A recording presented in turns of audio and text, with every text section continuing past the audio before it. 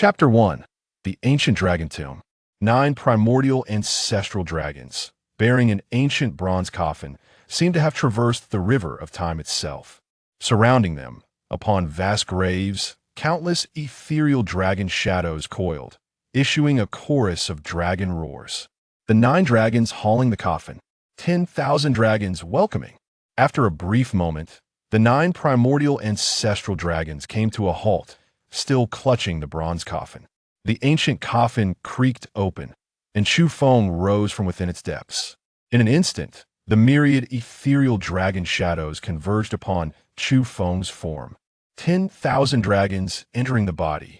Once all the ethereal dragon shadows had infused into Chufeng's being, an apparition of an elder gradually materialized before him. "Salutations, Master." Chufeng clasped his hands and bowed respectfully. The elder nodded, his voice imbued with nostalgia. The 10,000 dragons devouring heaven technique can consume heavens and devour earth, allowing your cultivation to progress at an astonishing pace, while also utilizing boundless energy to awaken the myriad dragon spirits within you. I had promised you that if you could comprehend this method within 10 years, I would grant you return to the Song realm. To my surprise, you accomplished this in merely 3 years, and moreover, you have mastered the myriad skills I amalgamated martial arts, alchemy, formations, weaponry, and more, thereby establishing a grand pathway of enlightenment. Given this, I shall not detain you further. You may return to the Song realm. I have pressing matters to attend to and cannot accompany you. However, before a fateful encounter, I spent a considerable time in the Song realm and possess items that may prove useful to you. The elder waved his hand, and a collection of items floated before Chufeng. A ripple in space emerged in tandem. Chufeng accepted the items and solemnly expressed, "Thank you, Master." With that, he stepped forth, entering the spatial ripple, vanishing from sight. Song realm, Great Qin Dynasty. Above the mountains near Qingyun City, Chufeng emerged from the distorted space. "I have finally returned." In his eyes, 2 piercing rays of cold light erupted. He was the heir of the Chu family in Qingyun City. 3 years prior, a group of malevolent intruders appeared in Qingyun City, storming the Chu family, slaying all the guards and capturing the direct descendants. They then dragged the Chu family members to the altar, slowly extracting their life essence for a cruel ritual. One by one, the direct descendants of the Chu family were stripped of their mysterious energies and perished. Chufeng too was seized and brought to the altar. He would never forget the agony he endured during the ritual, nor could he erase from his mind the harrowing sight of his parents, uncles, cousins, struggling in torment before their tragic demise. The intruders extracted the mysterious energies from all the Chu family's direct descendants, subsequently leaving the bodies to the Bai family of Qingyun City for disposal. Yet the Bai family believed the bodies harbored significant secrets. Even after the extraction of energies, remnants might remain. Thus, they took all the corpses back for consumption. Chufeng did not perish during the ritual. He awakened just before being prepared for consumption, and with all his might, he erupted forth, escaping Qingyun City, ultimately collapsing in this mountain, where 3 years ago, the Bai family prepared to feast upon the corpse of a direct descendant of the Chu family. It was Bai Lian who was most eager, consuming the uncooked leg of a young child before others could partake. Just as that body was about to be claimed by the official forces of the Great Qin Dynasty, it was whisked away. Consequently, Bai Lian reaped tremendous benefits, transforming from an individual of mediocre talent to the foremost prodigy of Qingyun City. Now, a living, breathing escapee from the Chu family had fallen into their hands. Back then, the remains of the Chu family's direct descendants had been sacrificed, stripped of their mysterious energies. Yet even so, it had allowed Bai Lian to undergo a metamorphosis. What fortuitous opportunity lay in consuming Chu Yaoer, who had not been deprived of such enigmatic energy? What profound transformation would her consumption bring? Rest assured, I shall not permit you to perish. You are the epitome of perfect sustenance. Such a waste it would be to let you die. I shall nurture you diligently, ensuring you are infused with elixirs day and night. This way, I can continue to drink your blood and feast upon your flesh. As Bai Lian spoke, Her impatience was palpable. "Sister, father has gone to the city lord's manor and will not return any time soon. Shall we not wait? Let us indulge in some food and drink." Bai Ming, her younger brother, urged, his demeanor brimming with urgency. Bai Lian nodded in agreement. Without delay, Bai Ming rushed to fill 2 cups with fresh blood, handing one to Bai Lian while keeping the other for himself. The siblings, both cradling their cups filled with Chu Yaoer's blood, tilted their heads back and gulped it down eagerly. With blood staining her lips, Bai Lian's face flushed crimson as her power surged suddenly. Her aura intensified, and a sound akin to rushing water echoed within her. A breakthrough to the Earth origin realm. In martial cultivation, one first solidifies their foundation through body refinement, followed by ascending through the human origin realm, Earth origin realm, and finally the celestial origin realm. Previously, Bai Lian had been at the 10th level of the human origin realm, already hailed as Qingyun City's greatest talent. With but a single cup of Chu Yaoer's blood, she shattered her bottleneck and ascended to the Earth origin realm, placing her firmly among the upper echelons of power in Qingyun City. "Sister, I feel it too. I'm clearly growing stronger," Bai Ming exclaimed with exhilaration, having skyrocketed from the 1st to the 5th level of the human origin realm. Suspended in midair, Chu Yaoer witnessed this scene with a heart full of despair. She could no longer seek vengeance. Now reduced to mere sustenance for her enemies, serving as the nourishment for their Ascendanthith's fate was unbearable, plunging her into profound despair. The siblings, intoxicated by the taste of blood, glimmered with a feral light in their eyes. "Sister, not only has my cultivation improved, but I also sense a heightened affinity with the spiritual energies of heaven and earth, indicating a significant enhancement in my aptitude for cultivation. Why not take a bit more flesh from her? After all, she won't perish immediately. Let us indulge ourselves." Bai Ming rubbed his hands together in excitement. Bai Lian nodded. "Then let us first satisfy our cravings." This sensation was utterly exquisite. Indeed, a living member of the Chu family was far more valuable than a mere corpse. The meat from her thighs must be the most delectable. In the next moment, Bai Ming unsheathed a dagger from his waist and lunged forward, the glint of the blade flashing as it plunged toward Chu Yaoer's thigh. Just as the cold steel was about to pierce her flesh, an abrupt, piercing whistle cut through the air.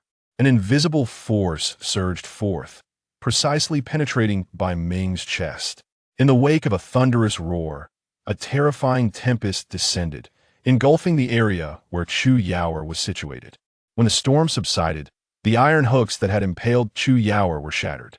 Chufeng cradled Chu Yaoer in his arms, his heart feeling as though it had been sliced 1,000 times. This was his dear sister, his only remaining kin. Yet, under the torment inflicted by that vile Bai Lian, his sister's dantian was destroyed, her meridians severed.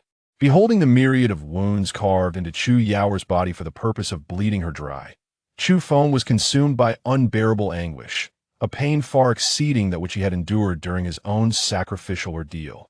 "Brother, is that you? Am I dreaming?" Chu Yaoer lifted her hand with great difficulty, cupping Chufeng's face. Her eyes were bloodshot and brimming with tears despite facing immense suffering before. She had never wept, but upon seeing Chufeng, her emotions overflowed uncontrollably. "Is I Yaoer? I'm sorry for returning so late. Fear not, everything is well now. From this day forth, I shall shield you from any harm. I will handle everything. I shall resolve this." Chufeng's voice quivered, and he gently infused a wave of soothing energy into Chu Yaoer, allowing her to slip into slumber. If she remained awake, the agony of her wounds would only torment her further. He carefully laid Chu Yaoer down, then rose to confront Bai Lian. Observing the remnants of Chu Yaoer's blood at the corner of that wretched woman's mouth, Chufeng recalled the horrific sight of her devouring the corpses of Chu family children, igniting a blaze of fury and uncontainable murderous intent within him. "Your life is surprisingly resilient. 3 years ago, you escaped, yet here you are, daring to return. Perfect. With only one Chu Yaoer. Even if I were to raise her, it would not suffice. You 2 siblings shall provide blood and flesh together, enabling me to grow stronger at an accelerated pace. Ha ha." Bai Lian erupted into a chilling laughter, Bai Ming, whose chest had been pierced, struggled on the ground, crawling towards Bai Lian. "Sister, save me!" Bai Ming cried out, in a sudden fit of rage. Chufeng lifted his foot and stomped directly on Bai Ming's head. Bai Lian's pupils constricted as she roared, "Release my brother at once." A frigid smirk graced Chufeng's lips. With renewed force, he crushed Bai Ming's skull underfoot. Immediately after, Chufeng raised his hand and grasped the air. The 10,000 Dragons Devour Heaven technique. A formidable sucking force erupted from his palm. Bai Ming's body rapidly shriveled at an exaggerated pace. His life force, his inner spiritual energy, was being devoured by Chufeng. The 10,000 Dragons Devour Heaven technique has the power to consume all things in heaven and earth. Although this meager strength of Bai Ming's was trivial after refinement and purification, it nonetheless awakened a faint stirring in the dormant dragon spirit within Chufeng. The spirit of the 10,000 dragons within him craved endless power to revive fully in the blink of an eye. Bai Ming's corpse transformed into a desiccated body, and with a gentle breeze, it disintegrated into dust, scattering across the heavens and earth. At this moment, the guards surrounding the courtyard rushed in, sealing Chufeng in a tight encirclement. Bai Lian's expression twisted in anguish. Witnessing Bai Ming being consumed by Chufeng undoubtedly inflicted immense pressure upon her psyche. She bellowed, "Everyone attack! I want him alive! 3 years ago, you harmed my Chu family. Today, you shall all perish." Chufeng's roar echoed in response. The pent-up hatred, anger, and murderous intent accumulated over 3 years erupted without reservation. He shot forth, leaving a trail of blood mist in his wake. Chufeng's form, akin to a terrifying black hole, unleashed an astonishingly powerful absorbing force, forcibly drawing in all the blood mist. The chaotic life force and spiritual energy flooded into his being, only to be refined and purified in the blink of an eye. Chufeng's aura intensified. Simultaneously, the signs of awakening in the dormant divine dragon spirit within him became increasingly pronounced. Witnessing Chufeng's merciless rampage, Bai Lian was filled with dread. Yet, gritting her teeth, she summoned her courage. Relying on her recently attained first-level Earth origin realm cultivation, suddenly, she produced a long sword from her storage ring. It was a second-tier superior spiritual sword, capable of severing hair and cutting through iron like mud. Bai Lian struck instantly. With a single step, the sword's edge gleamed, executing the shadowless sword technique of a yellow tier. In the Tsang realm, the tiers of spiritual artifacts range from 1st to 10th. While martial arts techniques are categorized into heaven, earth, profound, and yellow, each tier is further divided into inferior, middle, superior, and exquisite grades. The sword light dazzled. The sword shadows multiplied. Bai Lian's technique was indeed refined and unique.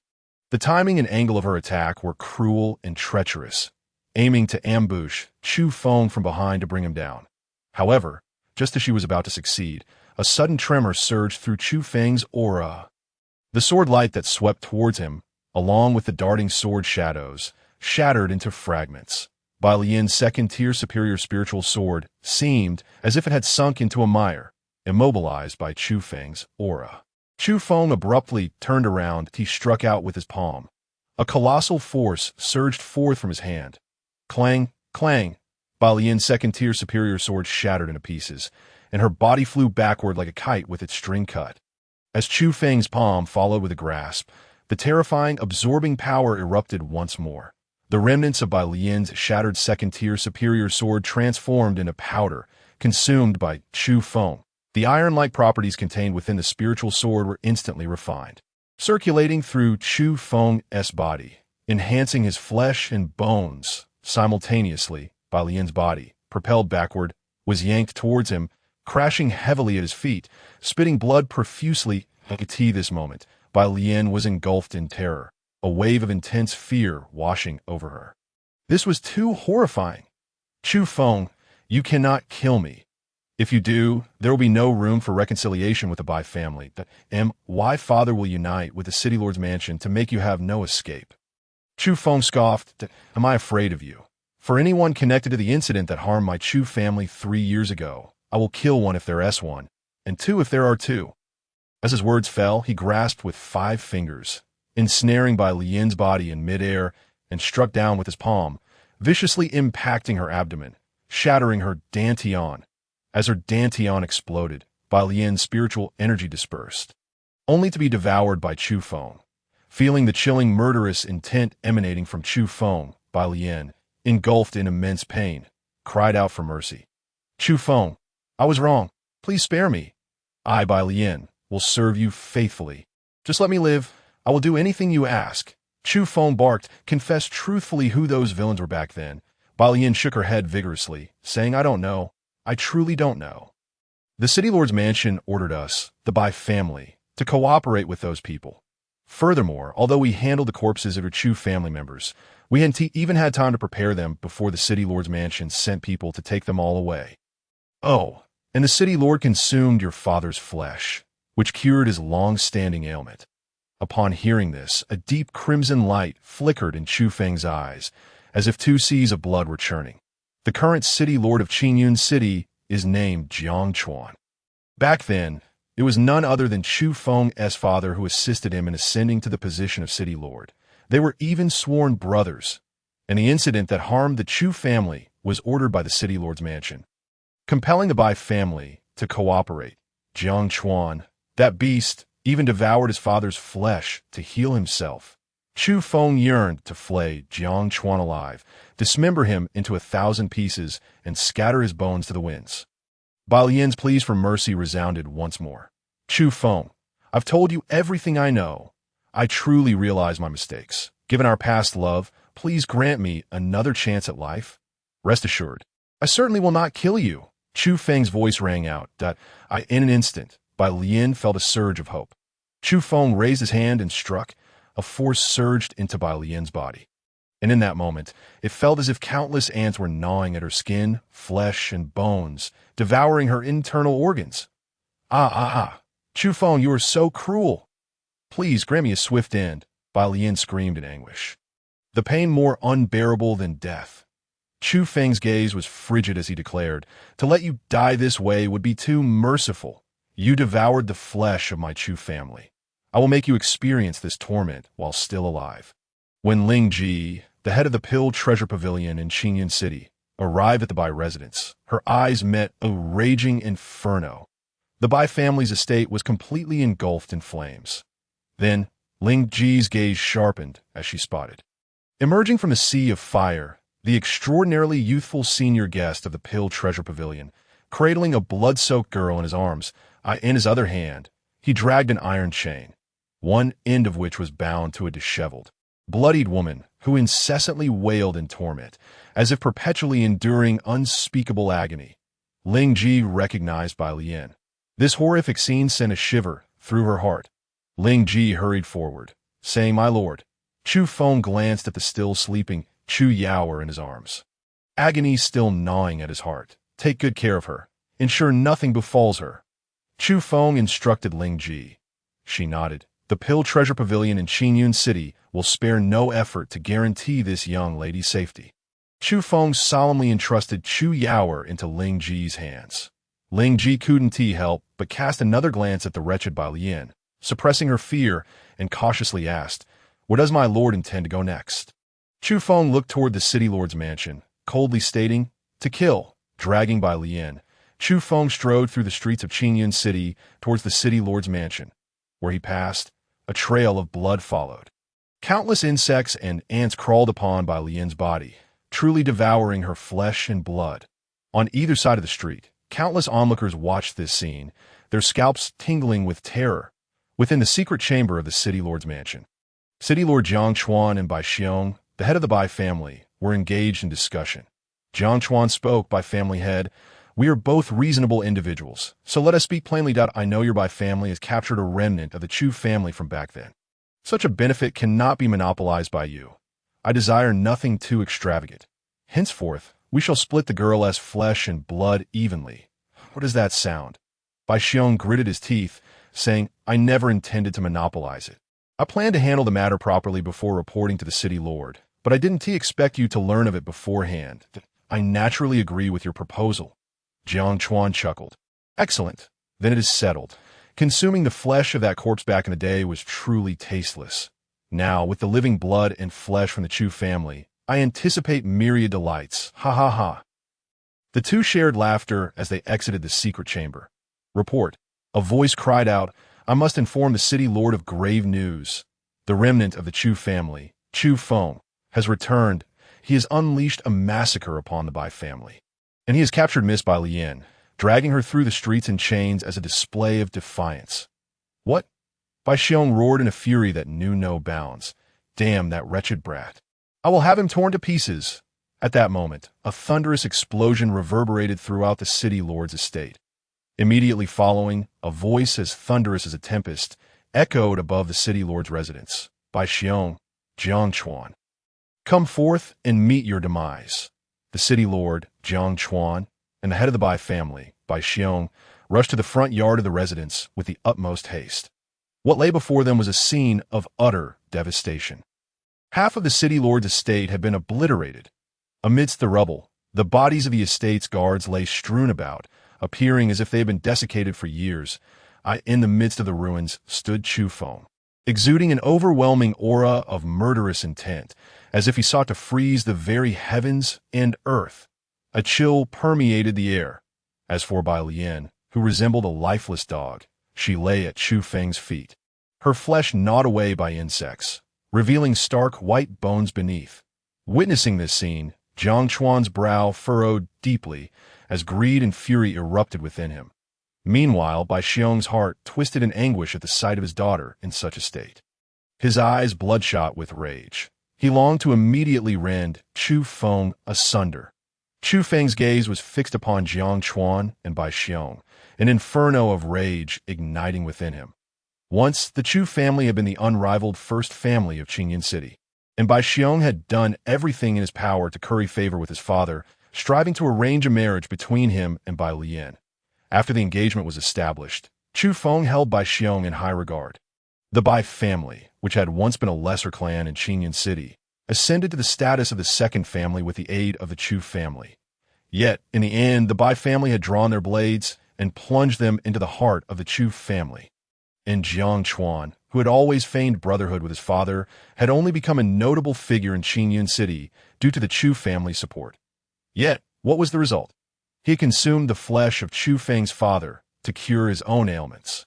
Taking a deep breath, Chufeng advanced through the ruins. Wherever he stepped, the desiccated corpses disintegrated into dust, filling the air with a fine powder. Jiang Chuan turned to Bai Xiong, saying, By family head, I leave this little brat to you. Bai Xiong nodded heavily, clenching his fists until the knuckles cracked, emanating a series of explosive sounds as the full power of his perfected Earth origin realm surged forth, akin to a volcano erupting. You, wretched brat, have slain so many of my Bai family members and set our foundation ablaze, not to mention the torment inflicted upon my daughter. I shall drink your blood and feast upon your flesh to assuage my wrath. Chufeng chuckled coldly, a glint of disdain flashing in his eyes. And what are you? A mere commoner. Bai Xiong, his teeth clenched, seethed with murderous intent, and roared, Dare you still be so arrogant? With that, he leaped into the air like a ferocious tiger, his fists already striking out simultaneously, the force of his punches manifesting the illusory image of a roaring tiger, exuding a commanding presence. This was the pinnacle of yellow rank martial arts. The tiger roar fist. Not only was its offensive power formidable, but the sound of the tiger's roar possessed a captivating effect. As the overwhelming sonic wave surged towards him, Chufeng remained unfazed. However, to Bai Xiong, it appeared as though Chufeng had been struck, rendered vulnerable, and at his mercy, like a fish upon the chopping block. His expression grew increasingly savage. The illusory tiger, conjured by his punch, lunged towards Chufeng. With a mere flick of his arm, Chufeng dismissed the fearsome tiger's visage, shattering it as easily as a bubble. The violent gust propelled Bai Xiong, who was still airborne, away. Yet, with a swift motion, Chufeng's hand reached out, and Bai Xiong was yanked towards him by an overwhelming force. Chufeng's grip tightened around Bai Xiong's throat, while Bai Xiong flailed helplessly, akin to a powerless chick. Engaging in futile struggles, being scrutinized at such close proximity by Chufeng shattered Bai Xiong's mentality, drowning him in an abyss of terror. He could not fathom that the Chufeng who had fled 3 years prior now wielded such terrifying power. Chufeng, tightening his grasp, thundered, "The fate of that wretched Bai Lian shall be yours." With that, he exerted force with his palm. The 10,000 dragons devouring heaven technique activated. Bai Xiong's vital essence and spiritual energy were wholly consumed by Chufeng. Then, Chufeng unceremoniously tossed Bai Xiong beside Bai Lian. Instantly, swarms of insects crawled from Bai Lian's body towards Bai Xiong, gnawing at his flesh. The cries of father and daughter echoed in horrifying unison. A desperate plea for survival that could not be answered. Witnessing the gruesome sight of the Bai family, Jiang Chuan's face turned ashen, his legs trembling uncontrollably. Though he was stronger than Bai Xiong, possessing the first level of the heavenly origin realm, he could not confront Bai Xiong with the same decisiveness as Chufeng. Chufeng was superior. Suppressing his fear, Jiang Chuan attempted to adopt a gentler tone. "Xiaofeng, you misunderstand. Back then, I did everything I could to protect your Chu family, but the orders from above were beyond my resistance. I have regretted my cowardice all these years. If it weren't for your father, I wouldn't have become the city lord. Though we were merely sworn brothers, our bond was closer than that of blood. Do not let anger and hatred cloud your judgment. I believe if your father were watching for the heavens, he would not wish for you to kill me." Chufeng erupted into laughter, a sound laced with frenzied fury. "So, you consumed my father's corpse to heal yourself, repaying his kindness in such a manner?" Jiang Chuan's countenance faltered. He had never anticipated that Chufeng would uncover this secret. Gritting his teeth, he replied, "Xiaofeng, allow me to explain." That moment, Jiang Chuan's expression shifted to one of unbridled ferocity. "Wretched brat, die!" With a sudden flourish of his arm, a flying dagger shot forth from his sleeve. All the power of his first-level heavenly origin realm was channeled into this dagger, a third-rank mid-grade spiritual weapon known as the Thunderbolt dagger. Given his cultivation level, he could not unleash it instantaneously. Thus, he had been biding his time, gathering strength for this very moment, aiming for a lethal strike. The Thunderbolt dagger, moving with blinding speed, crackled with violent lightning. Boom! The dagger reached Chufeng, the lightning exploding and engulfing him. "You wish to contend with me? You are still too green. Back in the day, I secretly concealed a fragment of your father's bone, ground it into powder, and miraculously healed my long-standing ailment. The flesh of you and your sister must be even more delectable. The effects will be astounding. Ha ha ha." Jiang Chuan laughed maniacally, his face alight with anticipation and excitement. Yet in the next instant, his laughter was abruptly silenced. The lightning dissipated. Chufeng reappeared before him. The Thunderbolt dagger had been pinched between Chufeng's fingers, swiftly consumed until not a trace remained. A cold smirk graced Chufeng's lips as he taunted, "You had your chance, yet you are utterly ineffectual. Such feeble power cannot even scratch a single hair on my body." Despair washed over Jiang Chuan. He turned to flee, but Chufeng was upon him in an instant. With a surge of his aura, he pressed Jiang Chuan down to the ground. With a single step, he placed his foot upon Jiang Chuan's head. Chufeng gazed down at Jiang Chuan and bellowed, "Speak! Where did those bastards who sacrificed my Chu family come from? And who else has feasted upon their flesh? Provide me with the details." As Chufeng interrogated Jiang Chuan, who struggled futilely, he roared, "Release me, and I shall tell you the truth." Chufeng scoffed coldly, "You do not possess the qualifications to negotiate with me." With that, he lifted his foot and brought it down. Crack! Jiang Chuan's right arm was brutally crushed beneath Chufeng's heel. "You may choose not to speak, but I have all the time in the world." Chufeng bellowed once more, his foot crashing down to shatter Jiang Chuan's other arm. "Ah!" Jiang Chuan screamed in agony.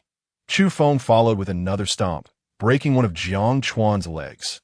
Jiang Chuan was in excruciating agony, crying out, I confess, I confess." Chufeng stomped down once more, shattering Jiang Chuan's other leg, then pressed his foot against Jiang Chuan's chest, bellowing, "Speak." Jiang Chuan sobbed, tears streaming down his face as he stammered, "It was the order of Lord Liang Su, the county magistrate. He commanded me to obey those mysterious individuals. In the end, your Chu family's bodies were also taken away by the magistrate's men. The county magistrate's office. Liang Su. Qingyun City was merely a small locality within the Great Qin Empire. governed by the Northern Liang Prefecture. The highest official in Northern Liang was indeed the county magistrate. Chufeng shouted, "Clearly disclose all information related to Liang Su." Soon, Chufeng extracted every detail regarding Liang Su from Jiang Chuan's lips. 10 years ago, Liang Su had assumed the role of county magistrate of Northern Liang. Throughout the years, his martial prowess had remained stagnated at the spirit martial realm. Above the Tianyuan realm, in martial cultivation, lies the spirit martial realm, followed by the Xuanwu realm and the whole realm. 3 years prior, Liang Su had also consumed the flesh of the Chu family, finally breaking through and ascending to the Xuanwu realm. Tomorrow, Liang Su would depart from Northern Liang, heading to the imperial city of the Great Qin, entering the central government. At that time, all officials of Northern Liang would gather to send him off. Chufeng committed all this information to memory. "In my youth, I too had no choice. I was coerced. Please forgive me." Jiang Chuan's pleas for mercy echoed once more. Chufeng fixed his icy gaze upon Jiang Chuan, his eyes flashing with a chilling light. "Coerced? No choice. Were you also forced when you consumed my father's flesh?" Chufeng scoffed. With that, he unleashed a palm strike, utterly crushing Jiang Chuan. Meanwhile, Bai Xiong and Bai Lian, the father and daughter, had also succumbed to their horrific torment. Their lifeblood extinguished. Moments later, the city lord's mansion, akin to the Bai family, was engulfed in a roaring inferno. Reduced to ashes, Chufeng emerged from the flames. Outside, a multitude of citizens from Qingyun City had gathered. Upon meeting Chufeng's gaze, they quickly lowered their heads, too fearful to look directly at him, even their breaths taken cautiously. Now, having uncovered the mastermind behind the curtain, Chufeng was still troubled as his sister's injuries remained severe, currently being tended to by Ling Ji. Even if he were to confront County Magistrate Liang Su in Northern Liang, he had to bring his sister along. Chufeng arrived at the Danbao Pavilion in Qingyun City. Upon receiving the news, Ling Ji hurriedly came out to greet him. "Master Chu, your sister's injuries are grave. I have attempted to treat her, but I am powerless." Chufeng's gaze softened slightly as he replied, "I shall heal my sister." Moments later, Chufeng entered a secret chamber within the Danbao Pavilion. His sister, Chu Yaoer, lay upon the bed. The wounds on her body had been tended to by Ling Ji, evidently treated with precious medicinal pills, now healed. However, her internal injuries were far more severe. Chufeng meticulously examined Chu Yaoer's condition, his heart wrenched in anguish throughout the process. Her dantian was utterly shattered, her meridians completely severed. Additionally, there were numerous old wounds. Clearly, the past 3 years had been exceedingly arduous for Chu Yaoer, constantly teetering on the brink of life and death. The afflictions plaguing Chu Yaoer were beyond the means of even 10 or 100 times stronger forces than the Great Qin Empire. Yet, for Chufeng, it posed no insurmountable challenge. He had learned unparalleled medical alchemy from his master, encompassing martial arts, alchemy, formations, and weaponry, among others. Within it lay the art of healing that was unrivaled in the world.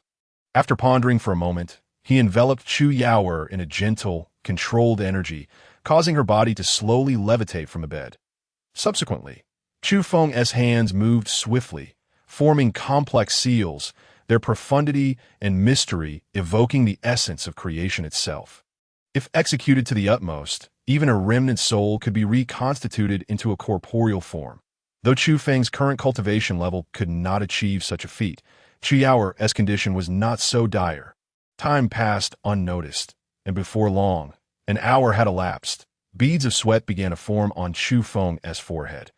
Yet a glimmer of joy illuminated his face. Finally, it was accomplished. Now, Chu Yaoer's shattered dantian and severed meridians had been successfully reforged. Moreover, both the dantian and meridians were now several dozen times broader than before. The breadth of the dantian and meridians determined the total amount of spiritual power a martial artist could possess and their explosive strength. Thus, Chufeng had directly augmented Chu Yaoer's foundational cultivation several-fold. Chu Yaoer had yet to awaken. Chufeng was in no hurry to rouse her, having just reforged her boundless potential dantian and meridians. Her body would find it easier to adapt while in slumber. What secrets lie within the bloodline of my Chu family? At that moment, Chufeng murmured to himself. When the Chu family was sacrificed, What was that mysterious energy extracted? Chufeng had yet to grasp the truth. He had inquired with his master, but received no definitive answers. His own bloodline energy had also been extracted during the sacrifice. Now, only Chu Yaoer still bore such bloodline energy. After some contemplation, Chufeng decided against probing further. After all, Chu Yaoer's body was still weak. He could not bear to trouble her at this juncture, and would wait until her health improved. Cradling Chu Yaoer, Chufeng exited the secret chamber. Ling Ji had been waiting outside. Chufeng handed a prescription to Ling Ji, saying, "Please gather the spiritual herbs listed here." Is it too difficult? Although he had helped Chu Yaoer reforge her foundation, her body remained frail and required careful nurturing. This prescription, named Thousand Spirits Body Refining Elixir, was most suitable for Chu Yaoer at this stage. Ling Ji took the prescription, glancing at it in shock. The number of spiritual herbs listed exceeded 1,000. She inhaled deeply and replied, "The Dambao Pavilion in Qingyun City does not possess such a quantity. But please rest assured, Master Chu, I will find a way to gather them all." Chufeng nodded and instructed, "Prepare a carriage immediately. Tomorrow, County Magistrate Liang Su is set to depart for the Imperial City. We must leave now to see him off to the Yellow Springs." "Understood," Ling Ji affirmed. Chufeng added, "Also prepare a coffin." Soon, Ling Ji complied with Chufeng's orders, readying 2 carriages pulled by demonic beasts, along with a coffin. "Master Chu, please allow me to accompany you," Ling Ji said. Chufeng's gaze flickered as he inquired, "Do you know what I intend to do?" At that moment, Ling Ji appeared momentarily dazed, memories of the past flooding her mind. Her mother had brought her to seek the aid of a sage. The sage had indicated that her chance to alter her fate lay in northern Liang's Qingyun City. As for how to change her destiny, the mysteries of heaven were unpredictable. Perhaps an opportunity would suddenly present itself, depending on her ability to seize it. Thus, she had come to Qingyun City, hiding within the Dambao Pavilion. Her time was running short. Could Master Chu be the opportunity for me to change my fate? Ling Ji pondered silently. Instantly, her expression regained its determination as she faced Chufeng, declaring, "Even if it means traversing a path of blades and flames, I am willing to serve you, Master Chu." Chufeng discerned that Ling Ji might harbor secrets of her own, yet he chose not to delve deeper, nodding in agreement as he cradled Chu Yaoer and entered one of the carriages. This journey to northern Liang would see him face martial artists of the spirit martial and Xuanwu realms. Although, with his perfected Tianyuan realm cultivation, slaying them was not a challenge. He possessed numerous resources that could be utilized to further elevate his realm. As he spoke, he retrieved a storage ring. Within the storage ring lay a myriad of cultivation resources from the Bai family and the city lord's mansion. Chufeng focused his thoughts. One by one, pills surged forth, cascading like a river of elixirs. His palm resembled a profound vortex, as the 10,000 dragons devouring heaven technique operated at full capacity, swiftly absorbing and refining the energy of all the pills. His strength steadily increased, his aura expanding. After a brief period, all the pills within the storage ring had been refined, followed by a succession of unrefined spiritual herbs. After the herbs came spirit stones, then various spiritual artifacts, and finally, mineral ores. Nothing was left unconsumed. Nothing remained unrefined. Once Chufeng had refined all the resources in the storage ring, his cultivation level surged from perfected Tianyuan realm to the 5th level of the spirit martial realm. This was primarily because the vast majority of the absorbed energy had been infused into the body of the true dragon spirit. Although the first true dragon spirit had yet to awaken, Chufeng sensed it would be soon. Once the true dragon spirit awakened and opened its eyes, he would wield the power of the dragon, and his combat prowess would soar exponentially. Moreover, the divine dragon's true spirit will advance further, enhancing the devouring effect of the 10,000 dragons devouring heaven technique. According to my master, once the 10,000 dragons awaken, they could consume an entire world in an instant. At this moment, the carriage came to a halt. Ling Ji's voice echoed in, "Lord Chu, ahead lies the city of Ben." As she spoke, a hint of tension lingered in her tone. After all, Chufeng had already caused quite a stir in Qingyun City. Should his identity or whereabouts be disclosed, it would undoubtedly incite a tremendous upheaval in Bailiang City. Emerging from the carriage, Chufeng gazed upon the majestic city walls in the distance. Even from this distance, he could hear the sound of drums and gongs, that a smirk graced his lips, and an icy aura emanated from him, causing Ling Ji to involuntarily shiver. Within Bailiang City, from the governor's mansion to the city gates, a red carpet was laid out, flanked by blooming flowers. Officials from the 18 cities within Bailiang gathered to bid farewell to Governor Liang Su, riding a formidable fourth-tier top-grade demon beast, the Flame Lion. Liang Su reveled in the praises showered upon him, his spirits soaring. Behind him, carriages laden with his family and numerous precious treasures followed, having served as the governor of Bailiang for a decade. Liang Su's wealth had reached an astonishing level. Soon, he arrived at the city gates. "Everyone, this is where we part ways." Liang Su beamed, brimming with satisfaction. Lord Liang has diligently served in Bailiang for 10 years, earning the love and admiration of the people. That on behalf of all the citizens of Bailiang, I present you with this 5th-tier top-grade spiritual weapon, the Hongtu Sword, wishing you great success in the central government. If it weren't for your recognition and support, I would not be where I am today. This bottle of 5th-tier mid-grade blood essence pill is a small token of my gratitude that I hope you will accept it without disdain. Should you require my assistance in the future, I will spare no effort, even at the cost of my life. I wish you all the best, and please accept this 4th-tier top-grade Clear Heart Spirit Jade. At this moment, a throng of officials stepped forward, eager to express their goodwill. It was imperative to curry favor with Liang Su, for he would soon become their most significant ally.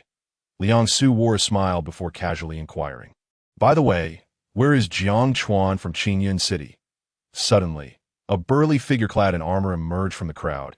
His expression shifting noticeably, he stepped forward and whispered urgently, "Lord Liang, Jiang Chuan is dead." Liang Su's brow furrowed. What happened? The officer continued in a hushed tone. "Just a quarter of an hour ago, I received news that the remnants of the Chu family sought revenge and killed Jiang Chuan. I feared this would impact your journey to the imperial city, so I did not report sooner." Upon hearing the words remnants of the Chu family, Liang Su's breath quickened noticeably. His rise to power was closely tied to the Chu family. Had it not been for consuming the bodies of the Chu family members, he would have remained stuck at the spirit martial realm and never advanced to the Xuanwu realm. If not for the accolades earned from his dealings with the Chu family, he would not have had the opportunity for promotion to the central government. In a low voice, he instructed, "Once we leave the city, you will accompany me to Qingyun City." "Yes," Liang Su acknowledged, then restored his smile. Addressing the assembled officials, as the saying goes, "Parting is such sweet sorrow, we shall leave it at that. No need to escort me further." Instantly, a group of officials knelt on one knee, bidding farewell to Liang Su as he set forth for the imperial city. Destined for the central government, Liang Su's heart swelled with ambition and vigor as he proclaimed, "Like the great rocks soaring with the winds, I shall ascend to great heights." His voice resonated powerfully, generating waves of sound that swept through the air. However, at that very moment, a thunderous explosion erupted. The city gates of Bailiang suddenly blew apart. A section of the city wall crumbled. Immediately afterward, a black coffin descended from sky, embedding itself directly in the path leading out of the city. All present were momentarily stunned. What was happening? Today was supposed to be a joyous occasion for Governor Liang's promotion. Who dared to cause such a ruckus? Blocking the way with a black coffin. The black coffin was an ominous symbol, associated with untimely deaths. As everyone was still in shock, a figure emerged from the swirling dust. It was none other than Chufeng. Though alone, he exuded an aura as formidable as an army. He approached the black coffin, fixing his gaze on Liang Su, his eyes glinting with sharp intent. A voice imbued with chilling malice rang out. From Qingyun City, Chufeng presents this black coffin to Lord Liang for his journey. Chufeng's voice was loud and filled with murderous intent. In an instant, all eyes widened, their expressions a mix of astonishment and intrigue. Chufeng from Qingyun City, the remnant of the Chu family who escaped 3 years ago. This name was known by all in Bailiang. After all, the annihilation of the Chu family and the bodies of its members have become a hot topic among the elite of the Qin Empire in recent years. Those of ordinary cultivation who consumed the remains of the Chu family transformed into geniuses. Those afflicted with chronic ailments found complete recovery. Those at death's door extended their lives.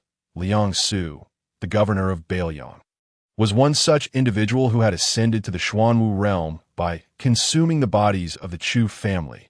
The emotions within the crowd were most intensely felt by Liang Su, who had originally intended to forego his duties in the imperial city to capture Chufeng, but he never anticipated that Chufeng would dare to appear before him, willingly courting death before Liang Su could issue commands.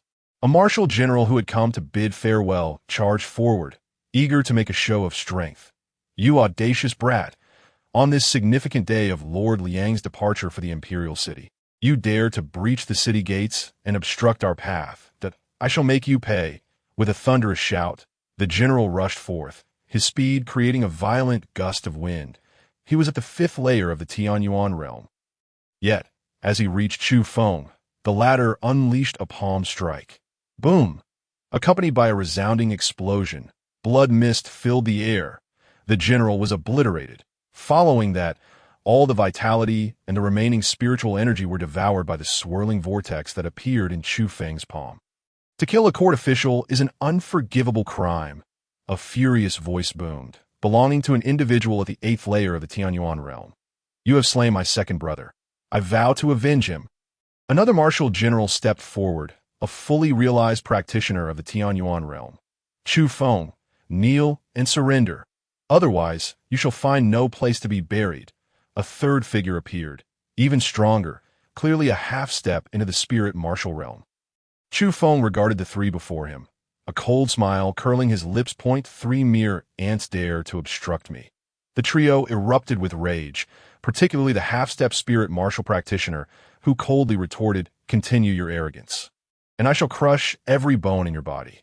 Then we shall see if your bravado remains." In the next instant, the half-step spirit martial practitioner launched an attack. The other two followed suit, rushing towards Chufeng. Chufeng scoffed, raising his hand to cast aside their assault. A tremendous force erupted from his sleeve like a torrential flood, obliterating the three. "Useless!" Chufeng cried, and with an unmatched ferocity. The 10,000 dragons devouring heaven technique consumed the three assailants. "A demon! He is a demon!" Panic rippled through the crowd. "This child has entered the path of darkness and practices vile demonic arts. He has been continuously devouring vitality and spiritual energy." Gasps of shock filled the air. Chufeng suddenly laughed, a hearty, mocking laughter. 3 years ago, my entire Chu family was slaughtered. How many beasts feasted upon the corpses of my kin? Many of you are aware of this, are you not? So why do you not call those beasts who devour my family demons? The crowd fell silent. Who would dare speak? So many had consumed the remains of the Chu family. All were high-ranking officials. Liang Su, astride the flame lion, narrowed his eyes at Chufeng, not uttering a word. Yet his throat moved as he swallowed, a clear indication of his ravenous desire for blood and flesh. Chufeng turned his gaze to Liang Su, a chilling smile gracing his lips. "The beasts I speak of include you," Liang Su retorted coldly. "The Chu family was treasonous and deserved to die." The murderous intent emanating from Chufeng intensified as he bellowed, "You beasts are all unworthy of life.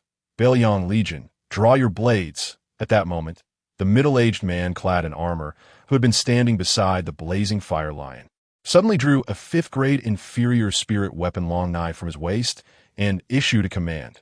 This man, named Xiao Fei, was the foremost warrior under Liang Su's command and his most trusted confidant, overseeing the 100,000 troops of the Northern Liang Army.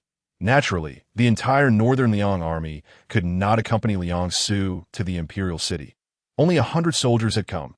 Yet, these 100 were the most formidable elite among the Northern Liang forces. Selected from 100,000, they were the CR Mi de la CR Mi.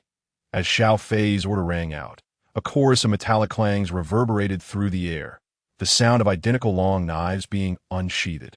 The elite of the Northern Liang Army, each at least at the peak of the Tianyuan realm, with over half having ascended to the Lingwu realm, brandished their 4th-grade top-tier battle knives, exuding an aura of murderous intent so palpable it seemed to ascend like a tangible force to the heavens. These were truly elite warriors forged from the crucible of battle. 100 glinting blades pointed menacingly at Chufeng. The blades flashed with lethal brilliance. Attack, with a fierce swing of his battle knife. Xiao Fei commanded.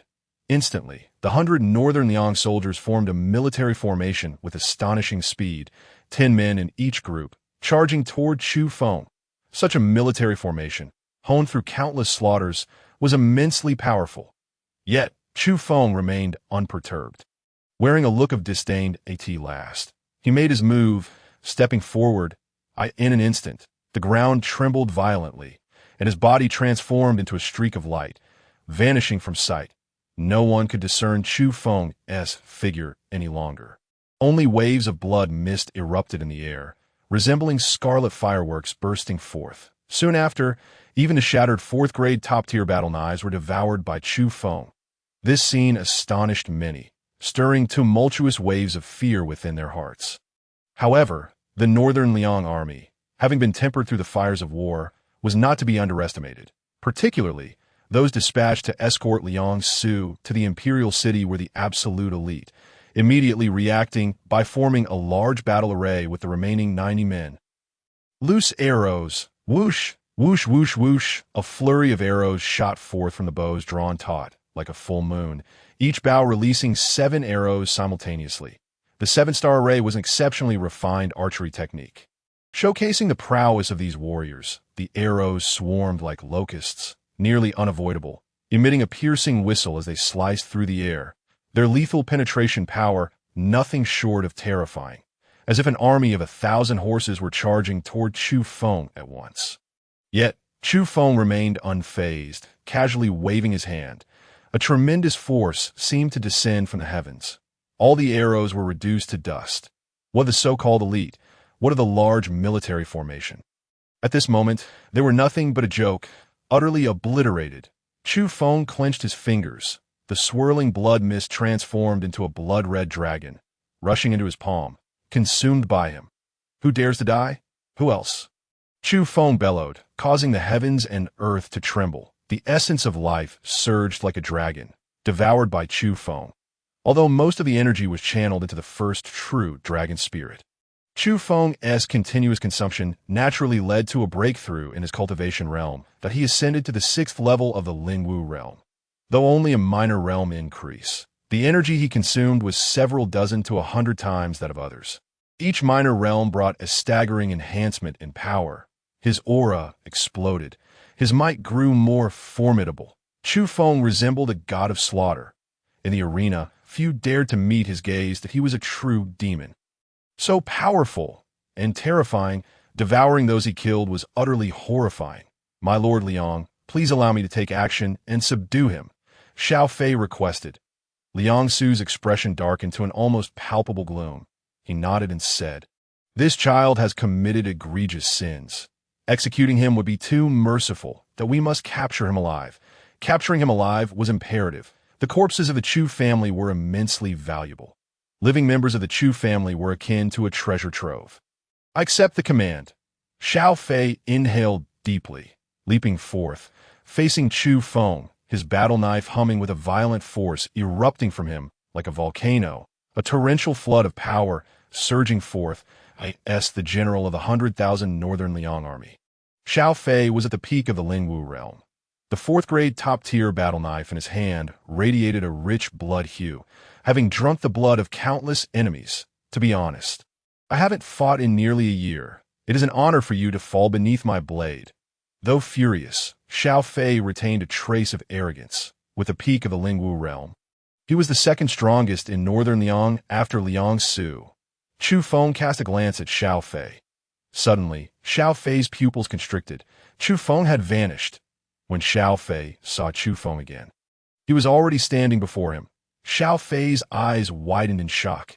In the next moment, an intense pain surged from the top of his head, sweeping through his entire body. Chufeng's hand had seized his crown. Clang! The knife in Xiao Fei's hand fell away, crashing to the ground. His expression twisted in agony, his eyes bulging as if they might pop from their sockets, his body convulsing violently, his life essence and spiritual energy surging to his forehead. consumed by Chufeng. Though Chufeng was merely at the 6th level of the Lingwu realm, crushing Xiao Fei, who had reached the pinnacle of the Lingwu realm, was effortless, so simple. Xiao Fei's realm was slightly higher. Yet the gap between them was like a chasm. A profound silence enveloped the scene. Waves of fear erupted within the hearts of all present. How could he be so powerful? Even the peak of the Lingwu realm, Xiao Fei, merely uttered a fierce word before being devoured alive by Chufeng. Xiao Fei's body soon turned into a desiccated corpse in Chufeng's grasp. Releasing him, the corpse crumbled to dust. Chufeng's gaze fixated sharply on Liang Su, declaring, "You vile creature, feel free to test whether anyone dares to obstruct me." Liang Su's countenance darkened, nearly dripping with malice. Just then, another figure stepped forward, an elder clad in robes, exuding an aura of ethereal wisdom, proclaimed, "You insolent wretch, I am an alchemist of the Alchemist Guild." The Alchemist Guild was a behemoth within the Great Qin Empire. After all, the most crucial resource in martial cultivation was elixirs. Moreover, the current president of the Alchemist Guild was the reigning empress. With his identity revealed, the alchemist from the guild wore a proud expression and continued, "Boy, I warn you." But before he could finish, Chufeng's figure flickered once more, vanishing from his spot. He then appeared before the elder, gripping the elder's neck and lifting him into the air. The elder flailed helplessly, his face turning a deep shade of purple. And one expected that Chufeng would also target someone from the Alchemist Guild. The alchemist from the guild quickly fell silent in Chufeng's grasp, transforming into a desiccated corpse, reduced to powder like Xiao Fei. Chufeng bellowed, "Those who wish to die, step forward." In an instant, the officials and military personnel who had come to see Liang Su off trembled, their legs turning to jelly, instinctively retreating in haste. Chufeng's relentless slaughter had shattered their courage. At this moment, there were no more barriers between Chufeng and Liang Su.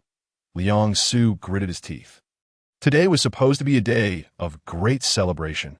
He was to journey to the imperial city to embrace a new life.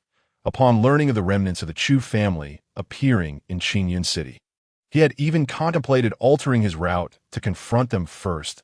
He fantasized about monopolizing the perfect blood feast that was the remnants of the Chu family, with continuous consumption of their blood and flesh. He believed he could achieve greatness in the imperial city in no time. Yet now, it had all devolved into this. "I regret it." Liang Su exclaimed, "I regret not subduing you the moment you appeared. I underestimated you, granting you the chance to leap about, but it ends here. You have angered me, and you shall pay the price." As he spoke, Liang Su's aura surged violently. The light within 100 feet radius of his body twisted and warped. The 2nd level of the Xuanwu realm. Finally, Lord Liang was about to take action. This Chufeng would no longer be able to evade. He would soon fall at Lord Liang's feet. The crowd began to murmur once more, stirred by Liang Su's eruption. "Silence! Die!" At that moment, a cold shout erupted from Chufeng as he clenched his palm, causing the ground to fracture. Stones began to levitate, and with a sweep of his arm, they shot forth with unerring precision, piercing the skulls of those who had dared to shout. One by one, bodies fell to the ground with a thud. A profound silence enveloped the scene. No one dared to utter a sound. Even their breaths were hushed, fearful of provoking the murderous wrath of Chufeng, the very embodiment of a demon. "My lord, act swiftly. Capture him, and let his flesh and blood bestow upon our Liang family a few martial prodigies," urged Liang Su's wives and concubines. "Father, I previously consumed the corpses of the Chu family, yet did not absorb that remarkable energy. But this time, with a living member of the Chu family, his flesh and blood will surely enable us siblings to achieve greatness like Sister Yuan." The children of Liang Su eagerly anticipated. Liang Su fixed his gaze upon Chufeng and bellowed, "I shall forge the glory of the Liang family with your flesh and blood." In the next instant, the 4th-tier supreme demon beast, the fiery lion, leaped into the air, unleashing massive fireballs towards Chufeng. Liang Su followed suit, wielding a long sword that glimmered with a dazzling light, slashing forth a magnificent sword aura stretching dozens of yards. His cultivation at the 2nd tier of Xuanwu realm was indeed formidable, placing him among the notable figures of the imperial city. Insignificant, Chufeng roared, clapping his palms together. The heavens trembled with a resounding roar. All fireballs shattered like bubbles. The grand sword aura also disintegrated into nothingness. The power of his palm remained unyielding, sweeping forth, and with it, the fiery lion under Elixirs was obliterated. Elixirs' body let out a wretched cry. Akin to a kite severed from its string, flying backward, with a swift motion, Chufeng seized Elixirs from afar. Bang! Elixirs' body crashed heavily at Chufeng's feet. Chufeng brought his foot down. Crack! Elixirs' chest caved in completely, his ribs shattered. Chufeng fixed his gaze upon Elixirs, suppressing the boundless murderous intent within, and shouted, "Who were those that harmed my Chu family back then? Which beasts have dined upon the flesh of my kin? You wish to pry the truth from my lips? You must be dreaming." Suddenly, a resolute determination burst forth from Elixirs' body, a volatile force ready to explode.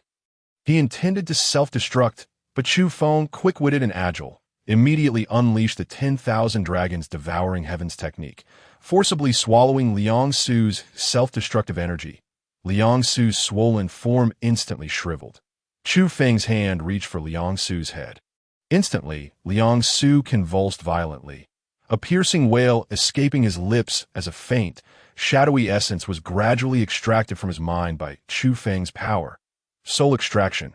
He grasped Elixirs' soul in his hand, coldly declaring, "Do you think to conceal the truth with death? In my grasp, I shall make you wish for life yet find none, and wish for death yet be unable to achieve it." Elixirs' soul was relentlessly crushed by Chufeng's power. The ethereal spirit twisted and writhed in agony, shrieking. Those around were struck pale with fear. Soul extraction. Chufeng possessed such a terrifying method. Although no strong figures remained, all present had some knowledge of cultivation. Only those who had reached the martial transformation realm could wield the power of the soul. Was there truly a master beyond the martial transformation realm in the entire Great Qin Empire? Above the martial transformation realm, one is hailed as a grandmaster.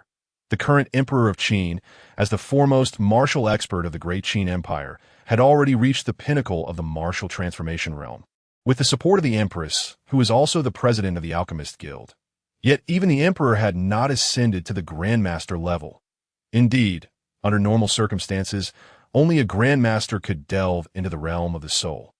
However, the profound and mysterious Taoist scriptures inherited by Chufeng encompassed all, making soul extraction a task of little difficulty for him at his current cultivation level. Regrettably, at this stage, he could only extract souls, not search them. In but a moment, Elixirs' soul could no longer endure such torment, wailing, "I confess, Chufeng, please stop. I will tell you. It was the North King. 3 years ago, I received a secret letter from the North King. And then Master Danyang took the corpses of your Chu family members for alchemical purposes." Chufeng's eyes narrowed, a glint of coldness flashing forth. "The North King, Qinyi. The Great Qin Empire is divided into 4 territories: East, South, West, and North. The Northern Liang County is one of the 13 counties of the North." Chufeng was aware of the North King, but the name Danyang was unfamiliar to him, that he thundered, "Give me all the information about that dog of a Danyang." Elixirs' soul trembled. Master Danyang is the vice president of the Alchemist Guild. He is the Empress's younger brother, the current imperial uncle. The murderous intent emanating from Chufeng intensified, the force in his grasp surging and crushing Elixirs' soul once more, plunging it into unbearable agony. At that moment, a group rushed forward, kneeling before Chufeng. "Spare us, Chufeng. We are not responsible for the grievances of the past. My father was foolish. I advised him against such actions, yet he would not listen that he deserved his fate. His death is of no consequence. Just grant us our lives, and all the wealth my father amassed in northern Liang County shall be yours." Elixirs' wives, concubines, and children all knelt, weeping and pleading for mercy. "Chufeng, I was truly unaware of the matters concerning the Chu family. I know nothing. I only arrived in northern Liang County 2 years ago. Please have mercy and let us go." The officials who had come to pay their respects to Elixirs also knelt, terrified and begging for forgiveness. Chilling light flickered in Chufeng's eyes once more. Just moments ago, These individuals had eagerly anticipated his suppression, hoping to feast upon his flesh. You are unworthy of forgiveness. All must die. He struck again, unleashing a bloody massacre, leaving no one alive. After the slaughter, he consumed all. With a wave of his hand, he swept the wealth from the large carriages into his storage ring. Meanwhile, Ling Ji stood beside the carriages, her face pale. The situation had far exceeded her expectations. Biting her red lip, she pulled the carriage with Chu Yaoer to stand behind Chufeng.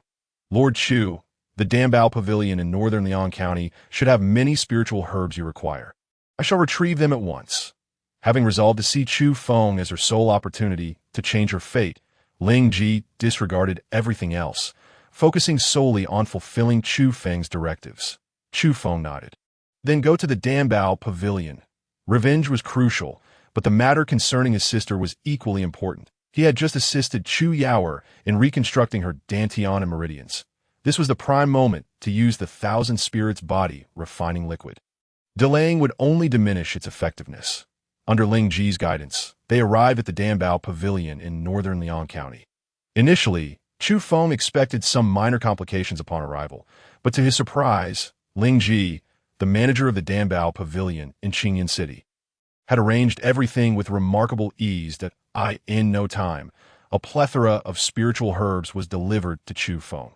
Coupled with the wealth he had seized from Liangsu, he had gathered all the necessary ingredients for the thousand spirits body refining liquid for Chu Yaoer.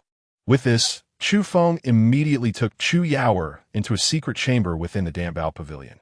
The manager of the Dambao Pavilion engaged in a private conversation with Ling Ji. Miss, aiding him will lead to significant trouble. Ling Ji's expression remained resolute. I understand. Rest assured, I will not implicate the Dambao Pavilion. Why people will arrive shortly. Inside the secret chamber, a massive medicinal cauldron brimmed with fragrant and luminous liquid in which Chu Yaoer immersed herself, absorbing the energy within. Chufeng observed for a moment, confirming all was well, and then retrieved a multitude of spiritual stones, elixirs, spiritual herbs, and spiritual artifacts. The resources accumulated by Liangsu over a decade were now wholly at Chufeng's disposal. Activating the 10,000 dragons devouring heaven's technique to its fullest, waves of energy storms were rapidly absorbed and refined by Chufeng. His cultivation level surged at an astonishing rate. Meanwhile, the true spirit of the divine dragon within Chufeng's body rolled gently. As Chufeng consumed all the resources, a vast aura erupted from him. A breakthrough, he ascended to the first tier of the Xuanwu realm. Just then, a thunderous explosion echoed. Boom! The heinous acts of Chufeng in ruthlessly slaying court officials are intolerable. My father has issued an order to capture Chufeng. Anyone who dares to obstruct shall be executed without mercy.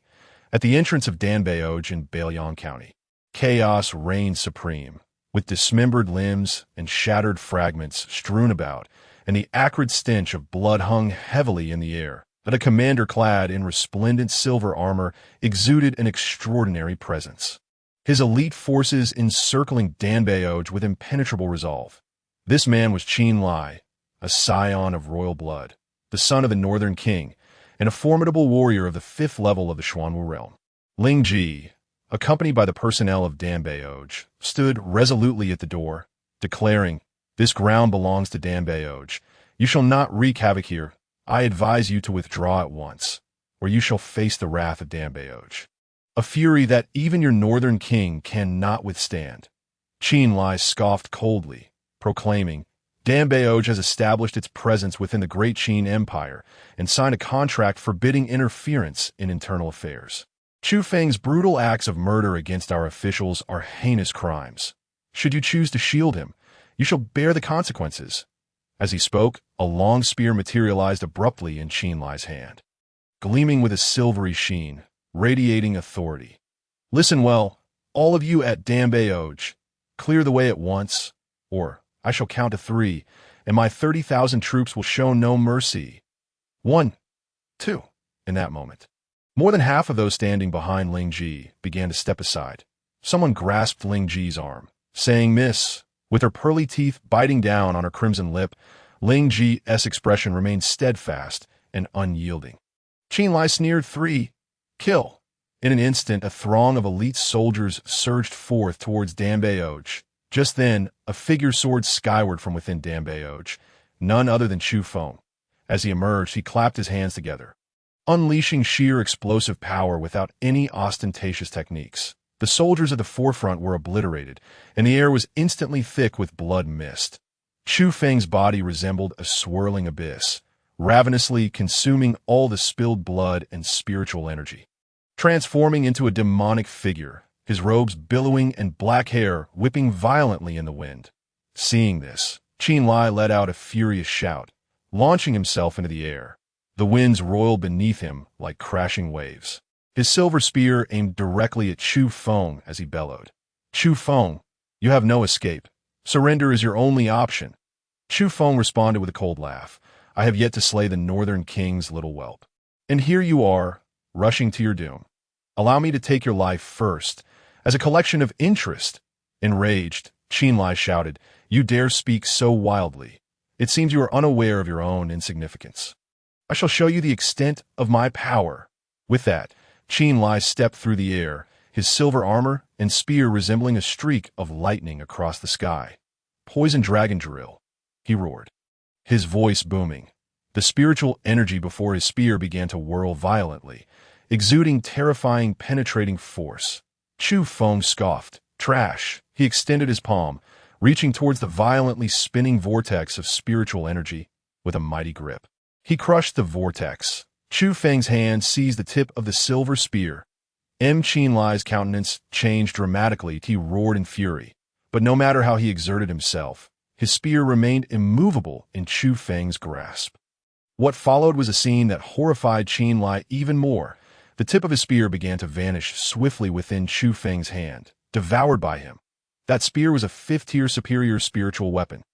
In a state of shock, Qin Lai hastily released his grip, his toes pressing against the air to retreat. But Chufeng's speed was swifter. He leaped through the air, his figure flashing, and caught up to Qin Lai. Delivering a powerful strike that shattered the 5th-tier supreme spiritual armor he wore. Qin Lai screamed in agony, blood gushing from his body. Before he could be flung backward, he felt a painful constriction around his neck.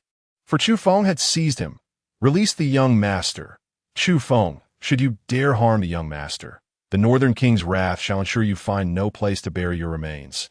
A chorus of panicked shouts erupted around them. Chufeng's expression remained indifferent as he coldly replied, You are in no position to threaten me. In the next instant, he exerted force with his hand, crushing Qin Lai's neck. Devouring. The 30,000 soldiers led by Qin Lai watched helplessly as he turned to ashes in Chufeng's grasp. The morale of the troops wavered. Yet, soon another voice rang out. The young master is dead. We cannot flee. We must suppress Chufeng and bring him back to the Northern King for punishment. Indeed, this fiend is vicious and cruel, but he is but one man. We fear him so. If we retreat, how shall we explain ourselves to the Northern King? Shall we become the laughingstock of the world? The commanders rallied together, ordering the capture of Chufeng. Onward! Instantly, the air was filled with the thunderous cries of battle. The might of 30,000 troops surged forth, an overwhelming display of ferocity, a mere insect daring to shake the heavens. Chufeng roared, diving from the sky into the throng of soldiers. Where he passed, shock waves rippled, and bodies were obliterated by the force. Chufeng descended into the fray like a relentless demon from the underworld, mercilessly slaying, each move brimming with immense power, shattering wave after wave of soldiers. Only those closest to him found any opportunity to strike, yet their feeble attempts couldn't even brush against the hem of his garment. Moreover, Chufeng continuously channeled the Wanlong Shirtian technique. Torrents of blood and spiritual energy surged towards his body. This overwhelming intensity did not drain him. Instead, he grew fiercer and stronger with each encounter. He thrived in battle, gaining strength and breaking through. Xuanwu Realm, 2nd level. A further breakthrough, Xuanwu Realm, 3rd level. Alone he stood, yet his aura rivaled that of 1,000,000 troops, instilling dread in the 30,000 soldiers led by Qin Lai. Unbeknownst to them, Chufeng had ruthlessly slaughtered thousands of their ranks. The boundless waves of blood and spiritual energy were devoured by him. The first true dragon spirit within him finally awakened. The divine dragon opened its eyes. The heavens trembled. In an instant, boundless lightning erupted across the realm. Thunder. The myriad dragon spirits contained within Chufeng held diverse powers, and the awakening of the first true dragon spirit bestowed upon him the might of thunder. It is known that under normal circumstances, a martial artist must possess a spiritual root to harness elemental powers. Those with fire roots wield fire, while those with wind roots command the winds. Spiritual roots are categorized into inferior, middle, superior, and supreme tiers. Yet even those with inferior roots are rare in the Great Qin Empire. The awakening of the first true dragon spirit endowed Chufeng with a thunderous talent, far surpassing that of any supreme root, a gift of unimaginable magnitude. And this was merely the beginning. As the myriad dragon spirits awakened one by one, he would command an array of powers. Wielding countless divine abilities, lightning roared forth as Chufeng raised his hands and pressed downward, unleashing arcs of purple lightning that transformed the land into a sea of thunder. This ferocious force wreaked havoc among the troops of the Northern King, tearing apart swathes of soldiers with terrifying lethality. He was a demon unleashed from hell. The 30,000 soldiers, paralyzed with fear from Chufeng's rampage, crumbled into disarray, fleeing in all directions, yet just as they hastily attempted to escape from Bailiang County, the ground trembled once more, and a formidable army exuding a menacing aura approached. Banners waved high, emblazoned with the words Divine Bravery. The Divine Bravery Legion, the sole extraordinary army of the Great Qin Empire, commanded by the valiant King Lingyong, the mightiest legion of the realm. This Divine Bravery army surged forth not to aid the forces of the Northern King, but to directly assault the fleeing troops. Having endured a fierce battle, Chufeng emanated an overwhelming aura of slaughter as he stood atop the walls of Bailiang County, his eyes narrowing as he surveyed the two clashing forces. "Lord Chu," Ling Ji's voice rang out as she approached him from behind. Chufeng cast her a significant glance, inquiring, "Your people?" Ling Ji nodded. "I had previously withheld information. I asked for your understanding, Lord Chu." "Who is King Lingyong to you?"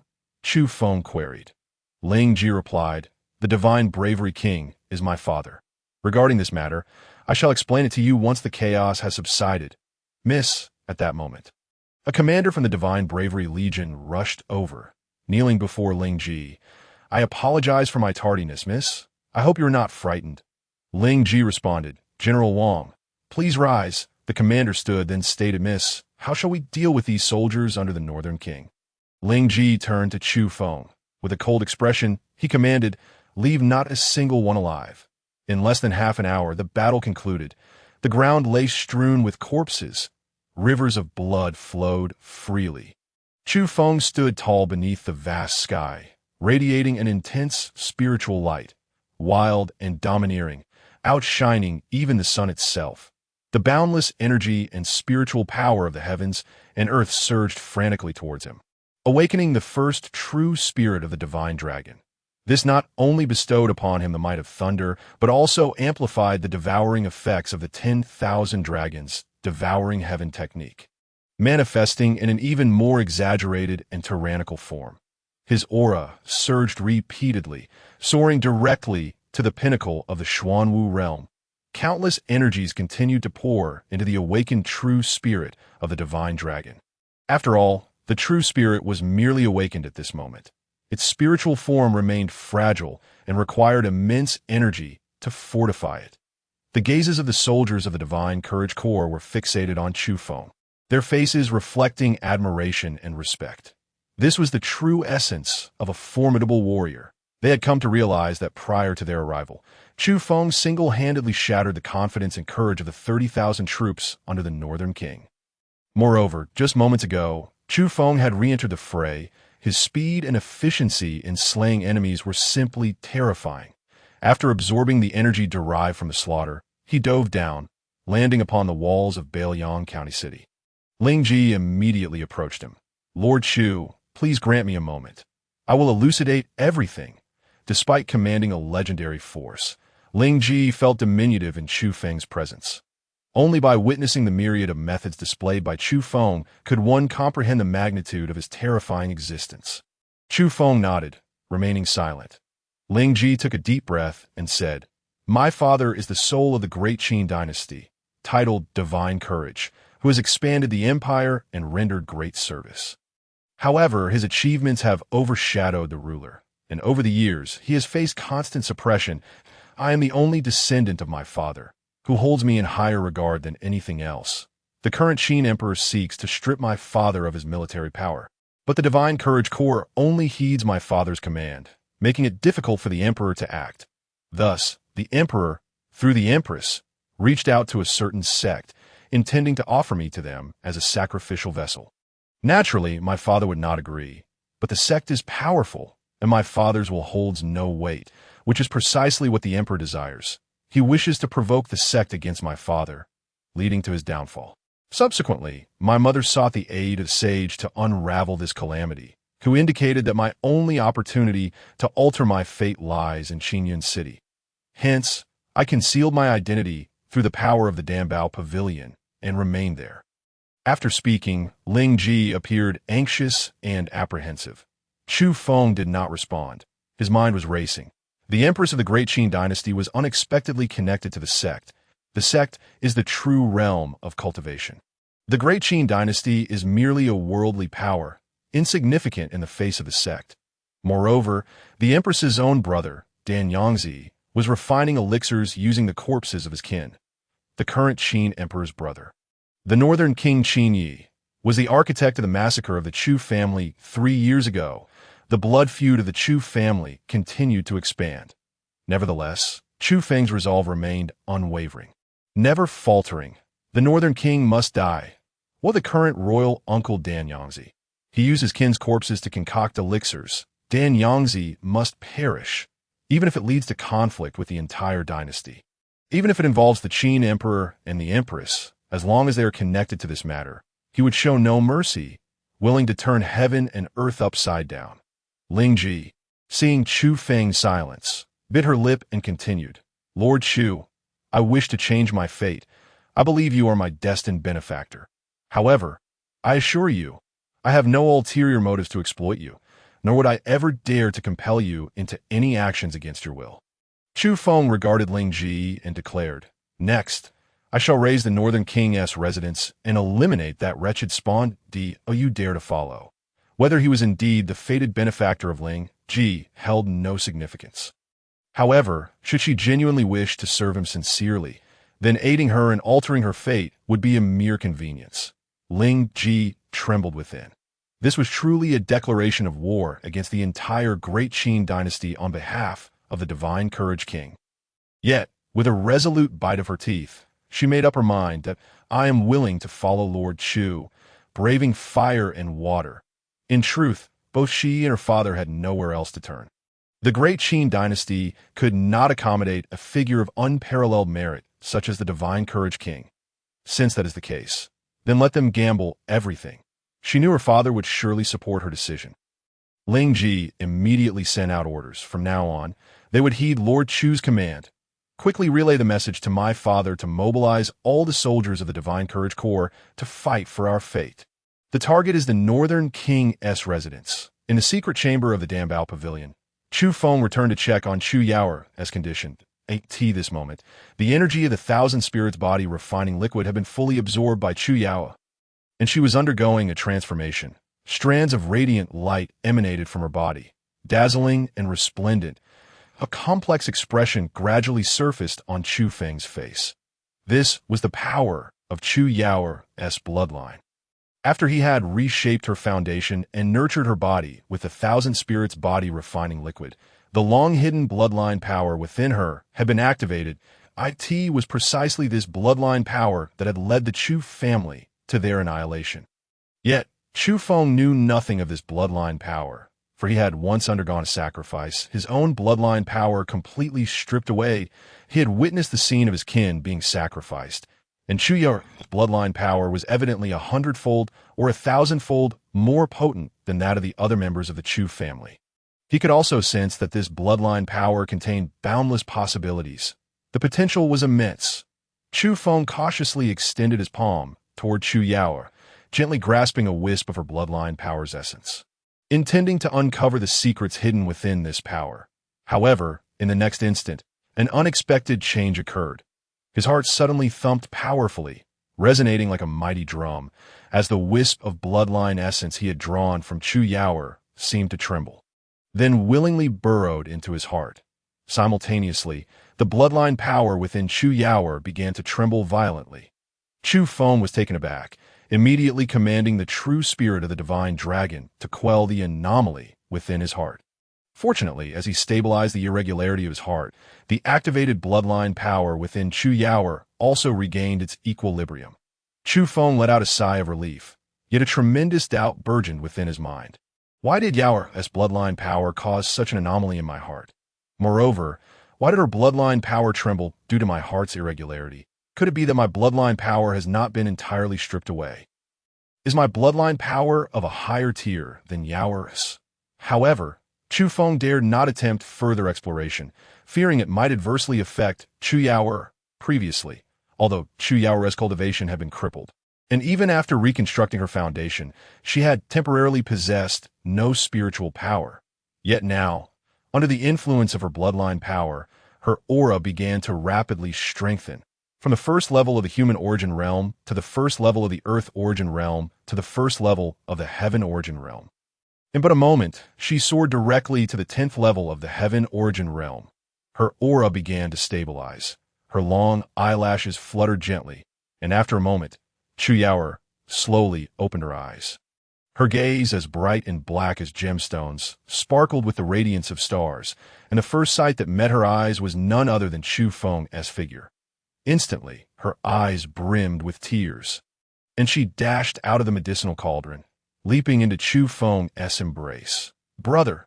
That single utterance of brother encompassed countless emotions of longing, pain, and excitement. For 3 years, she had believed she was the last remaining member of the Chu family. She had waited for 3 long years, unable to endure the torment of hatred any longer, and resolutely sought revenge, only to fall into the hands of her enemies in her moment of despair.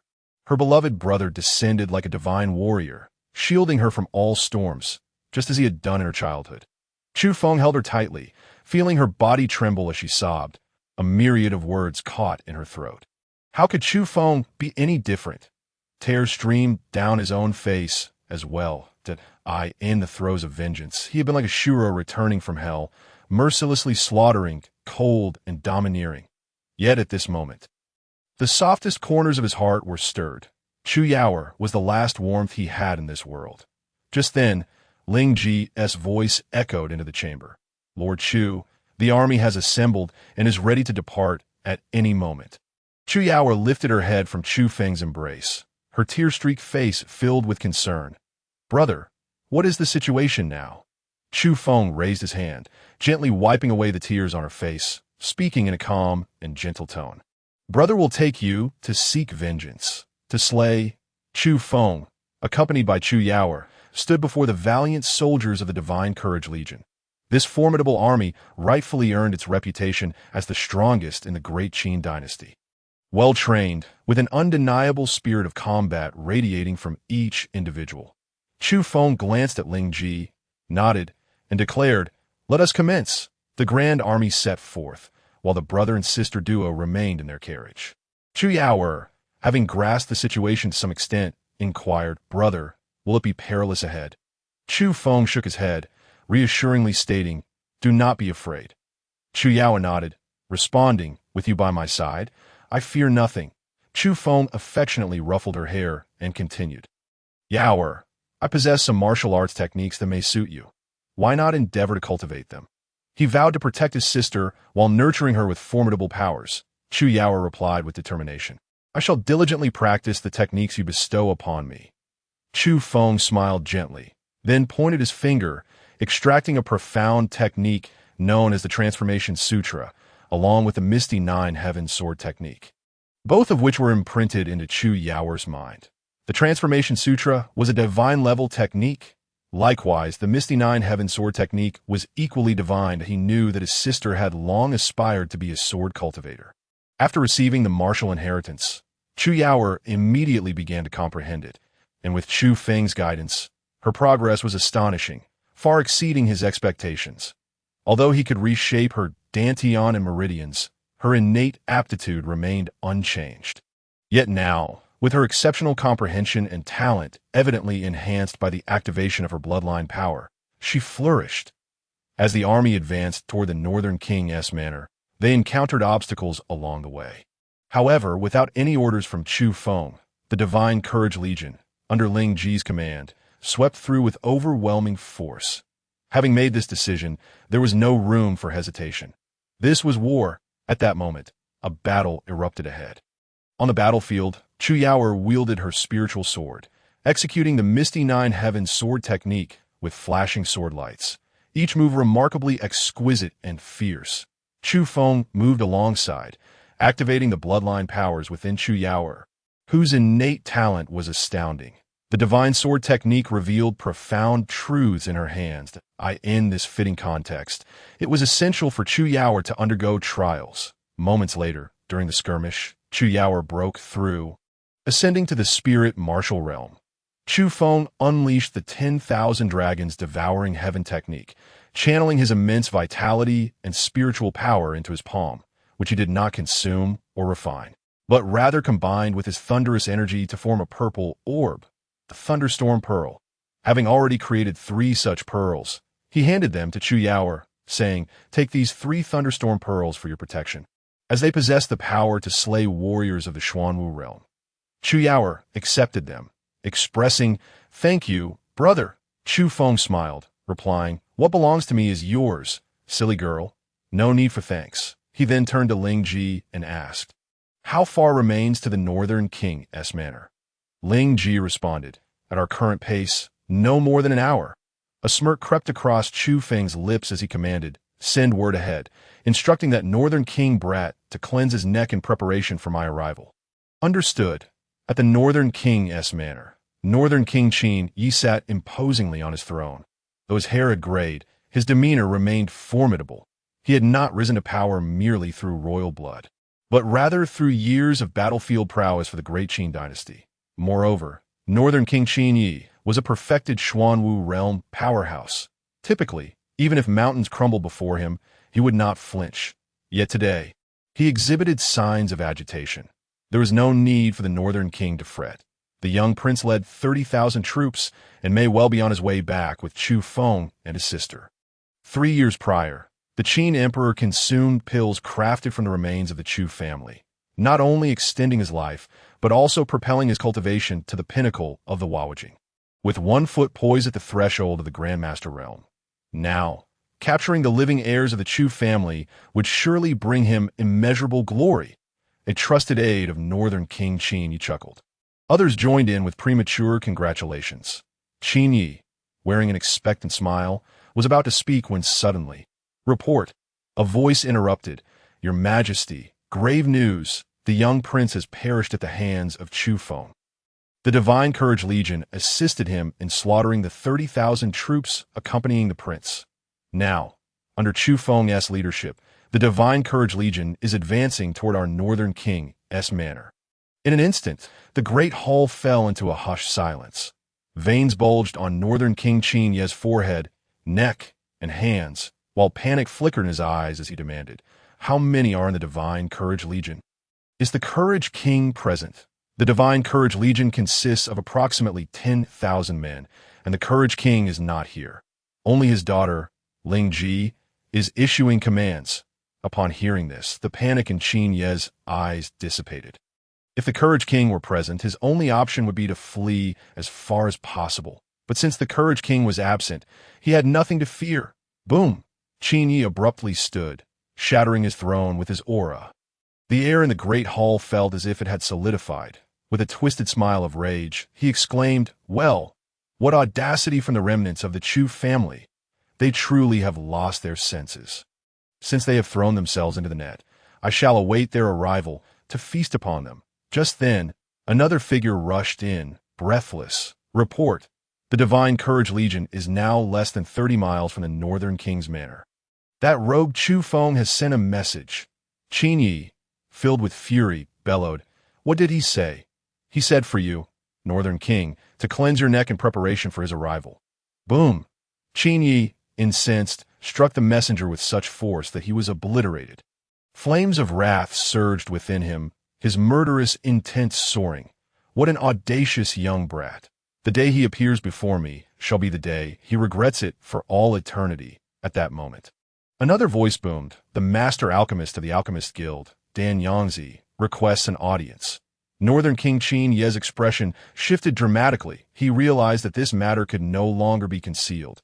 However, the Empress's hand had reached out with alarming swiftness, placing him in a precarious position. Should he capture Chufeng and his sister, Dan Yangzi would undoubtedly take them away, leaving him with nothing. Just then, a middle-aged man clad in a long robe, sporting a distinctive mustache, entered. He was Dan Yangzi, the emperor's brother-in-law and the current national uncle. Behind him trailed two masked individuals, one in white and the other in black, both exuding an ominous and profound aura. The Empress has dispatched me to assist the Northern King in capturing the remnants of the Chu family. Having learned of their resurgence in the Northern Territory, that I did not anticipate that Chufeng would pose such a challenge. Even allying with the Divine Courage Legion, that I wonder how the Northern King intends to respond. Dan Yangzi remarked with a smile. This matter shall be resolved by the Northern King himself, Qin Yi declared.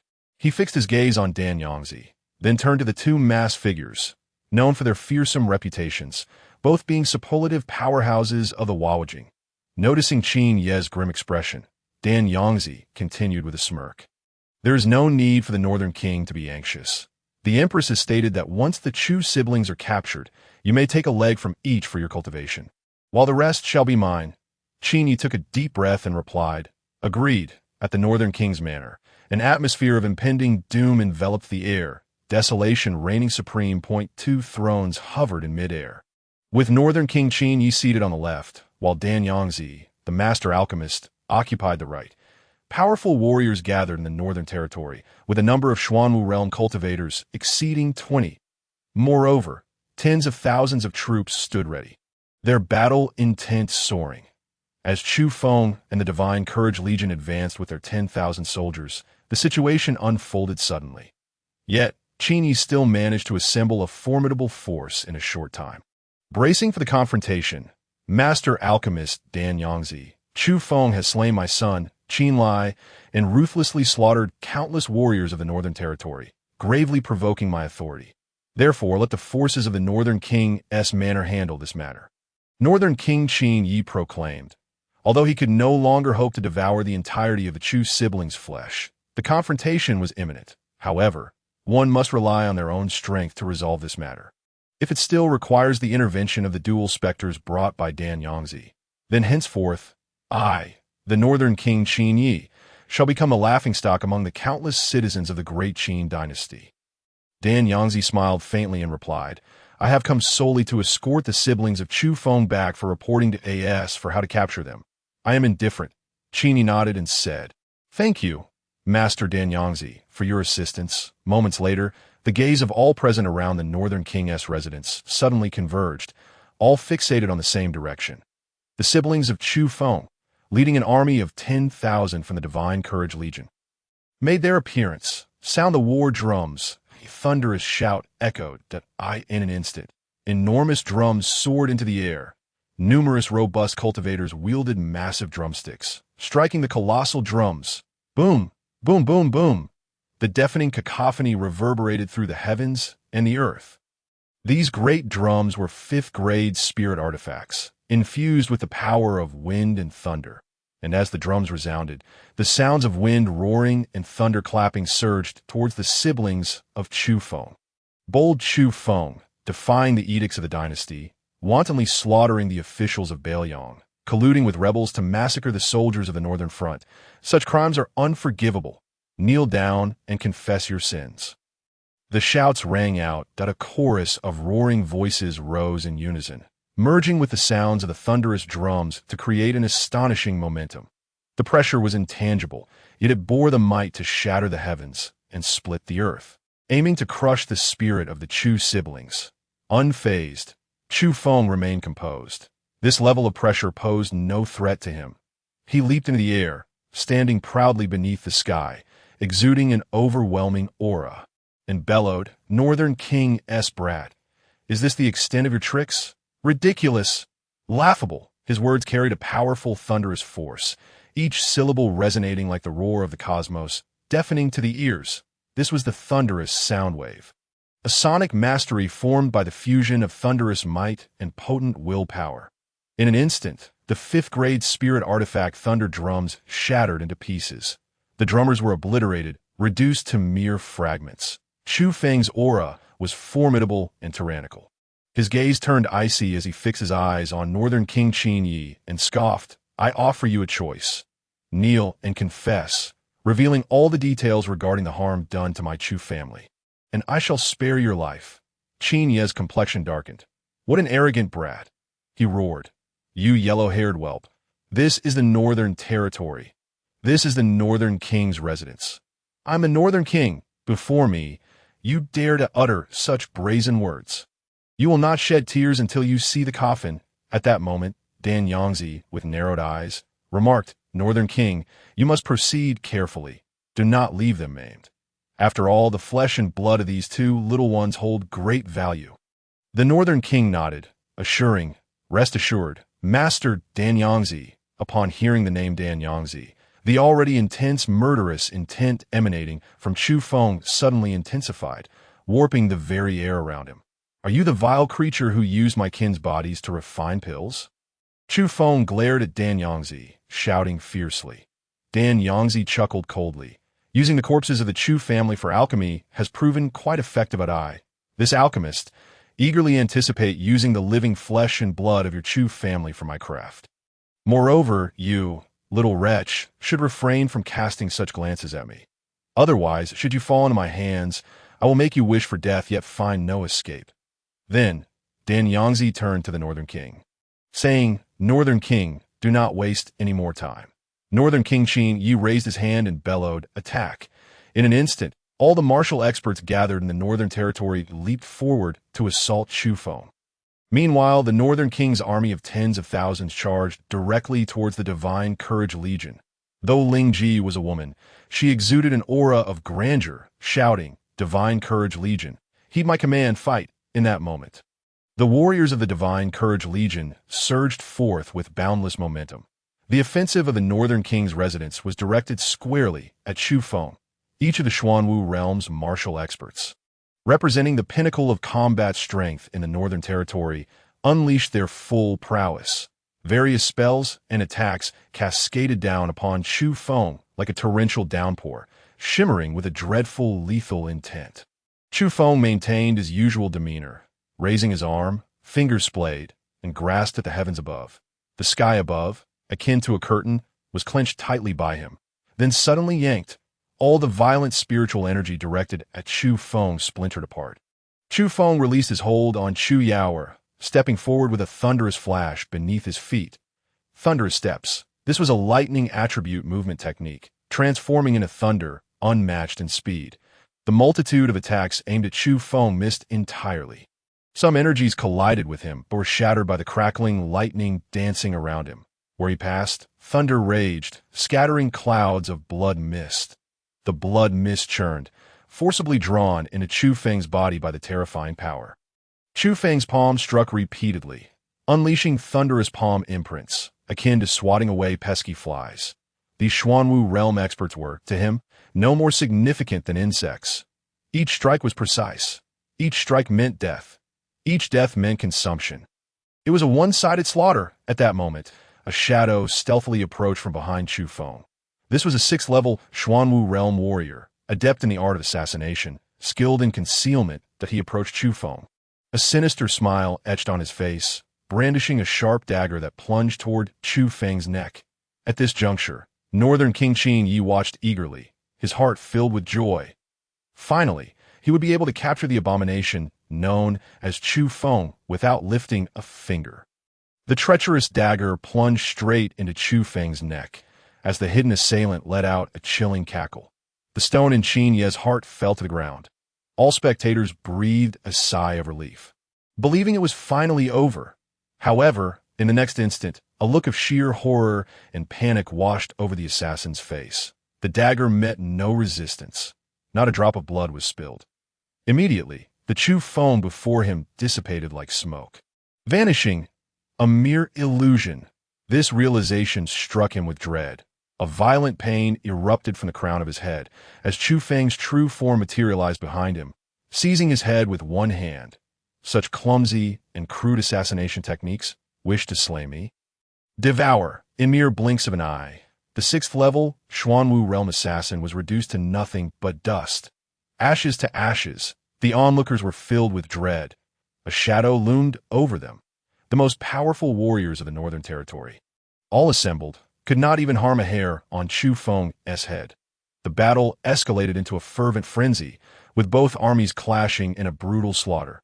Though the Divine Courage Legion was outnumbered, they did not falter. Faced with an enemy many times their number, the soldiers of the Divine Courage Legion grew ever bolder. Chu Yaoer joined the fray. Her brother fought valiantly. How could she stand idly by? Her swordsmanship became increasingly fierce as wave upon wave of Northern King's assassins fell before her blade. Suddenly, a powerful figure charged towards Chu Yaoer. This was an assassin cultivated by the Divine Courage King's residence. A 3rd level Xuanwu realm warrior. From a distance, Chufeng had already gathered his strength, ready to strike. But Chu Yaoer reacted swiftly, drawing her sword to momentarily halt the assassin's advance. Without hesitation, she hurled the thunderstorm pearl that Chufeng had given her for protection. Boom! The thunder erupted. A sea of purple lightning engulfed the 3rd level Xuanwu assassin, reducing him to mere fragments. Chufeng felt a wave of relief. His sister's performance in both training and battle had exceeded his expectations. The hand he had readied to assist her was flung forward, unleashing another wave of elite soldiers from the Northern King's residence, who met a grim fate at his hands. A torrent of spiritual energy and blood surged into Chufeng's body. And in the heat of battle, he not only conserved his strength but grew ever stronger. Northern King Qin Ye's palms gripped the arms of his suspended throne, his fingers turning white as the veins on the back of his hands bulged ominously.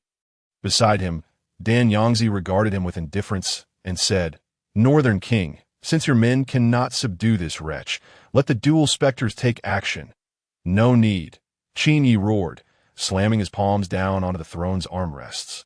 Rising abruptly and bellowed, "This is the Northern Territory. This is the Northern King's residence. I am a Northern King. If I, the dignified Northern King, cannot subdue this little brat, shall I not become a laughingstock to the world? Master Dan Yangzi, please prepare a drink for me, as I shall feast upon the flesh and blood of these remnants of the Chu family." Dan Yangzi laughed heartily, replying, "Excellent. The Northern King indeed possesses unparalleled charisma. Thus, I shall brew wine for him and later partake in the flesh and blood of the Chu siblings together. Ha ha ha."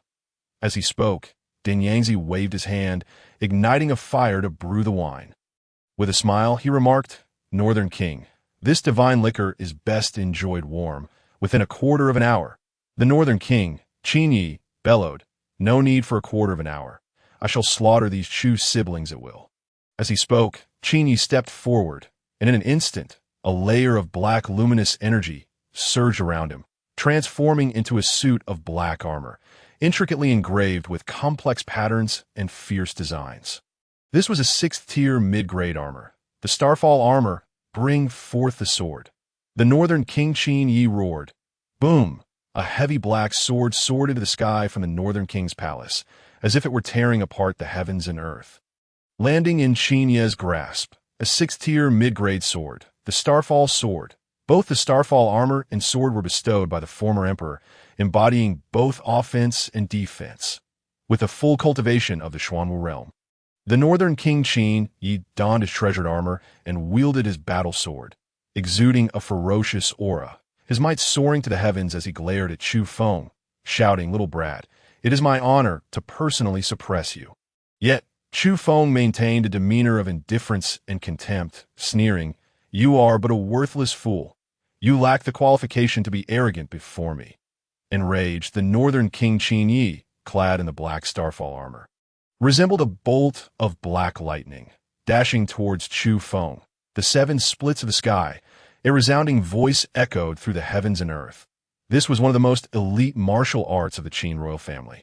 A low-tier, earth-grade sword technique. In an instant, the Starfall sword in the Northern King's hand executed 7 consecutive slashes. 7 colossal sword energies surged forth in succession. Each slash intertwined. 7 swords united. Ultimately, they converged into a magnificent sword energy of 100 feet. Wielding the might to split the heavens and shatter the earth, descending violently towards Chufeng, surrounding onlookers were filled with astonishment. How powerful! This was the strength of the Northern King, terrifying indeed. Even Danyangzi could not help but nod, commenting, though the Northern King has yet to enter the realm of weapon transformation, his mastery of the 7 splits of the sky to such an extent is undeniably impressive. The grand sword energy, accompanied by a torrent of black sword light, obliterated everything in its path, creating a terrifying pressure that caused the ground within several miles to rumble and sink significantly. Yet, Chufeng remained unfazed. Lifting his hand to grasp, in the next moment, countless eyes nearly bulged out of their sockets. They stared wide-eyed at the incredible scene. The Northern King Qin Ye's formidable sword energy was effortlessly grasped by Chufeng with a mere hand. So weak, Chufeng coldly declared. His fingers exerted power once more. Boom! The grand sword energy shattered inch by inch. The Northern King Qin Yi was sent flying backward. Chufeng lunged forward, delivering a palm strike. Qin Ye's mind trembled, and in a panic, he hastily crossed his sword in front of himself. Clang! The 6th-tier mid-grade Starfall sword shattered into fragments. The Northern King Qin Ye's body was struck by a tremendous force, sending him flying backward, blood gushing from his mouth. Yet, Chufeng swiftly pursued, striking once more. Boom! The protective 6th-tier mid-grade Starfall armor was also reduced to countless fragments. This time, Qin Ye's body did not continue to be propelled backward. For in the instant the armor shattered, Chufeng's hand had already seized his neck. A profound silence enveloped the world. Chufeng had, with nothing but flesh and blood, shattered the 6th-tier mid-grade sword and armor. An unfathomable feat. Who would dare believe it without witnessing it firsthand? In an instant, the body of the Northern King Qin Yi became emaciated, akin to a candle flickering in the wind. He casually tossed Qin Yi towards Chu Yue. Do not let him die. Understood, Chu Yue replied. Bang! Qin Ye's body crashed heavily at Chu Yue's feet. Puffed! With a swift thrust of her sword, Chu Yue pierced through Qin Ye's chest, firmly pinning him to the ground. Danyangzi, it is your turn, Chufeng thundered. Danyangzi's gaze turned icy as he raised his hand to retrieve the wine jug suspended above the flames, saying, Ah, Northern King, it seems you are not destined to enjoy this wine. Since that is the case, I shall indulge in the fresh flesh and blood of these siblings alone, black and white dual demons. Remember, I want them alive. Instantly, the 2 figures standing behind Danyangzi, adorned with black and white masks, surged forward. They unleashed their fists from a distance, seemingly simple techniques, yet bursting forth with astonishing power. The 2 fist imprints streaked through the heavens like meteors, crashing towards Chufeng. All were left in shock. The realm of weapon transformation. The 2 individuals brought forth by Master Danyangzi were indeed formidable beings. The realm of weapon transformation transcended mere enhancement of strength.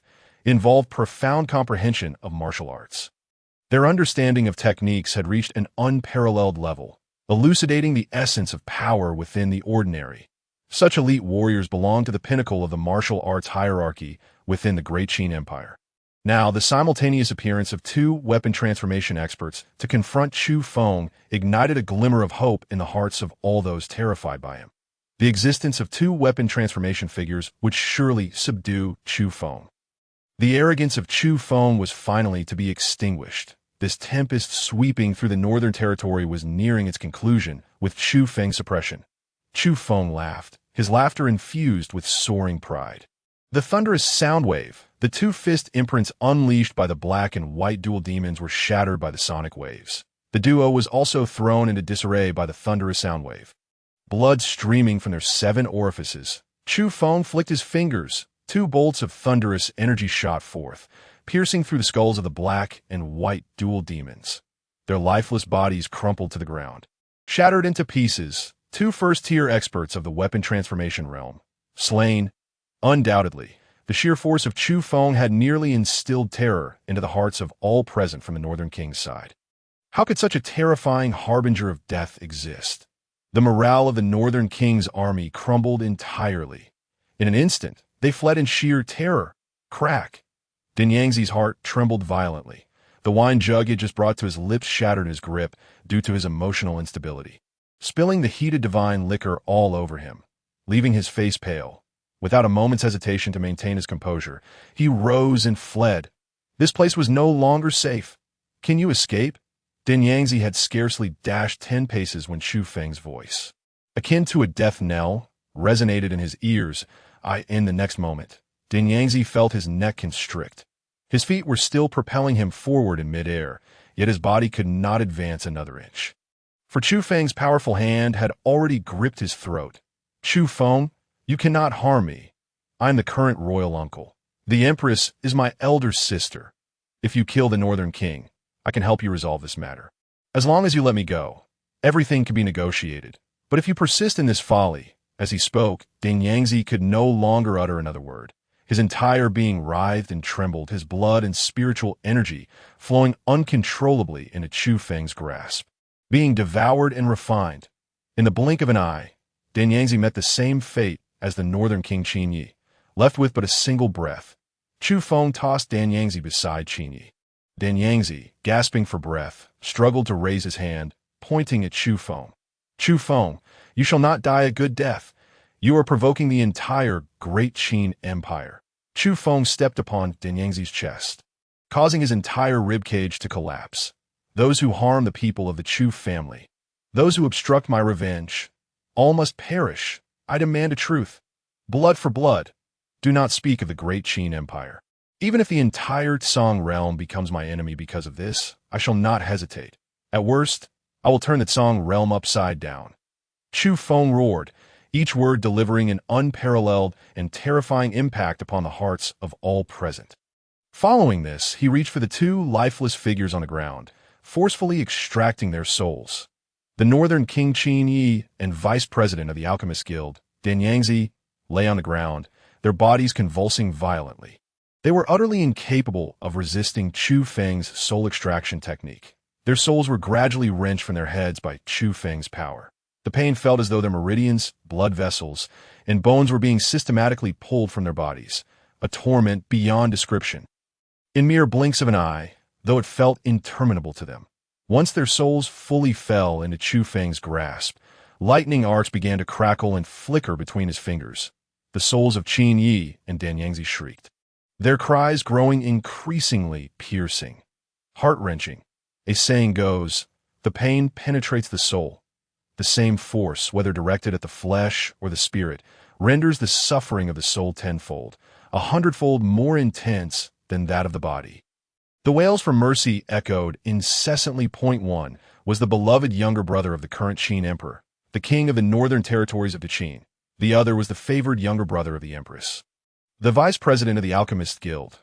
Both were formidable figures whose mere stamp of a foot could instigate a tremor throughout the Qin Empire. Yet now, in the hands of Chufeng, they were beset by unbearable agony. Their existence was akin to death, their dignity utterly obliterated. They could do nothing but plead with Chufeng for a swift end to their torment. This scene was terrifying. After a full quarter of an hour of torment, their will was completely shattered, destroyed. It was then that Chufeng bellowed, next, you would do well to answer my questions clearly and promptly. Speak. Who were those treacherous individuals that sacrificed my Chu family? I do not know of their origins, nor do I have any clarity on the matter, cried Qin Ye's soul in panic. That it was upon the emperor's command that I acted thus, and he specifically warned me against investigating the identities of those individuals. Ha! In that instant, a scream pierced the air once more, as the soul of Din Yangzi was brutally torn apart by Chufeng's power. The bloodlust in Chufeng's eyes intensified. Then tell me, after the remains of my Chu family were taken to the Alchemist Guild, who consumed the elixirs crafted from the corpses of my kin? Chufeng roared, "I in fear of further torment." Dan Yangzi cried out, "It was I who took the remains of your Chu family, but the matter of alchemy was not mine to claim. It was my sister who personally used the corpses of your family for her concoctions." The Emperor, the Empress, fury blazed within Chufeng, a boundless intent to kill. At that moment, it was the Northern King Qin Ye's turn.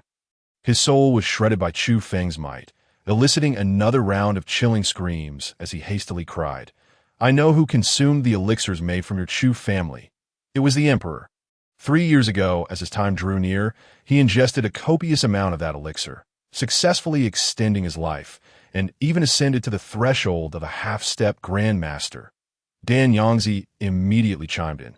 "Every prince and princess, as well as the heirs of the Eastern, Southern, Western, and Northern kings and many high-ranking court officials, have received such elixirs as rewards." The Northern King Qin Yi howled, "Dan Yangzi, you old scoundrel, you partook in it as well. The Empress is your sister. She bestowed the largest share of the elixirs to your family. Qin Yi, do not slander me here. I have not consumed them, nor has my family. When I took the remains of the Chu family, you had already secretly feasted upon much of their flesh. You shall meet a wretched end. Dan Yangzi, how dare you falsely accuse me? After you took the remains of the Chu family, do you dare claim you did not secretly hoard a portion for yourself? You are the one destined for a miserable fate. Chufeng, do not listen to Dan Yangzi's lies. I truly did not consume anything. Spare me this once, and I shall serve you like a beast. At your beck and call. If you seek revenge, I shall forge ahead through fire and water for you. Do not trust him. Chufeng, this Northern King is nothing but a scoundrel. Spare my life. For I am a 6th-tier top-grade alchemist, and I can be of use to you." The two men, like dogs in a fight, groveled before Chufeng, desperately vying for the last shred of survival. But Chufeng merely sneered and declared, "You beasts shall not escape death. How could the souls of my Chu family rest in peace?" With that, Chufeng raised a hand and summoned a ferocious, devouring force that gradually consumed the souls of Qin Yi and Dan Yangzi, ensuring they endured terrifying agony even as they were ultimately devoured. Although he had eliminated these two wretches, Chufeng felt not an ounce of satisfaction. His breath was heavy with oppression. His expression was suffused with deep anger and sorrow. "Brother," a cool little hand grasped Chufeng's palm. Chu Yaoer was in tears, the information disclosed by Qin Yi and Dan Yangzi regarding the treatment of the Chu family even after their sacrifice felt like a knife piercing her heart. Chufeng looked at Chu Yaoer, lifted his other hand to her face, and wiped away her falling tears, saying, "Yaoer, do not cry, for soon it shall be these wretches who weep." At that moment, Ling Ji, who had been standing by, stepped forward and spoke softly. "Lord Chu, the army under the Northern King has already fled, but I have ordered to seal this area. Rest assured, none of the Northern King's family shall escape." She understood that Chufeng sought vengeance, not merely against 1 or 2 individuals. He would ensure the complete annihilation of his enemies. An hour later, before the gates of the Northern King's estate, 126 individuals knelt before Chufeng and Chu Yaoer. These were all members of the Northern King Qin Ye's family, captured and detained by the valiant army. Among them, half had either consumed the remains of the Chu family that the Northern King had secretly hoarded or the elixirs made from the Chu family's corpses bestowed by the Empress. They wept and begged for mercy. Ling Ji inquired, "Lord Chu, all members of the Northern King's family have been captured here. Furthermore, I have dispatched elite forces of the valiant army to apprehend those who have devoured the flesh and bones of your kin, based on the list provided by Qin Yi and Dan Yangzi before their demise. Soon, those damned individuals shall be presented to you for your judgment." Ling Ji had handled this matter excellently. Now was the perfect moment to strike. They were scattered throughout the Qin Empire, unaware of the gravity of their situation. If Chufeng were to delay until after he had slain the Emperor and the Empress, those wretches would already be like startled birds, fleeing in all directions. Chufeng nodded at Ling Ji. His gaze swept across the 126 kneeling individuals and then briefly glanced at the corpses of Qin Yi and Dan Yangzi before commanding, "Take these 128 heads to the imperial city." This act was a direct declaration of war against the Emperor and the Empress. Chufeng continued, These 128 headless corpses shall kneel facing north. To the north lay Qinyun City in the northern Liang Prefecture. Ling Ji took a deep breath and replied, "Understood." She ordered the soldiers of the valiant army to execute their grim task with swift precision. Blood splattered, heads rolled. Soon after, the 128 heads were taken away to the imperial city. The headless corpses were lifted and positioned to kneel facing north. Having personally experienced these events, as she recalled the scenes and gazed at the unfolding spectacle, Ling Ji felt her mind swirl with emotions. Still grappling with a sense of unreality, it felt as though she had been in a dream over the past few days. Ling Ji. Chufeng's voice pierced through her thoughts. Ling Ji quickly regained her composure and cupped her hands, saying, "Lord Chu, do you have further commands?" Chufeng replied, "When your father arrives, tell him that if he wishes to overthrow the Qin Empire, he should come and find me. To slay the emperor, to slay the empress, would not quell his heart's resentment. He would also desire to completely dismantle the Qin dynasty's foundation." A great wave surged within Ling Ji's heart. Had she made the right gamble? Was she finally turning the wheels of destiny? Without further thought, Ling Ji spoke with determination. "I will certainly relay your words to my father, Lord Chu, that I believe he will make the most judicious decision." Night fell. After Ling Ji had arranged a series of matters, she felt weary yet utterly exhilarated. At that moment, a figure suddenly appeared before her. Ling Ji jerked her head up. The newcomer was tall and robust, exuding a powerful aura, with bronze skin and sharp facial features, radiating an undeniable resolve. "Father!" Ling Ji exclaimed with excitement, immediately rushing into the arms of this man. The newcomer was none other than Ling Yong, the only foreign king of the Qin Empire, commander of 180,000 valiant troops. Ling Yong held his daughter with one arm, while affectionately patting her head with the other. "My dear, have you been working hard these past few days?" he asked. Ling Ji quickly lifted her head and replied, "Father, I have found the noble benefactor to alter our fate. It must be Lord Chu. He said that if you wish to overthrow the Qin Empire, you should meet him." Ling Yong's gaze deepened as he nodded. "I am aware of the matters concerning Chufeng. The Chu family harbors astonishing secrets, and this Chufeng has grown to such a degree in merely 3 years. It is truly terrifying. Father, what do you think?" Before Ling Ji could finish her thought, Ling Yong interjected, "Soon they will attempt to send my precious daughter off as a furnace for others. They have been pressuring me. Therefore, I shall leverage Chufeng's strength to declare war upon them." A heavy stone lifted from Ling Ji's heart, and she replied, "Father, I shall take you to meet Lord Chu right away." After a brief moment, Ling Ji arrived outside the dwelling of the Chu siblings, accompanied by Ling Yong. Stepping forward, Ling Ji announced, "Lord Chu, my father has arrived." Chu Yao opened the door. Chufeng emerged, and upon gazing at Ling Yong, he immediately discerned that Ling Yong's cultivation was formidable, reaching the pinnacle of the transformation martial realm. Ling Yong, too, scrutinized Chufeng, yet he could not fathom the depth of Chufeng's strength, which left him astonished. Ling Yong extended due respect to Chufeng, stepping forward and cupping his hands in greeting, saying, "Forgive my intrusion at this hour, young Master Chu." Chufeng reciprocated the gesture, maintaining an air of composed dignity, and replied, "Please, enter, King of Divine Valor." Once inside, King of Divine Valor wasted no time and said, "Young Master Chu, let us speak frankly that I can assure you that within 3 days, the corpses of all those who have consumed the elixirs crafted from your kin will appear before you, including the East King, West King, South King, and those outside the imperial city." His words were delivered with an air of nonchalance, yet they effectively pried open a corner of the foundation of the great Qin dynasty. This clearly indicated that the King of Divine Valor had long been prepared to declare war against the Qin Emperor. Otherwise, he would not have been so confident in making such a promise to Chufeng. Chufeng nodded and declared, "Very well, I shall await the good news. First, we will eradicate these scoundrels, then storm the imperial city and wreak havoc." Ling Yong paused momentarily and said, "Young Master Chu, this undertaking is of great significance. I understand your eagerness for vengeance, but we must proceed with caution. Please trust me. Our objectives align." Chufeng inquired, "What further concerns does King of Divine Valor have?"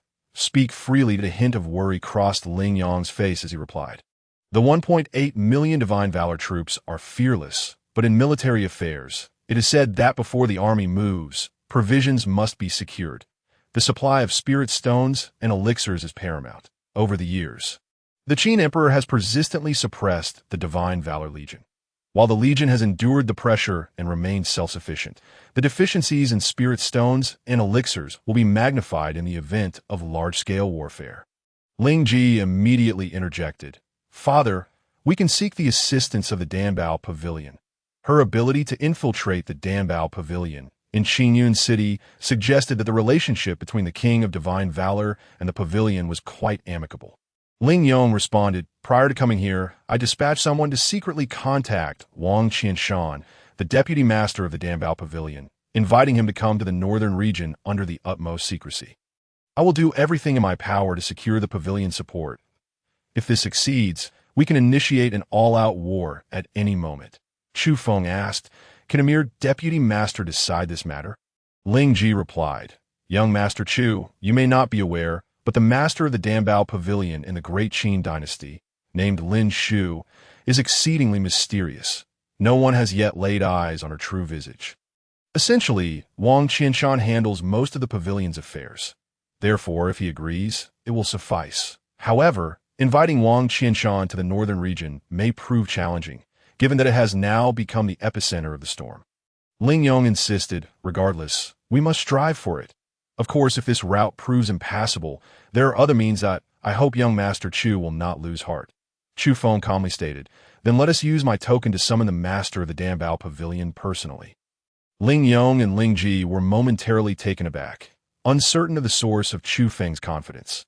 Ling Ji remarked, young Master Chu, the status of a senior guest may not guarantee the masteress appearance. She had been quite diplomatic. The Great Qin dynasty had several senior guests at the Danbao Pavilion, yet even they could not simply request an audience with the master, let alone the deputy master. Even the current Qin emperor and empress were unable to behold the master's true face. If you send someone with my token, the master of the Danbao Pavilion will certainly come to meet you. Chufeng waved his hand, sending a token flying towards Ling Ji. Ling Ji instinctively caught the token and lowered her head to examine it, only to find her breath quickening dramatically. This was not merely a purple token of a senior guest. It was a black token. The black token symbolized the status of an honorary guest. Such a title had never before appeared in the Great Qin dynasty. The status of an honorary guest far surpassed that of senior guest. Not only the deputy master of the Danbao Pavilion, but even the master would have to show the utmost respect in the presence of an honorary guest, not daring to exhibit any negligence. Young Master Chu, I shall personally visit the headquarters of the Danbao Pavilion.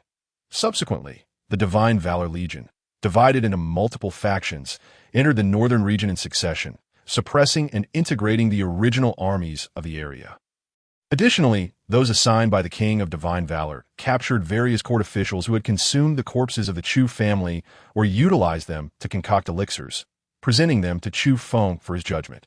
Ling Ji, bearing the honorary guest token, set out to contact the master of the Danbao Pavilion. Everything proceeded with meticulous order and rapid advancement. Meanwhile, within the imperial city of the Great Qin dynasty, a tempest had erupted as severed heads appeared at the city gates. The news of the northern region's turmoil detonated like a bomb. The Qin emperor was furious. The court was in disarray. Orders for military mobilization to quell the uprising in the northern region were dispatched with utmost urgency from the court. After the court session, Crown Prince Qin Wu immediately made his way to the rear palace. I pay my respects to Mother. Qin Wu bowed to a magnificently beautiful woman, who was none other than the reigning empress. Also the president of the Alchemist Guild. The empress's expression was equally frigid, her anger palpable. She nodded and said, rise. Qin Wu stood and remarked, Mother, the remnants of the Chu family have resurfaced in Qinyun City, colluding with the traitor Ling Yong, and they have gained considerable momentum. They are lawless, having slain my uncle Wang and my own uncle, deserving of the most severe punishment. However, if we dispatch troops now, even if we achieve victory and quell the rebellion, it will undoubtedly deplete the national fortunes and severely injure our vitality. The empress fixed her gaze on Qin Wu and asked, What are you trying to say? Qin Wu clasped his hands and replied, Mother, Father is currently in a great rage, wishing to quell the strife through war, and is unwilling to heed any counsel. Thus, I earnestly beseech you to grant me permission to handle this matter. The Empress said, go on. A confident smile spread across Qin Wu's face as he explained, the Divine Valor Legion possesses a formidable combat strength. Yet they lack resources. That I have received reports from spies that the traitor Ling Yong is secretly contacting Deputy Master Wang Qinshan of the Dambao Pavilion. If we can seize this opportunity, I am certain we can avoid a massive slaughter of millions of troops, and more importantly, we can capture the Chu siblings alive. A glint of interest flashed in the Empress's eyes as she replied. Agreed. Chufeng sought to overturn the foundation of the Qin dynasty and required a force at his disposal. The Divine Valor Legion was the optimal choice. The Divine Valor Legion did not disappoint him. Demonstrating remarkably high efficiency, in just 2 days, Ling Yong had fulfilled his promise to Chufeng. Today, in a spacious square, numerous dignitaries of the great Qin dynasty knelt on the ground in utter disgrace, amounting to over 2,000 individuals.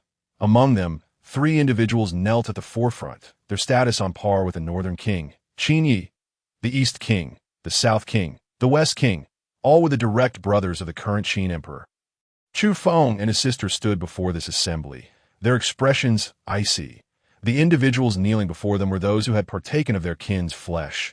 Ling Yong, standing beside Chufeng, said, Young Master Chu, the decision to execute or spare these individuals lies entirely with you.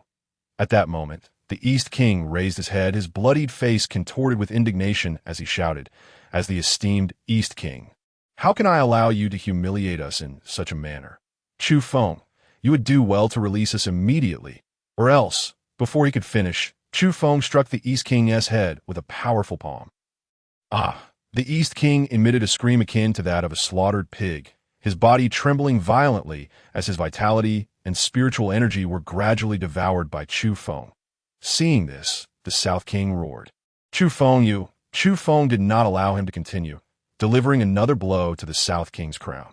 The South King too fell into despair, his body convulsing violently as he succumbed to the agonizing process of being consumed. The West King raised his head, but upon meeting Chufeng's gaze, he trembled uncontrollably, a foul stench emanating from him as he lost control of his bodily functions, collapsing to the ground, eyes vacant, pleading, spare me, spare me. The remaining individuals kneeling were engulfed in terror. Chufeng, I had no idea that the elixirs were made from your Chu family members' corpses. Had I known, I would never have consumed them. If you intend to rebel, I can join you. Grant me a chance, and I shall atone for my sins. The valiant king, I implore you, utter a few words for us. Over 2,000 individuals kneel upon the ground, weeping profusely, their foreheads striking the earth repeatedly. Chufeng chuckles coldly, retracting his hands. Both the Eastern King and the Southern King have been reduced to mere mummies, their heads severed. They are all dispatched to the imperial city. With a resounding shout, Chufeng incites a cacophony of wails. Desperate pleas for mercy rise in a tumultuous chorus. Yet, Chufeng remains unmoved, accompanied by flashes of steel. Round, severed heads tumble to the ground, the air thick with the pungent scent of blood. At that moment, Ling Ji returns. Father, Lord Chu. She rushes forward, her face alight with excitement. Alongside Ling Ji is a veiled woman. The veil, an exquisite spiritual artifact, entirely obscures her features. She is clad in a flowing black gown, exuding an aura of voluptuous grace. Lin Shu, at your service, Lord Chu. The woman steps forward, bowing respectfully. Lin Shu, the head of the Dambao Pavilion of the Great Qin Dynasty. The valiant King Ling Yong displays a complex expression, truly having extended an invitation to her. It is known that even the Qin Emperor and Empress have often been denied an audience with Lin Shu. Yet before Chufeng, she voluntarily offers her greetings. Chufeng nods, saying, let us converse elsewhere. Lin Shu replies, Lord Chu, the surroundings here are rather chaotic. Let us proceed to the headquarters of the Dambao Pavilion in the northern region, where it will be more convenient. Chufeng affirms, As you wished at the headquarters of the Northern Region's Dambao Pavilion, Prince Qin Wu engages jovially with the corpulent deputy head of the Dambao Pavilion, Wang Qianshan. Nearby, Zhou Qi, the head of the Northern Region's Dambao Pavilion, stands with a slight bow. Qin Wu, wearing a face full of flattery, states, Elder Wang, your profound understanding of righteousness commands admiration. I, Qin Wu, assure you that once this matter is resolved, the great Qin dynasty shall fully open its doors to the Dambao Pavilion, and under your leadership, the pavilion's business will flourish. Moreover, Master Lin is soon to depart the great Qin dynasty that time. The Dambao Pavilion of the great Qin dynasty will be yours, Elder Wang. Wang Qianshan responds, a trivial matter, one that alleviates the concerns of the great Qin dynasty while benefiting myself. Why not? Zhou Qi. Go inform Ling Yong and Chufeng to come here. Deputy Head Wang, I shall attend to it at once. Zhou Qi promptly replies before exiting. However, not long after, he rushes back in, exclaiming, reporting to Deputy Head Wang. The valiant king and his daughter, as well as the Chu siblings, have arrived.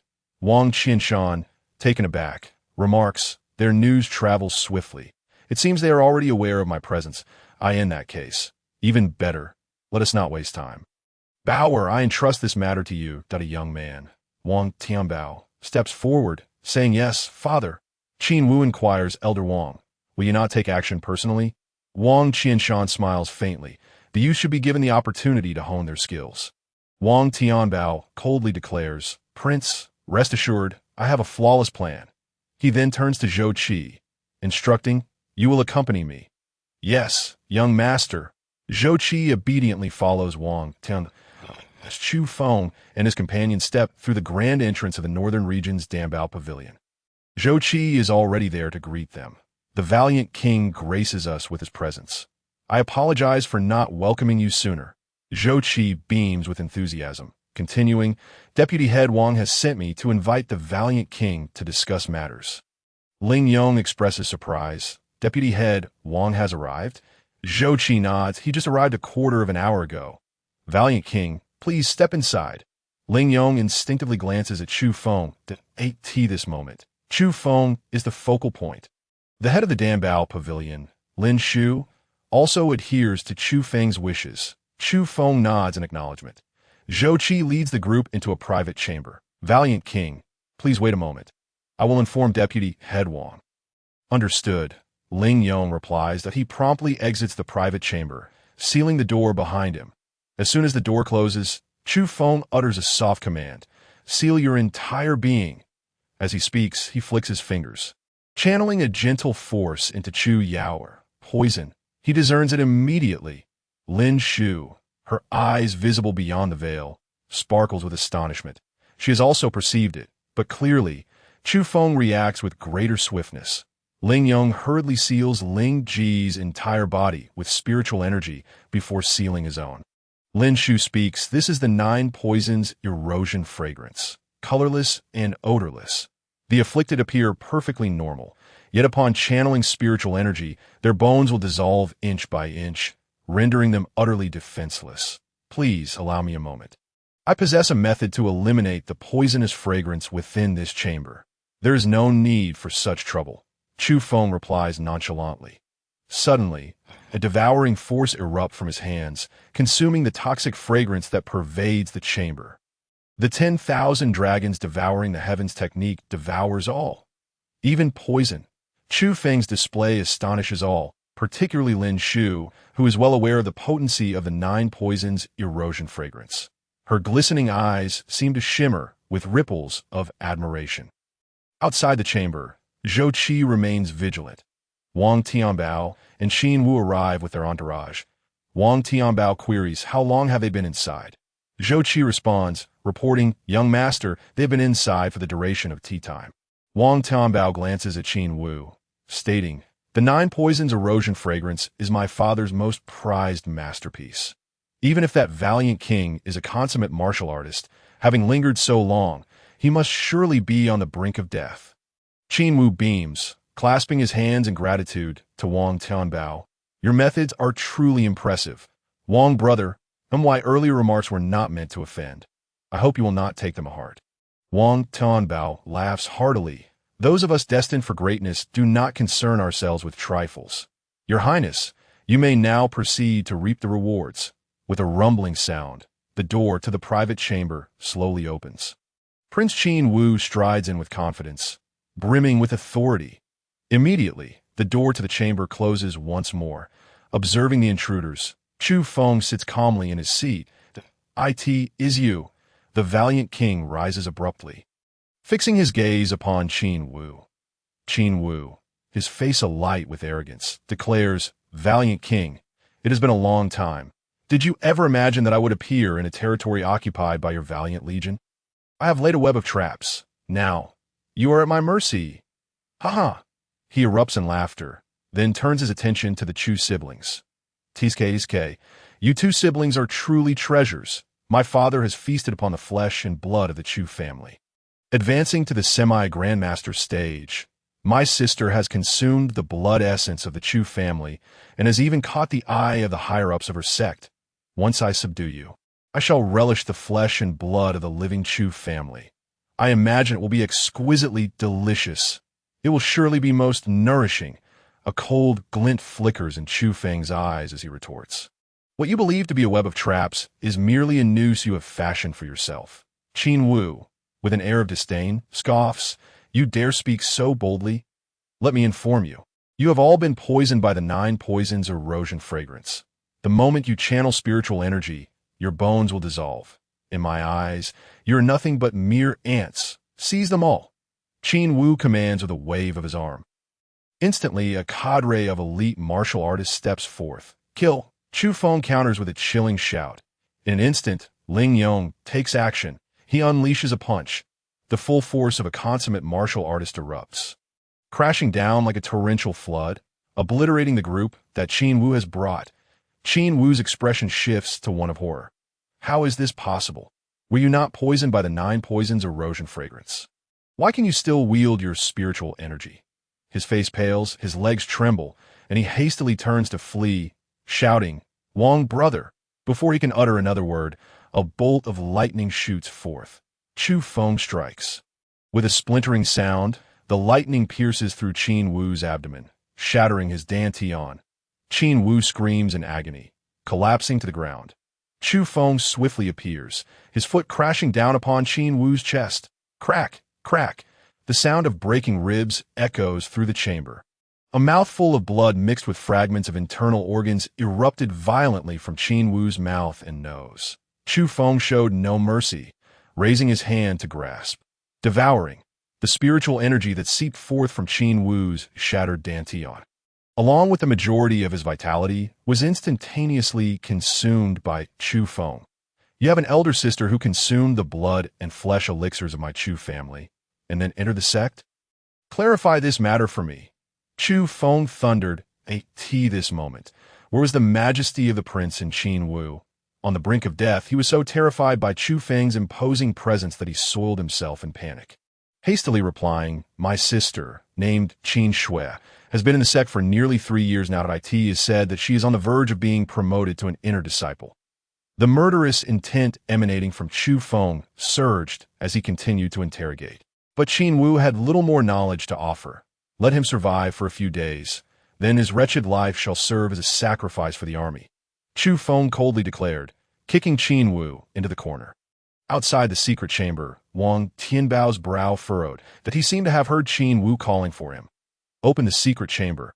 I must see what is happening," Wang Tianbao commanded. Zhou Qi bowed in acknowledgement.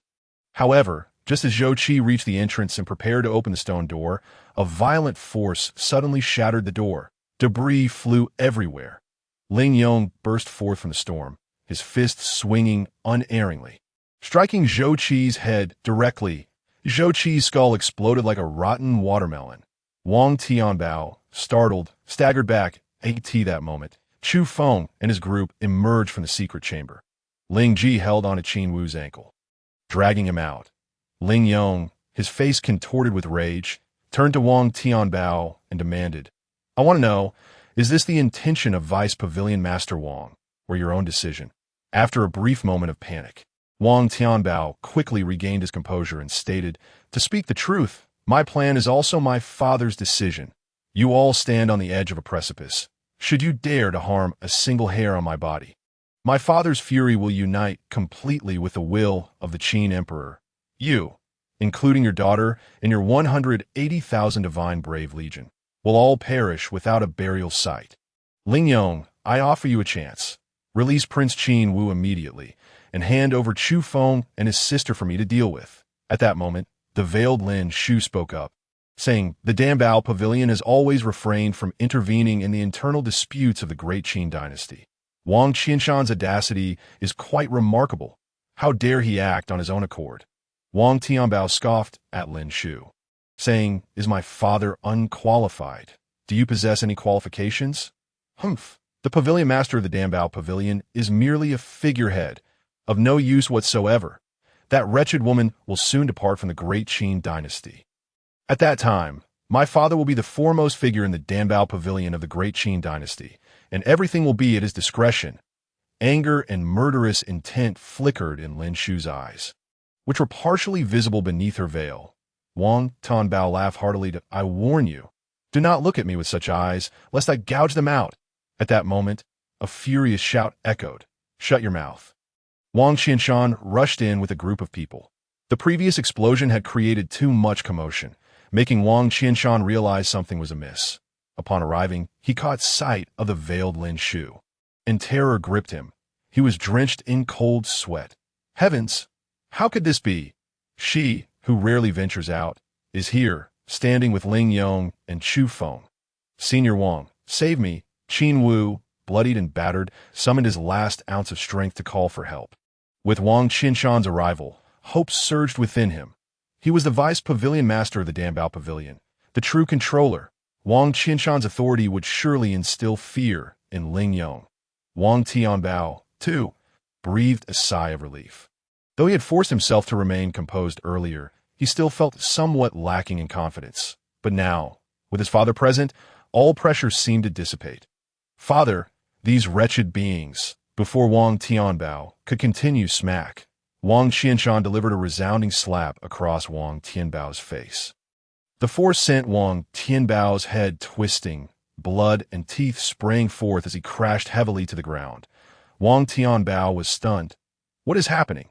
Struggling to rise from the ground, he covered his bloodied, disfigured face, mumbling incoherently, Father, unfilial spawn. Wang Qianshan bellowed, kneel before me. Before Wang Tianbao could react, Wang Qianshan strode forward, seized Wang Tianbao by the neck, and thrust him down before Lin Shu, pressing him down. Wang Tianbao's knees slammed in the ground as he knelt before Lin Shu. This scene left everyone who had accompanied Wang Qianshan utterly bewildered. Lin Shu fixed her gaze on Wang Qianshan and coldly remarked, the pavilion master of the Dambao Pavilion is merely a figurehead. Is it? Everything in the Dambao Pavilion is dictated by you. Is that so? Cold sweat poured down Wang Qianshan's forehead as he felt his knees buckle, causing him to kneel as well, saying, Pavilion Master, forgive me. It is my failure as a father. This little brat has offended and clashed with the Pavilion Master. I was momentarily foolish. Pavilion Master, please, show mercy and spare this little rascal just this once. He understood better than anyone how terrifying Pavilion Master Lin Shu's influence was. Lin Shu's presence in the great Qin dynasty's Dambao Pavilion was merely transitional. Her connections in higher echelons of the Dambao Pavilion wielded immense power. Pavilion Master. The term resonated in the minds of those present, causing their heads to buzz. This individual before them was, in fact, the enigmatic Pavilion Master of the Dambao Pavilion of the great Qin dynasty. In an instant, everyone knelt, bowing their heads in supplication. Wang Tianbao, in a daze, also repeatedly bowed, smashing his head against the ground until it was bloodied, calling out, Pavilion Master, please forgive us, spare my life. Meanwhile, Qin Wu, whose eyes had ignited with a glimmer of hope, fell into utter despair once more. Lin Shu turned to face Chufeng, clasping her hands respectfully and bowing. How shall we deal with these individuals? I beseech your guidance, Lord Shu. This single sentence struck Wang Qianshan and the others like a thunderbolt. The pavilion master of the Dambao Pavilion, who would not even yield to the Qin Emperor and Empress, was now so deferential before Chufeng. Lin Shu's posture before Chufeng was so subservient that it was akin to an invisible hammer, striking heavily upon the heads and spirits of Wang Qianshan and his entourage. Who exactly was Chufeng? In response to Lin Shu's inquiry, Chufeng uttered a single word: "Kill." "Understood." Lin Shu nodded. Instantly, a massacre commenced. After resolving this interruption, the group once again entered another secret chamber. Lin Shu wasted no time in stating, "Lord Shu, the Dambao Pavilion has a contract with the Great Qin dynasty, refraining from meddling in its internal strife. However, now that the Crown Prince has conspired with the likes of Wang Qianshan to disrupt the Dambao Pavilion, it is only fitting that we retaliate. Henceforth, the resources needed by the Divine Brave Legion in the war will receive the full support of the Dambao Pavilion. As for manpower, the Dambao Pavilion shall not refuse any assistance it can provide." These words stirred excitement within Divine Brave Wang. Naturally, he understood that the resources from the Dambao Pavilion would not be offered unconditionally. Details would need to be discussed further. Nonetheless, at least the general direction had been established. His greatest concern was resources. Even if the Divine Brave Legion was valiant in battle, a lack of resources would soon lead to internal collapse. With Lin Shu's promise, his most significant worry was finally alleviated. A moment later, Divine Brave Wang and his daughter departed the northern headquarters of the Dambao Pavilion, immediately returning to make final preparations for the impending war. Meanwhile, Lin Shu requested that Chufeng remain in the secret chamber. Lin Shu voluntarily removed her veil. Her skin was as fair as snow, delicate and tender, seemingly breakable. Her features were flawless, and her crimson lips resembled blazing flames. Appearing to be around 30, she bore no trace of age, yet exuded a mature charm wholly absent in youth, complemented by her voluptuous and lush figure. A true enchantress. A hint of intrigue flickered in Chufeng's eyes. He couldn't help but acknowledge that his heart stirred slightly. But he quickly regained his composure. "Lord Chu, I had my face veiled earlier due to the presence of others, which was disrespectful, that I hope you can forgive me," Lin Shu said earnestly. Chufeng nodded. "No matter. You specifically invited me to remain in the secret chamber. Do you have further matters to discuss?" Lin Shu let out a soft acknowledgement and said, "Is Lord Chu planning to simply overthrow the Great Qin dynasty, exacting revenge upon the emperor and empress? Or does he have aspirations to ascend to the position of sovereign himself? If it is the latter, then the support from Dambao Pavilion for the Divine Courage Legion necessitates meticulous arrangements." Chufeng's expression remained indifferent as he replied, "The title of sovereign holds no significance for me. It is merely a mundane power, devoid of any meaning that he sensed that this path of vengeance would likely entangle him in increasingly larger affairs. And he could not confine himself with the identity of sovereign." Lin Shu was not surprised by Chufeng's resolution. How could such a young honorary guest of Dambao Pavilion concern himself with the trifles of a secular dynasty's riches and glory? Her inquiry into Chufeng's intentions stemmed solely from caution, to ensure that the forthcoming series of events would not contravene his original aspirations that I understand. Lin Shu clasped her hands together, then added, "Moreover, I had not been aware of Lord Chu's identity until now, which delayed my visit. I have prepared a token of goodwill for this occasion." Yes, she spoke. Lin Shu retrieved a jade vial from her storage ring. The vial was crafted from extraordinary material, sealed with multiple layers of enchantments. Even so, arcs of lightning flickered across its surface, and a dense aura of thunder attributes instantly filled the chamber. "I know that Lord Chu possesses a thunder attribute spiritual root, and I happen to have a portion of innate thunder liquid that I believe it will be of great assistance to your cultivation, and I hope you will accept it without disdain." Innate thunder liquid? Chufeng's gaze flickered. Innate spiritual objects are exceedingly rare. What is innate? It is the essence of heaven and earth crystallized into existence. The value of any innate spiritual object is incalculable throughout the entirety of the Great Qin dynasty. Since its inception, such a thing has never before appeared. Since you offer it with such intent, I shall graciously accept it." Chufeng was not one to stand on ceremony, taking the jade vial from Lin Shu's hands. The moment the vial was in his grasp, it shattered into pieces, and a pure stream of innate thunder liquid flowed between his fingers. Upon witnessing this scene, Lin Shu's heart trembled, and she hurriedly cautioned, Lord Chu, the energy of the innate thunder liquid is overwhelming. It must not be used carelessly. Yet before her words could fully escape her lips, the astonishingly potent innate thunder liquid was entirely consumed by Chufeng through the Wanzhong Shirtian technique. With not a shred of energy wasted, Lin Shu stared in shock, her mouth agape. Meanwhile, the first awakened dragon spirit within Chufeng became overwhelmingly exhilarated. This was indeed the spirit of a thunder dragon. Previously, Chufeng had devoured vast amounts of energy to awaken it, and although he had filled the dragon spirit's essence with numerous energies, there still remained a long journey ahead to fully complete its form. However, a single portion of innate thunder liquid instantly rendered the dragon's spirit whole and robust. The might of the dragon surged forth from Chufeng, and Lin Shu felt as though she were a mere leaf tossed upon a tempest-tossed sea. Her background was remarkable. Even among those she had encountered, few could match a grandmaster-level warrior. Yet for the first time, she felt a profound sense of insignificance before another, even though Chufeng's aura did not intentionally target her. The majesty of the dragon was still beyond her endurance. "You may leave." Chufeng's voice resonated. Lin Shu snapped back to reality, hastily responding, "Yes, I shall not disturb Lord Chu's cultivation further." With that, she swiftly exited the chamber. Once outside, Lin Shu felt as though she had just emerged from water, her entire body drenched in sweat, her black veil gown clinging to her form, revealing glimpses of her exquisite fair skin. Within the chamber, Chufeng's heart surged with ambition. With a light exclamation, the dragon's spirit burst forth, filling the entire chamber with crackling lightning, transforming it into an ocean of thunder. The dragon's spirit detached from his body. Its power unmatched, the dragon's spirit coiled above him, its maw agape, unleashing a terrifying force of absorption. The consumption effect of the Wanzhong Shirtian technique surged tenfold, centered around the headquarters of Danbao Pavilion in the Northern Realm. Spiritual energy within a 10-mile radius surged frantically, forming visible vortices of spiritual power, instilling great awe in countless onlookers. Simultaneously, Chufeng extracted all the resources obtained from the annihilation of the Northern King's residence, allowing the dragon spirit to consume them.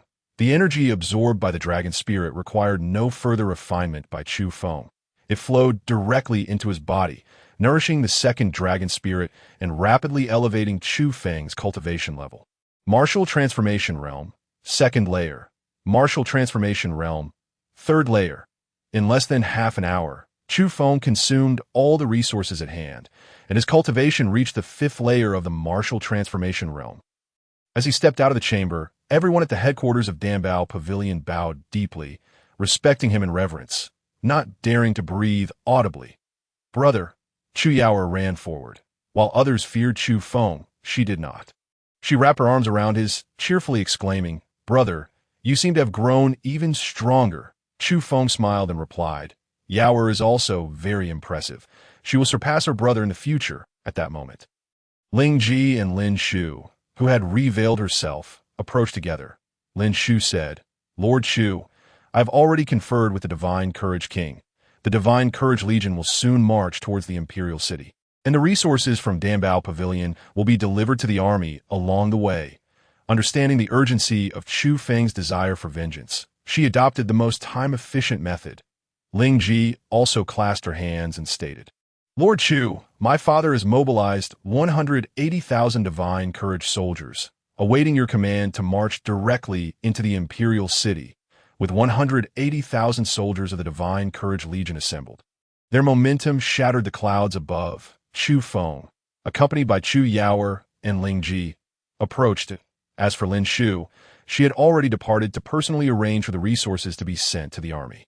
Young Master Chu, Ling Yong, saw Chufeng approaching and clasped his hands in respect.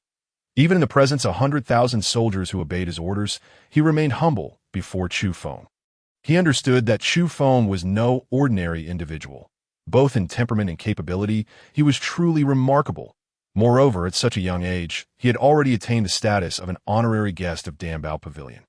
Without Chufeng, he would never have received such assistance from Danbao Pavilion, and he had nearly fallen victim to the schemes of Wang, Qianshan, and Qinwu. Chufeng was not only the key to altering his daughter's fate, but also the pivotal figure in transforming his own destiny. He might even be the one to usher in a new era for the vast dynasty. Chufeng nodded at Ling Yong, then turned his gaze towards the 100,000 soldiers brimming with battle intent. An extraordinary aura erupted from him as he proclaimed, "Where is Qin Wu? Lord Chu, Qin Wu is here." Ling Ji personally brought forth the prince, who looked as pitiful as a beaten dog. Chufeng merely cast a glance at Qin Wu, who trembled violently, panically shouting, "Do not kill me. Please, I beg you. I will do anything you ask." With a cold smile, Chufeng replied, "Kill you? It is still too early for that. Once I reach the imperial city, I shall take your life. Let Qin Tao and Su Lian witness it with their own eyes." The reigning emperor was named Qin Tao, and Su Lian was the name of the empress. Years ago, Chufeng had watched helplessly as his kin suffered agonizing deaths during the sacrificial rites on the altar. That pain was etched into his memory for eternity. The vivid scenes from those years haunted him day and night, striking at his heartstrings. He not only sought to overthrow the great Qin dynasty, but he also yearned for those beasts to witness their own kin perish before their very eyes. Subsequently, Prince Qin Wu was strung up high. The divine courage king, Ling Wu, receiving Chufeng's command, bellowed, "The divine courage legion, march forth, slay Qin Tao, remove Su Lian, uphold justice for heaven." Now, everyone knew that Su Lian had used the bones of the Chu family to concoct pills, while Qin Tao feasted upon the flesh and blood of the Chu family to extend his life.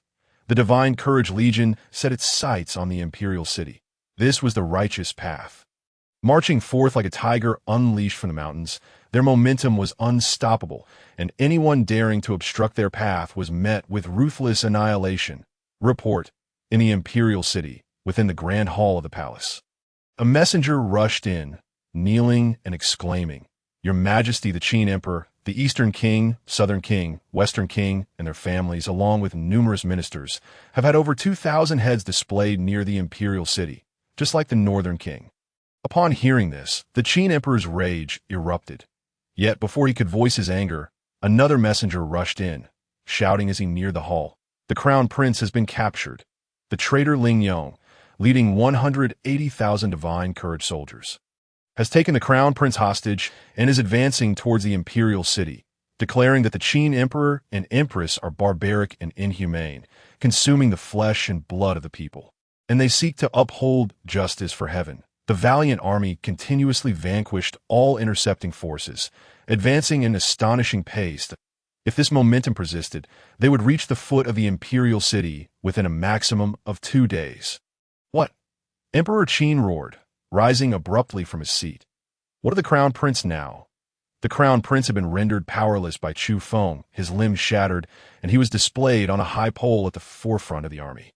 Inside the grand hall, the officials erupted in fury. How outrageous! Such an affront to the crown prince. Chufeng must be punished. Over the years, the valiant army had suffered from scarcity of resources. How could the Ling Yong possess the audacity to instigate such a large-scale rebellion? The messenger gasped for breath, stating, "It is the Dambao Pavilion. They are fully supporting the valiant army." The IT is said that Chufeng compelled Pavilion Master Lin to intervene personally. Instantly, the officials fell silent. A valiant army without resources, no matter how fierce at first, would soon show signs of fatigue. However, with the full backing of the Dambao Pavilion, the situation transformed entirely. Simultaneously, a significant question arose in everyone's minds. Pavilion Master Lin had scarcely attended to the affairs of the Dambao Pavilion over the years. Moreover, even after multiple visits from Emperor Qin and the Empress, he had refused to meet. What could have compelled Chufeng to elicit such a decision from the Pavilion Master? It appeared that the crux of the matter lay with Chufeng. It was indeed Chufeng's slander and rumors that provided the Ling Yong rebels with the pretext for insurrection. It was also Chufeng who facilitated the connection between the Ling Yong and the Dambao Pavilion, emboldening the rebels to initiate this uprising. The emperor's wrath blazed fiercely as he commanded, "Send word that all troops must converge upon the imperial city without further hindrance to the rebellious scoundrels. They intend to invade the imperial city, and I shall be there, leading the army to await them. The day they reach the imperial city will be the day I send them to their demise. Given the current circumstances, no army could impede the advance of the valiant army. Thus, Emperor Qin chose not to obstruct their path. Let them come. The outcome would be determined beneath the imperial city. Life and death would be decided. Dismissed, Emperor Qin departed hastily and sought out the empress. The empress wept. What of Wu-Er? The emperor placed his hands on the empress's shoulders, reassuring her, do not worry. Wu-Er will be fine. My empress, you must prepare yourself. Once I capture Chufeng and his sister, you must personally assist in their flesh and blood to refine Elixirs 8T that time. Not only will it restore Wu-Er, but I shall also ascend to the pinnacle of martial mastery, becoming the greatest emperor of the great Qin dynasty throughout the ages, forging an eternal glory. The empress nodded, stating, very well, I shall prepare immediately. As soon as we capture Chufeng and his sister, we shall extract their blood, flay their skin, strip their flesh, and extract their bones to absorb their marrow for refining. Meanwhile, the valiant army surged forward, their momentum growing even stronger. At the forefront of the Grand Army, the valiant King Lingyong approached Chufeng, saying, Young Master Chu, we have just received intelligence that Qin Tao has ordered the armies along our route to cease all obstruction. He is gathering a massive force at the foot of the imperial city for a final confrontation. In Chufeng's hand, a pearl pulsating with violent thunderous energy took shape, a thunderstorm pearl. Yet it was several times more powerful than the one he had previously crafted for Chu Yao's protection. Throughout this journey, he had absorbed vast amounts of energy, elevating his cultivation to the 8th level of the transformation of martial realm, with the second dragon spirit also awakening. Moreover, he had refined a total of 18 such thunderstorm pearls. He handed the newly crafted one to Chu Yao. She accepted it. Only then did Chufeng turn to Lingyong, saying, It is indeed fitting to slay Qin Tao at the foot of the imperial city. His tone was icy. Lingyong took a deep breath and continued, Young Master Chu, now that there are no enemy forces obstructing our path, we shall reach the imperial city within a day at most. Therefore, I wish to discuss our strategy with you. Speak, valiant king, Chufeng replied. Lingyong elaborated, Qin Tao's strength has reached the threshold of a half-step grandmaster. However, having lived a life of luxury, he may not be adept in battle. If a confrontation arises, I shall restrain him. He may be at the pinnacle of the transformation of martial realm, but having fought in the military throughout his life, his combat prowess may not be inferior to Qin Tao's. Noticing Chufeng's silence, Lingyong continued, Moreover, there is one crucial matter you must remember, young Master Chu. Should the enemy attempt to retreat into the imperial city after the battle begins, do not pursue them inside. For within the city lies a 7th-tier supreme formation known as the 9 Dragons' Profound Heaven Array. Even a grandmaster entering the imperial city recklessly would meet their demise. My plan is to encircle the imperial city first. In preparation for this array, I've already made arrangements to meet with a reclusive expert in formations, who will join us tomorrow to break the array. A 7th-tier supreme formation? Chufeng's lips curled into a dismissive smile. Another day passed. The imperial city of the great Qin dynasty finally came into view for Chufeng. The city walls stood tall, reaching 100 zhang in height. Each brick and tile was crafted from precious materials used to forge spirit weapons, radiating with the light of spiritual patterns. The spiritual patterns serve as the foundation of formations. Cultivators utilize vast quantities of spirit stones and special ores, combined with spiritual patterns, to form arrays. The power of formations can, to a certain extent, connect heaven and earth, although formations cannot be altered at will and are limited to a fixed position. The area governed by the formation belongs to the one controlling it.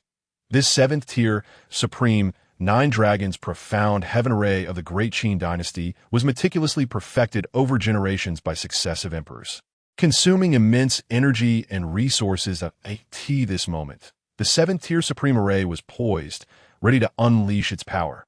Outside the imperial city walls, a 6th-tier perfected demon beast, the golden-winged roc, soared majestically. Emperor Qin, clad in the 6th-tier supreme golden battle armor and wielding a 6th-tier supreme golden war spear, stood atop the roc's back. He exuded an extraordinary aura. Below him, millions of troops gathered, brimming with battle intent. The killing aura soared to the heavens. Emperor Qin gazed at the approaching valiant army in the distance. His attention quickly focused on the crown Prince Qin Wu, suspended on the high pole, his most beloved son, the heir to the great Qin. In this moment, he was subjected to such humiliation. A chilling glint erupted from Emperor Qin's eyes as he bellowed. "Rebel Lingyong, I command you to release the crown prince immediately. Surrender Chufeng and his sister. Then lead all the valiant soldiers to kneel and acknowledge their mistakes. Surrender your weapons. I promise to spare you and hold no past grievances." Lingyong raised his hand. The valiant army halted its advance. He looked at Chufeng. A murderous intent erupted from Chufeng. Freezing the very air around them, he stepped forward, rising into the air and hovering beside the suspended crown Prince Qin Wu. "Father, save me!" Qin Wu shouted with all his might. Chufeng reached out, seizing Qin Wu by the neck. Qin Wu flailed helplessly, struggling in a desperate and pitiful manner. On the city walls, the Empress Su Lian, responsible for controlling the 9 dragons' profound heaven array, could no longer bear it and let out a piercing scream. "Chufeng, you wretched scoundrel! If you dare to harm my son again, I will ensure that you suffer a fate worse than death."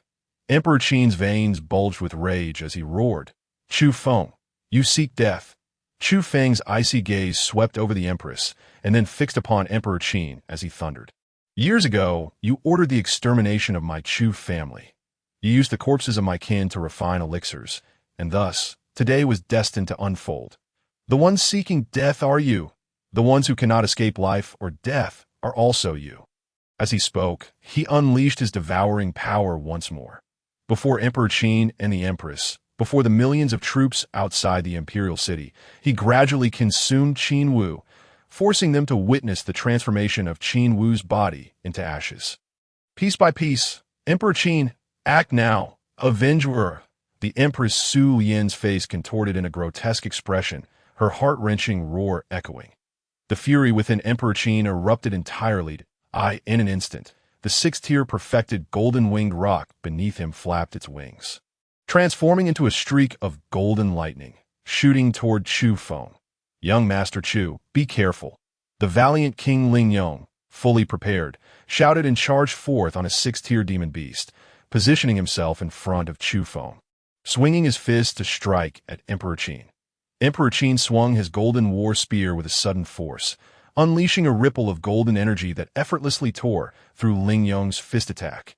This golden ripple harbored extraordinary power and moved with incredible speed. Lingyong's heart sank in shock as he leaped into the air. Boom! His 6-tier demon beast mount was utterly helpless as the golden ripples swept across it, causing its body to shatter into countless fragments, exploding in an instant. The heavenly wave spiral technique. Lingyong's heart was filled with terror. This was the royal family's most formidable technique, a top-tier Earth-level skill. The founding ancestor of the Great Qin dynasty had relied on this very art to establish a vast imperial legacy. Yet, since the reign of the first Qin emperor, no one had successfully mastered it again. Lingyong never imagined that Qin Tao, whom he believed was not adept in battle, would command such a powerful martial art. In that moment, his heart plummeted to the depths of despair.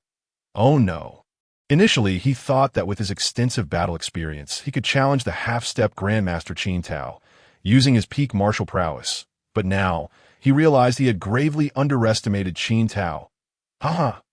The Qin Emperor laughed maniacally. Bellowing, "Lingyong, I shall grant you one final opportunity. Kneel and surrender.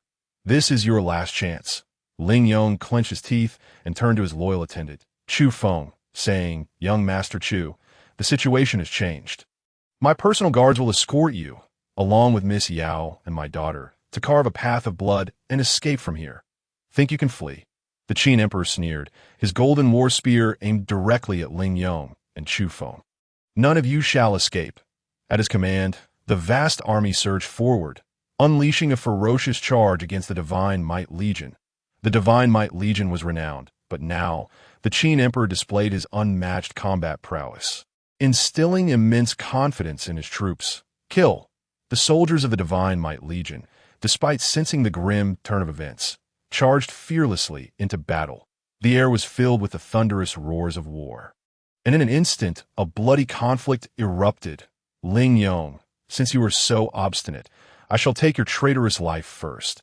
The Qin Emperor was confident of victory, and his golden-winged rock exhibited astonishing speed, transforming into a terrifying streak of golden light as it charged toward Ling Yong. The golden war spear unleashed the heavenly wave spiral technique once again, the golden ripples now even more ferocious and terrifying. Ling Yong let out a low growl. There was no retreat left. He had no choice but to fight with all his might. His eyes turned blood-red as he prepared to engage the Qin Emperor in a life-or-death struggle, when suddenly his pupils constricted. Chufeng, who had been behind him moments before, now stood in front of him. He struck out with the palm. Torrential thunder erupted from Chufeng's hand. The raging lightning was unstoppable, effortlessly obliterating the golden ripples conjured by the Qin Emperor. The terrifying force of the palm strike remained undiminished.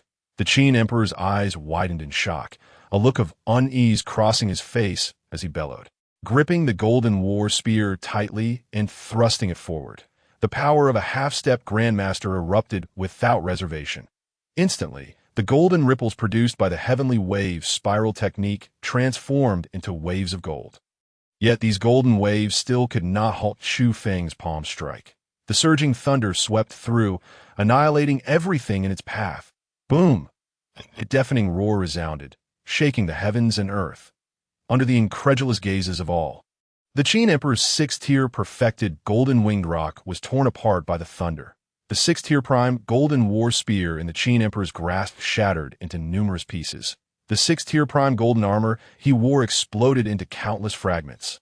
The Qin Emperor's body was sent flying backward like a kite with its string cut, blood staining the sky. Unbearably fragile, Chufeng coldly exclaimed. In an instant, cries of terror erupted one by one. The elite martial artists rushed toward the Qin Emperor. Die! Chufeng's will was akin to a divine being with absolute dominion over life and death. He stepped through the air, treading upon thunder, unmatched in speed. Wherever he passed, all those rushing to protect the Qin Emperor exploded into clouds of blood mist. None could withstand Chufeng. In an instant, he cut through a throng of worthless obstacles, and before the Qin Emperor's body could land, Chufeng seized his face, lifting him into the air. At that moment, the millions of soldiers engaged in battle halted in unison. Millions of gazes fixated upon Chufeng in the sky. Some were exhilarated, while others were filled with dread. Even the half-step Grandmaster Qin Emperor was subdued by a single move from Chufeng. Truly terrifying. In the air, the gale howled. Chufeng's hair danced wildly, his aura swirling, murderous intent surging. His hand gripped the Qin Emperor's face, distorting his head in his grasp.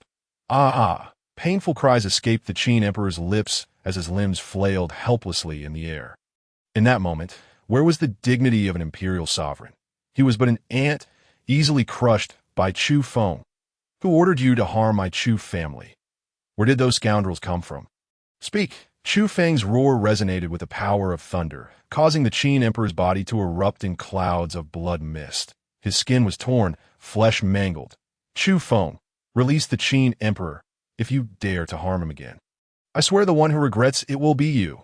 From atop the city wall, the Empress Su Lian, having experienced a brief moment of panic, issued a sharp cry.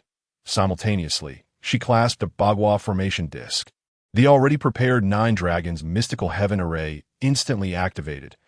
A dazzling radiance surged from the imperial city, awakening the entire fortress as a fearsome power began to brew.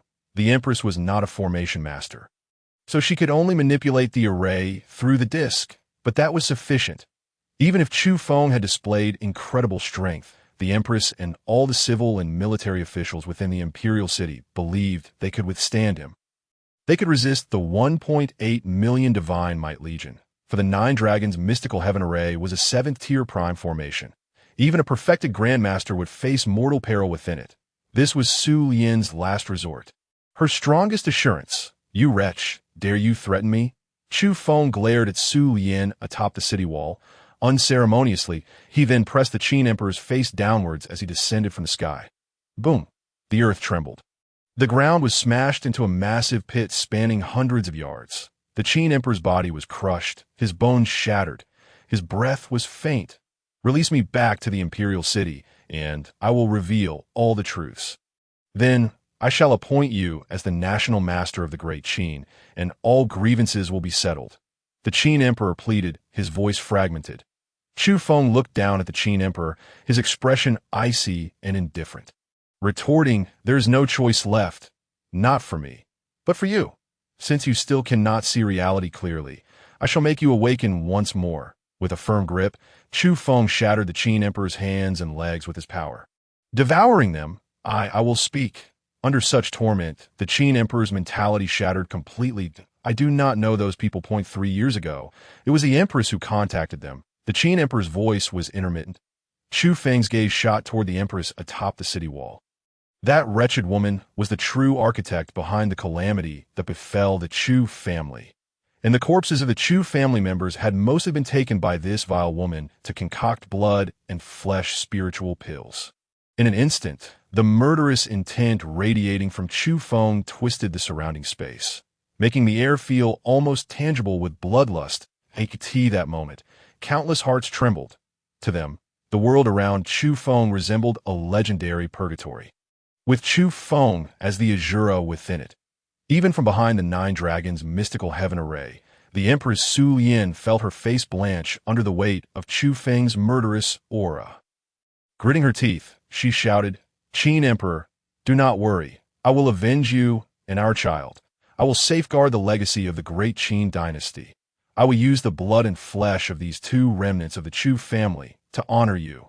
She realized she could not save the Qin Emperor. The morale of the army outside the city had been severely shaken, and chaos reigned among the ranks. Within the imperial city, no one dared to venture forth. Now, they could only rely on the 9 dragons' mystical heaven array to defend the city and devise a counter-strategy. You wretch, you shall not survive this day. Moreover, I guarantee your demise will be far more tragic than those who have already faced their retribution. Chufeng roared. The Empress Su Yin, under Chufeng's gaze, felt a wave of terror wash over her, almost causing her to lose control. She dared not remain on the city wall any longer. You traitor, just wait. In the end, you'll be the one regretting it. With that, Empress Su Yin turned and hurriedly fled back to the palace. Chufeng was unhurried. He had declared that Su Yin would not survive the day. Therefore, today, Su Yin would surely perish. Next, he would let her experience despair, bit by bit. Under the crushing weight of despair, she could only watch helplessly as death approached her step by step. In the next moment, Chufeng's hand shot out. The Qin Emperor, having lost his limbs and transformed into a wretched being, was flung away by his might, suspended in mid-air. Qin Tao, perish! A thunderous voice resonated, echoing in all directions like the sound of heavenly thunder. Immediately afterward, the Qin Emperor was torn into countless fragments in the air by Chufeng's power. Kill! At this moment, the valiant King Lingyong bellowed. Now was the time for a fierce assault. It was imperative to obliterate the enemy forces completely, for only then would surrender be possible. Initially, the Qin Emperor had personally led his troops, their morale soaring high. But now, with the Emperor's tragic demise, chaos ensued among the ranks. King Lingyong surged forward, unstoppable. It wasn't long before numerous soldiers cast aside their weapons and knelt in surrender. The tide had turned. Lingyong, filled with excitement, approached Chufeng with a cadre of corps commanders from the valiant army and said, Young Master Chu, today's battle is fortunate to have your unparalleled prowess. Otherwise, the consequences would be unimaginable. The group of generals clasped their hands in respect towards Chufeng, recalling the heart-stopping scenes they had just witnessed. For a moment, despair had indeed engulfed them, as the Qin Emperor's strength far exceeded their expectations. Yet, to their astonishment, Chufeng descended like a divine warrior, turning the tide of battle. Chufeng's gaze fell upon the imperial city, shrouded in the 9 dragons' mystical formation, a cold smile gracing his lips, exuding an aura of lethal intent. Let despair spread forth, and may that wretched Su Yin be gradually engulfed by the shadow of death. Rest assured, young Master Chu, Lingyong replied, the formation master I summoned has arrived. With his assistance, the 9 dragons' mystical formation will surely be dismantled. He then turned to one side and added, quickly, "Summon the carefree wanderer." Yes, while awaiting the arrival of the master, Ling Yong introduced young Master Chu. The one who will aid in breaking the formation is known as the carefree wanderer. In terms of formation expertise, if he claims the second spot in the Great Qin dynasty, none would dare to claim the first. He is a 7th-tier low-grade formation master, and his ancestors participated in the arrangement of this 7th-tier supreme 9 dragons mystical formation in the imperial city. No sooner had he finished speaking than a palanquin, borne by 8 men, arrived in the center of the arena that the young and beautiful woman approached and lifted the curtain. Within the palanquin sat an elderly man with white hair, his complexion as rosy as an infant's. Adorned with a silk cap and holding a feather fan, he was indeed the carefree wanderer. I implore you, carefree wanderer, to assist in dismantling the 9 dragons mystical formation that I assure you, the rewards promised will not be lacking in any way. Ling Yong clasped his hands in reverence. The carefree wanderer gently waved his feather fan, but showed no inclination to exit the palanquin. Instead, he spoke in a tone of indifference. The mobilization of the valiant army for such a large-scale conflict incurs an astronomical daily expenditure. Even with the full support of the Dambao Pavilion, the costs must ultimately be accounted for. Is that not so? As the siege of the imperial city dragged on, the resource consumption became increasingly severe. Moreover, the various armies of the Great Qin dynasty were arriving one after another. How long could 1.8 million valiant soldiers endure?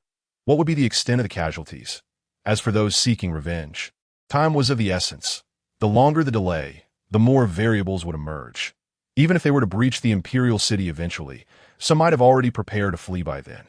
The carefree wanderer's 3 statements struck deeply at Ling Yong and the others. The final remark was clearly directed at Chufeng and his sister. While Chu Yaoyao displayed visible anxiety, Chufeng remained unfazed. Ling Yong furrowed his brow, sensing that something was amiss. The carefree wanderer bore a triumphant smile as he declared, "If I do not intervene, all your efforts will be in vain. Should I choose to act, in 3 days I can surely create an opening in the 9 dragons mystical formation, allowing you to penetrate the imperial city. However, I must add one condition." With that, his gaze fixated intently on Chufeng and his sister. A glint of greed shimmered in the carefree wanderer's eyes as he scrutinized them. Chu Yaoyao felt a wave of unease wash over her.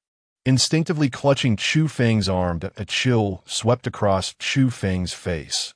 Ling Yong's expression hardened as he asked, "Carefree wanderer, what condition do you propose? The situation is urgent. Whatever I can do, I shall certainly agree." The carefree wanderer replied with a smile, "What I seek is quite simple, easily achievable, that I require some blood from both Chufeng and Chu Yaoyao, as well as a modest portion of flesh." At these words, Ling Yong's expression stiffened. Ling Ji's face flushed with anger, and the other commanders of the valiant army were left stunned. And no one had anticipated that the carefree wanderer would make such a demand. With the hope of dismantling the 9 dragons' mystical formation resting solely on him, he audaciously hiked the price. Yet, the coldness on Chufeng's face dissipated. He regarded the carefree wanderer with an unsettling calm, as if gazing at a corpse. Now, he was not in a rush to respond. He wished to ascertain whether the valiant king and his daughter were truly worth receiving his assistance. "Father, you cannot agree to this." "Absolutely not."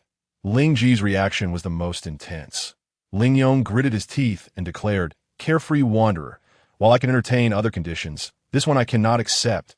The carefree wanderer sneered repeatedly. "Valiant king, my condition is not excessive in the least. Consider this, which is more vital, the blood and flesh of the siblings, or the lives of your 1.8 million valiant soldiers. If you do not swiftly dismantle the formation and seize the imperial city, the consequences could be dire, and I need not elaborate." He then turned his attention back to Chufeng and his sister, saying, "I am not like those from 3 years prior. I only require a portion of your flesh and blood, and it will not endanger your lives. Afterwards, I can provide elixirs to heal and restore you. Should you agree, I will commence breaking the 9 dragons' mystical formation immediately. Do you not seek vengeance? The Empress Su Lian is within. For the sake of revenge, would you not be willing to sacrifice this small amount of flesh? Think of how tragic it was for your kin, if your selfishness delays your vengeance. Your ancestors in the afterlife shall surely be enraged. The carefree wanderer sought to manipulate the valiant king with the greater good while emotionally coercing Chufeng and his sister. How many lives had the corpses of the Chu family contributed to the great Qin dynasty? The living siblings of the Chu family were too enticing. The carefree wanderer longed to utilize their blood and flesh to undergo his own transformation. Father. Ling Ji looked at Ling Yong, shaking her head vigorously. Ling Yong took a deep breath and said, "Since the carefree wanderer is unwilling to assist, then please take your leave." The carefree wanderer scoffed, "Ling Yong, your 1.8 million valiant soldiers have fought for you far and wide. Yet you disregard their lives for such a trivial matter. Are you not afraid that the valiant army will turn against you?" Ling Yong's expression grew resolute, his voice ringing out boldly. "Qin Tao and Su Lian are tyrannical and cruel. They deserve their fate. We act on behalf of heaven's will. If the blood and flesh of young Master Chu and his sister are to be the price for an opportunity to breach the imperial city, then I, Ling Yong, am no different from Qin Tao and Su Lian. I would rather forego this chance. Moreover, given the current situation, the victories we have achieved owe much to young Master Chu. How could I betray him? I, Ling Yong, have lived my life uprightly. My heart knows righteousness. The 1.8 million soldiers under my command follow me into life and death precisely because they recognize my sense of duty. If I forsake this sense of duty, what right do I have to face these 1.8 million soldiers?" His words were passionate and resonant. "Indeed, we, the valiant army, shall never engage in such treachery, even if we must launch an all-out assault. We shall penetrate the imperial city. Your condition will not be accepted by any of the 1.8 million soldiers in the valiant army. The valiant army possesses its own sense of righteousness." One by one, the commanders of the valiant army stepped forward, voicing their fervent objections. Ling Ji finally breathed a sigh of relief. She stepped closer, took Chu Yaoyao's hand, and said to Chufeng, "Rest assured, young Master Chu, the valiant army consists of individuals with loyalty and righteousness." At that moment, the carefree wanderer was seething with fury, his beard almost bristling with indignation. "Very well. Let the valiant army cling to its so-called sense of righteousness. You may await the arrival of despair right here. I shall remain nearby for 3 days. Should you change your minds, you may find me at any time. These 3 days are your final opportunity. After 3 days, I shall no longer involve myself in this matter. Humph, take care of yourselves." Having said that, he bellowed, "Go!" Instantly, the 8 bearers of the palanquin rose to their feet. Yet at that very moment, a chilling voice resonated. "Did I permit you to leave?" A terrifying wave of cold swept through the air as Chufeng fixed his gaze upon the carefree recluse seated within the palanquin and uttered a sharp reprimand. The recluse's expression darkened, his face clouded with gloom as he retorted, "I intend to depart. Do you dare to obstruct me?" His confidence was palpable. He believed that after the valiant legion's relentless assaults on the imperial city, suffering repeated setbacks and incurring grave losses, they would inevitably seek him out to acquiesce to his demands. The Chu siblings would surely bow their heads before him. Moreover, despite being an array master and lacking in combat prowess, it did not imply he was devoid of fighting capability. In an instant, the palanquin he occupied erupted with spiritual brilliance. This palanquin was an artifact of spiritual essence. Additionally, he had arranged powerful formations within it. "Here, I possess a 7th-tier inferior killing array. I shall leave, and none can stop me." The carefree recluse laughed heartily, his feather fan swirling. Were it not for the presence of the valiant legion's 1.8 million troops, which instilled some trepidation in him, he would have outright captured the Chu siblings using the array within the palanquin. The might of the 7th-tier inferior killing array sent shivers through the onlookers. Chufeng scoffed derisively. "Stop you. You are mistaken. Should you wish to feast upon my siblings' flesh, you shall perish. A mere 7th-tier inferior array poses no challenge for me to dismantle." The carefree recluse also scoffed, declaring, "Such brash words. Let us see if you can back them up." Chufeng's voice thundered. In the next moment, as if heaven itself had become enraged, a terrifying bolt of lightning descended from the skies. crashing violently towards the recluse's palanquin. The recluse snorted coldly, unleashing the power of his seventh-tier inferior array, dazzling spiritual light soaring towards the heavens to collide with the heavenly thunder. However, the fierce impact caused the spiritual light to swiftly extinguish. The thunder struck down with overwhelming force, shattering the palanquin into countless pieces. The bearers of the palanquin were reduced to ashes. Only the carefree recluse remained, charred and grievously wounded, sprawled upon the ground. Chufeng's expression was frigid as he stepped forward, placing a foot directly upon the recluse's back. The plight of his family members was a wound that would forever remain unhealed in his life. His sister had narrowly escaped a sinister plot not long ago. Such occurrences were ones Chufeng had no desire to endure again. Now, someone dared to threaten to consume his sibling's flesh before his very eyes. His murderous intent had long since surged. Just moments ago, he had merely wished to gauge the attitude of the valiant king and his daughter and had managed to restrain himself. Now, there was no longer any need for restraint. "Who gives you the audacity to feast upon my sibling's flesh?" Chufeng roared, crushing the carefree recluse's spine with his foot. He then reached out, lifting the recluse into the air. Blood mixed with fragments of his internal organs spewed from the recluse's mouth as he gasped for breath. His gaze unfocused, stammering, "You cannot kill me. Only I can unravel the 9 dragons' profound heaven array." "Very well," Chufeng replied. "For now, I shall spare your life. Now, open your eyes wide and witness how I dismantle the 9 dragons' profound heaven array. At that time, I shall take your life." With that, Chufeng slammed the recluse's body brutally into the ground, turning his attention towards the imperial city, declaring, "Valiant king, what commands does young Master Chu have?" Ling Yong replied hastily. Chufeng's gaze was as piercing as the sun and moon as he stated, "Within a quarter of an hour, this array shall be shattered." An air of arrogance emanated from Chufeng. He had effortlessly broken the 7th-tier inferior killing array with sheer strength. The 7th-tier premium array within the imperial city, having accumulated the Qin dynasty's millennia of heritage, was many times more powerful than the carefree recluse's 7th-tier inferior killing array. But what of it? His master had forged the great Tao canon, encompassing all realms of cultivation. Arrays could connect to the divine, even though Chufeng was merely at the martial transformation realm. Dismantling this insignificant 7th-tier premium 9 dragons profound heaven array posed no difficulty whatsoever. As his words fell, he soared into the air, heading towards the imperial city. "Report, Your Majesty, grave news. The traitor Ling Yong has conspired with the carefree recluse to provide assistance." The queen, Su Lian, who had just returned to the palace, was still recovering from a shock. The deaths of Crown Prince Qin Wu and Emperor Qin had inflicted a severe blow upon her heart.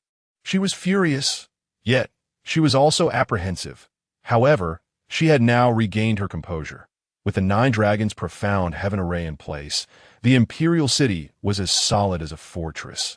Chufeng and his companions could not penetrate it. Yet upon hearing this news, the queen's heart trembled. This was disastrous. The carefree recluse's ancestors had participated in the arrangement of the 9 dragons' profound heaven array. Moreover, as a 7th-tier inferior array master, the carefree recluse indeed had the potential to tear open a breach in the 9 dragons' profound heaven array. Just as Queen Su Lian was once again engulfed in anxiety, another report came in. Report. The carefree recluse intends to feast upon the flesh of Chufeng's siblings, leading to a conflict with the valiant legion, resulting in a rupture with Chufeng. Chufeng has taken action to subdue the carefree recluse. Chufeng is now charging into the array alone. Instantly, excitement and joy flickered across Queen Su Lian's face. The civil and military officials present all exhaled in relief. Those who brought calamity upon themselves deserve their fate. The carefree recluse had it coming. As for that reckless Chufeng, he was courting death. Charging into the array alone, did he think himself invincible? Even true masters would find it perilous to charge headlong into the 9 dragons' profound heaven array. He would emerge neither unscathed nor intact. Chufeng was utterly arrogant, effectively seeking his demise. The civil and military officials were invigorated. They had just been troubled, uncertain of how to deal with the exceptionally formidable Chufeng. But now, Chufeng had delivered himself right to their doorstep. They had been granted an excellent opportunity. If they could eliminate Chufeng, the subsequent matters would become significantly easier to resolve. Queen Su Lian, grasping the array disc, swiftly reached a decision, stating, "I shall personally control the array and suppress this ruffian. Avenging the Qin Emperor, avenge the Crown Prince. Let the might of our great Qin be known. Restore clarity to the skies above our great Qin." In the next moment, the queen soared from the palace. Ascending high above it, the array disc hovered before her, emanating waves of spiritual light that projected the scenes around the walls of the imperial city onto the heavens. In the images, Chufeng was seen charging towards the imperial city alone. On the city walls, numerous imperial guard soldiers, armed with great bows, unleashed arrows imbued with terrifying penetrating power, creating a cacophony akin to a mountain collapsing and an ocean surging, reminiscent of a vast army. Yet even a true army could not hinder Chufeng.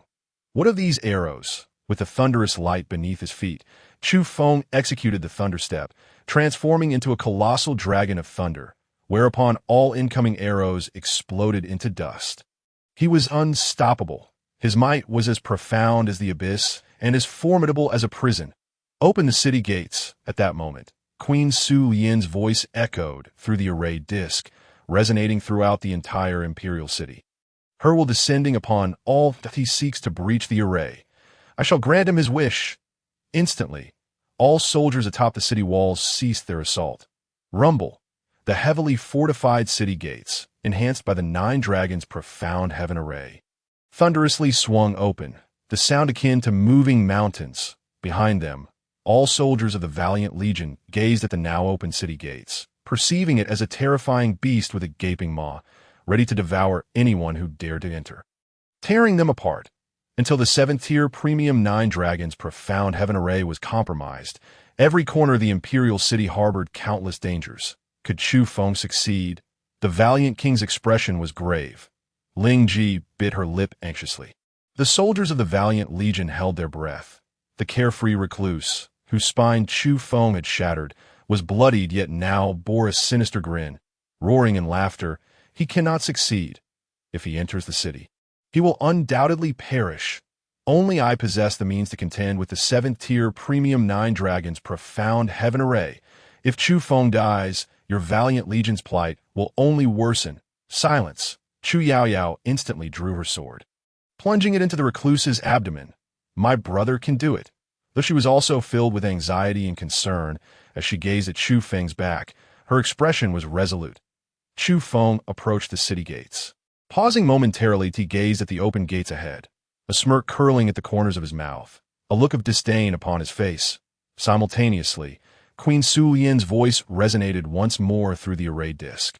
Arrogant child, do you not wish to charge alone into the grand array of the imperial city? I have opened the gates. If you dare, enter the array. How so? Are you frightened? Your arrogance is merely a facade. Deep down, you remain a coward. Ha! Allow me to inform you. I now possess pills forged from the flesh and blood of your Chao family, and I shall savor them one by one. Did you not incessantly proclaim your desire for vengeance? To repay blood with blood? I await you here. You worthless creature. Su Yin is deliberately provoking Chufeng. She aims to incite his fury and compel him to enter the fray. You wretched woman. Your alliance is but trifling in my eyes. Soon, I shall render you utterly incapable of smiling. Chufeng bellowed, his form darting into the city wall. Close the city gates. In an instant, the heavily fortified gates, imbued with the power of a 7th-tier supreme formation, thundered shut, sealing off all avenues of retreat for Chufeng. He would be left with nowhere to flee. A fish in a barrel. Su Yin was filled with exhilaration. In that moment, she manipulated the 9 dragons' profound heaven array to unleash its full might. Torrents of violent spiritual energy surged skyward from 9 positions within the imperial city, coalescing into form. 9 dragons appear. Protect our great Qin dynasty. For millennia to come, glory shall never fade. At that moment, the might of the 9 dragons' profound heaven array shook every soul within the imperial city. Until now, Everyone had merely known of its existence, but this was the first time they beheld the full power of the formation unleashed. 9 colossal spiritual dragons soared into the sky, their might overwhelming, their strength unparalleled. With this formation's power safeguarding the Great Qin, the imperial foundation is as solid as a rock. Unafraid of all, beyond the imperial city, gazes were fixed upon the 9 soaring spiritual dragons above, and the entire valiant army held their breath in anticipation. The terror of the 7th-tier supreme formation was truly formidable. Could young Master Chu truly resolve this? Chu Yaoer gripped her sword, her knuckles turning white, her once resolute visage now pale with apprehension.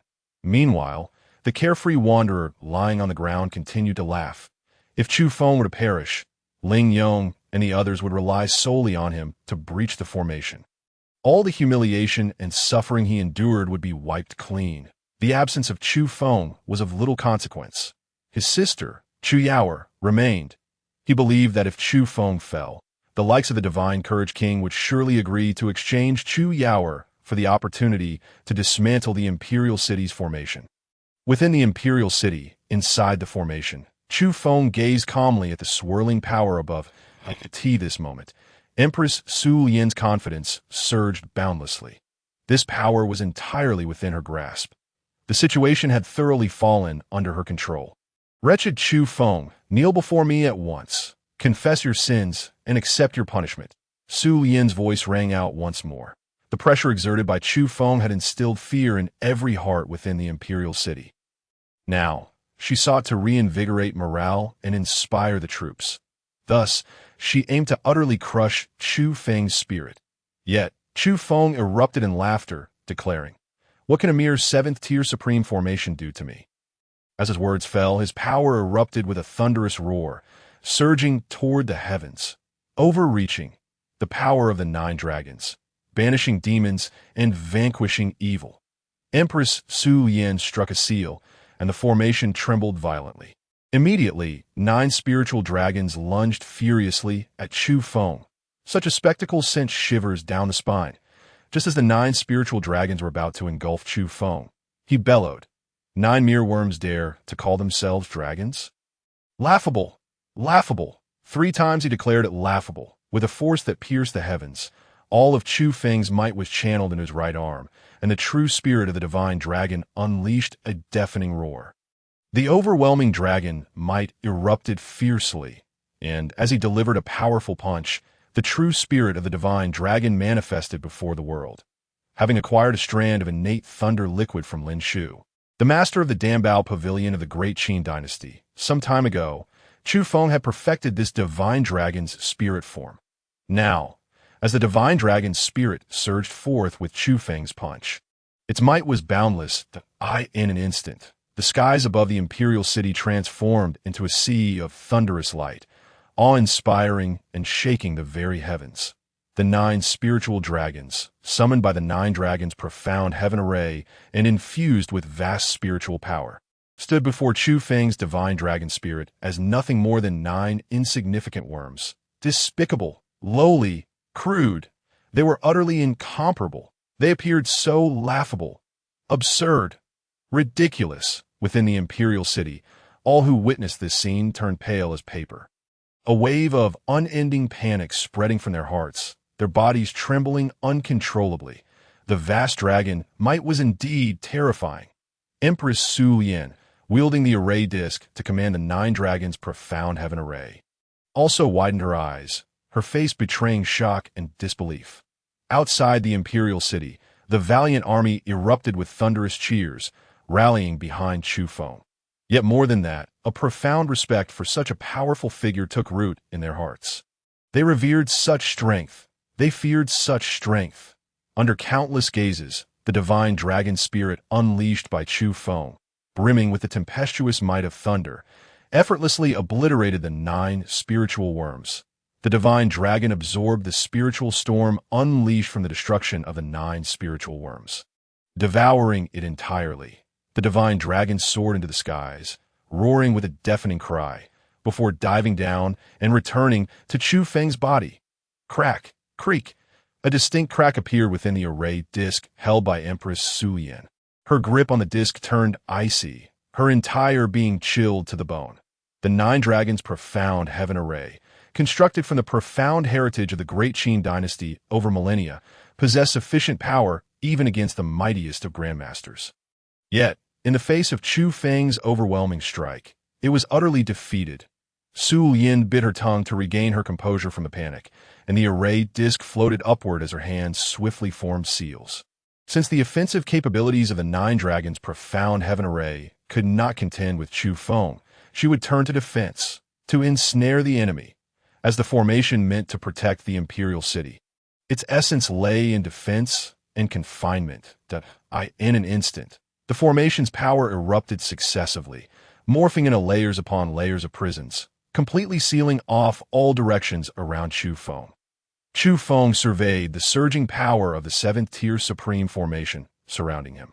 His expression remaining one of disdain. In the next moment, he formed seals with his hands. The power of the seal brushed past his eyes.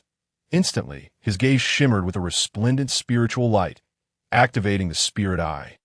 This technique, recorded in the scriptures of the Great Tao, allowed one to discern spiritual patterns, rendering all secrets of formations laid bare.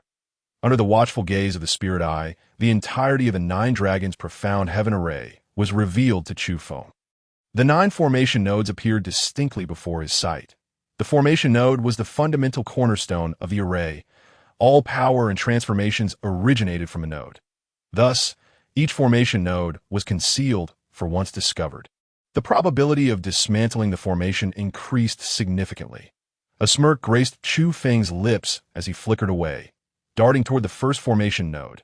Meanwhile, Empress Su Yin hurried back to the palace hall, her face etched with urgency and deep anxiety. Lianer, an elder, immediately entered the palace hall.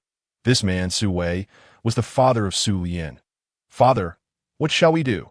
This is dire." Su Yin was in a state of panic. Su Wei replied, "Lianer, calm yourself. I recall you mentioning that a esteemed figure once gifted you a strand of spiritual incense. If lit, he would sense it."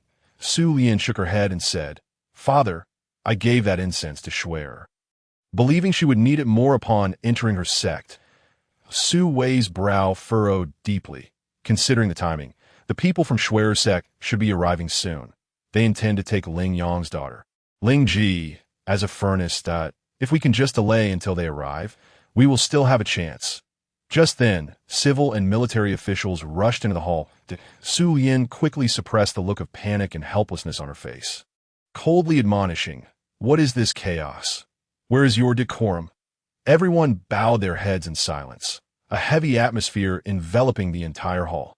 "Our dynasty still possesses an army of 800,000 to eliminate this rebel force." "What of theirs?" Su Yin's voice rang sharp with anger. A military general stepped forward, reporting, "Your Majesty, the Qin Emperor has already issued military orders. The various armies are on their way. I estimate that within 2 days, they will gradually arrive." Su Wei immediately added, "Though that Chufeng is formidable, as long as we activate the full power of the 9 dragons' profound heaven array to confine him, even if we cannot kill him, we can keep him trapped. Once the various armies arrive to besiege the rebels, with millions of troops, how can we not subdue a single Chufeng? Even the mightiest warrior has his limits. When the time comes, even if Chufeng's strength is unmatched, he will still fall before the onslaught of millions." These words finally brought some temporary calm to the hearts of the people. Su Yin also sighed in relief. The imperial city must not descend into chaos. Various troops are rallying to rescue the imperial city, and indeed there is hope for a turnaround. Furthermore, if time is delayed until the sect members arrive, the situation can undoubtedly be completely reversed. Outside the imperial city, Chu Yaoer, the valiant king, Ling Ji, and all the soldiers are poised for action. They have witnessed the earth-shattering moment when Chufeng transformed his fist strength into a dragon, igniting their fervent spirits. However, it seems impossible. Chufeng is formidable, but the 9 dragons' mysterious heaven formation's greatest strength lies in its 9 concealed array eyes, perfectly hidden. Chufeng, lacking knowledge of formations, cannot possibly locate those 9 array eyes. He simply cannot break this grand formation. Only I know the whereabouts of one of those array eyes, and I can reveal it to you. I can also teach you how to tear open a breach in the 9 dragons' mysterious heaven formation. But Chu Yaoer must fall under my control. As long as she consumes my soul-binding pill, I will guide you on how to support Chufeng. The carefree wanderer is still attempting to sow discord among the ranks. Seeking to save himself, he remains fixated on the flesh and blood of the Chu family. He fears Chufeng's power. Yet if he can control Chu Yaoer, he will have a firm grip on Chufeng's lifeline.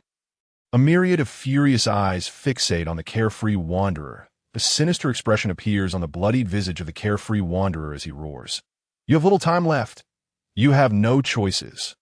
Chufeng is trapped inside and may fall prey to treacherous ambushes at any moment. Perhaps he is already in peril. Moreover, once the reinforcements arrive, none of you will have an escape route. Chu Yaoer bites her lip, her heart racing.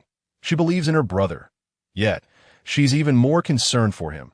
The carefree wanderer, clearly aware of this, repeatedly provokes Chu Yaoer despite enduring his injuries.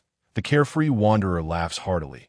The longer you hesitate, the closer Chufeng comes to death. At that moment, a resounding explosion reverberates through the imperial city. Clouds of dust billow forth like mushroom clouds, soaring into the heavens. 9 mushroom clouds in total. The city walls crumble. The vast expanse of the imperial city trembles violently. All 9 array eyes have been destroyed. The 9 dragons' mysterious heaven formation collapses. The carefree wanderer's laughter abruptly ceases within the palace. The civil and military officials, along with Queen Su Lian, who had finally managed to calm their nerves, are once again engulfed by fear. Chufeng has successfully breached the formation, from entering to breaking it. He took less than half a moment. In the next instant, Chufeng rises into the air, standing proudly against the sky. The valiant army enters the imperial city. Royal offspring, kill anyone who obstructs our path. Kill those who consume the flesh and blood of the Chu family. Kill. Chufeng strides through the air, instantly arriving above the palace, surveying all below as he bellows. Poisonous woman Su Lian, come out and face your demise. Kill. The valiant king bellows, leading the charge into the imperial city. The commanders of the valiant army shout and rush forth, following the valiant king. Soon after, the entire army charges. The surroundings of the imperial city are filled with soldiers of the valiant army, surrounding it tightly, ensuring that no one escapes. The carefree wanderer lies on the ground, his eyes utterly devoid of light. His ancestors have participated in constructing the 9 dragons' mysterious heaven formation, and he knows the location of one array eye. That is why he had the confidence to tear open a breach in this formation.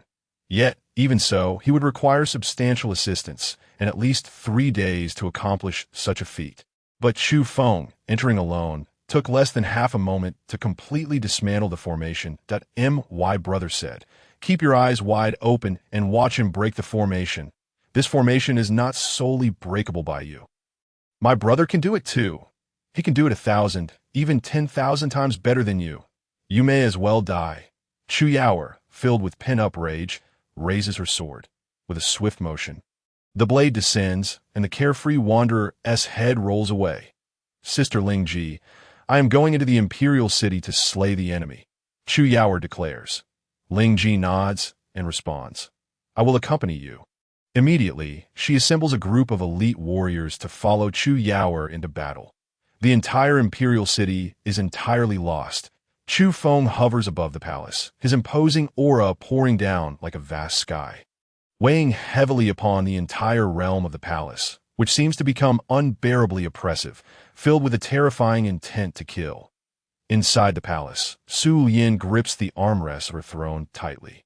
Trembling uncontrollably, Su Wei, as if losing his soul, slumps to the ground. The civil and military officials, gripped by extreme panic, do not know who shouted first. In the next moment, they all surge out of the grand hall, gazing up at the unparalleled Chufeng above. Then, one by one, they bend their knees and kneel on the ground. Spare us, young Master Chu. Calm your wrath, young Master Chu. The royal family of the Great Qin has consumed the flesh and blood of the Chu family. They deserve to be annihilated. The tyrant is unjust. Young Master Chu avenges the blood feud. It is only right. Su Yin, venomous and cruel-hearted, refined pills using the flesh and blood of the Chu family. Employing brutal methods. Her crimes are unforgivable. Kill her. We are willing to follow young Master Chu, serving him faithfully. As long as young Master Chu gives a command, we would not hesitate to traverse mountains of knives or seas of fire. Please grant us a chance to renounce the darkness and embrace the light. The officials kneel, bowing their heads in submission, trembling with fear and uncertainty. Chufeng's expression is cold as he looks down upon all of this. Within the grand hall, Su Yin has completely despaired. Everything is over. It has come to an end. The crown prince is dead. The Qin emperor is dead. Now it is her turn. Moreover, not only will she die a miserable death, but after her death, she will also suffer disgrace. Her name will be reviled for eternity. In the next moment, Su Yin suddenly swallows a pill. Instantly, her vital energy surges violently, her presence skyrocketing, even vaguely surpassing the previous pressure of the Qin emperor. Approaching the realm of a grandmaster, this is a 7th-tier blood-burning pill. It ignites one's vital energy, consuming life force in exchange for a temporary surge of power. Yet Su Yin's actions are not meant for resistance. Instead, she seeks an opportunity to escape. Boom! The palace hall is shattered by Su Yin's power, her body transforming into a streak of bloodlight, vanishing into the high sky, attempting to flee the imperial city. Come down. Chufeng looks at Su Yin's fleeing figure and raises his hand to grasp. Rumble. A domineering force roils in the heavens, crashing into Su Yin's body, causing her to spurt blood and crash heavily onto the square at the entrance of the palace hall. The ground erupts into a deep pit. Su Yin lies in the pit, utterly disheveled and miserable. You wretched woman, you have brought chaos upon the great Qin. Today is your own doing, as a mother of a nation. You have consumed the flesh of the subjects. Such cruelty is intolerable. The poisonous woman shall not die a good death. The wretched one deserves her fate. Such a disgusting harlot deserves to be torn apart. One by one, the court officials point at Su Yin in the pit, cursing vehemently. For so long, Su Yin stood high above. She is the queen. She is also the foremost alchemist of the great Qin dynasty. The president of the Alchemist Guild. In a sense, her influence within the great Qin dynasty surpassed even that of the Qin emperor. Yet at this moment, those who had once bowed and scraped before her now denounce her. They humiliate her. This situation is far more painful than her physical wounds. I told you would die today. Chufeng's cold voice resounds once again. Moreover, I also said you would die more tragically than anyone else. As soon as the words fall, Chufeng's power erupts, lifting Su Yin from the pit. Her limbs spread wide in a cruciform position, trapped in midair. Chufeng, you will regret this. You will surely face retribution. My daughter is about to become an inner disciple of the sect. Once she completes her trials and learns of all this, she will undoubtedly seek vengeance for us. You and your sister will meet the same fate as the Chu family, becoming the fish on my daughter's chopping board, transforming into the blood offerings she consumes, serving as her stepping stones to ascend to greater heights in her cultivation, you traitorous ministers and thieves. None of you shall survive.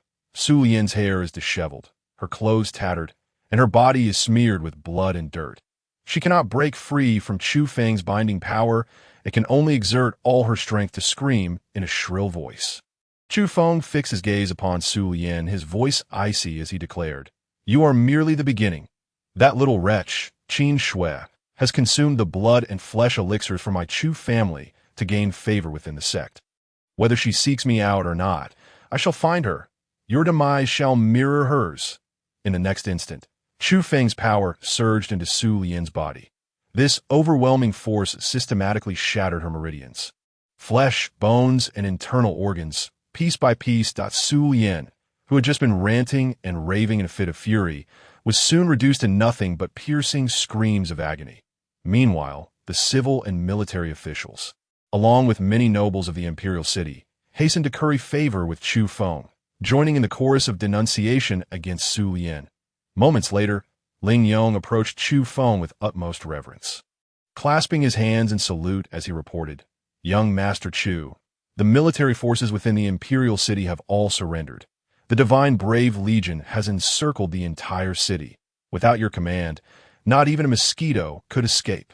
Furthermore, all members of the royal family have been captured. It has been confirmed that every royal has ingested the blood and flesh elixirs from the Chu family." His attitude towards Chufeng shifted to one of increased awe. In this battle, Chufeng had played a decisive role, single-handedly surpassing the might of 1,000,000 troops.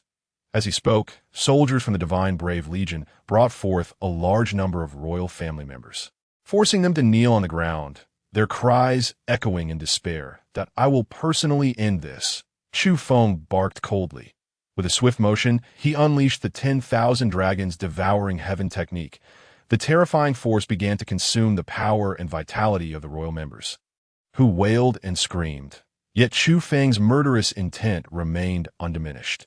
After a series of battles, his strength escalated at an astonishing rate, and suddenly his aura surged once more, reaching the 10th level of the martial transformation realm. The imposing presence he exuded was overwhelming. Su Yin, tormented to the brink of despair, witnessed this scene, and her mental state completely shattered. Sobbing bitterly, she cried out, "If you have the courage, then kill me." Chufeng seized her chin with one hand. Boom! Su Yin's head exploded into a mist of blood. Her soul was grasped in Chufeng's hand, the power of thunder raging within her as her spirit continued to scream in torment. "Chufeng, I beg you, grant me a swift end," she pleaded. Chufeng smirked coldly, just as he intended to interrogate the wretched Su Yin. Boom! A violent burst of lightning erupted within the imperial city. It was the thunderstorm pearls. He had gifted them to Chu Yaoer for self-defense. A total of 18 pearls, each capable of easily slaying cultivators at the 4th or 5th level of the martial transformation realm, now detonated all at once. The sky was filled with arcs of thunder, crackling and flashing. The streets and buildings within hundreds of feet vanished entirely, leaving behind only a gaping pit. Chufeng's expression changed dramatically, as if his heart were gripped by an invisible hand. In the next moment, lightning flashed beneath his feet, and he shot forth at breakneck speed. The fearsome power of thunder rampaged, and a sense of annihilation permeated the air. Two figures stumbled out from the chaos, Chu Yaoer and Lingji. Yet before they could catch their breath, a cold voice rang out that, "Oh, you think you can escape? Yaoer, hurry!" Lingji shouted, pushing Chu Yaoer away. Humph! Suddenly, a change shot forth, ensnaring Lingji's body. "You are my cauldron. I cannot bear to harm you." A chilling laugh echoed as a young man with a delicate aura emerged from the tempest of thunder, his lips curling into a smirk as he gazed at the fleeing Chu Yaoer. "If I desire to capture you, you will have no way to escape. Bring that girl back to me." "Yes, young master." Instantly, 10 more figures surged forth from the storm. 9 stood beside the young man, while one shot toward Chu Yaoer. This individual moved with astonishing speed, crossing dozens of feet in an instant, fingers curling like claws as they lunged to seize her. Suddenly, a massive handprint took shape, descending upon Chu Yaoer. The might of this handprint was terrifying, causing all the high-ranking members of the Divine Brave Legion present to shudder in fear. It was even more terrifying than the earlier display of power from Emperor Qin, a Grand Master. This was a genuine superpower of the Grand Master realm. "Dare to touch my sister, you seek death." A thunderous roar erupted as Chufeng arrived, descending from the heavens like a bolt of lightning. Shattering the handprint aimed at Chu Yaoer with a single palm strike, he unleashed a powerful force that obliterated the Grand Master who sought to capture her, turning him into a mist of blood. The blood mist was then completely devoured by Chufeng. "Yaoer, are you all right?" Chufeng's concern overwhelmed him as he grasped Chu Yaoer's wrist, assessing her condition. At that moment, the divine brave King Ling Yong, having led his trusted aides, rushed over. Upon seeing Lingji ensnared by chains, he felt a surge of urgency and dashed toward her without hesitation, intent on aiding her escape. "Fool!" Just then, the young man coldly shouted, flicking his finger. A beam of light shot forth from his fingertip with incredible speed, piercing through Ling Yong's protective armor and impaling his chest, causing Ling Yong to uncontrollably tumble backward like a kite with its string cut. Divine Brave King, A group of commanders from the Divine Brave Legion rushed to catch Ling Yong. They gazed in horror at the gaping hole in his chest. Collectively gasping in shock, the Divine Brave King was at the pinnacle of the martial transformation realm. His armor was also of the 6th tier, top quality, even when facing a half-step grandmaster like Emperor Qin. The Divine Brave King could still put up a fight, but the one who had attacked was merely a casual flick of his finger, and he had nearly claimed the Divine Brave King's life. A Grand Master, this individual was undoubtedly a true Grand Master-level powerhouse. Moreover, he was no ordinary Grand Master. Just moments ago, everyone had witnessed that the young man had sent forth a servant to capture Chu Yao, who was also a Grand Master. Despite Chufeng having slain one, 9 others remained by the young man's side, each exuding an unfathomable aura. What a terrifying assembly this was! The sovereign of the Great Qin dynasty had spent his entire life and resources without attaining the Grand Master realm. Yet this young man was flanked by a cadre of Grand Master-level guards. This group alone could easily sweep through one dynasty after another, just as the Divine Brave Legion had entered the Imperial City and taken it over. A heavy blanket of ominous clouds swiftly descended upon them, shrouding the skies and suffocating their hearts, instilling an overwhelming sense of dread. "Brother, I'm fine," Chu Yao quickly reassured him. That detestable scoundrel appeared out of nowhere.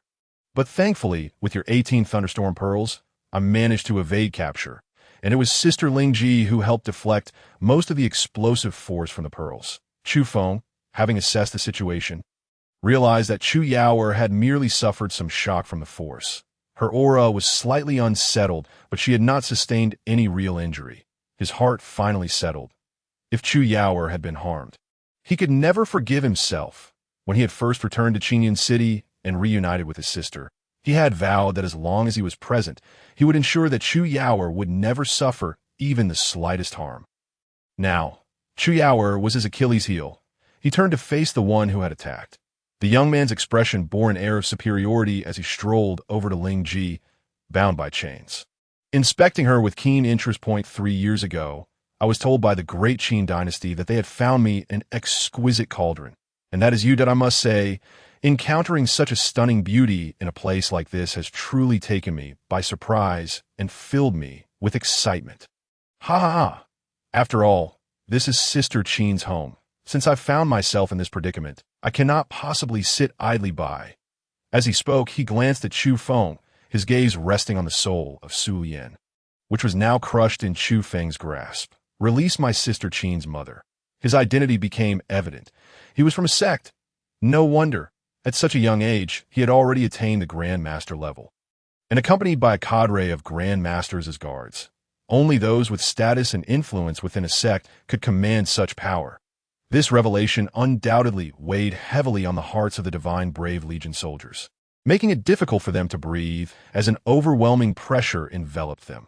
The mere mention of sect was a towering mountain they could never hope to traverse. In the depths of Chufeng's eyes, lightning flickered ominously. Even though he was aware of his opponent's origins, the murderous intent within him surged unabated. The young man smirked coldly and declared, "I do not relish repeating myself. I advise you to be sensible. Otherwise, regardless of your abilities, I can simply raise my hand and ensure your demise without a trace." Chufeng, casting a frigid glance toward the imprisoned Ling Ji, uttered, "Release her. You lack the standing to negotiate any terms with me. Before you lies but a single path. Obey my commands." The young man retorted sharply, "I am not bargaining. I am issuing orders. Refuse, and you shall perish." Instantaneously, the young man's countenance hardened, and he thundered, "You speak with such audacity. This is the most ludicrous jest I have ever heard. Do you believe you can stand against the 9 grandmasters at my side? Seize him, tear him apart, flesh and bone, so he may understand his own insignificance." With that command, the 9 grandmasters stepped forward in unison, their formidable presence crashing forth like a tidal wave. The sheer might of these 9 masters was earth-shattering, even though they aimed solely at Chufeng. The high-ranking members of the valiant army surrounding them felt an uncontrollable urge to bow in reverence. After all, figures of such caliber were perceived as celestial beings on land, mysterious, powerful, and omnipotent, embodying the very essence of strength in their eyes. Yet in the face of the 9 Grandmasters' might, Chufeng remained utterly unperturbed. Although he stood at the pinnacle of the martial transformation realm, these individuals appeared to him as nothing more than mere chickens and dogs unworthy of his concern. "Do you presume to display your power before me?" Chufeng bellowed. In an instant, a dragon's might erupted, resonating with a thunderous roar that reverberated across the heavens. Rumble! The skies rumbled, and the earth trembled. "Impudent brat! You dare to act so brazenly. Mark my words, this time next year shall be your day of reckoning." A Grandmaster snarled, advancing with a powerful stride. As his foot struck the ground, the earth split open with alarming fissures, and he launched forward, a terrifying white shockwave parting the air around him, the heart-crushing palm. He surged toward Chufeng, delivering a fierce strike, the force erupting from his palm imbued with ruthless intent. Chufeng stood his ground, extending a single hand to shatter the Grandmaster's palm, strike effortlessly. His fingers clasped tightly around the Grandmaster's wrist, and with a swift motion, the wrist was grotesquely twisted with a crack. "Ah!" A shriek echoed through the air.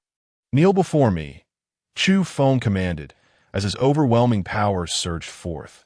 The Grandmaster, whose wrist he had broken, felt as though a mountain had crushed him, unable to withstand the pressure. His legs buckled, flesh bursting as he collapsed to his knees. With a resounding thud, he knelt before Chufeng, his knees shattering upon impact. An eerie silence enveloped the arena. The kneeling Grandmaster trembled violently, his chi and blood being voraciously consumed by Chufeng, his body visibly withering before their eyes. Across the way, the young man from the sect twisted his face in rage, bellowing, "What are you waiting for? Seize him! Take him down!" The remaining 8 Grandmasters, snapping out of their shock, roared in unison, unleashing a terrifying array of spells. Their ferocious fists resembled towering mountains. Their massive palm strikes obscured the sun, while blades of light and sword energies surged forth, fierce and swift. The sight of so many Grandmasters attacking simultaneously was truly breathtaking and immensely daunting. A smirk curled at the corners of Chufeng's lips, radiating disdain. In the next moment, with a flick of his arm, the Grandmaster kneeling before him was reduced to mere dust. Simultaneously, he raised his hand, unleashing an unending torrent of thunder, cascading like a deluge across the sky. Regardless of the ferocity of their fist or palm strikes, or the swiftness of their blade lights, under the onslaught of Chufeng's thunder, they dissolved like bubbles, shattering in the air. "Is that all you have?" Chufeng roared, his voice soaring. He leaped into the air, the divine dragon spirit coiling around him with boundless might. As he stepped through the heavens, wielding the dragon's power, he exploded one Grandmaster after another. In mere moments, these Grandmasters transformed into mere wisps of blood mist swirling through the atmosphere. The earlier terror brought by the Grandmasters paled in comparison to the overwhelming shock Chufeng instilled in all present. One by one, the Grandmasters fell as effortlessly as chopping vegetables, an unfathomable spectacle. The memories of those moments would forever be etched in their minds. Chufeng's name was destined to become a legend in this realm. The divine dragon spirit unleashed a terrifying, devouring force from all directions. The blood and chi of the vanquished Grandmasters converged upon the divine dragon spirit, like rivers flowing into the sea. Moreover, at that moment, the chi and blood permeating the entire imperial city surged toward him frantically. The young man from the sect wore a menacing expression. He had come with 10 Grandmasters, even if they were of the lower tier. Such power was sufficient to sweep through any mundane dynasty. Yet he could never have anticipated that such formidable strength would be obliterated by Chufeng alone within the imperial city of the Great Qin dynasty. "Very well, you have thoroughly enraged me, and you shall soon learn the terrifying price of provoking my wrath," the young man roared. In the next moment, a crisp, resonant sound echoed, and a gleaming sword shot forth from his storage ring, its radiance illuminating the sky. Instantly, all weapons in the hands of those nearby trembled, their spirits quaking in fear. The young man raised his arm, grasping the long sword that radiated a dazzling spectrum of light, and declared, "Remember, the one who will take your life is me, Ouyang Chun, The sword that shall slay you is the 8th-tier spirit sword, Fei Hong. With a chilling tone, Ouyang Chun pointed the 8th-tier spirit sword directly at Chufeng. Surrounded by an endless surge of qi and blood, Chufeng's hair danced wildly, his gaze cold and domineering. With a scoff, he replied, "In my eyes, you are no different from those worthless fools," Ouyang Chun shouted. "They are merely the most lowly of servants. Do you think that by slaying them, you have nullified any chance of being subdued? You are but a frog in a well, unworthy to label me as worthless. I am at the 5th level of the Grandmaster realm. You will perish by my hand, falling beneath my Fei Hong sword. This is the fortune of a lifetime for you." In the next instant, Ouyang Chun unleashed his sword technique in an instant. He moved in tandem with the sword, the light of the blade soaring, shadows multiplying, a torrent of sharpness descending upon Chufeng as the aura surged around him. Chufeng remained rooted, showing no intent to evade. He gazed upon the descending sword light with indifference.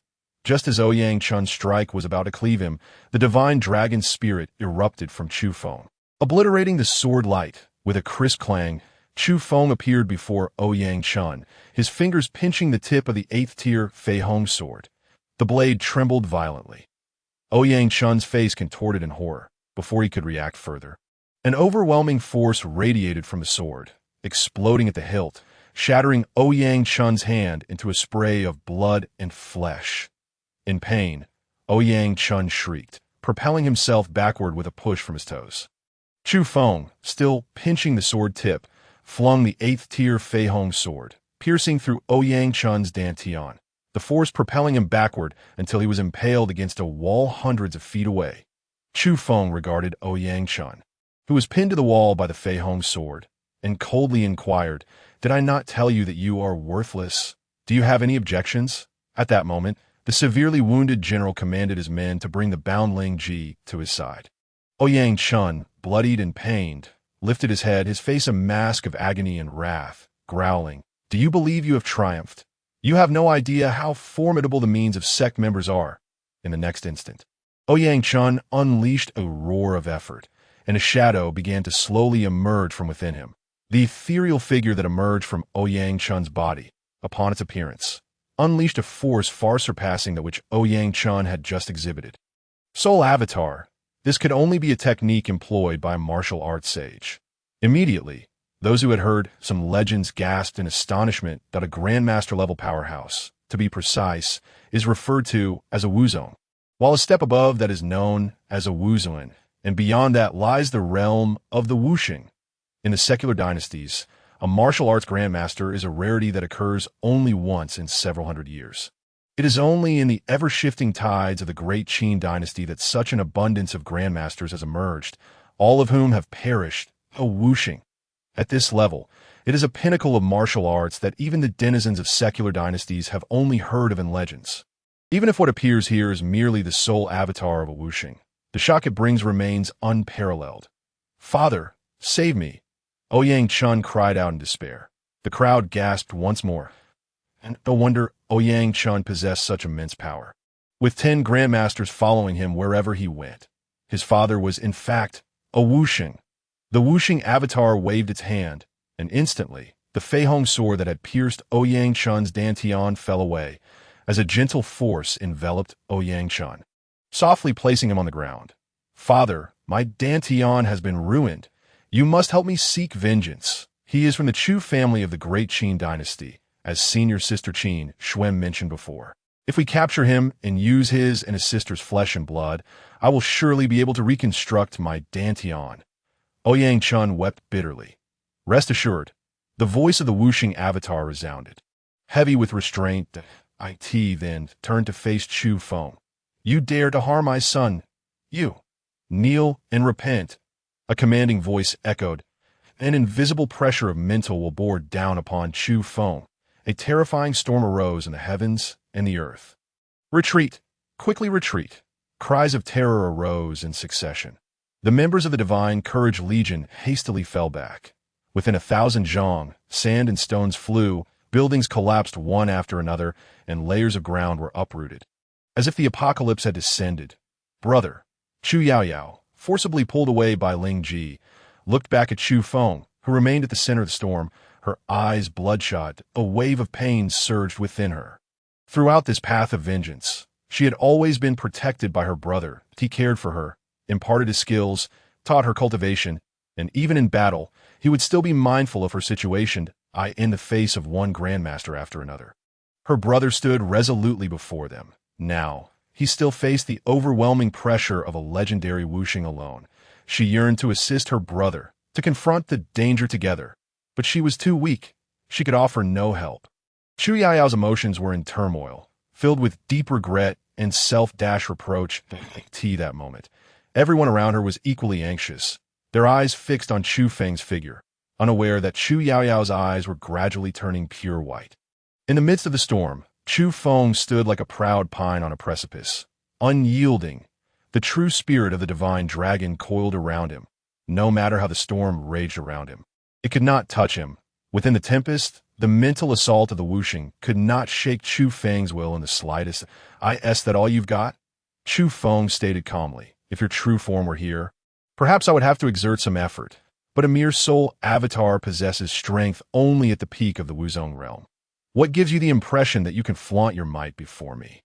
His words incited further fury in the wuxing's soul avatar, such a stubborn little brat who won't shed tears until he sees the coffin. In that case, I shall let you feel the true might of a wuxing. With his words, the wuxing avatar raised a finger. In an instant, dozens of beams of light erupted forth. These beams moved with incredible speed, intertwining in the air before coalescing into the shape of a giant dragon. Indeed, this soul avatar of the wuxing only possessed the power of a peak wuzong. Yet his mastery of power and understanding of techniques belonged to the wuxing level.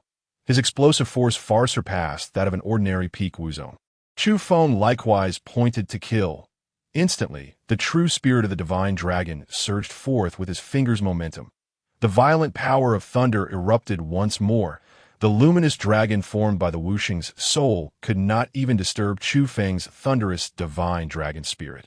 And it was utterly obliterated. The thunderous divine dragon spirit pressed forward. The wuxing avatar, seeing this, furrowed his brow and immediately executed a mystical step, evading Chufeng's strike. Boom! Chufeng's divine dragon spirit struck the ground where the wuxing avatar had stood, creating a massive crater and sending up clouds of dust. Following this, the divine dragon spirit's claws grasped Ouyang Chun and returned to Chufeng's side. The wuxing avatar was consumed with rage. A dignified wuxing, a pinnacle of martial arts in the secular world, was forced to retreat and evade the power of Chufeng. And right before his eyes, his son was captured by Chufeng. Even though this was merely a soul avatar, it was a profound humiliation. I shall tell you, I am an outer elder of the Zhuek sect. Release my son at once. If you dare harm him a single hair, I will flay you alive and tear your corpse to shreds. He roared furiously. However, Chufeng remained undaunted, sneering, I will kill him right before your eyes. What can you do about it? As his words fell, the claws of the divine dragon spirit flung Ouyang Chun into the air, and the dragon opened its mouth to swallow him. Most of the energy was infused into the second divine dragon spirit. But at that moment, Chufeng completed the accumulation of power for his transformation into the martial master realm, and his aura surged explosively. He broke through to the grandmaster level. The wuxing's soul avatar watched this scene, its eyes nearly bursting with fury. He was a wuxing, an outer elder of the Zhuek sect. In terms of both strength and status, he was supreme in this secular dynasty. Yet today, someone dared to kill his son before him. To devour his son. The wuxing's soul avatar howled at the heavens. You little brat, I shall show you what it means to invoke the wrath of a wuxing. The heavens and the earth will be turned upside down. In the next moment, the wuxing's soul avatar erupted with a bubbling aura of blood-red light. Today, I shall massacre this city. Let all of you accompany my son to the grave. Die. At this moment, the wuxing's soul avatar unleashed an incredibly fierce secret technique. A torrent of blood light surged forth, threatening to engulf the entire imperial city. In Chufeng's eyes, a chilling light flashed. It was merely a soul avatar of a wuxing. He had not yet broken through. but he could still suppress it. Moreover, he was now a grandmaster. But just as Chufeng prepared to strike, an unexpected scene unfolded. A figure dashed toward the Wuxing's sole avatar. A slender silhouette, her long dress billowing, sword in hand, appeared so minuscule amidst the torrent of bloodlight. It was none other than Chu Yaoyao. Yaoyao, come back! Chufeng's heart tightened as he shouted. Yet at that moment, Chu Yaoyao's eyes had turned completely white. She could hear nothing, consumed by her frantic obsession. The pressure of revenge could not rest solely on her brother's shoulders. She could not be a burden to him. Her brother had faced storms, thorns, and countless dangers. She wanted to stand by him, to help ease his burden. All her resolve transformed into a mighty roar that echoed through the heavens and the earth. Emanating from Chu Yaoyao's lips, I will not allow anyone to harm my brother. With her eyes pale, the fervor in her heart erupted, and her sword struck fiercely at the Wuxing's sole avatar, which had unleashed the secret technique. As the sword was drawn, it could not withstand the force of Chu Yaoyao's power. In an instant, cracks resembling spider webs appeared along the blade. This sword, originally a 6-tier spirit sword, had been slightly enhanced by Chufeng, elevating its rank to that of a mid-tier 7th-tier sword. Once Chu Yaoyao's sword strike took shape, the blade disintegrated. The sword energy she unleashed transformed into a pale light. Wherever the pale, sword energy passed, the torrent of bloodlight unleashed by the Wuxing's avatar was instantly extinguished. Unstoppable. When this sword struck the top of the Wuxing's avatar's head, its head disintegrated. Following that, the pale, sword energy continued downward, obliterating the Wuxing's neck, body, and legs. In the realm, silence reigned once more. The formidable power of Chufeng has stirred up tumultuous waves within the hearts of every individual. To everyone's astonishment, his sister, Chu Yaoer, possesses an equally terrifying prowess. She has vanquished the formidable avatar of the martial sage with a single stroke of her sword, reducing it to nothingness. Yaoer! Chufeng sensed something was amiss with his sister. Without hesitation, he rushed to her side. It was then that he discovered her eyes had turned a ghostly white. Chufeng's expression shifted drastically. She bore a rare constitution. Brother, Chu Yaoer's face contorted with immense pain as the pallor in her eyes began to dissipate. I wish to stand by you, to confront all challenges together. Her voice grew increasingly faint, and after speaking, she slumped into his arms. Chufeng acted swiftly, catching her just in time as she succumbed to unconsciousness. He glanced towards Ling Yong, who was being supported by others, and bellowed, "Whoever I seek to slay, you shall bring them all before me." With that declaration, he disregarded everything else and hastened into the royal palace, carrying Chu Yaoer and entering a secret chamber. Chu Yaoer's life force was waning. Taking a deep breath, Chufeng summoned the true spirit of the divine dragon, which soared from his body, spiraling above the chamber, unleashing its strongest devouring state to absorb the energies that permeated the imperial city due to the recent battle. This energy, infused with the essence of heaven and earth, was absorbed by Chufeng himself. The vitality of blood was refined and transformed by him before being infused into Chu Yaoer's body. The decline of Chu Yaoer's life force was immediately arrested, and her vitality gradually began to revive. After a quarter of an hour, her life force returned to a normal level, yet she remained unconscious. Chufeng, utilizing the vitality he had absorbed, condensed it into numerous blood pills, administering them in her body one after another, until he had created a total of 81 blood pills. Only when the entire imperial city was devoid of residual vitality did he cease his efforts. It was imperative to note that this conflict had resulted in countless deaths, with the stench of blood pervading every corner of the imperial city. Yet now, all that remained was devastation, devoid of any lingering foulness. Chufeng inspected Chu Yaoer once more, confirming that her condition was temporarily stable, allowing him a moment of respite. As he gazed upon his slumbering sister, a myriad of emotions washed over him. Her unwavering determination touched his heart, yet it also pained him deeply. My sister is a celestial Tao body, he murmured softly to himself. The celestial Tao body, revered in the ancient texts authored by his master as a supreme cultivation physique, was indeed formidable. According to those sacred scriptures, the full potential of a celestial Tao body, when fully realized, could even manifest as the heavenly path of a vast world. However, Chu's celestial Tao body was not innate, but rather forged through adversity. When he had assessed her condition earlier, he had pieced together the circumstances that a celestial Tao body formed postnatally possesses no lesser potential than its innate counterpart. Yet, the latter is akin to a seed that can thrive naturally in any environment. Conversely, a postnatally forged celestial Tao body requires meticulous nurturing in its formative stages to flourish. For instance, in this instance, as Chu Yao's celestial Tao body was just beginning to take shape, she had prematurely exerted her newfound power, resulting in her body being unable to withstand the strain, leading to her life force dwindling. Furthermore, as she continues to grow, her celestial Tao body will undergo continual self-transformation towards a perfected state. Yet throughout this development, her vitality will serve as nourishment for the celestial Tao body.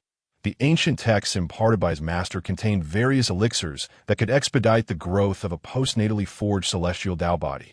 However, the materials required for such concoctions were virtually impossible to procure within the Great Qin dynasty. For now, he could only refine some ordinary spiritual elixirs to bridge the gap, combining them with the energy from the 81 blood pills to sustain his sister for a time. At that moment, a complex expression crossed Chufeng's face. He finally comprehended the purpose of the energy hidden within the bloodline of the Chu family. He had not only uncovered that his sister had acquired a postnatally forged celestial Tao body, but he also discovered that the bloodline power she had once activated had completely vanished. When he had aided her in healing and reconstructing her foundation in Qingyun City, it was the activation of her bloodline power that had enabled her to forge the celestial Tao body. Thus, it became clear why that group of villains had captured members of the Chu family, offering them as sacrifices to extract the latent energies within their bloodlines, intending to forge powerful cultivation physiques from it. However, it was likely that not every member of the Chu family possessed the bloodline energy capable of yielding a celestial Tao body. After all, he had witnessed firsthand that the bloodline energy of other family members paled in comparison to that of his sister. His own bloodline energy had also been extracted, and during the activation of his sister's bloodline, his heart had reacted conspicuously. Yet in recent days, he had been unable to discern any issues with his heart. What could be the reason for this? Chufeng fell into deep contemplation. The energy within the bloodlines of the Chu family could even forge a celestial Tao body. The secrets of the Chu lineage were perhaps far grander than he had ever imagined. After a considerable time, unable to unravel the mystery, he chose to set aside his puzzlement. With a thought, the sealed soul of Su Lian materialized in his grasp. Gazing at Su Lian's soul, a chilling aura emanated from Chufeng. Once more, that it was through Su Lian that those individuals had managed to infiltrate the Chu family in Qingyun City. Now, Su Lian dared not harbor any unrealistic fantasies. Having experienced the tormenting methods of Chufeng firsthand, her soul trembled in fear, curling up defensively. Chufeng, I can reveal whatever you wish to know, that I only beg you to cease your torment. Please. Her demeanor was pitifully subservient. Chufeng let out a cold chuckle, saying, I have no intention of allowing you to perish so easily. I require no honest confessions from you. This venomous woman was the object of his utmost disdain. In the next moment, an enigmatic force erupted from Chufeng's hand. Having ascended to the master realm, he was now capable of extracting memories from souls. Instantly, Su Lian, whose memories were being forcibly drawn from her soul, let out agonizing screams of despair as she pleaded for mercy. Chufeng ruthlessly employed his overpowering sorcery to extract the memories of this wicked woman. The entirety of Su Lian's life unfolded before him in a series of vivid scenes. Over 3 years ago, 1 month prior to the calamity that befell the Chu family, Su Lian was kneeling before a withered figure wearing a mask resembling desiccated human skin. Rest assured, Elder Kumu, if there truly exists the person you seek within the Great Qin dynasty, I shall undoubtedly find them for you. Very well. Upon locating them, I shall have the news relayed back, and individuals will come to offer the Chu family as sacrifices. Once the sacrifices are completed, all their remains shall be returned. You shall not go unrewarded for your efforts. The scene shifted to a few days after the Chu family met their tragic fate. Su Lian remained kneeling before Elder Kumu. The task is complete. The Chu family has been sacrificed, and their remains have been brought back for your inspection. Beside Su Lian lay the corpses of the Chu family members. Though a few were missing parts, Elder Kumu glanced at the bodies, and Su Lian's heart quaked as she spoke. Elder, some of the lower-ranked individuals were greedy and consumed a portion. Elder Kumu waved his hand dismissively. No matter. The sacrifice of the Chu family was even more thorough than I had anticipated. The residual energies retained within their remains will serve you mortals well, but they hold no value for me. With that, Elder Kumu gestured again, and streams of energy penetrated the bodies of the Chu family members, extracting their hearts. All the hearts floated in the air. Elder Kumu cradled one heart in his hands, bringing it to his lips, inhaling deeply with an eerie, chilling laugh. This heart is quite delectable. He then proceeded to devour the heart, chewing with fervor, his entire being trembling with excitement. Consuming a heart like this had immense value, be it for raw consumption, cultivating herbs, or alchemy. After speaking, the Witheredwood Elder took out several cold jade treasure boxes, emanating an icy aura, and placed the remaining hearts inside, subsequently storing them within a storage ring. I once mentioned that upon the completion of your task, you would not be deprived of rewards. As an alchemist, I shall impart to you a portion of my alchemical knowledge, although it is merely a fraction of my skills. It shall suffice for you to benefit throughout your lifetime. The Witheredwood Elder casually tossed an ancient, thread-bound tome before Su Lian. Su Lian hurriedly cradled this legacy of alchemy with both hands. "Thank you, esteemed Elder," she exclaimed, and then, overwhelmed with emotion, she bowed repeatedly. The whereabouts of Chu Yaoer remain unknown, and after being sacrificed, Chufeng managed to escape. This matter requires your continued attention. Should you locate the two of them, ignite this strand of spirit incense, and I shall sense that time. I will personally visit the great Qin dynasty to bestow upon you even greater opportunities. Subsequently, a strand of spirit incense fell before Su Lian. At this moment, Chufeng, who was extracting Su Lian's soul memories, felt a chilling bloodlust emanating from his eyes. The mastermind behind it all was the Witheredwood Elder. Just moments ago, the sight of the Witheredwood Elder devouring the hearts of the Chu family had deeply wounded Chufeng's spirit. Extract the soul memories. Continue. Several months had passed since the matters concerning the Chu family. Through the alchemical techniques bestowed by the Witheredwood Elder, Su Lian refined the flesh and blood of the Chu family into nourishing elixirs. Her daughter, Qin Shui, consumed the elixir, resulting in a significant enhancement to her cultivation aptitude. After paying a considerable price, Su Lian successfully sent Qin Shui to the outer sect of the Giant K sect for training. As Qin Shui embarked on her journey to the Giant K sect, Su Lian presented her with a spirit incense that could connect them to the Witheredwood Elder, cautioning her that should she encounter an insurmountable calamity, she must ignite the incense to seek the Elder's assistance. Time passed swiftly. Qin Shui, having entered the Giant K sect, progressed rapidly in her cultivation. She sent back letters, revealing that she had reached the pinnacle of martial saint cultivation and was preparing to enter seclusion to break through to a realm beyond that. Should she succeed, she would gain entry into the inner sect of the Giant K sect, stepping into the true world of cultivation. All of Su Lian's memories were extracted by Chufeng. At this moment, Su Lian's soul seemed to flicker like a candle in the wind. In the next instant, Chufeng devoured the remnants of Su Lian's soul, plunging into contemplation. Su Lian only knew that the individual was called the Witheredwood Elder, who always wore a shriveled human mask and had an unclear background, but he was certainly an alchemist. The quickest way to locate the Witheredwood Elder was through that strand of spirit incense. The spirit incense was in Qin Shui's possession. Now a peak martial saint, Qin Shui was in seclusion, striving to break through to the next level. Upon success, she would become a disciple of the inner sect of the Giant K sect. Qin Shui, spirit incense, Witheredwood Elder, Chufeng murmured to himself, his thoughts crystallizing. Through Qin Shui, he would obtain the spirit incense and draw out the Witheredwood Elder, casting a glance at Chu Yaoer. He felt a pang of reluctance to awaken her. Gently, he draped a blanket over her before departing the secret chamber. Outside the chamber, the valiant Wang Lingyong, despite being gravely injured, had merely tended to his wounds and awaited alongside Ling Ji. Ling Ji was also in poor condition. She had shielded Chu Yaoer from considerable harm and had experienced a shocking ordeal. "Father, it was my negligence in watching over Yaoer. If young Master Chu wishes to place blame, let it fall upon me," Ling Ji declared. After Chu Yaoer unleashed that terrifying blow, she fell into unconsciousness, and Ling Ji understood how significant Chu Yaoer was to Chufeng.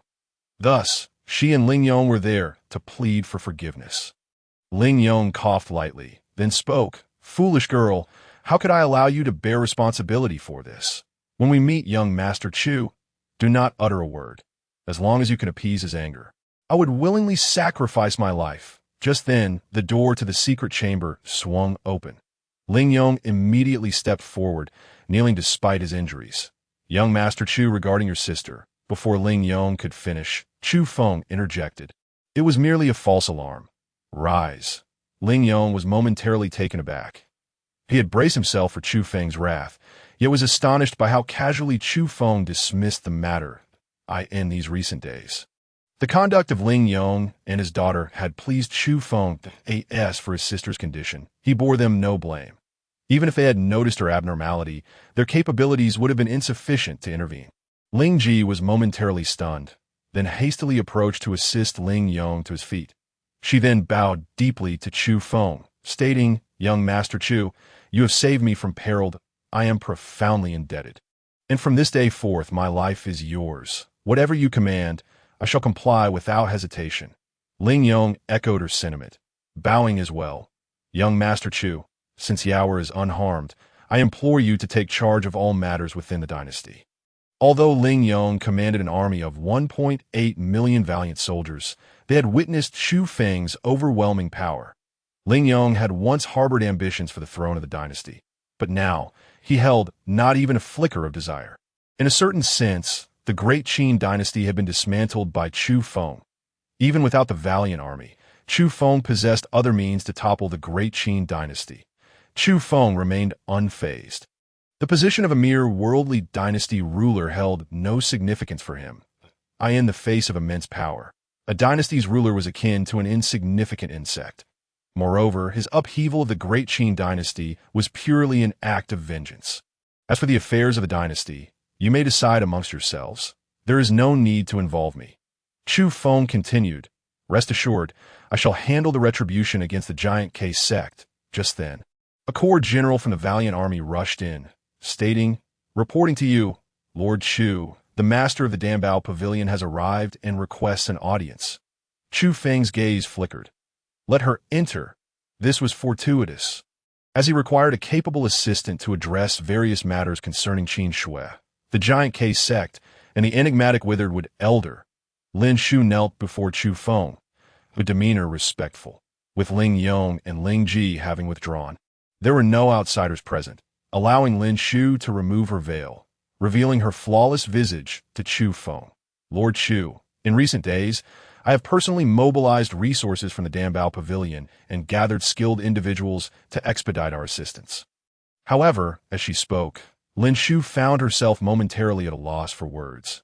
Overwhelmed by the astonishment of the situation, she had anticipated a protracted conflict, yet to her astonishment, Chufeng had swept through the imperial city with an unstoppable force, even drawing out troubles associated with the giant K sect, which he swiftly resolved. Chufeng calmly stated, "There are several matters that require your attention." Lin Shu snapped back to reality, replying, "Please, Lord Chu, give your orders. I require the spirit herbs listed here. How long will it take for you to gather them?" As he spoke, Chufeng handed Lin Shu a list of spirit herbs. These were ingredients for an elixir intended to nourish his sister's Sangtiandao body. Initially, the most suitable elixir was the Yang Tian Dan. However, the required herbs were non-existent in this region, and time was of the essence. Thus, Chufeng simplified the Yang Tian Dan and compiled this list. Lin Shu accepted the list and glanced over it. Although it was Chufeng's simplified formula, many items remained quite rare. If she were to collect these from Tianyuan City, it would be swift. But the round trip would exceed a month. I will contact the Dambao pavilions of the neighboring dynasties. Within 10 days, I shall ensure these spear herbs reach you, Lord Chu. At present, the land where Chufeng resided was a mere fragment of the secular dynasties, belonging to Yuanzhou. Yet there were over 1,000 such dynasties within Yuanzhou alone. The combined territories of all the dynasties amounted to hardly one-tenth of Yuanzhou.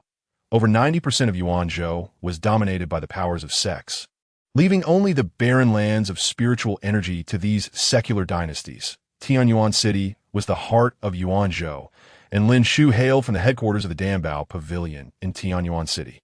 Chufeng nodded, stating, "Relay a message back to the Danbao Pavilion in Tianyuan City, requesting a detailed report on the Giant K sect, particularly regarding Qin Shui. Additionally, investigate any leads on an individual named the Withered Wood Elder. He should be an alchemist. Through the fragrant bouquet held by Qin Shui, there exists a possibility to draw out the Withered Wood Elder.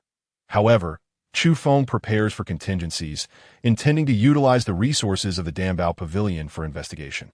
Lin Shu promptly declares, "Very well. I shall dispatch someone to Tianyuan City forthwith, employing the power of the Danbao Pavilion to ascertain these matters with utmost speed and relay the information back. In truth, whether addressing the Juek sect or the Withered Wood Elder, both involve the true realm of cultivation, making a journey to Tianyuan City undoubtedly the wisest choice. The only reason for the delay is the pressing need to first resolve matters concerning my sister. Otherwise, should her Sangtiandao body spiral out of control en route to Tianyuan City, the risks would be exorbitant. Chufeng is unwilling to gamble with anything related to his sister. Moreover, I shall request that the headquarters of the Danbao Pavilion in Tianyuan City increase their investments here. This way, we can mitigate the threat of retaliation from the Juek sect," Lin Shu added. Chufeng nodded in agreement. That is indeed prudent. He harbors no fear of the Juek sect. In fact, they're already on his list for elimination. Yet, the spirit warriors here remain too feeble to withstand any storm unleashed by the Juek sect. He prefers to see matters through to completion. Having woven this web of causality, it is only natural to seek the most favorable resolution. "Proceed with haste." "Understood." Lin Shu donned her veil anew and departed. Moments later, Chufeng arrived at the palace treasury. Inside the treasury, an abundance of spirit stones, spirit herbs, elixirs, and spiritual weapons accumulated like mountains, gazing upon such ample resources. A flicker of anticipation illuminated Chufeng's countenance. The second divine dragon spirit, having endured the battle in the imperial city, was on the verge of awakening. Once it awakens, he shall once again wield a portion of divine power, dramatically enhancing his combat prowess. Moreover, the devouring power of the Wanshan Shurtian technique would double. In the next instant, with a mere thought, Chufeng released the divine dragon spirit. Instantly, a dramatic energy storm erupted within the treasury, all of which was devoured by Chufeng, infusing it into the second divine dragon spirit. Half an hour later, Chufeng's cultivation level had ascended to the 5th stage of the Grandmaster realm. The second divine dragon spirit opened its eyes. Suddenly, Chufeng's aura grew even more terrifying, compelling the soldiers of the Divine Courage Legion stationed outside the treasury to kneel in haste in the face of such overwhelming pressure. They felt exceedingly insignificant, like mere grains of sand in the vastness of the universe. Within the secret chamber, Chufeng's entire being ignited with a fearsome blaze. The flames roared, as if capable of incinerating all existence. The fire of the divine dragon, the awakening of the second divine dragon, endowed him with the power of flames. Such flames were extraordinarily domineering. Yet, Chufeng immediately retracted the flames, for in that fleeting moment, what remained of the treasury's contents had been reduced to less than 1/10 of their original quantity. The remaining resources were of little use to Chufeng. He resolved to leave them for the spirit warriors to utilize in their bid for a regime change. Subsequently, Chufeng returned to the secret chamber where his sister resided. Chu Yaoer was still in slumber. However, her power continued to rise rapidly even in her sleep. At this moment, she had already reached a level equivalent to that of a grandmaster. This was attributable to Chufeng's assistance, as her Sangtiandao body had received nurturing, allowing it to begin nurturing Chu Yaoer's power in return. Truly, it was an unparalleled physique, as recorded by the master in the Taoist scriptures. Once her Tiandao body fully formed, she would undoubtedly become one of the mightiest beings in this realm. Even in my absence, no one would be capable of harming her, Chufeng mused. Thereafter, he seated himself beside Chu Yaoer, cross-legged, and began to operate the Wan Shan Shurtian technique with all his might. The two divine dragon spirits awakened. Their devouring power was exceedingly formidable, in the blink of an eye. The spiritual energy of the entire imperial city surged towards Chufeng, and moments later, this devouring force even expanded outward to the realms beyond the imperial city, the Juexec's outer court. A furious roar erupted from a training chamber. Instantly, the outer court trembled. What on earth transpired? Wasn't Elder Ouyang in seclusion? Why the sudden outburst of rage? Moments later, a woman hurriedly approached, opening the door to the training chamber. Inside, Elder Ouyang Shan of the Juexec's outer court sat cross-legged, maintaining his meditative posture, his aura roiling, his complexion alternating between blue and red. "Father, what has happened?" the woman inquired. Ouyang Shan growled, "Your brother is dead. He perished within the imperial city of the Great Qin dynasty, slain by a lad named Chufeng. Were it not for my current critical juncture in breaking through, I would assuredly seek vengeance for your brother myself." Upon hearing this, the woman was instantly consumed by murderous intent. "Father, your breakthrough is of utmost importance and must not be delayed. I shall personally go to the Great Qin dynasty to avenge my brother." Ouyang Shan struggled to suppress the chaotic energy surging within him, stating, "Jinga, remember this. Capture the Chu siblings alive. They harbor great secrets. It is crucial to seize them intact. In doing so, I may well attain a lofty status in my cultivation journey. Securing a place within the inner court of the Juex sect, I will immediately summon all the martial artists of the outer court. Father, rest assured, I shall slaughter everyone in the Great Qin dynasty, ensuring they accompany my brother in death. I will also capture the Chu siblings, allowing them to serve as stepping stones for our Ouyang family within the inner court of the Juex sect." Ouyang Jing gritted her teeth as she spoke.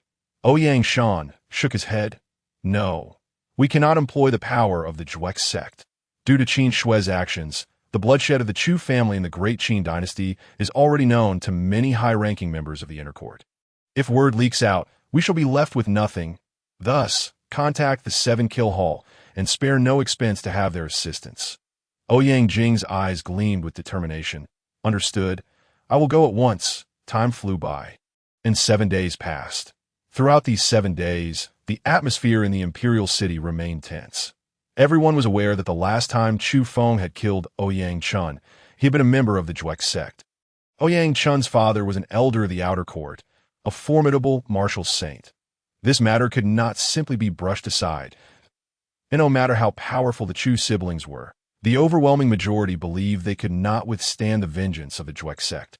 Once the Juex sect's retaliation commenced, it would undoubtedly lead to widespread devastation. Were it not for the Divine Courage Legion's firm grip on the situation in the Imperial City, it was likely that everyone would have fled, leaving the Imperial City to become a ghost town. During these 7 days, Chufeng's cultivation efforts had never ceased. Every moment, a tempest of spiritual energy surged towards the secret chamber designated for his training within the palace. "Brother, take a break and have something to eat." Chu Yaoer, already awake, entered the chamber bearing food. After awakening, her cultivation level had ascended directly to the 5th stage of the Grandmaster realm, astonishing Chufeng and making him marvel at the prowess of its Tiandao body. Once matured, it could rival the heavenly Tao, or perhaps even surpass it as an unparalleled physique. Chufeng halted his training. After 7 days of unrelenting cultivation, the spiritual energy in the vicinity of the Imperial City was nearly depleted. His cultivation level had surged from the 5th stage of the Grandmaster realm to the 2nd stage of the Martial Venerable realm. Such matters were best left to Ling Ji to arrange. As Chufeng observed the meal Chu Yaoer had brought, he remarked, "Sister, this is wonderful." Chu Yaoer shook her head vigorously. "Brother, I made this." Hearing her words, Chufeng felt a surge of emotion. This little girl, once the pampered daughter of a wealthy family, had never lifted a finger before fleeing for 3 years, enduring hardship and deprivation. How could she possibly know how to cook? It was clear she had just learned. "Brother, please try it, and tell me how it tastes," Chu Yao urged, her eyes filled with anticipation and trepidation. "All right. The meal prepared by my sister must be the most delicious in the world." Chufeng sat down, accepting the bowl and chopsticks from Chu Yao, devouring the food with fervor, sweeping everything away in a whirlwind. After finishing, he wore a look of unfulfilled desire, then suddenly recalled, "Oh no, I forgot to leave you some." Chu Yao laughed joyfully. Yet as her laughter continued, tears streamed down her face. "Brother, I know it doesn't taste good. I've tried it. Thank you. You are the best brother in the world." Chufeng raised his hand to wipe away the tear streaks on her face. "Silly girl, do not cry." Chufeng felt a pang of heartache at the sight of her distress. Chu Yao sobbed. "Brother, is there something wrong with my body? Is it serious? Am I going to die? In truth, I do not fear death. Rather, I dread the prospect of parting with my brother. No, Yao's body is currently undergoing a pivotal transformation. Brother possesses the means to ensure your well-being, and he will empower you to become increasingly formidable, surpassing all others," Chufeng declared with unwavering conviction. With reddened eyes, Chu Yao asked, "Is that true?" Chufeng nodded affirmatively. "Indeed."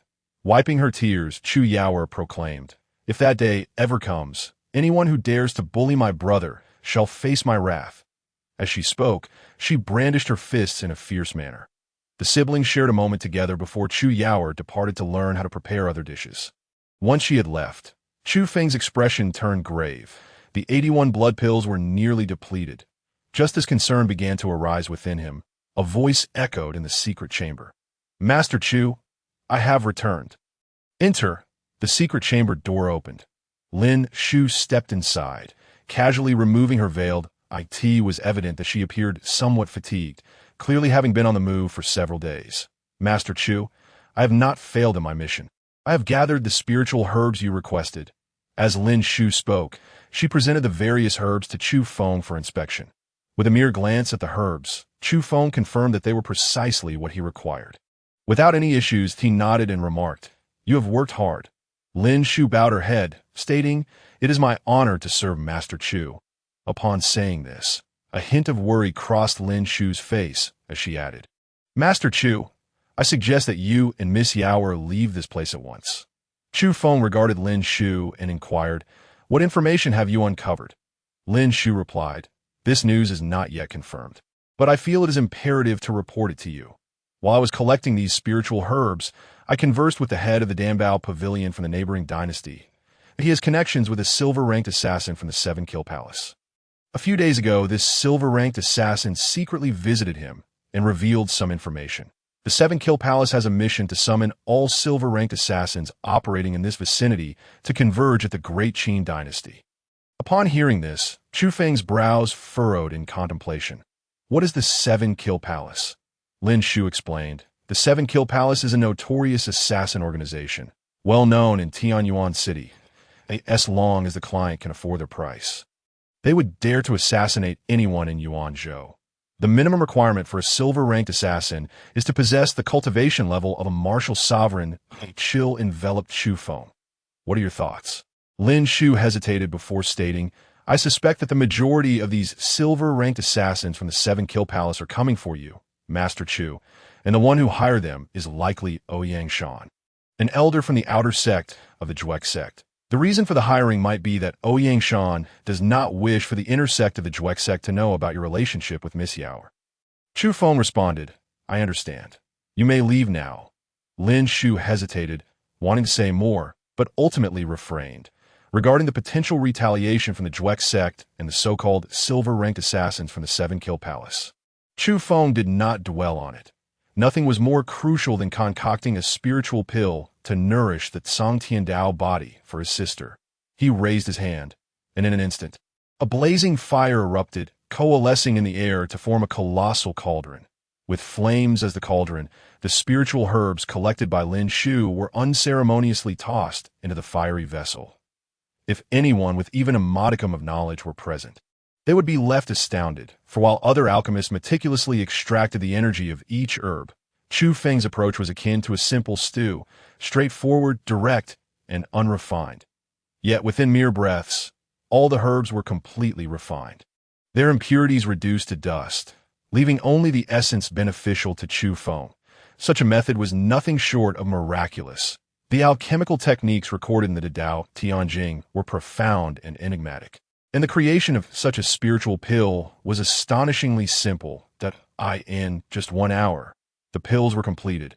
100 simplified versions of the Nourishing Heaven pills, all of which reached the pinnacle quality of the 9th rank. Each pill was round and plump, imbued with rich medicinal properties. Eagerly, Chufeng collected the pills and sought out Chu Yaoer, bringing her to the training room. Yaoer, take one each day.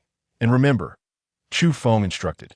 Chu Yaoer accepted the pill with a solemn nod, and then Chufeng personally oversaw her as she consumed the first simplified Nourishing Heaven pill, his mental focus intensely directed towards observing her transformation.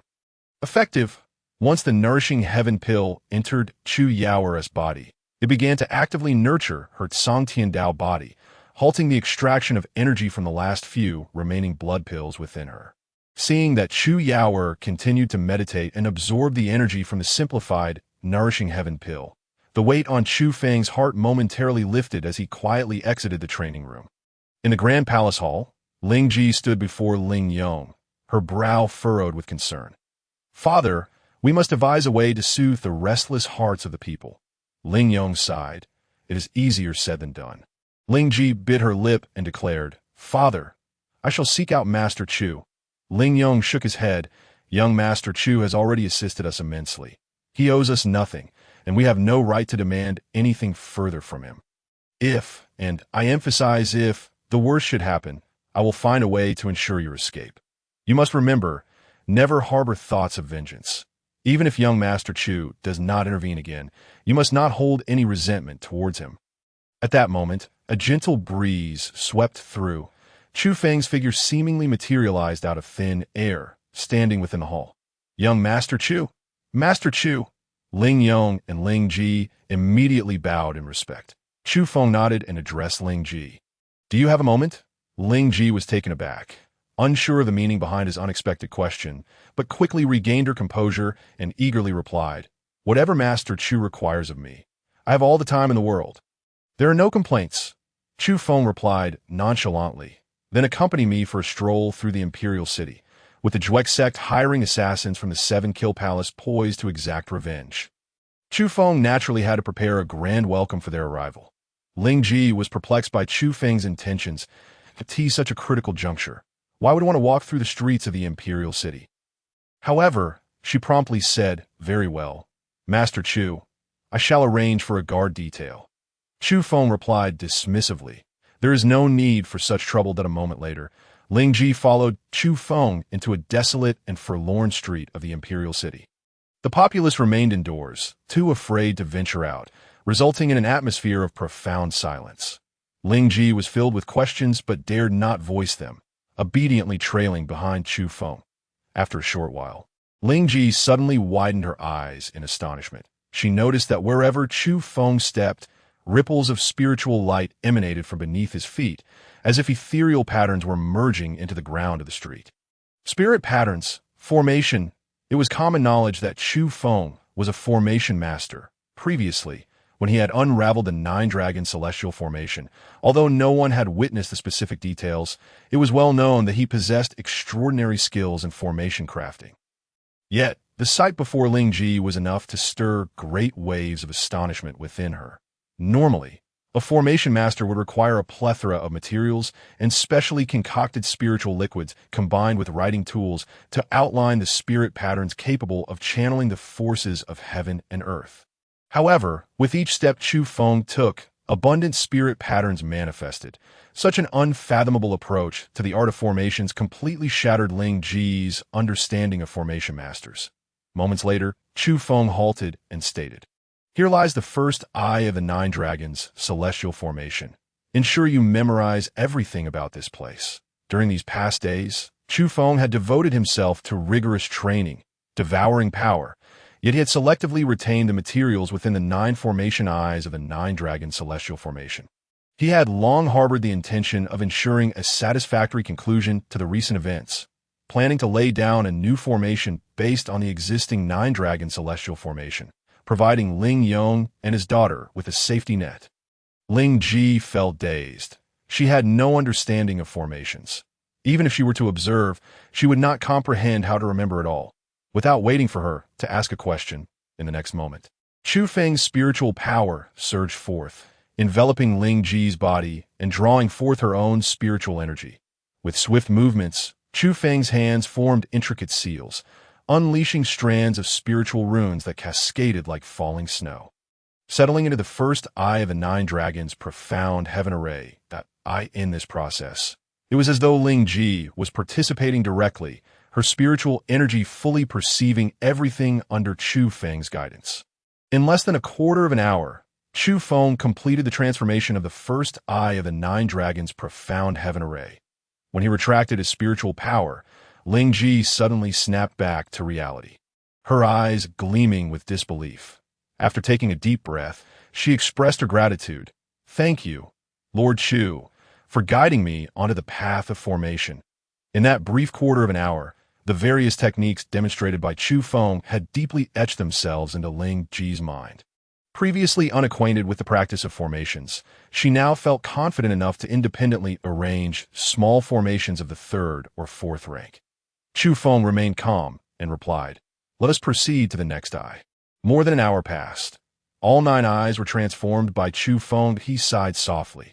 The original materials were the remnants of the Grand Qin dynasty's millennia-old legacy, yet they were still somewhat lacking.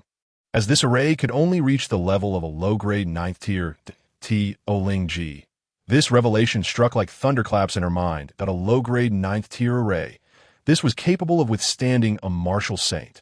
Chufeng regarded Ling Ji and remarked, "Your current understanding of formations has surpassed that of an average 9th tier formation master. However, your spiritual power remains too weak. Henceforth, diligently practice the soul refinement method I imparted to you." Not only did Chufeng elevate Ling Ji's comprehension of formations in this enlightening manner, but he also left behind a soul refinement method of the highest caliber within her soul, one that was virtually unparalleled among ordinary mortals. In an instant, Ling Ji knelt before Chufeng, exclaiming, "Lord Chu, your immense kindness and grace are beyond my ability to repay."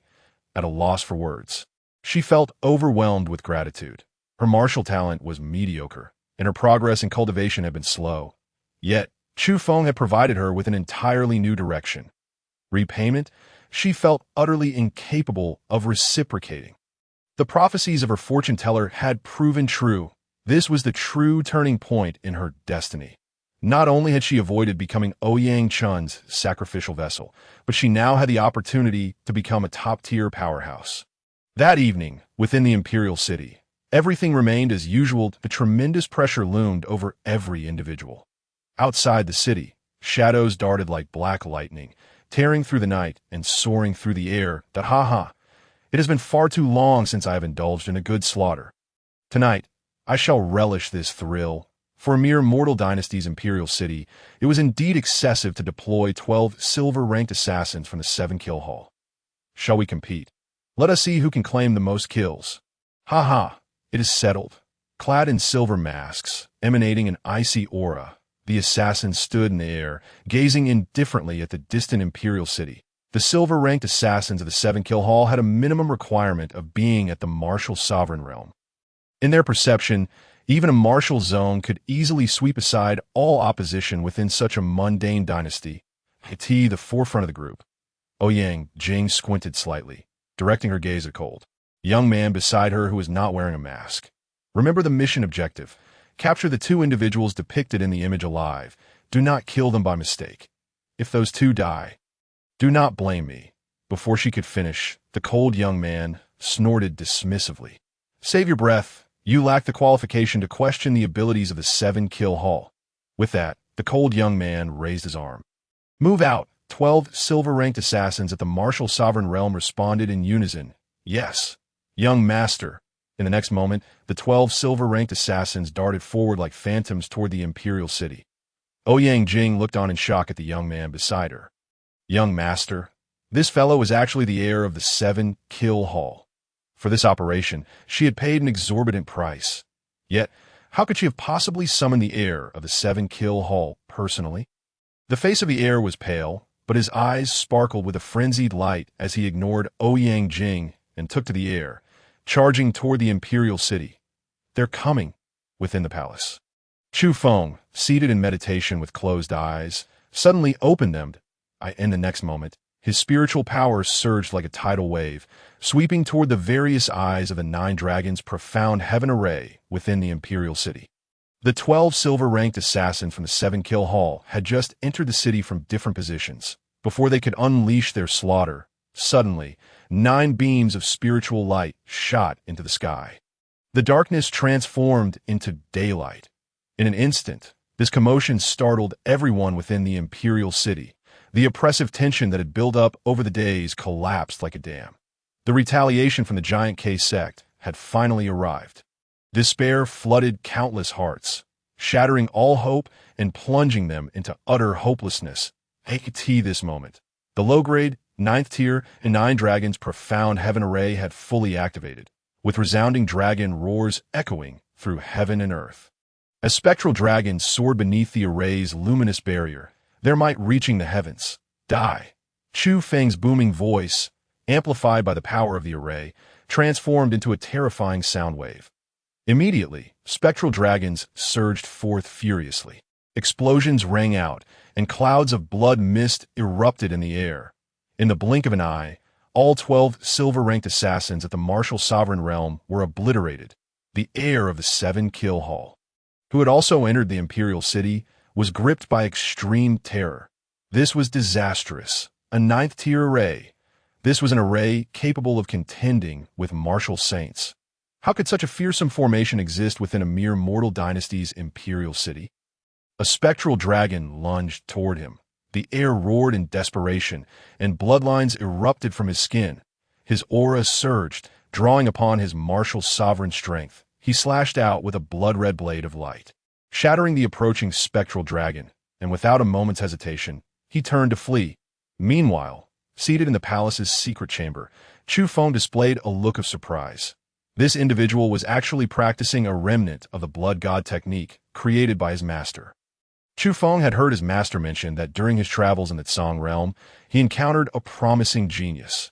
After offering some casual guidance, he created a unique cultivation method for him, known as the blood god technique. That individual had rapidly risen in the Tsang realm with the blood god technique, eventually founding the notorious killer organization, Blood Row Pavilion. Chufeng possessed a token that could summon the full might of the Blood Row Pavilion at his command. Initially, he thought that in such a small place, there would be no members of the Blood Row Pavilion. Yet he had encountered one today. The air of the 7-kill hall was now filled with a profound sense of dread. All he wanted was to escape. The instant when all 12 silver-ranked assassins of the martial sovereign realm were annihilated had left an indelible mark of fear in his heart, if not for the temporary, overwhelming burst of power granted by the blood-summoning technique. He too would have been reduced to ashes. In this mortal dynasty's imperial city, a 9th-tier grand array had been laid out. Such power was entirely insurmountable for those at the martial sovereign level. This was a veritable abyss of death. Had he known of the 9th-tier array's existence, even 100 times more courage would not have compelled him to enter. The heir of the 7-kill hall fled frantically. However, as he reached the edge of the city wall, the luminous barrier of the 9th-tier array blocked his path. Gritting his teeth, the heir proclaimed, "Blood-summoning technique, blood reversal," as he formed seals with his hands. The bloodlines that had emerged on his skin became wildly chaotic, coursing freely, and his power surged once more. A dagger radiating a deep crimson light appeared in his hand. This was a treasure that exceeded the level of spirit tools. Letting out a furious roar, the heir charged once more, pouring all his strength into the blood-red dagger. Striking fiercely at the barrier of the array, he sought to forcibly tear open this formation and escape. Yet, when the sharp dagger met the barrier, it failed to penetrate.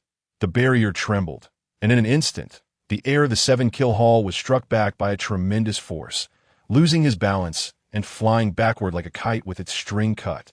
Immediately, a magnificent dragon of light descended from the heavens, its claws pinning the young master of the 7-kills hall to the ground.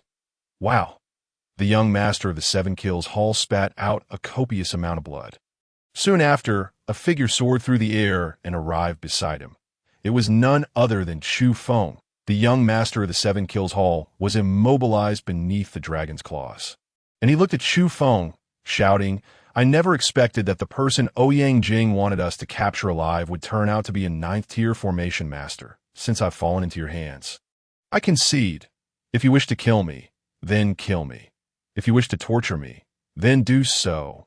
The Seven Kills Hall has never harbored cowards who fear death. His face displayed a resolute expression. Chufeng raised his hand, and instantly, the dragon of light that suppressed the young master dissipated. The young master of the Seven Kills Hall attempted to struggle to his feet. "Did I permit you to rise?" Chufeng spoke, unleashing a terrifying aura that enveloped the young master. Boom! The young master of the Seven Kills Hall crashed back to the ground, creating a deep crater. "Speak. Where did you learn the blood god technique? What is your relationship with the blood-clothed tower?" Chufeng demanded coldly. The young master of the Seven Kills Hall laboriously lifted his head, his face a mask of horror and disbelief as he stammered. "How do you know about the blood god technique? How could you possibly know about the blood-clothed tower?" The Seven Kills Hall was established in Yuanzhou approximately 3 years ago. The number of people in Yuanzhou who knew about the blood-clothed tower could not exceed a handful. They never spoke a word about their connection to the blood-clothed tower, and even the technique he cultivated had been renamed the blood-guiding method. Chufeng reached out, and a powerful force directly bound the young master of the Seven Kills Hall. Imprisoning him before him. It is I who will be asking the questions, not you. You would do well to comprehend your current predicament. You are not truly unafraid of death. It is simply that your time is nearly up. However, if you do not cooperate, I possess countless methods to ensure that you wish for death, yet cannot attain it. As he spoke, Chufeng's power surged violently into the young master of the Seven Kills Hall's body. This individual had been practicing a fragment of the blood god technique, but the fragment had been tampered with. Such a method was a form of control inherited from the blood-clothed tower, with superiors controlling their subordinates. As long as the subordinates obediently consumed a fixed amount of elixirs each month, they would not face any issues and would cultivate smoothly. However, if they went without the elixirs for an extended period, the problems with the technique's fragment would manifest, causing immense suffering and a tragic demise for those who practiced it. At this moment, the young master of the Seven Kills Hall was already on the brink of death due to the backlash from the incomplete technique. His internal energy was wildly out of control, surging chaotically. He could last no more than 15 minutes before exploding. Yet, when Chufeng's power forcefully invaded his body, it instantly suppressed the completely out-of-control energy within him. The young master's face immediately reflected profound shock, and his heart raced with excitement. He would not perish from the chaotic energy. The person before him possessed such unfathomable abilities. He had heard from his grandfather that even within the blood-clothed tower, only specific elixirs could alleviate the backlash from the incomplete blood god technique. Yet this individual required no such elixirs. Did this mean that his father and grandfather might also be saved? However, the young master's expression soon contorted in anguish. Despite being bound by Chufeng's power, he could not cease trembling as beads of blood began to seep from his skin. Within him, his internal energy transformed into countless sharp needles. Just when he had thought he would escape death and glimpsed a glimmer of hope from the abyss, in the blink of an eye, he was plunged back into excruciating pain. In mere moments, he could no longer endure it and cried out, "Spare me, young master. I will tell you everything." Chufeng snorted coldly and ceased the torment, releasing the binding power. The young master of the Seven Kills Hall fell to the ground, hastily scrambling to his feet, his demeanor now one of utmost respect as he clasped his hands and said, "Young master, you know of the blood-clothed tower and recognize the blood god technique, even managing to quell the backlash within me. Might I inquire if you could resolve even more advanced levels of backlash?" His father and grandfather were also enduring the torment of the backlash. Since they had cultivated the incomplete blood god technique for a longer time, their backlash was even more severe. Chufeng fixed a cold gaze upon him. The young master shivered inwardly, daring not to press further, and quickly said, 3 years ago, the master of the blood-clothed tower encountered a mishap during cultivation, leading to chaos within the tower, and the people were in a state of panic and why grandfather, a minor assassin at the blood-clothed tower, wished to avoid being embroiled in the conflict and becoming cannon fodder. Hence, he brought us to Yuanzhou and established the 7 Kills Hall. I am shunned, but I was on the brink of death from the backlash. So I sought a swift end by personally taking on a bounty mission here. This act of offending you is my wrongdoing. If only I could appease your anger, I would not mind dying. But I implore you to grant me a chance to save my father and grandfather. If you can rescue them in Yuanzhou, they will certainly agree to anything you ask. Upon finishing, Shun Yi suddenly fell to his knees before Chufeng. Chufeng's gaze flickered at S.O. That was the connection. The Juke sect is involved with you? Chufeng exclaimed coldly. The kneeling Shun Yi nodded and said, It is Ouyang Jing, the daughter of the outer elder Ouyang Shan from the Juke sect. Ouyang Jing has also come and is waiting for our news outside the Imperial City. Originally, information regarding the clients issuing bounties was supposed to be kept confidential among assassin organizations. Yet, Shun Yi could no longer afford to care about such matters. Compared to his life and that of his father and grandfather, everything else was insignificant. A cold smirk crossed Chufeng's lips as he commanded, Bring Ouyang Jing to me. Yes. Shun Yi hurriedly nodded. Outside the Imperial City, the once pitch-black night sky had been illuminated by the radiance of the formation, resembling broad daylight. Ouyang Jing appeared somewhat anxious. She could not perceive the full extent of the formation's might from outside, but her intuition told her that it was anything but ordinary. Yet, thinking of the 12 martial honor silver-ranked assassins of the 7 Kills Hall, each ruthless and skilled in murder, and with a young master present, Ouyang Jing gradually calmed herself. Failure was not an option. With such a lineup, they could sweep through everything within the Imperial City. At that moment, a figure approached. Shun Yi, upon seeing him, Ouyang Jing quickly rushed forward. What happened? Have you found the person in the portrait? Her urgency was palpable. Shun Yi nodded and replied, We found one. Where is he? Why have you not brought him out? Or did you fail and kill one? Even if you did, leave the corpse for me. As for the other, I must have him alive. Ouyang Jing exclaimed, her composure slipping that if he were dead, the value of the corpse would drastically diminish.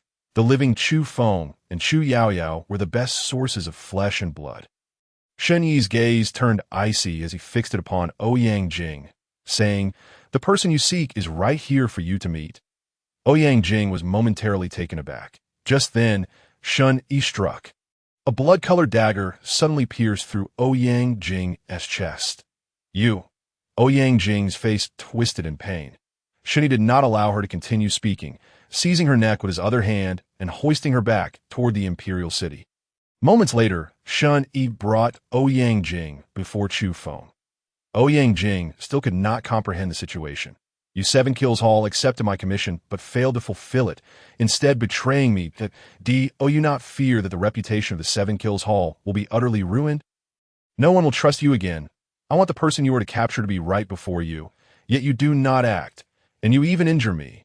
Silence. Shun Yi's dagger slashed forth, sending a spray of blood into Ouyang Jing's body, rendering her mute. Reputation? It was indeed significant, but if he died, his father would die, and his grandfather would likewise perish. What use would the 7 Kills Hall's reputation be then? Following this, Shun Yi tossed Ouyang Jing to the ground.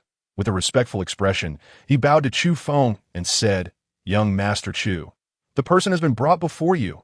At this moment, Ouyang Jing's eyes widened in disbelief. She had contacted the 7 Kill Palace, paying a staggering price to have them capture the Chu siblings alive. Yet, at this juncture, the young master of the 7 Kill Palace appeared utterly subservient before Chufeng. Casting a glance at the young master, Chufeng commanded, Come with me. With that, he seized Ouyang Jing and departed. On that fateful day of the Imperial City battle, Chufeng had slain Ouyang Chun, intending to suppress Ouyang Shan's martial Saint Soul clone to extract information regarding the Juke sect and Qin Shui. However, to his utter astonishment, Chu Yaoer suddenly erupted, annihilating Ouyang Shan's martial Saint Soul clone. Consequently, Chufeng was left with no choice but to have Lin Shu gather information about the Juke sect and Qin Shui through the energy of the Dambao Pavilion. Now, with Ouyang Shan's daughter present, Chufeng would not allow Ouyang Jing to perish easily. He led her into a secret chamber. The young master of the seven-kill palace awaited outside the chamber, in the celestial expanse above the imperial city. Ethereal dragon shadows merged into the array's shimmering barrier, which gradually dissipated. I could see that moment. The heavy weight that had oppressed the hearts of everyone within the imperial city vanished without a trace. Victory! Yet another triumph. The earlier despair had struck so suddenly and vehemently, yet hope had arrived in a manner so unfathomable. Within the grand hall of the palace, Ling Yong felt as though he had just emerged from water. As the intense tension ebbed away, he slumped onto the throne. "Father, Lord Chu has vanquished all our foes." Ling Ji's voice trembled with excitement. Ling Yong gazed at her, his expression a complex tapestry of emotions. "Child, did Lord Chu truly impart the entirety of the array's control to you?" Ling Ji nodded emphatically. "Not only that, but Lord Chu has also bestowed upon me the supreme techniques for cultivating spiritual power, along with invaluable knowledge regarding various arrays." Ling Yong inhaled deeply. "Dear child, hasten your growth and do not disappoint Lord Chu's goodwill. Our dynasty's future relies upon you." Upon hearing this, Ling Ji's countenance grew solemn.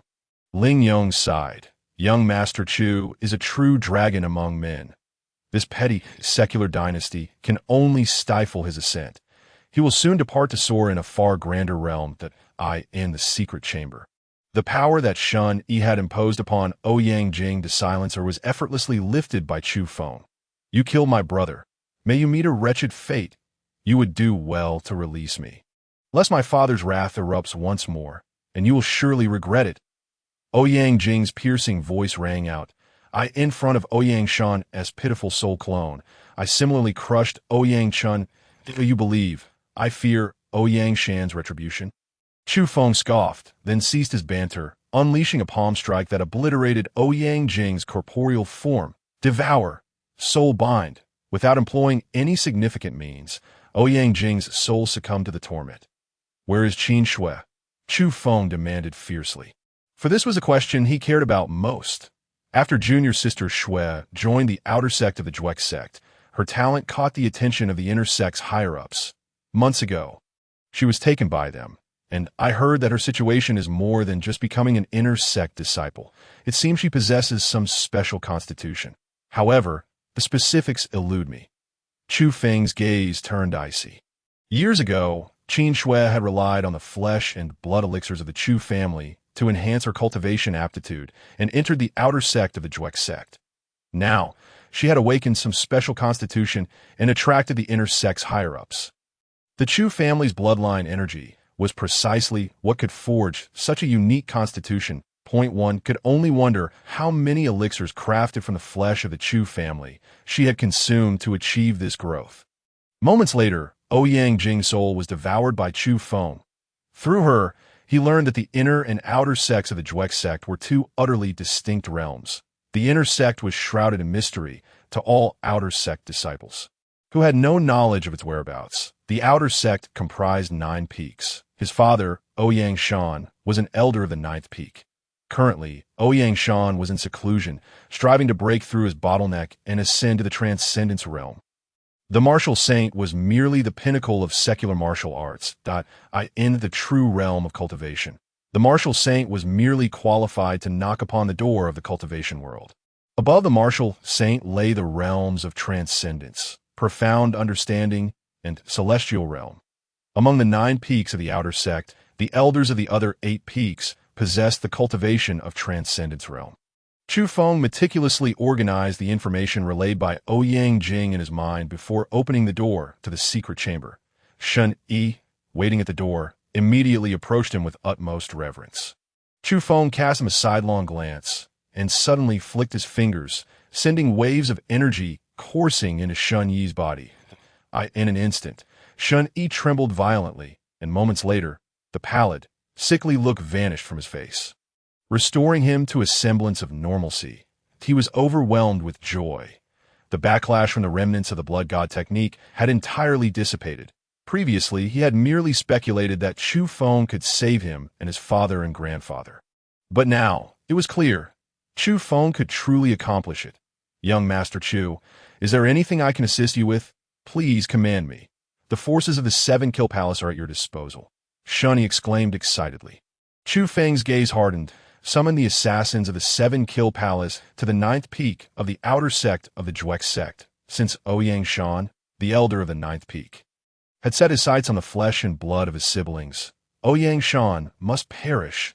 Even if Ouyang Shan was unaware of the inner sect's location, the inner sect would undoubtedly respond. At that time, they could trace back to uncovered Qin Shui and obtain the spiritual incense that could connect them to the withered sage. Shun dared not dissent against Chufeng's will. Now, Chufeng represented the hope of the Seven-Kill Palace. The chance for his father and grandfather to survive rested solely upon him, even knowing that this action amounted to declaring war on the Juex sect. He was undeterred. Yes, young Master Chu, I shall gather the personnel at once. Shun bowed deeply, then departed at great speed. Chufeng then proceeded to the grand hall of the palace. Brother, upon seeing him, Chu Yaoer rushed forward, embracing his arm. Lin Shu, Ling Yong, and Ling Ji also approached Chufeng, bowing respectfully. We pay our respects to Lord Chu. Chufeng gently patted the back of Chu Yaoer's hand before turning to Lin Shu, Ling Yong, and Ling Ji, stating, Tomorrow, I shall depart with my sister. This decision seemed abrupt, yet Chu Yaoer displayed no particular reaction. She cared not where they went, as long as she was with her brother. Lin Shu, Ling Yong, and Ling Ji had long anticipated this. Lin Shu immediately said, Lord Chu, I shall accompany you. Chufeng shook his head. You should remain here to assist with the transition of the dynasty and other matters. Once the arrangements from the Danbao Pavilion in Tianyuan City are in place, and this place stabilizes, you may proceed to Tianyuan City, and I will come to find you.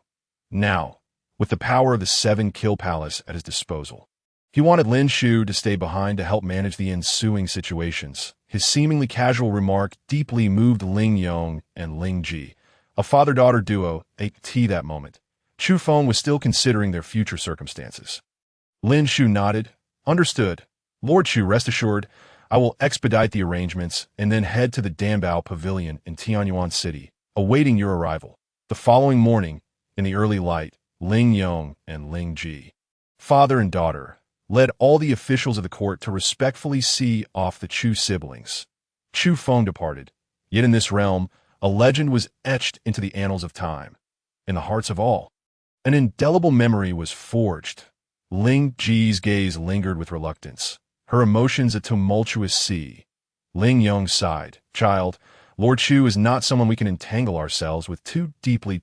Have received his assistance is already a blessing accumulated over countless generations of our Ling family. Ling Ji fought back, tears welling in her eyes, nodding solemnly. The carriage sped away. Brother, have we uncovered the identities of those villains from back then? Chu Yaoer inquired. Chufeng, unwilling to conceal anything from her, revealed the truth. Upon hearing it, Chu Yaoer understood that the entanglement of this matter would inevitably grow larger. She grasped Chufeng's hand tightly and said, Brother, I share your desire for vengeance. For the past 3 years, seeking revenge has been my sole motivation for survival. However, if we encounter enemies that we cannot currently confront, you must promise me that we will endure. Once we have gained sufficient strength, we shall strike. Vengeance is crucial and must never be relinquished. But for me now, avenging is secondary. Your safety is of paramount importance. Tears shimmered in Chu Yaoer's eyes. Throughout these recent days, Chufeng had repeatedly faced situations that others deemed hopeless. And with each instance, her heart was filled with worry and fear. For Chufeng, Chu Yaoer was his only family, and he regarded her safety as infinitely more significant than his own. The same sentiment held true for Chu Yaoer. Chufeng affectionately ruffled her hair. Chu Yaoer relished this sensation, a smile of happiness gracing her face, before resolutely declaring, of course, Yaoer will strive to cultivate diligently. Time passed swiftly. 10 days later, a carriage drawn by demonic beasts halted in a picturesque valley. The siblings, Chufeng and Chu Yaoer, were seated in meditation. Suddenly, a formidable aura erupted from Chu Yaoer, signifying her breakthrough. She had reached the first level of the martial venerable realm, advancing at an astonishing pace. Her growth now required only sufficient energy to materialize the celestial Tao body, which, during its formation, would in turn provide strength back to Chu Yaoer. After a while, she acclimated to her newfound power. Concurrently, a tremendous energy surged from Chufeng, marking his own breakthrough. He had ascended to the first level of the martial saint realm, his advancement equally rapid and incredible. Their journey had brought them closer to the core region of Yuanzhou, where the spiritual energy of heaven and earth was increasingly rich, and two awakened divine dragons were voraciously absorbing this energy. The reason Chufeng broke through after Chu Yaoer was his concern that his own breakthrough might disturb her. "Brother, your aura is so powerful." Chu Yaoer gazed at Chufeng with an expression of admiration. Chufeng smiled and replied, "Yaoer, you will surpass me in the future." Yet internally, Chufeng felt a tightening knot of anxiety. After her ascension to the martial venerable realm, Chu Yaoer's celestial Tao body had a heightened demand for energy. The true cultivation of the celestial nourishing pill was imminent at that moment. Chufeng turned his gaze to the distance. Soon, the figure of Shun Yi, the heir of the Seven Kills Hall, appeared before him. Shun Yi rushed over and bowed respectfully. "Greetings, young Master Chu." Behind him stood a group of masked figures exuding a chilling aura, each emanating a palpable bloodlust, clearly seasoned veterans of the battlefield. All the assassins simultaneously clasped their hands in salute. "Greetings, young Master Chu." Chufeng nodded in acknowledgement. Shun Yi continued, "I report to young Master Chu that due to time constraints, I was unable to return to the Seven Kills Hall headquarters and had to gather personnel at a nearby secret contact point. We have assembled 32 silver-ranked assassins and 7 gold-ranked assassins. There was initially a cold-blooded assassin expected to arrive, but he likely encountered unforeseen complications and could not make it. He felt a pang of anxiety, fearing Chufeng would be dissatisfied with this meager force. In the Seven Kills Hall, silver-ranked assassins were at the martial venerable level, while gold-ranked assassins were at the martial saint level. Beyond there were the cold-blooded, violent-blooded, and red-blooded assassins, corresponding to the transcendence, profound understanding, and cave heaven realms, respectively. "That will suffice. Let us depart," Chufeng commanded. "When we strike at the 9th peak of the Giant K sect, their strongest will merely be Ouyang Shan, even if he has ascended to the Transcendence realm. I do not regard him as a threat." The reason for Shun Yi's early gathering of personnel was merely to have some assistance at hand, thus sparing them from tedious tasks that would waste energy. Upon hearing Chufeng's words, Shun Yi finally sighed in relief. The 9th peak of the Giant K sect, within a secret chamber, Elder Ouyang Shan's fluctuating aura gradually stabilized, and a look of regret crossed his face. So close, just a fraction away, yet now he found himself with only 1 foot in the Transcendence realm. Had it not been for that day, when Chufeng's heinous actions led to the death of his son, causing a flaw in his mental state, he would not be stuck in this awkward position, neither here nor there. Calculating the time, Jinger should be returning soon. Once I capture the Chu siblings, I will surely complete my ascension to the Transcendence realm. Perhaps even reach greater heights. A brilliant light ignited in Ouyang Shan's eyes.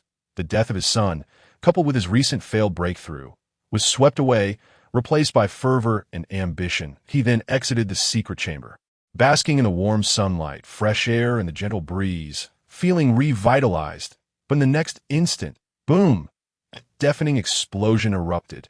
The ground shook violently, that a fierce expression of fury appeared on Ouyang Shan's face. He soared into the air, bellowing, "Who dares to cause trouble at the 9th peak of the Giant K sect?" Seeking death at the 9th peak, figures soared into the sky, quickly forming a battle formation. "Kill!" Just then, a cold voice resonated across the sky.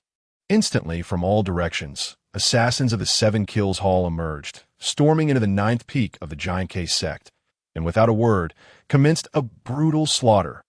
Ouyang Shan furrowed his brow. These are indeed assassins from the Seven Kills Hall. What is happening? Just days ago, I had sent my daughter, Ouyang Jing, to hire assassins from the Seven Kills Hall to capture the Chu siblings. Today, assassins from the Seven Kills Hall are attacking us. Ouyang Shan's eyes narrowed as he gazed into the distance. He saw a carriage slowly approaching through the air, driven by none other than Shun Yi, the heir of the Seven Kills Hall. "You are at the 9th peak of the Giant K sect. I advise you to weigh the consequences of your actions. Withdraw immediately and disclose the identity of those who hired you. And I shall treat this matter as if it never occurred, Ouyang Shan shouted. However, his words fell on deaf ears. The 32 silver-ranked assassins and 7 gold-ranked assassins continued their assault without pause. Shunyi stood up, looking at Ouyang Shan, and said, "Old fool, you should kneel and surrender at once." Ouyang Shan glared at the carriage behind Shenwei. Do you think I am a coward? Do not assume I am unaware that turmoil has arisen within the 7 Kills Hall. You are in no position to provoke the Giant K sect. I have given you a chance, but since you refuse to recognize it, do not blame me for being merciless. With that, Ouyang Shan took action himself. He dove down from the highest point of the 9th peak, directly targeting one of the gold-ranked assassins. Among the 7 gold-ranked assassins, this one was the strongest, at the peak of the Martial Saint realm. Boom! Ouyang Shan struck fiercely. The gold-ranked assassin, at the peak of the Martial Saint realm, was immediately filled with dread, desperately trying to defend himself. But in the next moment his arms were shattered, and his body flew uncontrollably backward. Seeing this, the members of the 9th peak of the Giant K sect erupted in excitement. Elder Ouyang is mighty. Kill. Follow Elder Ouyang to slay the enemies. All of you attack. Leave no trace of these dogs behind. Ouyang Shan's successful strike bolstered his momentum. Although he had failed to break through during this secluded training, he had at least 1 foot already in the realm of transcendence. The strength of a half-step transcendence realm was, in his view, sufficient to dominate the scene. After all, not a single cold-blooded assassin from the 7 Kills Hall had arrived, and the strongest gold-ranked assassin was no match for him. Do they truly believe that Ouyang Shan is easily bullied? Today, I shall ensure that all of you remain, those hiding in the carriage. Come out. Ouyang Shan had long ceased to concern himself with the assassins of the 7 Kill Palace. He had already come to the realization that the individual within the carriage was the true mastermind behind the relentless targeting of the 9th peak of the outer sect of the Juke sect by the assassins. Once he dealt with the person inside the carriage, all would be resolved. With a sudden surge, Ouyang Shan leapt into the air, delivering a mighty palm strike that thundered toward the carriage. Shunyi felt a shiver run through his heart. This power was beyond his ability to withstand that moment. A powerful force erupted from within the carriage, effortlessly shattering Ouyang Shan's palm strike. Shunyi breathed a sigh of relief. Ouyang Shan's expression turned grave as he fixed his gaze on the carriage, exclaiming coldly, "Cunning and elusive, if you dare, show yourself. Let me see what manner of creature you are." A frigid voice emerged from the carriage, stating, "To suppress an old fool like you, must I personally reveal myself?" In the next instant, a thunderous roar of a dragon resounded through the heavens. The skies darkened with the crackle of lightning. A divine dragon of thunder, unmatched in might, lunged fiercely toward Ouyang Shan. Ouyang Shan's eyes widened in shock the moment he beheld the thunderous dragon. He was all too familiar with this technique. Not long ago, his soul clone had faced off against Chufeng, who had invoked this very method to devour his son, Ouyang Chun, before his soul's eyes.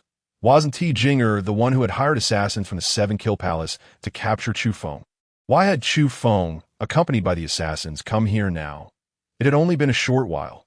The power of Chufeng's Thunder Dragon had surged so dramatically that even Ouyang Shan, who had attained a half-step into the Transcendence realm, felt a wave of unease within his heart. Various thoughts raced through Ouyang Shan's mind. He roared in fury, his hair whipping wildly, his aura boiling, as he directed both palms toward the charging Thunder Dragon. His palm strike was fierce, yet the Thunder Dragon's might was even more tyrannical, shattering all in its path. The Thunder Dragon unleashed a breath of dragon fire, and a terrifying bolt of lightning erupted, obliterating Ouyang Shan's palm attack. The violent shockwave surged towards Ouyang Shan, causing him to lose his balance and scream as he was sent hurtling backward. The Thunder Dragon pursued Ri with a cold sip. Chufeng observed the pained and bewildered expression on Ouyang Shan's face, which was soon replaced by a profound sense of trepidation. He shook his head and said, "I do not know. I have never been to the inner sect and lack the qualifications to contact those within." The distinction between the inner and outer sects of the Juk sect is akin to the chasm between heaven and earth, representing 2 entirely different realms. Even though Ouyang Shan is an elder of the ninth peak in the outer sect, he is, to put it bluntly, merely a dog nurtured by the inner sect, failing even to meet the criteria to act as a gatekeeper. In response, Chufeng pressed on. Tell me everything you know about Qin Shui. Ouyang Shan revealed. I have heard that Qin Shui has awakened a special constitution and possesses a top-tier wind spiritual root, a talent unmatched in the Juk sect for thousands of years. On that day, the vice master of the Juk sect led 4 elders from the 7 great elders to welcome Qin Shui into the inner sect. Beyond that, I am unaware. After she entered the inner sect, all matters concerning her have become classified secrets of the Juk sect. Chufeng's eyes narrowed slightly. A top-tier wind spiritual root, is it? His tone dripped with indifference and disdain. The cultivation of a spiritual root signifies innate talent, indicating that Qin Shui would possess a remarkable foundation and advantage in practicing martial arts related to the wind attribute. That I end this modest Yuan Zhou, a genius with a top-tier spiritual root, indeed stands as a paragon of excellence. Spiritual roots are categorized into 4 grades: inferior, middle, superior, and top tier. Above the spiritual root, there exist treasures such as the treasure body, law body, saint body, and Tao body. Chu Yaoyao possesses the Tao body, and it is a top-tier Tao body. As for Chufeng, the awakening of the first true dragon spirit has granted him a lightning attribute cultivation talent that rivals any Tao body. The second true dragon spirit has bestowed upon him a fire attribute talent equally formidable. The information pried from Ouyang Shan was limited, but Chufeng was unconcerned. He had never placed much expectation on Ouyang Shan. His visit to the 9th peak of the Juk sect was specifically to confront Ouyang Shan, who had targeted the flesh and blood of his siblings. He intended to use Ouyang Shan merely as a means to an end. Subsequently, Chufeng unleashed a palm strike, shattering Ouyang Shan, and activated the 10,000 Dragons Devouring Heaven technique. In an instant, the swirling blood essence and overflowing spiritual power in the air surged toward him. The spiritual power was consumed by Chufeng, with part of it enhancing his cultivation, while the majority flowed into the body of the 3rd true dragon spirit. As for the blood essence, Chufeng condensed it into blood pills and infused them into Chu Yaoyao, nurturing the formation of her Xangtian Dao body. The amount of blood energy required exceeded Chufeng's expectations, necessitating his constant vigilance over Chu Yaoyao's condition in preparation for any unforeseen circumstances. Moments later, Chufeng summoned Shen Yi. Young Master Chu, the treasury of the 9th peak of the outer sect has been opened, and all its contents have been collected into these 2 storage rings for your review. Shen Yi presented the 2 rings, filled to the brim, to Chufeng. Chufeng accepted the storage rings and, upon scanning their contents with his spiritual sense, found them to be decent resources, albeit not particularly exceptional. Yao Yao, you should also utilize these during your cultivation. Here, take them. Chufeng handed both storage rings to Chu Yaoyao. That I do not need them. Chu Yaoyao hurriedly pushed back, shaking her head. Brother, you are the one who truly requires these cultivation resources. I hardly use such things. Noticing Chu Yaoyao's resolute demeanor, Chufeng smiled and tucked the storage rings away. Young Master Chu, Shen Yi ventured tentatively. What shall we do next? Chufeng replied coolly, to the headquarters of the 7 Killers Hall. Upon hearing this, Shen Yi's expression brightened with excitement. He was eager for Chufeng to make haste, as his father and grandfather were in dire straits, fearing that if Chufeng delayed, they might perish due to the backlash from the blood goddess' incomplete scripture. Yet he did not dare to urge him. Now that Chufeng had expressed his intention to go to the 7 Killers Hall, it was the best news for Shen Yi days later. What? The 9th peak of the outer sect has been annihilated. That worthless Ouyang Shan is dead? Who dares to be so audacious? An elder from the inner sect of the Juk sect, Fu Dongyang, was out on patrol when he learned of the news. And he exploded with rage. This man was one of the 7 elders of the inner sect, holding significant authority, as the 9th peak of the outer sect fell under his command. Reporting to the elder, we have investigated and confirmed it was a young man named Chufeng, in league with the young master of the 7 Killers Hall. Fu Dongyang's eyes narrowed, a cold light flashing within. What manner of being is this Chufeng? Elder, Chufeng has connections to the rise of Qin Shui from the Great Qin dynasty, which is closely tied to the Chu family. Fu Dongyang was taken aback. Is it that Chu family? Is this true? Absolutely true. It has been thoroughly verified. Chufeng and his sister have returned for vengeance, having toppled the Great Qin dynasty, and that useless Ouyang Shan got entangled in it. Concealing information in a bid to monopolize everything. Fu Dongyang squinted, contemplating for a moment before sneering, "Perfect, I have just come from the inner sect to negotiate a deal with the Seven Killers Hall. Send word to gather all the elite forces from the remaining 8 peaks of the outer sect to accompany this elder to the Seven Killers Hall. The Seven Killers Hall, renowned as the most infamous assassin organization in Yuanzhou, housed its headquarters in a location concealed within a terrain of rugged and intricate mountains, requiring passage through a series of complex underground labyrinths. These passages concealed numerous traps and mechanisms, as well as many poisonous creatures. Along with interconnected formations, upon first encountering such an atmosphere, Chu Yaoyao felt a tinge of nervousness. Moreover, she harbored concerns. While Shani was respectful toward her brother, his grandfather and father were another matter entirely. After all, those two were established figures who had truly crossed the threshold into the cultivation realm, having traveled a considerable distance, and they ranked among the top-tier powerhouses in all of Yuanzhou. Such individuals are not easily maneuvered. Noticing his sister's emotional fluctuations, Chufeng maintained a calm demeanor and gently patted her head.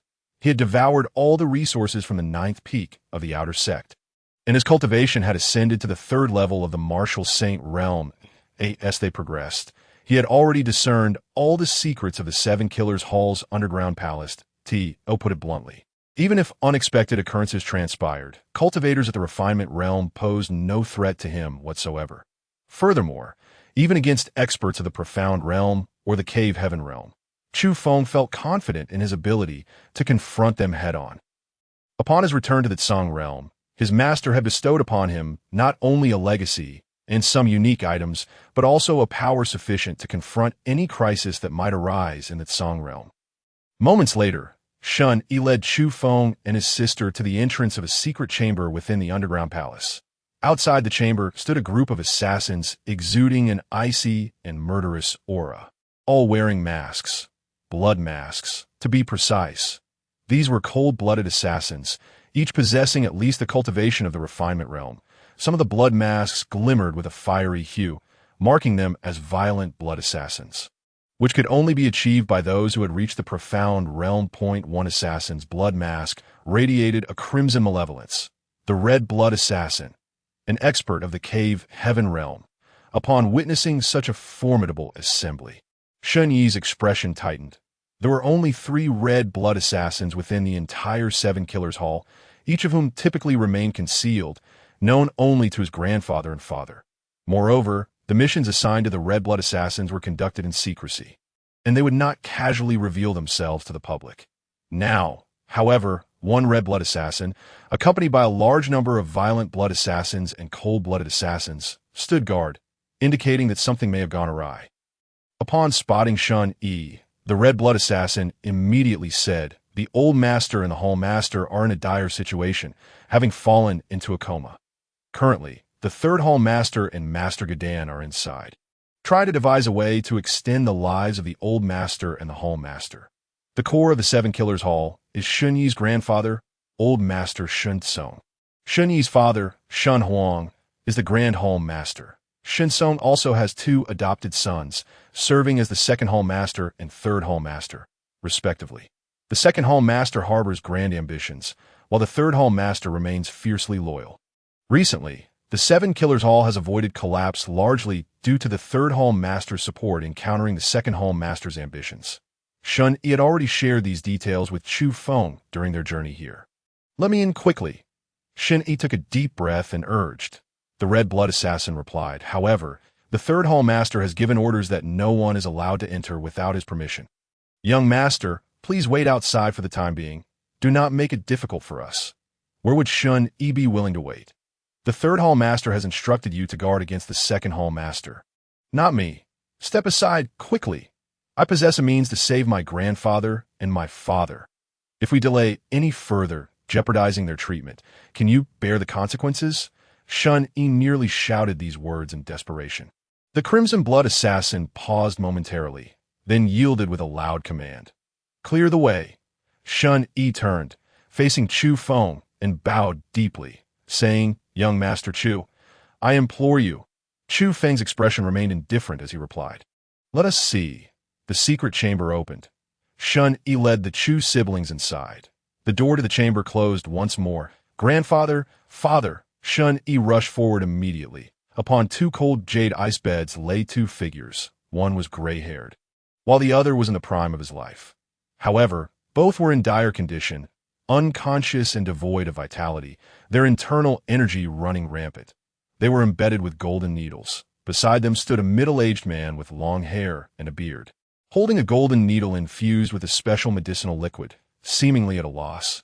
His brow furrowed in contemplation. Mir, we have done our utmost. Your adoptive father and elder brother can last only a few more days at most. Before they fell into complete unconsciousness, their greatest concern was you. They entrusted me to seek the assistance of Master Gadan to help remove your cultivation, given that you have not practiced this technique for long. This should allow you to live for several more years, at least leaving a future for the Shun family. Shortly, I will arrange for someone to escort you away from the 7-kill hall. It is no longer safe here. A sigh was heard. The speaker was another middle-aged man, standing beside the cold jade ice bed, dressed in scholarly robes that appeared incongruous for an assassin organization like the 7-kill hall. Yet he was indeed the third hall master. Shun Hai. He, along with the second hall master, Shun Kun, were both adopted sons of the old master, sharing his surname. No, it cannot be. My grandfather and father can still be saved. Young Master Chu, please, take a look. I beseech you to prolong their lives. I implore you. If you can save my grandfather and father, I, Shun Yi, will be indebted to you, serving you as a loyal servant. As he spoke, Shun Yi knelt before Chufeng, his forehead striking the ground with fervor. Witnessing this scene, Shun Hai's brows furrowed. Kneeling on the ground, Shun Yi continued to bow, saying, Young Master Chu, if you can save me, you can certainly save my father and grandfather. I beg you. Please take action. Chufeng glanced at the two lying on the cold jade ice beds and said coolly, saving their lives is but a trivial matter. As he spoke, Chufeng approached the cold jade ice bed. Wait! Shun Hai, the third hall master, called out urgently. Shun Yi quickly stood, nervously grasping Shun Hai's hand, saying, It is possible. Young Master Chu can do it. Right now, if anyone in the entire Yuan province can save my grandfather and father, it is only young Master Chu. The backlash I suffered was resolved by young Master Chu. Had it not been for him, I would not have survived to return. Upon hearing this, Shun Hai's expression changed dramatically. Just then, the alchemist holding the needle tainted with medicinal liquid suddenly cast a glance at the approaching Chufeng. You yellow-haired brat, get lost. A glint of cold light flashed in Chufeng's eyes.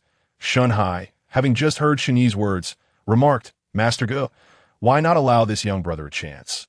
The alchemist scoffed, saying, Third hall master, you must be mistaken. Do you not know how troublesome this situation is? Though I, Gohong, am merely a third-tier alchemist, I specialize in treating such issues. Even a fourth or fifth-tier alchemist could not handle this situation better than I. Previously, formations were referred to as spirit formations, medicinal pills as spirit pills, and weapons as spirit weapons. However, upon entering the true path of cultivation, they were referred to as treasured artifacts, treasured pills, and treasured formations. Correspondingly, the titles for formation masters, weapon refiners, and alchemists were also changed to another set of terms. With this declaration, Shun Hai fell into hesitation. Yi Hong continued to sneer. This backlash is beyond remedy. Young Master Shun is far too young and has fallen victim to the deceit of certain individuals. Though he appears well now, it is merely an illusion. I have already conceived a method to prolong life. Please do not disturb me. Yes, he spoke. He turned away, preparing to lower the needle in his hand. If you proceed with that needle, it will not be a matter of saving lives, but of taking them. Chufeng's voice rang out calmly. Yi Hong abruptly turned, glaring fiercely at Chufeng, saying, What are you? I have crafted more medicinal pills than you have grains of rice consumed. You, a mere inexperienced child, dare to question me. Do you not know that my medical skills are among the finest in the entire Yuan province? Chufeng's face reflected disdain and contempt as he scoffed, living long and crafting many pills, being among the best in the Yuan province. How laughable, pathetic. You cannot even save yourself from the fire poison afflicting you. What difference is there between you and a worthless fool? Upon hearing this, Guhong, the self-proclaimed prominent third-tier alchemist of Yuan province, turned pale with rage. Yet he quickly regained his composure, retorting, "Utter nonsense. You dare to spout such nonsense in front of me." He was a renowned alchemist in Yuan province. If word got out that he could not save himself, it would be the greatest humiliation of his life. He had even envisioned quietly dying in a secluded place when the time came, leaving only a good reputation behind in Yuan province. Though he was unsure how this young man had uncovered the secret, he would never admit it and instead shifted the topic, glancing at Shun Hai and Shun. This child is not only disrespectful, but also accuses me of attempting to harm old Master Shun and the Hall Master. Such vicious words. I, Guhong, am a figure of note in Yuan province. How can I allow him to treat me this way? You two, I offer you a choice. Trust me, and let him kneel before me, admitting his fault. If you choose to believe him, then I shall not extend their lives today. Do as you will, Master Gu. Please calm down, Shun Hai said, realizing that matters had escalated beyond control, though the old master and the Hall Master could not last long even with life-prolonging measures. As long as they were still alive, the hidden dangers within the Seven-Kill Hall would not fully erupt, granting him time to arrange subsequent matters. The consequences of their immediate demise would be dire. Guhong waved his hand, stating, "My mind is made up." Shun Hai turned to Shun. He gritted his teeth and then clasped his hands together, declaring, "I believe in young Master Chu." Having said that, Shun Yi again bowed deeply to Chufeng, pleading, "I beseech you, young Master Chu, save my father, save my grandfather." Chufeng nodded and continued toward Shinsong and Shun Huang lying on the cold jade ice beds. Guhong's expression contorted in anger. The people of the Seven-Kill Hall were indeed willing to trust this young man before him rather than him. He trembled with rage. "Very well, very well. You asked me to treat them, yet now you insult me so. I shall not concern myself with their lives. But today I must vent my frustration. You little brat, I challenge you. Are you willing to wager? Let us wager whether old Master Shun and the Hall Master can survive for even a quarter of an hour. If, after a quarter of an hour, you cause their demise, then you shall be my medicinal servant." His gaze burned intensely as he fixed it upon Chufeng. That a medicinal servant is a role fraught with high mortality. As the name implies, they are used by alchemists to test their medicinal pills. Chufeng maintained a demeanor of calm indifference, asking, "And if I win?" "You are but a dreamer," Guhong bellowed. "If you win, I shall allow you to do with me as you please." The corners of Chufeng's mouth curled upward, saying, "Step aside." Guhong's face turned shade of green with rage, steam billowing from his nostrils. "You insolent brat. When you lose and become my medicinal servant, I will make you regret it." At that moment, Chufeng had arrived beside the cold jade ice bed. The method of administering the needle was truly unbearable to witness. With a sharp admonition, Chufeng's palm swiftly grasped. In an instant, the golden needles embedded in the bodies of the two individuals shot forth. Suspended before him, the medicinal liquid on the needles aimed to dissipate the surging blood energy within them. Yet, paradoxically, it accelerated the turbulent flow of their life force. Had it not been for such inept medical practice, they would not have found themselves teetering on the brink of death. Had it not been for Guhong's chaotic interference, rescuing these two would have been as effortless as saving Shun Yi. However, now he must first rectify the pitfalls laid by Guhong before addressing the backlash from the remnants of the Blood God technique.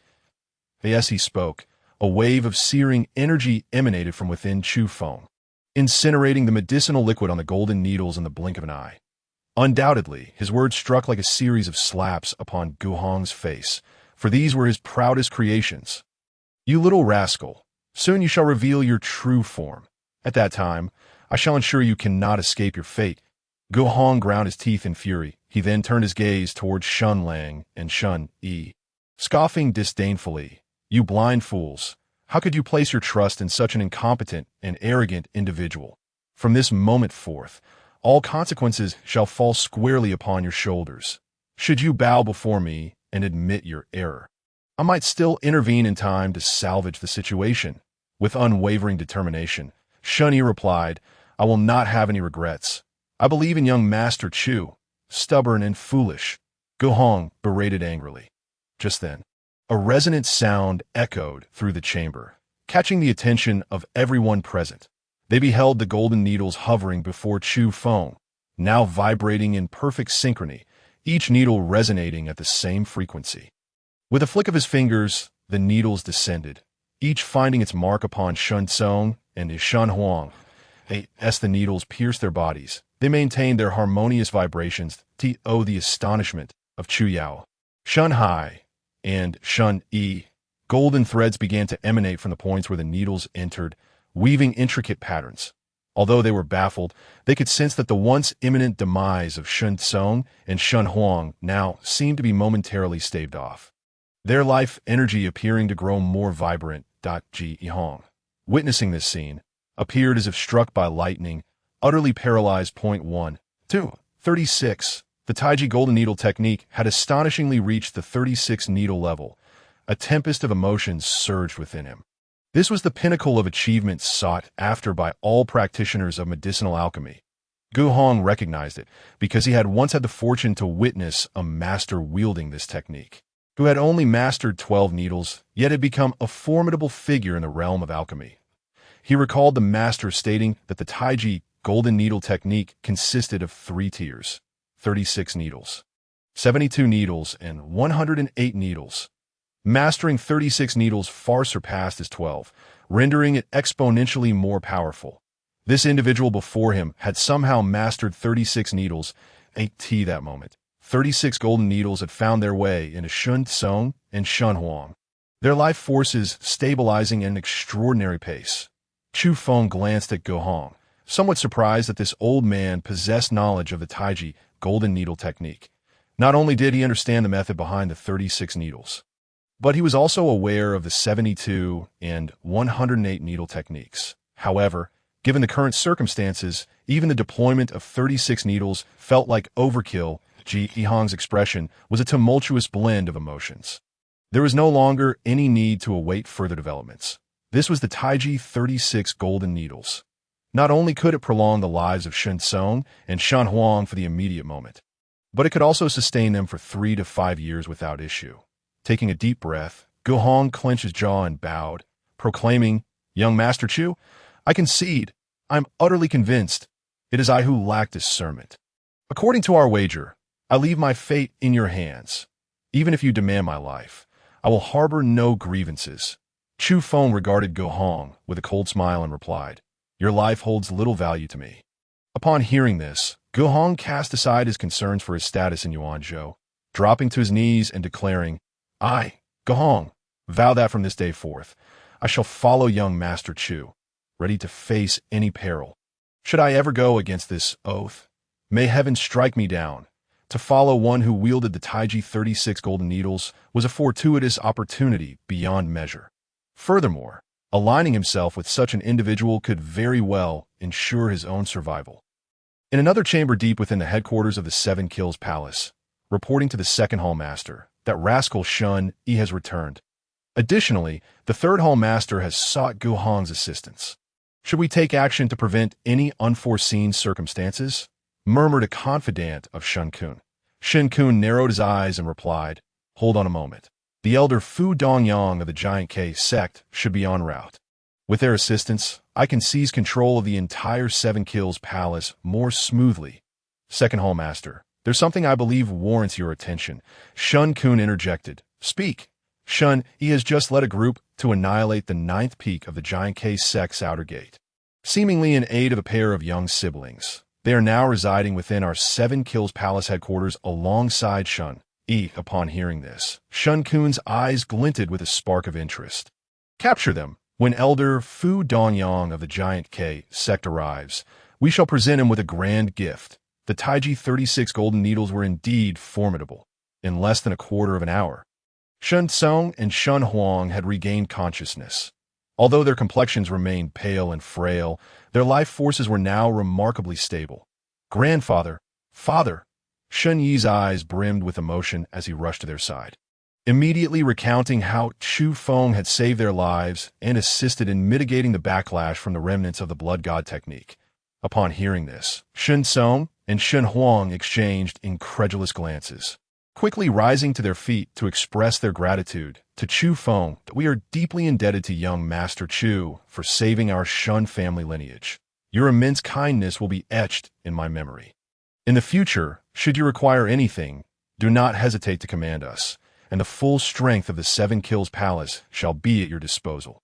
Shun Song's tone was imbued with complexity, for the youth before him possessed such extraordinary abilities that it was truly unfathomable. Chufeng replied nonchalantly, "You have just awakened. Your bodies are still weak. Focus on recuperation for now. You need not worry about the backlash from the technique for a month. Once you are fully restored, I shall resolve the issue of the backlash for you once and for all." Shun Song clasped his hands in thanks once more, then turned to Shanhai, saying, "Young Master Chu has exerted himself greatly and exhausted his energy to restore our lives. Please prepare a place for him to rest, and do not neglect his comfort." Shanhai nodded vigorously. "Of course, adoptive father."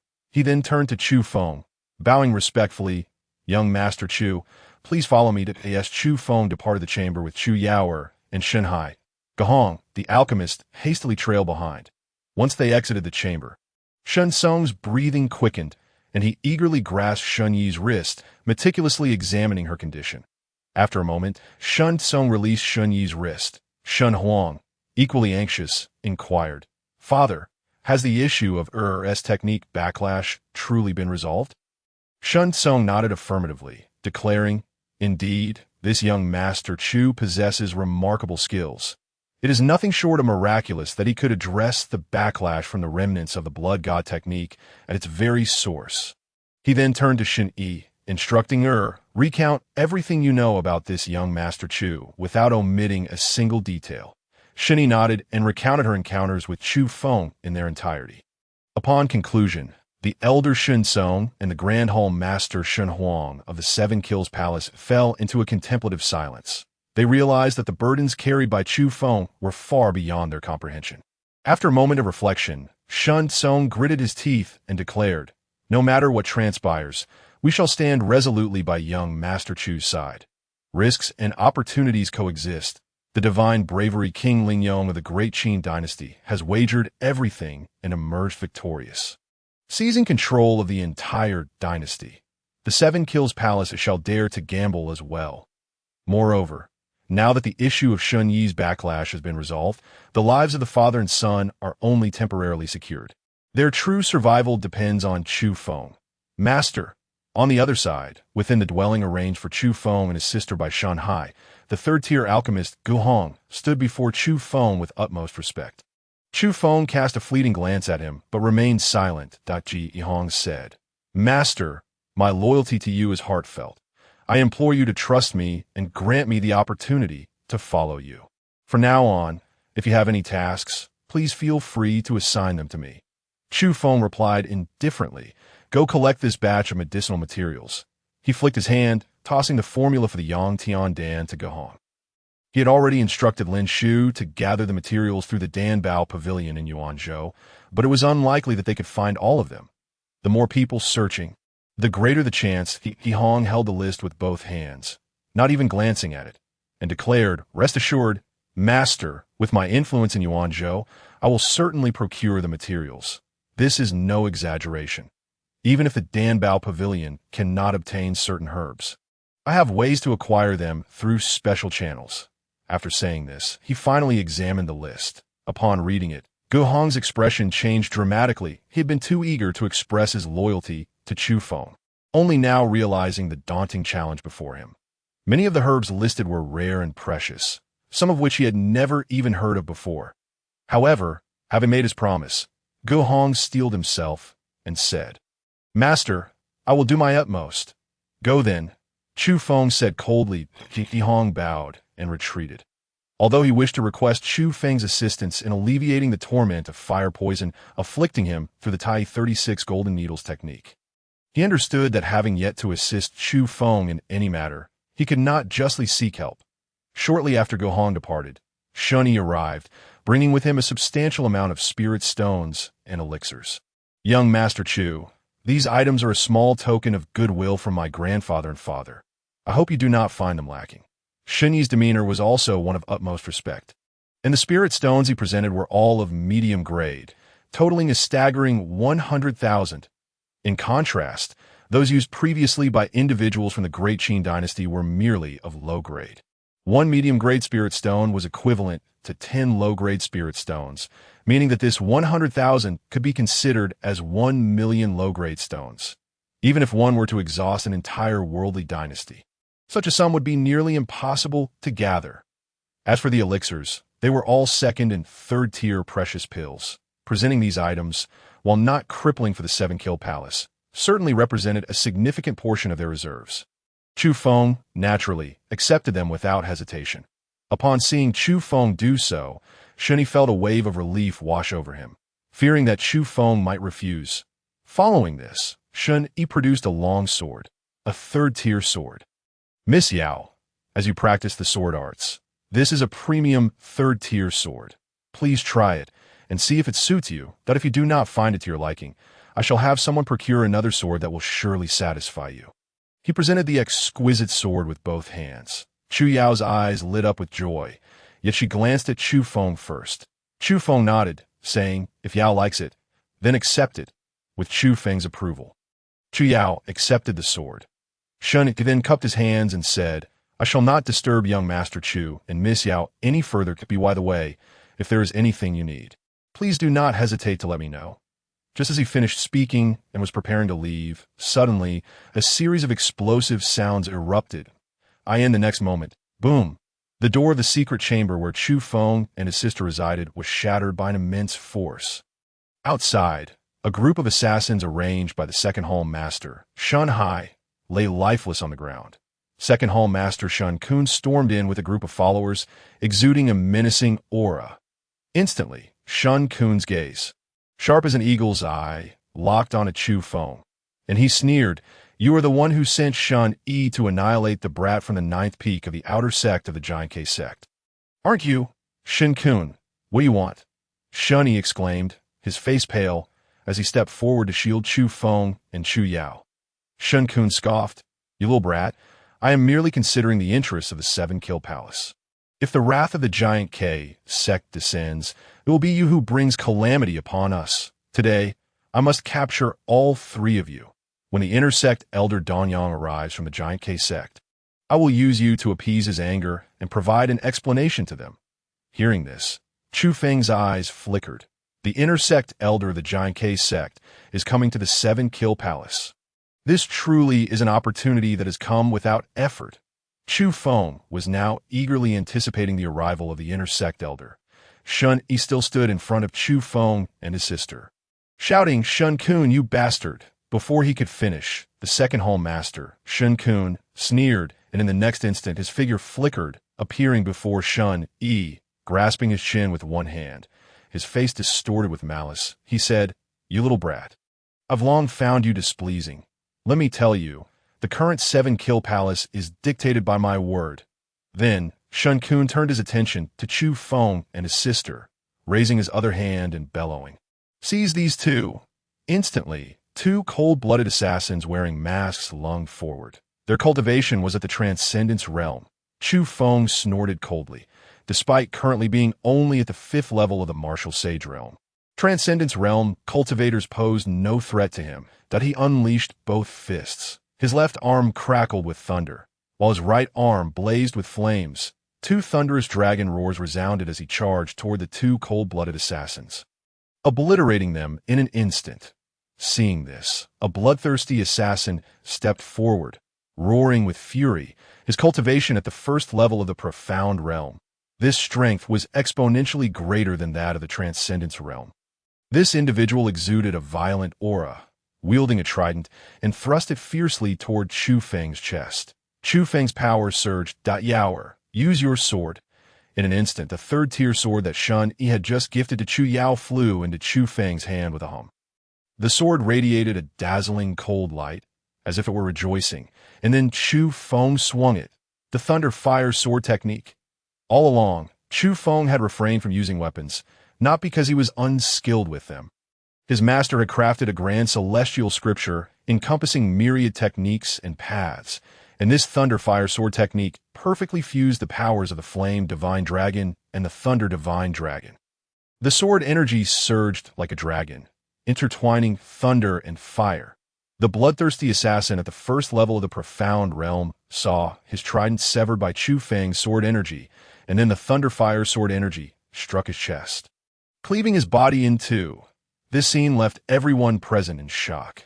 The assassins following Sun Kun found it utterly absurd and inconceivable. This young man, who clearly did not exude even a hint of Transcendence realm aura, had instantaneously slain a bloodthirsty assassin of the profound realm. Sun Kun's eyes narrowed slightly as he tossed Shinny aside and focused his gaze on Chufeng, exclaiming in surprise, "A genius with dual spiritual roots. I never expected you to possess such talent. I have changed my mind. I can let you go. As for the Giant K sect, I can also intercede on your behalf, turning major issues into minor ones and minor issues into nothing. As long as you kneel before me now, bow 3 times, acknowledge me as your adoptive father, and thereafter serve me faithfully, I will grant you a brilliant future, allowing you to enjoy boundless riches and glory." His heart raced with excitement that a genius with spiritual roots, even if merely of the low-grade variety, was a rarity in Yuanzhou, and one with dual spiritual roots was exceedingly scarce. If he could recruit such a prodigy for his own use, the benefits would be immeasurable. Chufeng sneered and retorted, "What are you? How dare you imagine I would kneel and bow to you? You lack the qualification." Sun Kun's expression darkened, and a terrifying pressure surged forth like a torrent, threatening to engulf Chufeng, the second hall master of the 7-Kill Palace. He was immensely powerful, a formidable force at the second level of the Cave Heaven realm. Such strength placed him among the elite of Yuanzhou. "You little brat, don't push your luck. My patience is limited. I'm giving you one last chance to reconsider. Furthermore, I must remind you that everything in the 7-Kill Palace is dictated by my word." At that moment, a thunderous voice filled with boundless fury resounded. "You wretched spawn, I'm still very much alive. The 7 Kills Hall is not yours to command." Upon hearing this voice, Sun Kun, who had been so arrogant just a moment ago, suddenly trembled violently. This was a fear that had been ingrained in his bones over many years. Sun Kun abruptly turned around, only to behold the venerable Sun Tsung, along with the Grand Hall Master Shen Huang and the Third Hall Master Shen Hai. There was not a trace of injury or weakness to be seen on Sun Tsung or Shen Huang, especially Sun Tsung, whose imposing presence completely shattered Sun Kun's will, causing his complexion to turn as pale as paper in an instant.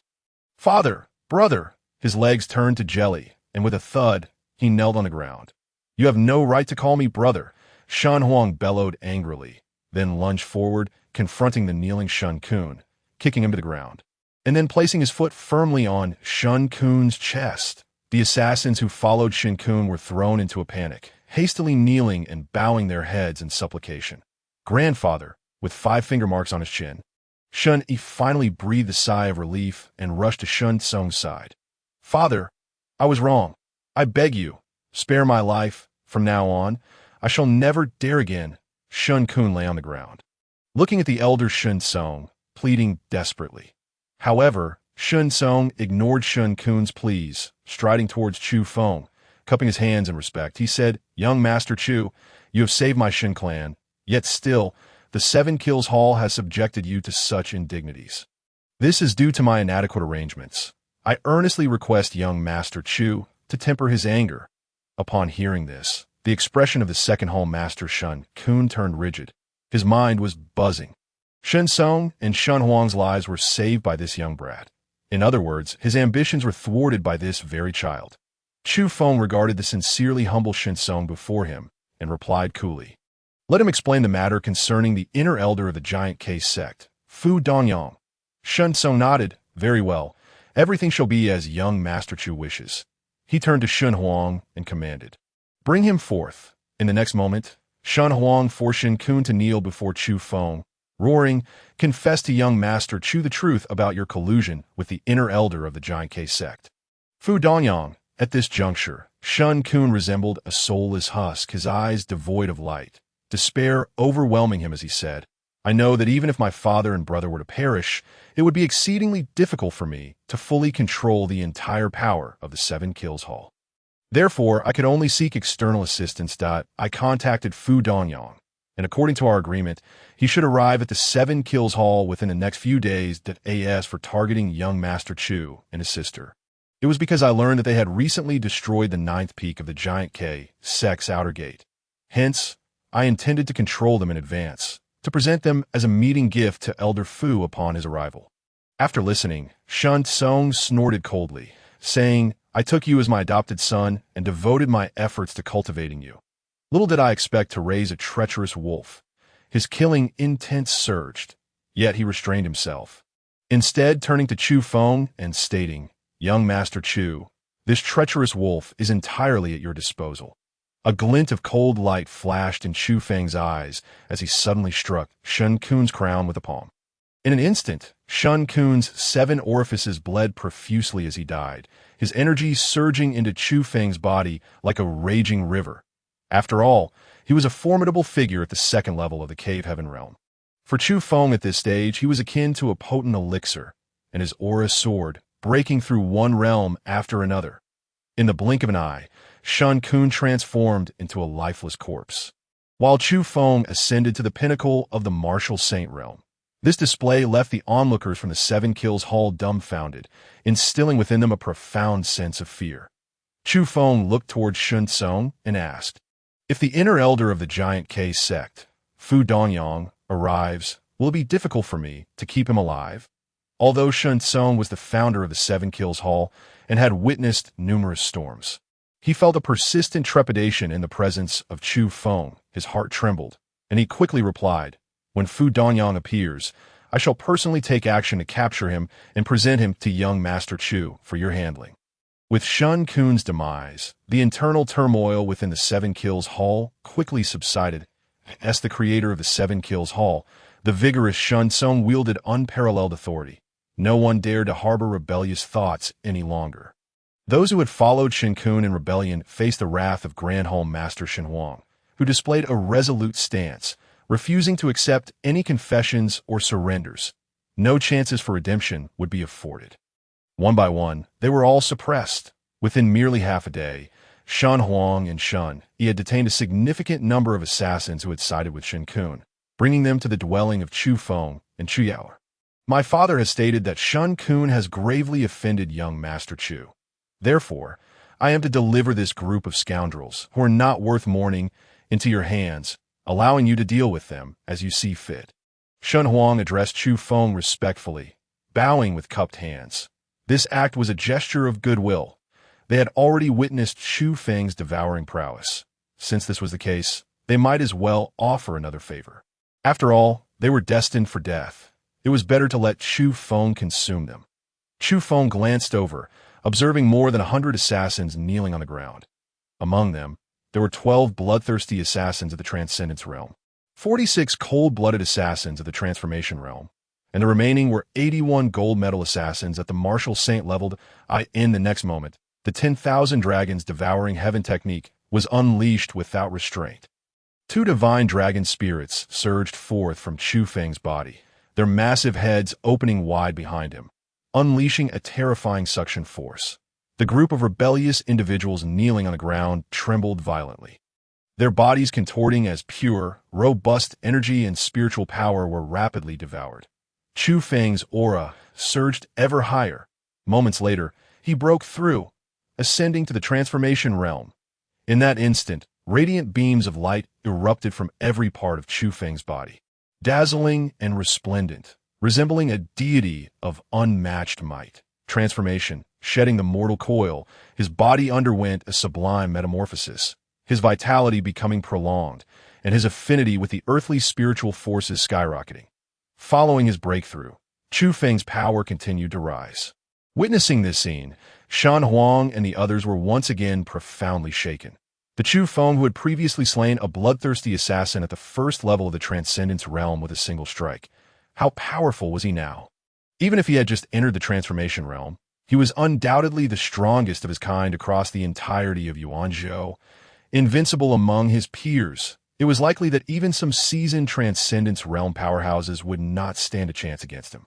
After all the traders from his 7 Kills Hall were consumed, Chufeng's cultivation level had evidently reached the 3rd level of the Transformation realm. With a mere thought, the 2 dragon spirits swiftly returned to his body, and the brilliant light emanating from him was entirely reined in, the fluctuations of his heightened cultivation settling into tranquility. All power was now under his command, with no signs of instability whatsoever. Congratulations, young Master Chu, on your significant advancement. Shen Huang stepped forward, cupping his hands in congratulations. Shen Yi hurriedly followed suit, offering his own words of praise. Chufeng nodded and said, "When you have the chance, please convey my thanks to the elder Shen." After speaking, he turned and returned to his quarters. Chu Yaoer was diligently practicing her daily cultivation in the training chamber of their residence. Even though the formation of the celestial body would nourish her cultivation, she did not neglect the creation sutra imparted by Chufeng, by strengthening her own spiritual power and physique through the creation sutra. She could also, to some extent, aid in the formation of the celestial body. Observing his sister's earnest dedication to her training, Chufeng's face broke into a look of gratification. He then waved his hand, causing a multitude of blood pills to float forth, slowly merging into Chu Yaoer's body without interrupting her practice. A total of 210 blood pills. The energy he had just absorbed was preserved as life force, all dedicated to nourishing Chu Yaoer's celestial body. Subsequently, Chufeng exited the training chamber and stationed himself at the door, retrieving the mid-grade spirit stones and various precious pills and medicines that Shen Yi had previously sent. His master had once said that while practicing the 10,000 dragons devouring heaven technique, the improvement of one's cultivation level would be exceedingly rapid, but if his body showed even a slight sign of being unable to bear it, he must halt to consolidate his foundation. However, he could still continue to devour and nurture the dragon spirits. Chufeng mused. After a series of breakthroughs in a short time, his body indeed exhibited a slight discomfort. Yet, the practice of the 10,000 dragons devouring heaven technique was inherently a dual approach. He could no longer bear it, so he decided to channel all his energy into the corporeal form of the true spirit of the divine dragon, even if his cultivation did not advance. The more the true spirit of the divine dragon awakened, the greater his combat prowess would become. In the next moment, Chufeng once again began to devour, pouring all the energy from the cultivation resources in his possession into the 3rd dormant true spirit of the divine dragon. Since leaving the imperial dynasty, he had been nurturing this 3rd true spirit, and now, with the resources he held, he was close to awakening it in one go. After bidding farewell to Chufeng, Shen Huang and his son Shen Yi hurried to the presence of the elder Shen Kong. They detailed the incident where Chufeng had devoured a group of assassins. Upon hearing this, an expression of profound complexity emerged on Shen Tsung's face. "Father, this young master Chu not only possesses knowledge of the fragmented blood god technique, but is also familiar with the blood cloak tower. The techniques he cultivates are extraordinarily formidable," Shen Huang remarked, filled with concern. "Grandfather, father indeed. Young Master Chu's actions are decisive and terrifying, yet he is a man of deep loyalty. Since we have made our decision, we should not dwell on other matters. The backlash issue with grandfather and father's techniques still requires his resolution. I even believe that the 7-kill palace, with young Master Chu's assistance, can ascend to unprecedented heights. Just like the valiant Wang of the secular dynasty," Shen Yi asserted. Shen Tsung nodded and said, "What I worry about is waging war against the Giant K sect. Currently, although internal strife within the 7-kill palace has subsided, it has indeed weakened our foundation. The Giant K sect is one of the 7 major sects of Yuan Prefecture, and its strength should not be underestimated. But grandfather, you have already promised young Master Chu that you would personally deliver the inner elder Fu Dongyang of the Giant K sect to him." Shen Yi quickly emphasized, fearing that grandfather and father might take actions that would provoke Chufeng. Shen Tsung replied with a grunt, saying, "I will certainly spare no effort in this matter. I only wish to find a way to mediate the subsequent conflicts and avoid a full-scale war with the Giant K sect. Just then, a thunderous dragon roar echoed through the air. Everyone in the Seven-Kill Palace felt a tremor in their hearts. The three of them, Shun Tsung, Shun Huang, and Shun Yi, hurriedly rushed out of the secret chamber and gazed into the distance. Their faces filled with astonishment and shock. Even from such a distance, they felt an unsettling instinctive fear toward a being of such high caliber. The overwhelming dragon might impacted the depths of their hearts. Grandfather, father, the capabilities of young Master Chu are beyond our wildest imagination, Shun Yi stated with great gravity. Shun Huang looked to Shin Tsung and said, Father, I believe we need not worry any longer. Shun Tsung gritted his teeth and declared, All right, then let us wager the entirety of the Seven-Kill Palace. At that moment, a gentle breeze suddenly arose before the three of them. Chufeng appeared as if materializing from thin air. This was the art of divine teleportation. The awakening of the third true spirit of the divine dragon did not bestow Chufeng with attribute endowments, but it did grant him the ability to teleport. Now, within 100 zhang radius, Chufeng could arrive in an instant, with nothing to obstruct him. Furthermore, as his cultivation level rose, the distance he could teleport would continuously expand if perfected. Traversing from one end of the earth to the other would be but a thought away. Shen Yi had yet to grasp the sensation, as Chufeng's speed was beyond his reach. However, Shun Tsung and Shun Huang, both being powerful figures of the Cave Heaven realm, especially Shun Tsung, who was at the 7th level, had completely failed to detect any trace of Chufeng beforehand. They were the founders of the assassin organization, the Seven-Kill Palace. They had once been members of the Blood Cloak Tower. They understood better than anyone how terrifying this ability could be. Had Chufeng chosen to strike at that moment, they would not have had a sliver of a chance to react. Even Shin Tsung, at the 7th level of the Cave Heaven realm, could only reflect that, in a state of complete unpreparedness, he would likely have been instantly slain. The newly ascended Chufeng now possessed means that could threaten the top powerhouses of Yuan Prefecture. Who would dare to believe it if not witnessed firsthand? If previously, Shun Tsung, Shun Huang, and Shun Yi had primarily considered saving their lives through Chufeng and then taking a gamble on his potential, they now truly felt the depth of his strength. Although Chufeng's cultivation level was not high, the array of techniques he possessed was utterly astonishing. Without the aid of medicinal pills, he could neutralize the backlash of the fragmented blood god technique solely through the power of his arts. Even the renowned third-tier alchemist Gohong, famed throughout Tianyuan City, was willing to bow his head to the Taiji 36 Golden Needle technique, the formidable and domineering divine dragon devouring technique, the dual elemental roots of thunder and fire, and this unfathomable and terrifying body technique. At this moment, Shun Tsung decisively came back to his senses and bowed his hands, saying, May I ask what young Master Chu commands? I shall act entirely in accordance with your will. His demeanor had shifted. His tone and choice of words had transformed. Previously, he referred to himself as this old man before Chufeng. Now, not only had he ceased at self-reference, but he also addressed Chufeng with the honorific you. Shun Huang and Shun Yi followed suit, their attitudes shifting from respect to reverence. Chufeng replied coolly, with the current strength of the Seven-Kill Palace, if we declare war on the Giant K sect, our chances of victory are likely slim.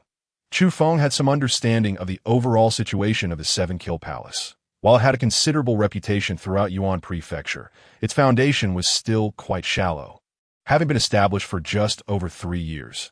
Although Chufeng was not fully aware of the specifics of the Giant K sect, he knew it was one of the 7 major sects of Yuan Prefecture, boasting a remarkably solid foundation. Shun Tsung spoke with utmost seriousness, decisively stating, Even if our chances of victory are less than 1 in 10, as long as young Master Chu gives the order, every member of the Seven-Kill Palace will not retreat an inch.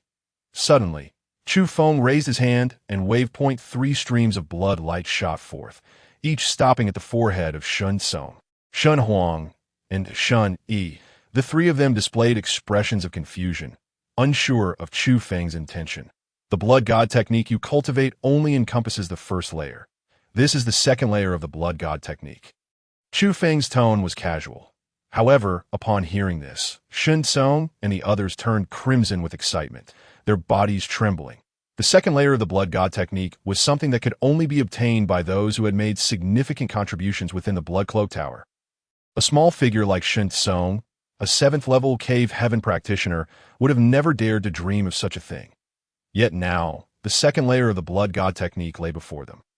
Concurrently, a greater question arose in their hearts. Could it be that Chufeng had substantial connections with the Blood Cloak Tower? It was known that those responsible for the transmission of the blood god technique within the Blood Cloak Tower were all core members of the organization. Thank you, young Master Chu, for imparting this teaching. I, Sun Tsung, swear my loyalty to young Master Chu with blood, never to betray. Should I violate this oath, may calamity befall me, and may I be shattered to pieces. Sun Tsung knelt on one knee, performing a kneeling salute, then drew his finger across his forehead, allowing the blood to stain his fingertip, forming a special seal, and letting the drop of blood fall onto Chufeng's shoe.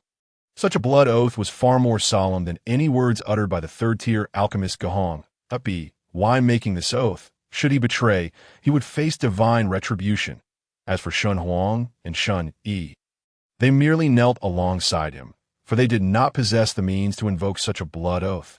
Chufeng nodded, and then, with a flash of his figure, he once again vanished before the three of them, utilizing the teleportation technique to return to his dwelling. This teleportation technique proved incredibly useful. Even various formations could not obstruct my teleportation. However, with my current cultivation level, I could only utilize it 3 times at most within a day. Chufeng mused. This time, instead of advancing his cultivation level, he had devoted his efforts to awakening the third true spirit of the divine dragon, gaining the teleportation technique, which was far more beneficial than merely ascending a few minor levels. In the next moment, Chufeng began to circulate his technique, allowing the 3 true spirits of the divine dragon to move and traverse within him. The 10,000 dragons devouring heaven technique was not limited to mere devouring. It could also be used for the tempering of the body. The 3 true spirits of the divine dragon coursed through him with astonishing efficiency, reinforcing his physical form and fortifying his foundation, laying a solid groundwork for the elevation of his cultivation level to come. 2 days later, 20 li away from the main hall of the 7-Kill Palace, Fu Danyang, an inner elder of the Giant K sect, led a grand procession of outer disciples from the 8 peaks. The guide was named He Exent, the son of Shun Kun, the second master of the 7-Kill Palace, while Shun Kun followed the surname of the elder Shun Tsung. His son reverted to their original surname. You 7-Kill Palace have hidden yourselves quite well. No wonder so many wish to eradicate you in Yuan Prefecture but cannot find you. This journey has been fraught with numerous traps and hidden sentries. Were it not for your guidance, I would have to admit that I could not have ventured in at all. Fu Danyang surveyed his surroundings. Speaking with a tone laden with sentiment, Tishi chuckled and replied, My father has long since arranged everything. All the watchful assassins along the way are our people. From here on, as long as Elder Fu assists my father in dealing with that useless Shun Hai and eliminates those disobedient individuals.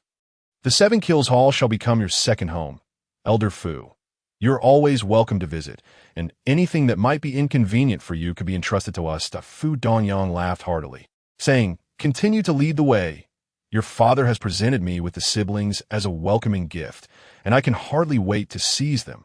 His departure from the inner sect of the Jwek sect was in response to Shun Kun's invitation to aid him in taking control of the 7 Kills Hall. However, after leaving the inner sect, he learned that the 9th peak of the outer sect had been destroyed, and the perpetrators were the Chus, who had propelled Qin Shui to greatness within the Jwek sect. With Shun Yi of the 7 Kills Hall as an accomplice, Fu Danyang immediately set off for the headquarters of the 7 Kills Hall. On the way, he encountered Yi, who had come to greet him. This outing was indeed a double victory. Not only could he secure a powerful ally in the 7 Kills Hall for his future endeavors, but he could also capture the Chu siblings to use as a potent elixir for himself and his descendants. Seeking extraordinary opportunities, now, the headquarters of the 7 Kills Hall lay ahead. Fu Danyang was consumed with impatience. With merely 20 miles left, it would take less than a quarter of an hour. She guided Fu Danyang and a considerable group of cultivators from the Jwek sect to the entrance of the 7 Kills Hall's underground palace. Suddenly, figures surged forth from the depths of the palace. Immediately, the once indifferent assassins of the Seven Kills Hall converged from all directions, surrounding them. Fu Dongyang's brow furrowed slightly. Hishi's expression changed as she whispered, "Elder Fu, please do not be angry. Allow me to speak with them." With that, Hishi stepped forward and, glaring at a bloodthirsty assassin blocking their path, shouted, "Have you lost your senses? How dare you obstruct me? Get out of my way!" As she spoke, she raised her hand, aiming to strike the assassin across the face. Swish! The bloodthirsty assassin drew his blade in an instant. With a swift stroke, Hishi's arm was severed at the shoulder. Blood gushing forth, she collapsed to the ground, writhing in agony, roaring, "You dare sever my arm? My father will surely flay you alive, tearing you limb from limb. Why are you all just standing there?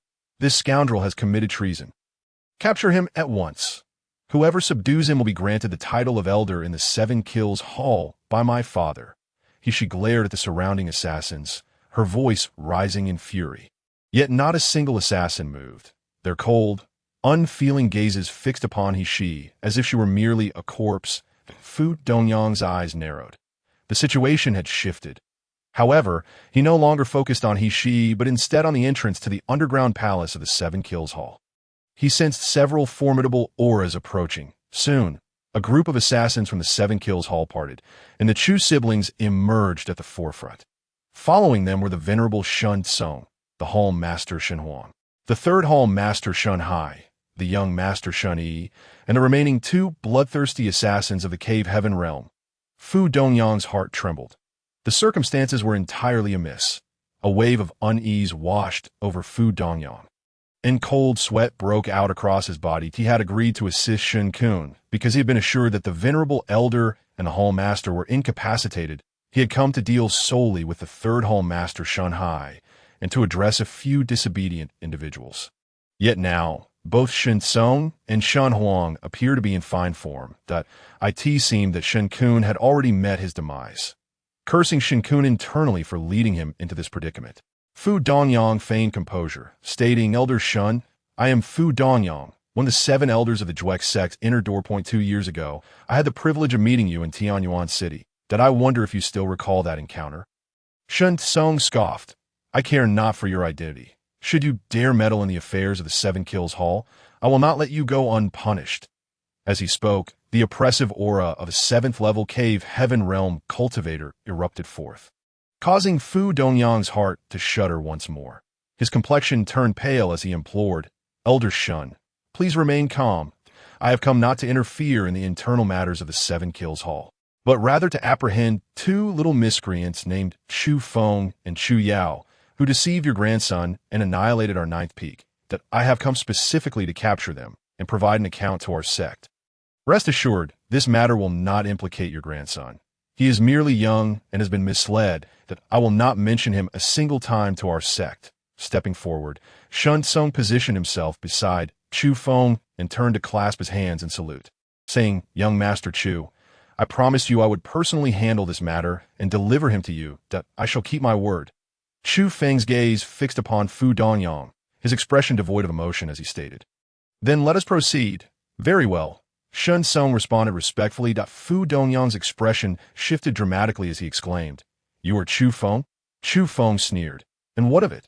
Fu Dongyang's heart surged with tumultuous waves. Shun Tsung, the venerable elder of the Seven Kills Hall, was a top figure in Yuanzhou, yet he treated Chu Feng with such deference and obedience. Fu Dongyang shouted urgently, "Elder Shun, you must think this through.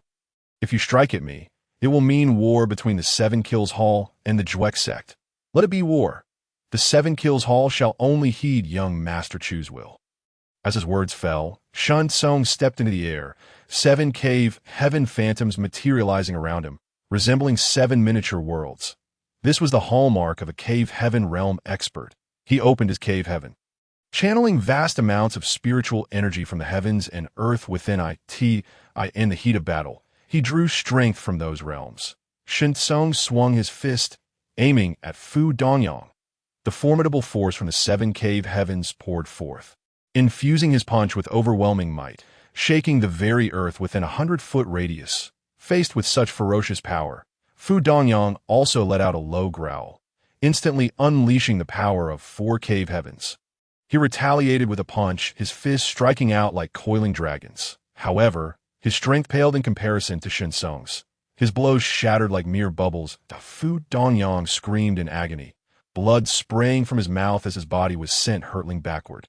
Out of control. With a single blow, Shen Song had grievously wounded Fu Dongyang.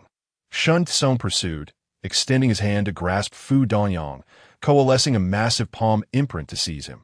Yet at that critical moment, Fu Dongyang summoned a shield before him. This was a third-tier treasure shield. The shield expanded in mid-air, resembling a mountain blocking Shen Song's palm imprint. Then, the mountain formed from the third-tier treasure shield crashed down upon Shen Kong. Shen Song scoffed, producing a third-tier treasure blade that glimmered with a sanguine hue. He swung the blade, cleaving through the blood-red arc of light, effortlessly splitting the mountain formed by the shield in two. However, at that moment, a brilliant aura erupted from Fu Dongyang, activating a premium third-tier flying talisman to enhance his speed as he turned to flee. Shen Song inwardly cursed, realizing too late his body was still not fully recovered. Only able to exert 70 to 80% of his normal strength, Fu Dongyang, utilizing that talisman, might indeed evade him. Yet, just as Fu Dongyang poured all his strength into escaping with a premium third-tier talisman, a figure appeared before him out of thin air. It was none other than Chufeng. With a flicker, Chufeng unleashed a punch. The Thunder Dragon True Spirit and the Fire Dragon True Spirit surged forth simultaneously. As for the third True Spirit, it had just awakened, its spiritual body not yet fully formed, rendering it unable to manifest. Even with Fu Dongyang's 4th-level cave heaven strength, he was unprepared and gravely wounded, while the dual might of thunder and fire rattled his very soul, leaving him utterly defenseless against Chufeng's impending assault. The twin dragons of thunder and fire struck Fu Dongyang's chest with overwhelming force. His chest erupted, and his body flew backward like a kite with its strings severed, crashing heavily to the ground.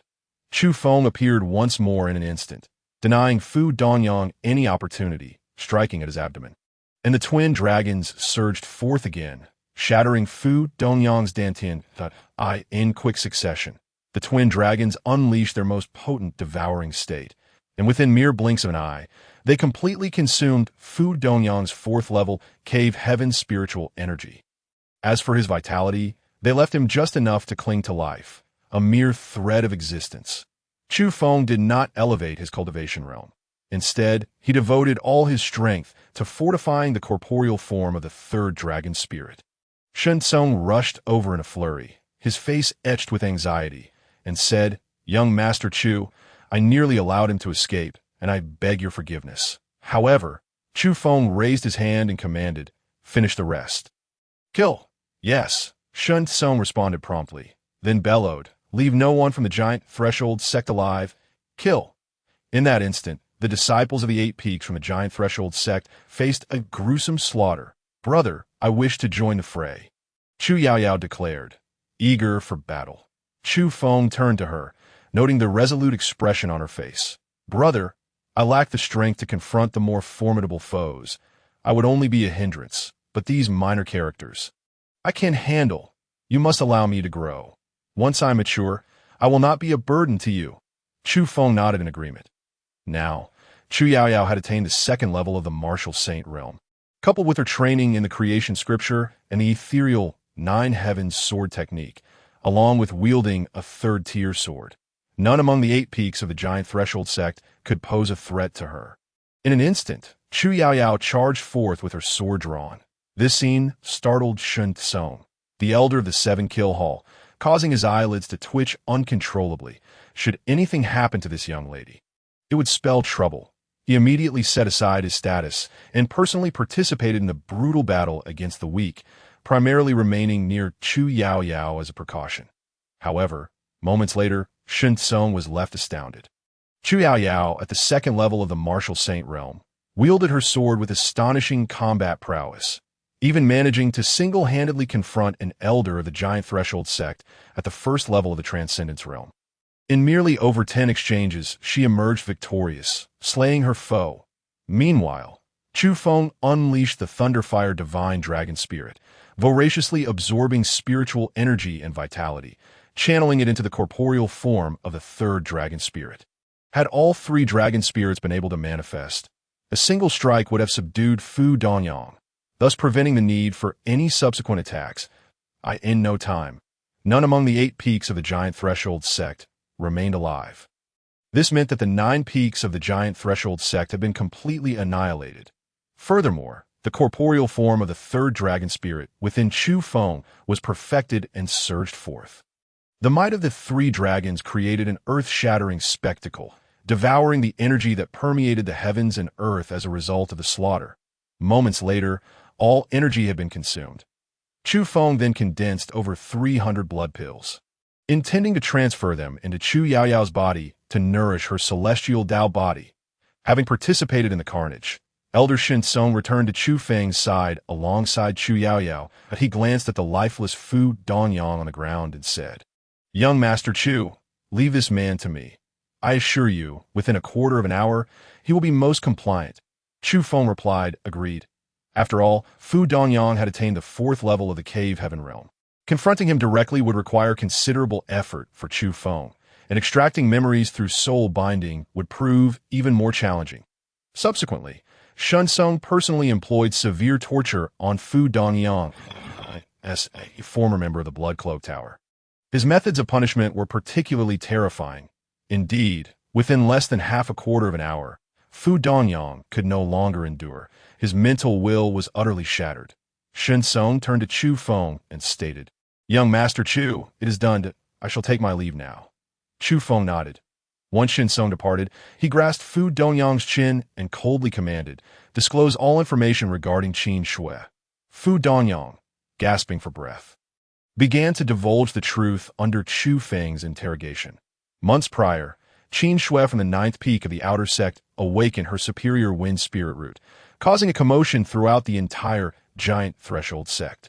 A number of high-ranking officials personally ventured to the 9th peak to recruit this unparalleled genius into the inner sect. After entering the inner sect, Qin Shui even drew the attention of the Grand Elder, who had been in seclusion for 30 years. The Grand Elder emerged from his retreat to accept Qin Shui as his personal disciple. Now, Qin Shui held a position of considerable status. Even the sect master of the Giant Threshold sect regarded her as a junior sister. Recently, I overheard the sect master mention that Qin Shui seems to be absent from the sect and has been taken away by someone. As for where she's been taken, I am unaware. Even the sect master does not know. Only the Grand Elder is privy to that information. Chilling glint flickered in Chufeng's eyes. Qin Shui's mother, that malevolent empress of the great Qin dynasty, had refined the flesh and blood of the Chu family members into spiritual elixirs, most of which were used to nourish Qin Shui, while she thrived within the Giant Threshold sect, ascending to such a height. She had evidently secured a significant position. And no matter how high you rise, I shall ensure you fall to dust and ashes. The murderous intent within Chufeng surged. He gazed toward the entrance of the secret chamber and declared, "You may enter now." Shinsong, who had been waiting outside, hastily entered the chamber. Chufeng instructed, "Uncover the details of the inner sect of the Giant Threshold sect." Shinsong bowed and replied, "Understood," having entrusted the interrogation of Fu Danyang to Shinsong. Chufeng returned to his quarters with his sister. Chu Yaoyao was diligently cultivating, even though the celestial Dao body was in the process of forming and providing her with nourishment, accelerating her cultivation speed astonishingly. She seized every opportunity to practice diligently.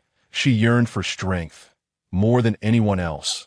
The sole reason for her desire to grow stronger was to assist her brother, accompany him, and seek vengeance together.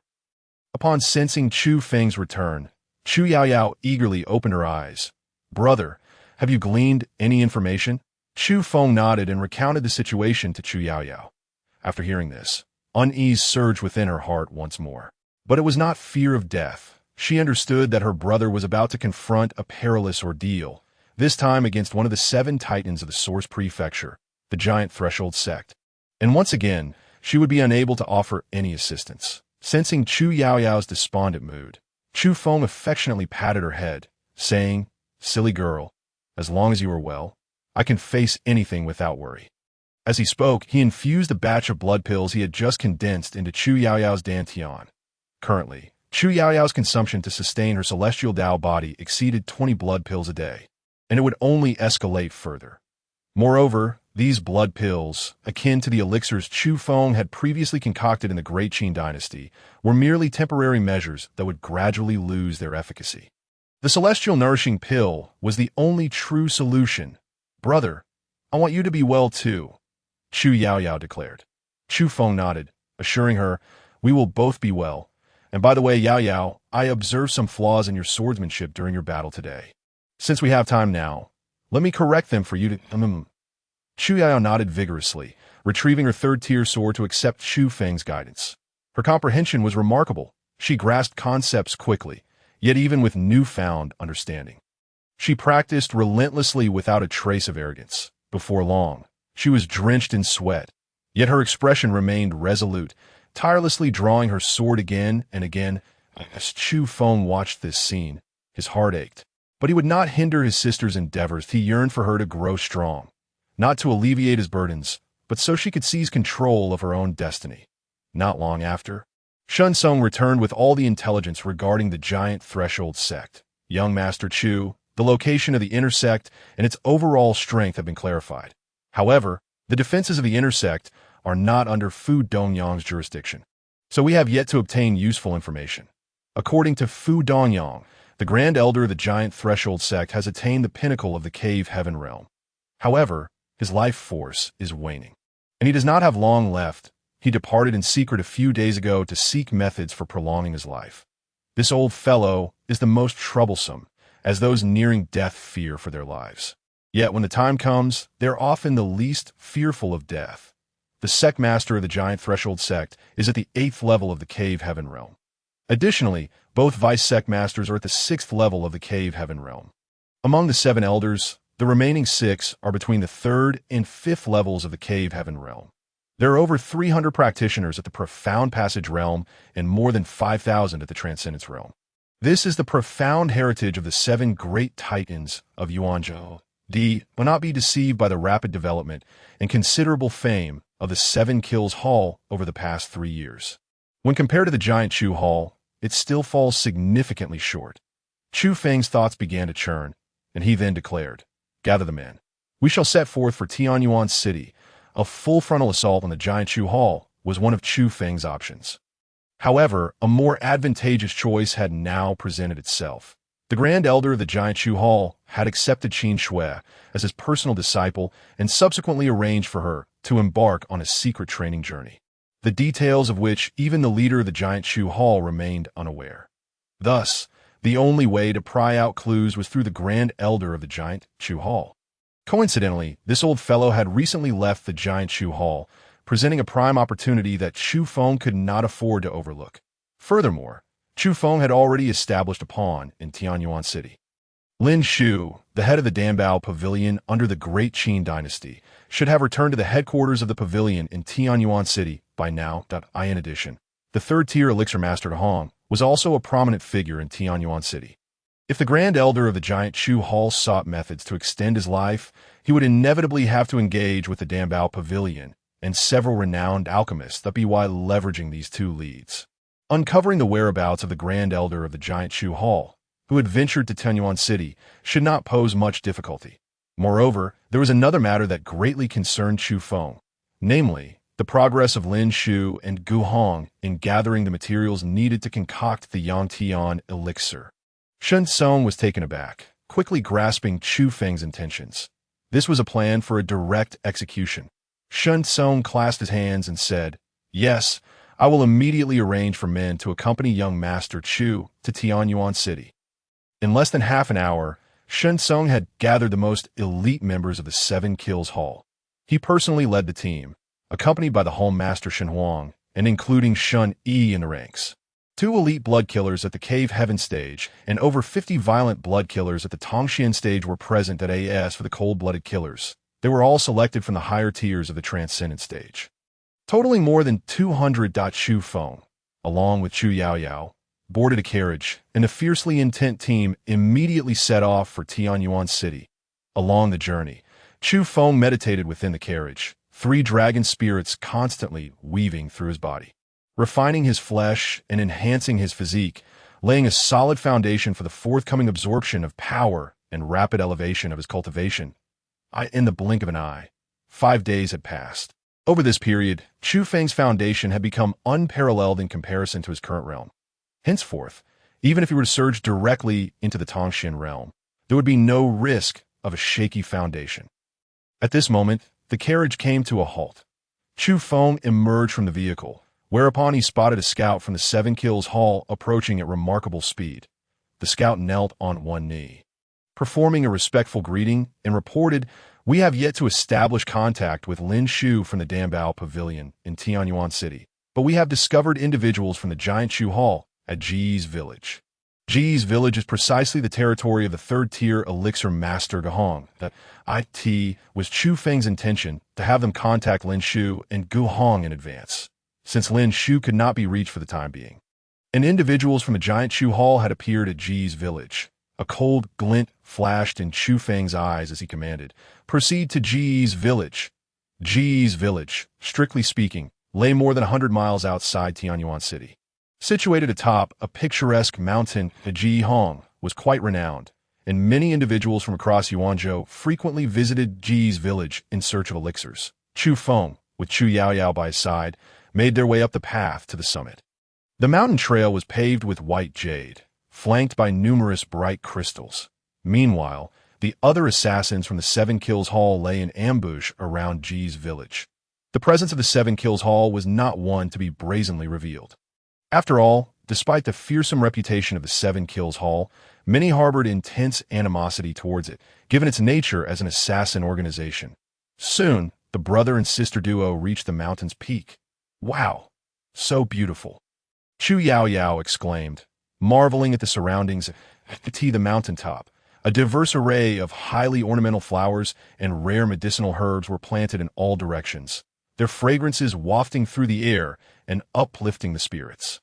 Such an unsophisticated wild girl. How laughable. Just then, a cold laugh echoed. Several figures emerged from Ji's village. Among them was a woman, extravagantly adorned, whose earlier words had come from her lips. She gazed at Chu Yaoyao with palpable disdain. Akin to a phoenix soaring in the sky, looking down upon a small sparrow hopping on a branch, Chu Yaoyao felt somewhat flustered. Chufeng's brow furrowed. He held onto Chu Yaoyao's hand. "Yaoyao, I will have her apologize to you." Chu Yaoyao quickly shook her head, saying, "Brother, there's no need." She was unwilling to burden Chufeng.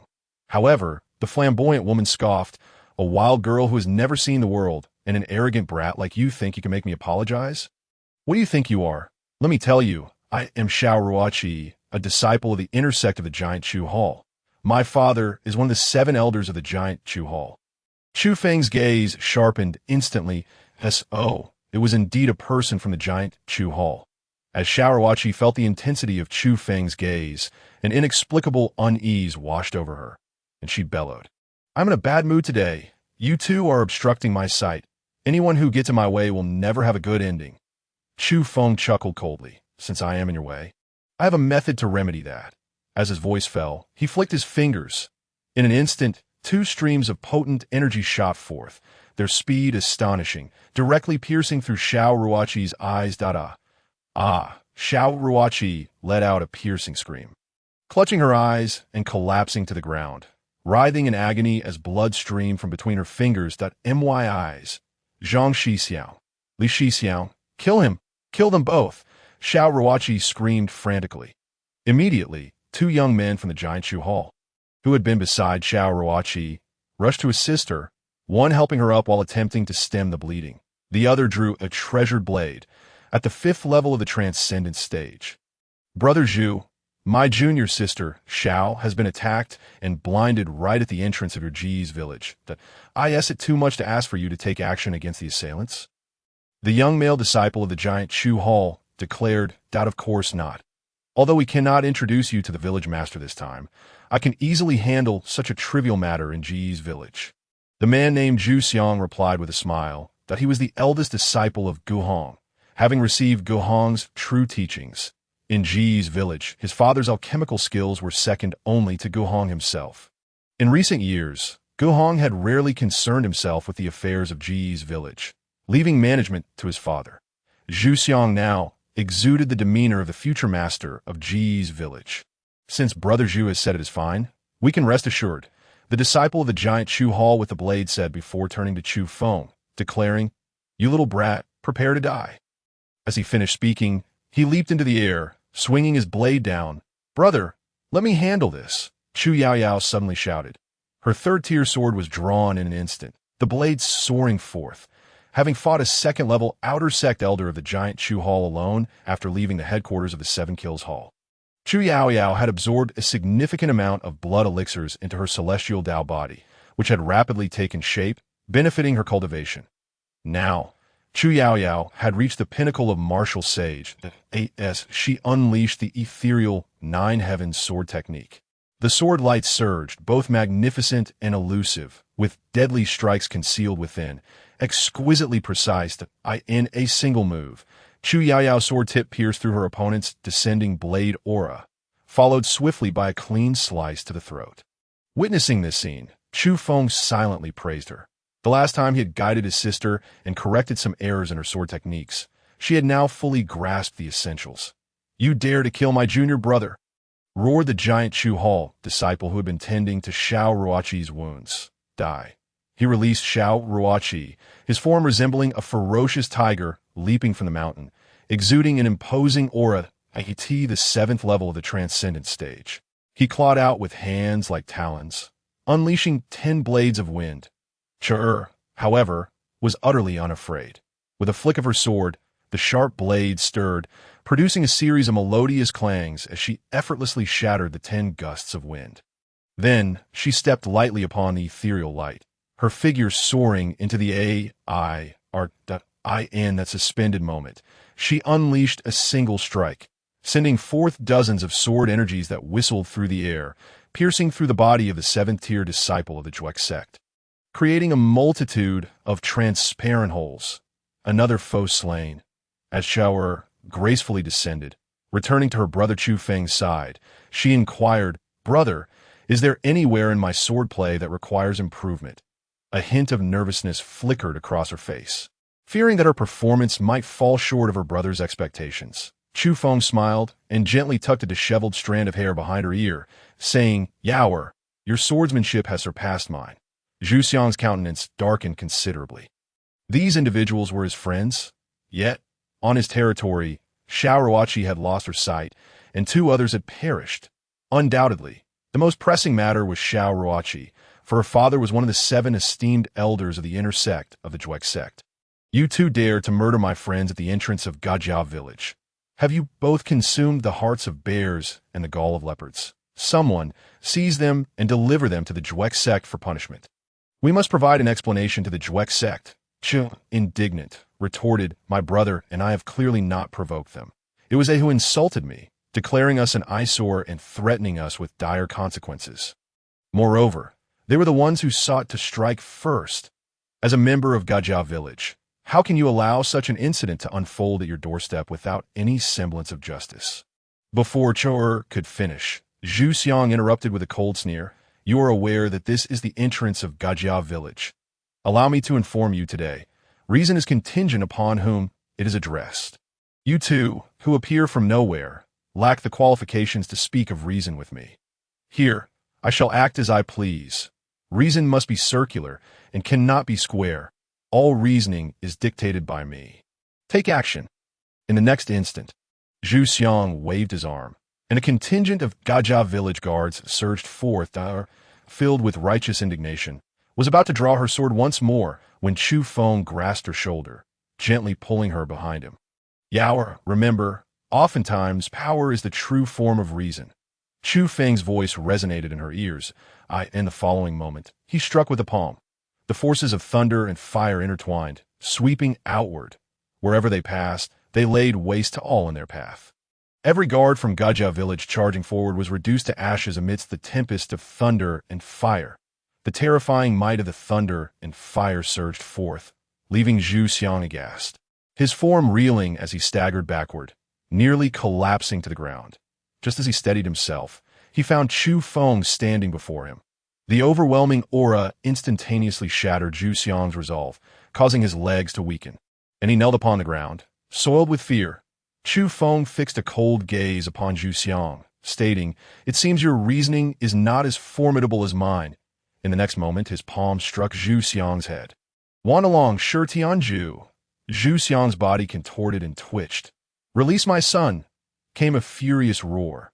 From within Gajia village, a middle-aged man, accompanied by a throng of powerful cultivators, burst forth. At that very moment, "Gohong, come out!" Chufeng bellowed. His voice was akin to a dragon's roar, unmatched in might, instilling fear in all, with sound waves reverberating, causing the entire Gajia village to tremble. Inside the secret chamber of Gajia village, Gohong, meditating in a cross-legged position, suddenly shuddered, nearly losing his balance, and hurriedly dashed out of the chamber. At the entrance of Gajia village, Zhu Xiang lay sprawled upon the ground, his form as withered as decayed wood. "Father, save me!" Zhu Xiang raised his hand toward his father, Zhu Pin. Yet halfway through, his arm fell powerless, succumbing to death. Zhu Pin's gaze widened in anguish at this sight. He howled to the heavens, "You wretched brat! You dare to slay my son! I care not who you are or what background you possess. Today, Zhu Pin shall reduce you to ashes." Chufeng chuckled coldly. "What are you exactly?" Zhu Pin's expression twisted with rage as he roared. "Arrogant youth, you dare to be so rampant. Seize him. Take him down." Instantly, the transcendent martial artist following Zhu Pin from Gajia village lunged towards Chufeng. "Halt!" At that very moment, a voice filled with tension and urgency rang out. Gohong rushed out, positioning himself before the elite forces of Gajia village, shouting, "Return to your places at once." A wave of confusion washed over the group. What is happening? Yet they dared not defy Gohong's command. Zhu Pin's eyes reddened, bloodshot as he shouted, "Master, this wretch has harmed my son to this extent. If this grudge is left unavenged, I shall not be human. Master, I shall flay him alive and grind his bones to dust." Slap! Gohong retaliated with a swift slap, causing Zhu Pin's head to twist as he spat a mouthful of blood. "From this day forth, my bond with you, Zhu Pin, is severed. Should anyone from the Zhu family dare to set foot in Gajia village again, they shall be met with death without mercy." Gohong's tone bore an unmistakable finality. Zhu Pin stood there, dumbfounded. He was the sole disciple to have received Gohong's genuine teachings.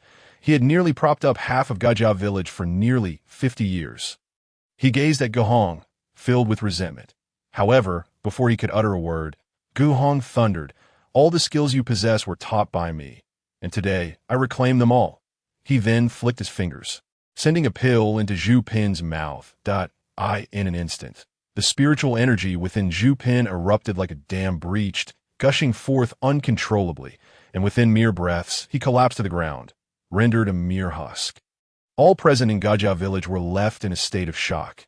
The next scene left them aghast, their eyes nearly popping out of their sockets. Gohong swiftly turned to face the brother and sister, his expression morphing into one of deference and appeasement. Bowing deeply, "Young master, young miss, is my failure in discipline. I have dealt with this wretch severely." He wisely refrained from mentioning Chufeng's surname in the presence of many. Addressing them simply as young master and young Mississippi, "Eradicate the roots," Chur declared resolutely. As her words fell, she thrust her sword forward, directly claiming Zhu Pin's life. Gohong's lips twitched. He still harbored a flicker of sentiment, wishing to spare Zhu Pin's life. Yet with Chur's sword striking true, he dared not utter a word, hastily exclaiming, "Zhu Pin deserved to die. His death is justified. Let us speak inside." Chufeng's icy voice resounded. Gohong nodded obsequiously, then turned to address all present in Gajia village. "Listen closely. Whatever transpires today, should anyone dare to utter a word outside, do not blame me for my ruthlessness." Upon finishing, he personally carried the blinded Xiao Ruoqi, striking her unconscious with a single slap, and then led Chufeng and his sister into Gajia village. Once inside the secret chamber, Gohong forcefully deposited Xiao Ruoqi in a corner, then knelt on one knee. "Master, I have gathered the medicinal materials from the list you provided. They are all here. Due to the limited time, I could only procure a portion. The remainder I shall strive to find with all my might." He spoke with trepidation, feeling an immense weight of anxiety within that he aimed to respond to Chufeng's previous instructions to quell his anger. Chufeng accepted the materials. Though scant, they were indeed necessary for refining the Yang Tiandan. His gaze remained frosty as he stated, "You are aware that I am at odds with the Juek sect." Hong's heart trembled as he replied, "Master, please allow me to explain." This time, the Juek sect extended an invitation for me to attend an alchemy conference. And the one inviting me was the esteemed Elder Zhou Bing. I respectfully declined, yet they persistently sought to engage me through the likes of Zhu Pin and Zhu Xiang. I found it quite bothersome, which is why I remained hidden in the secret chamber, avoiding all contact, never expecting that today would nearly culminate in disaster.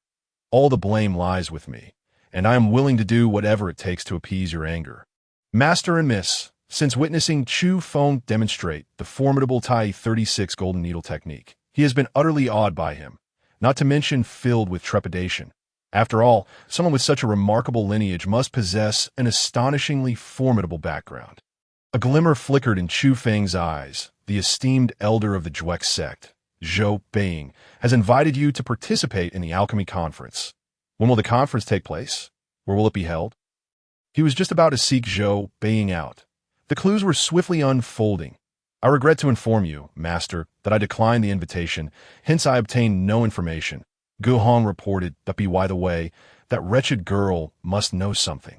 I shall awaken her and compel her to reveal. As he spoke, he knelt on the ground, shifting his knees, and dragged the unconscious Xiao Ruoqi before Chufeng. He tossed a pill into her mouth. And within mere moments, she awakened from her stupor, seemingly oblivious to her pain, with a vacant expression on her face. Master, I administered a third-tier heart loss elixir to her. She will divulge whatever you wish to know. Gu Hong remarked.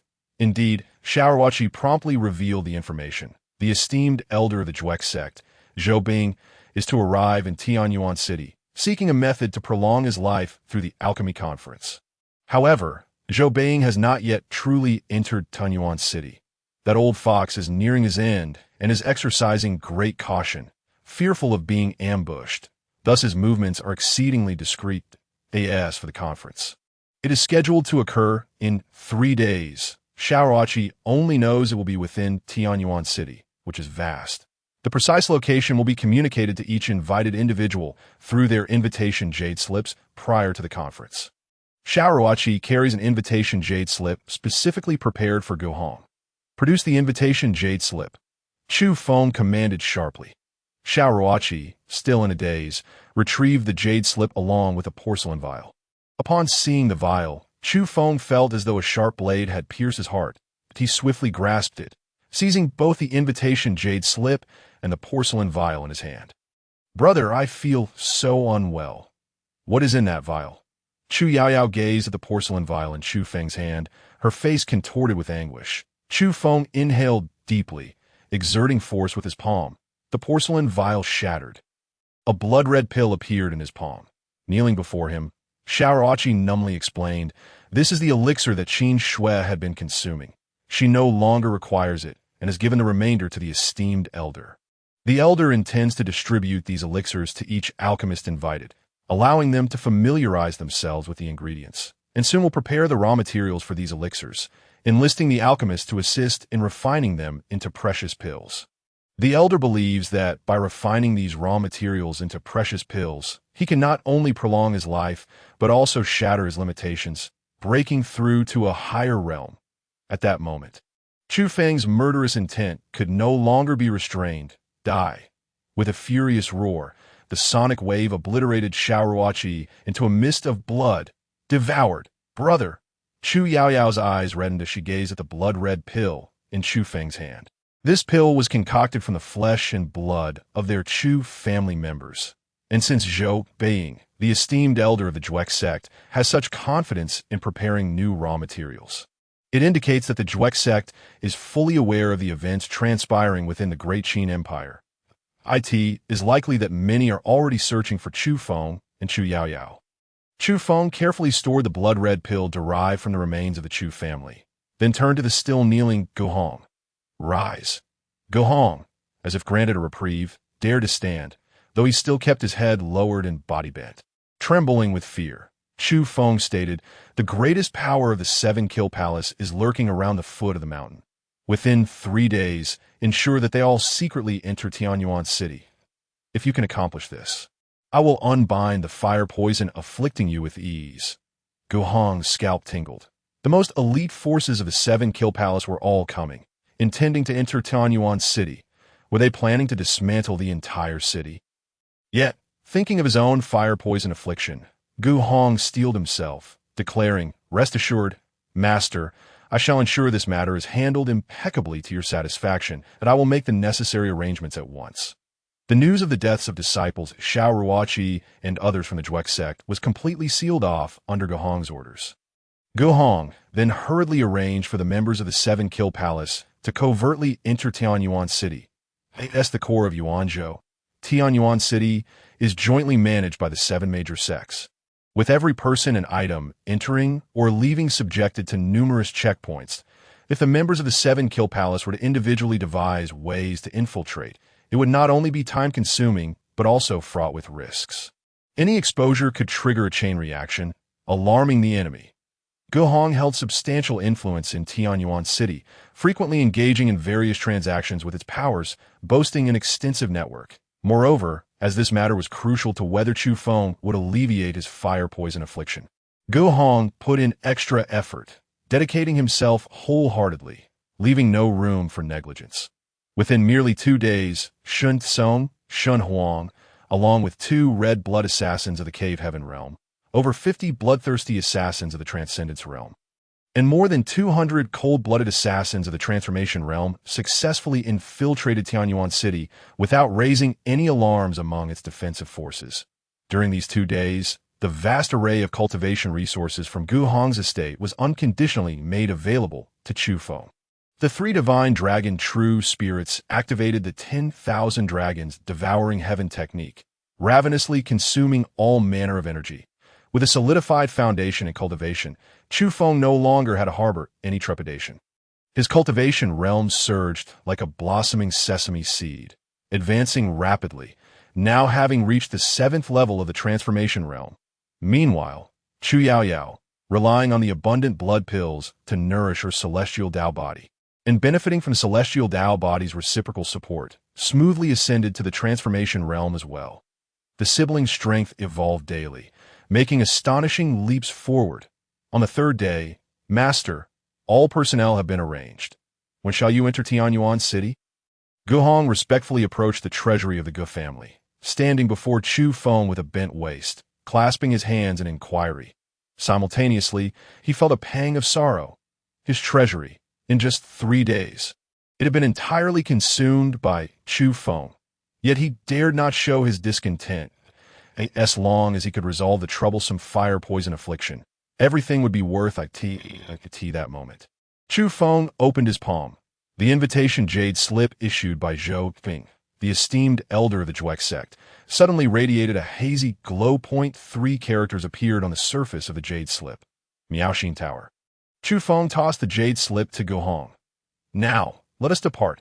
Guhong glanced at the address on the jade slip before promptly responding, "Yes. The Miaoxin Tower in Tianyuan City is a sacred place for countless men seeking pleasure.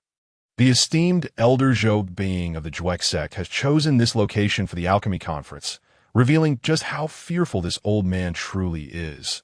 Even if some of his enemies were aware that he sought a method to prolong his life within Tianyuan City, they would never suspect he would reside in such a place.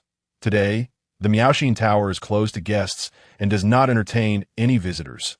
This spectacle, while inciting the indignation of many men who arrived seeking entry, deterred them from attempting to force their way in.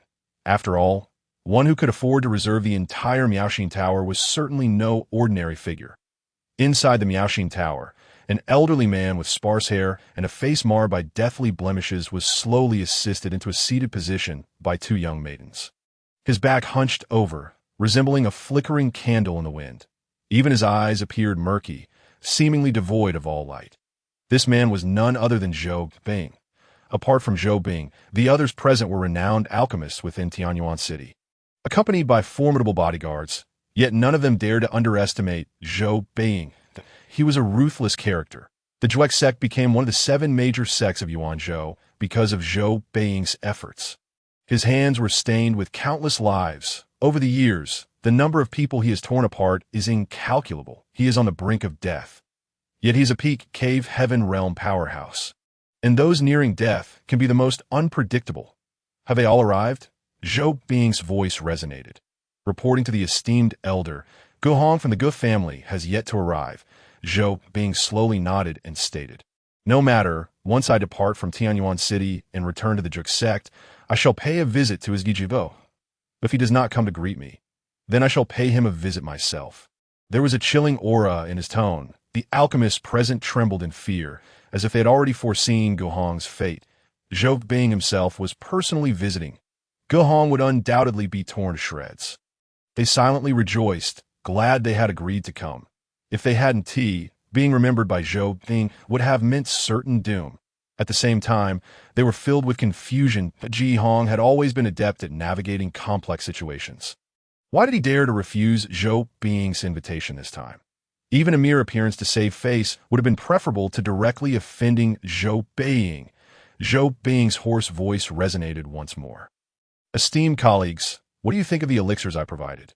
Suddenly, one individual stepped forward and said, "Although the elixir given by Senior Zhou is merely a spiritual pill, and its refining technique is rather crude, it contains a mysterious energy I have never encountered, leaving me utterly perplexed. Indeed, what was the essence of the energy within this elixir? Senior Zhou, what is the connection between gathering us here and that elixir?" The alchemists were intrigued. Primarily, it was the uniqueness of Zhou Bing's elixir that piqued their curiosity.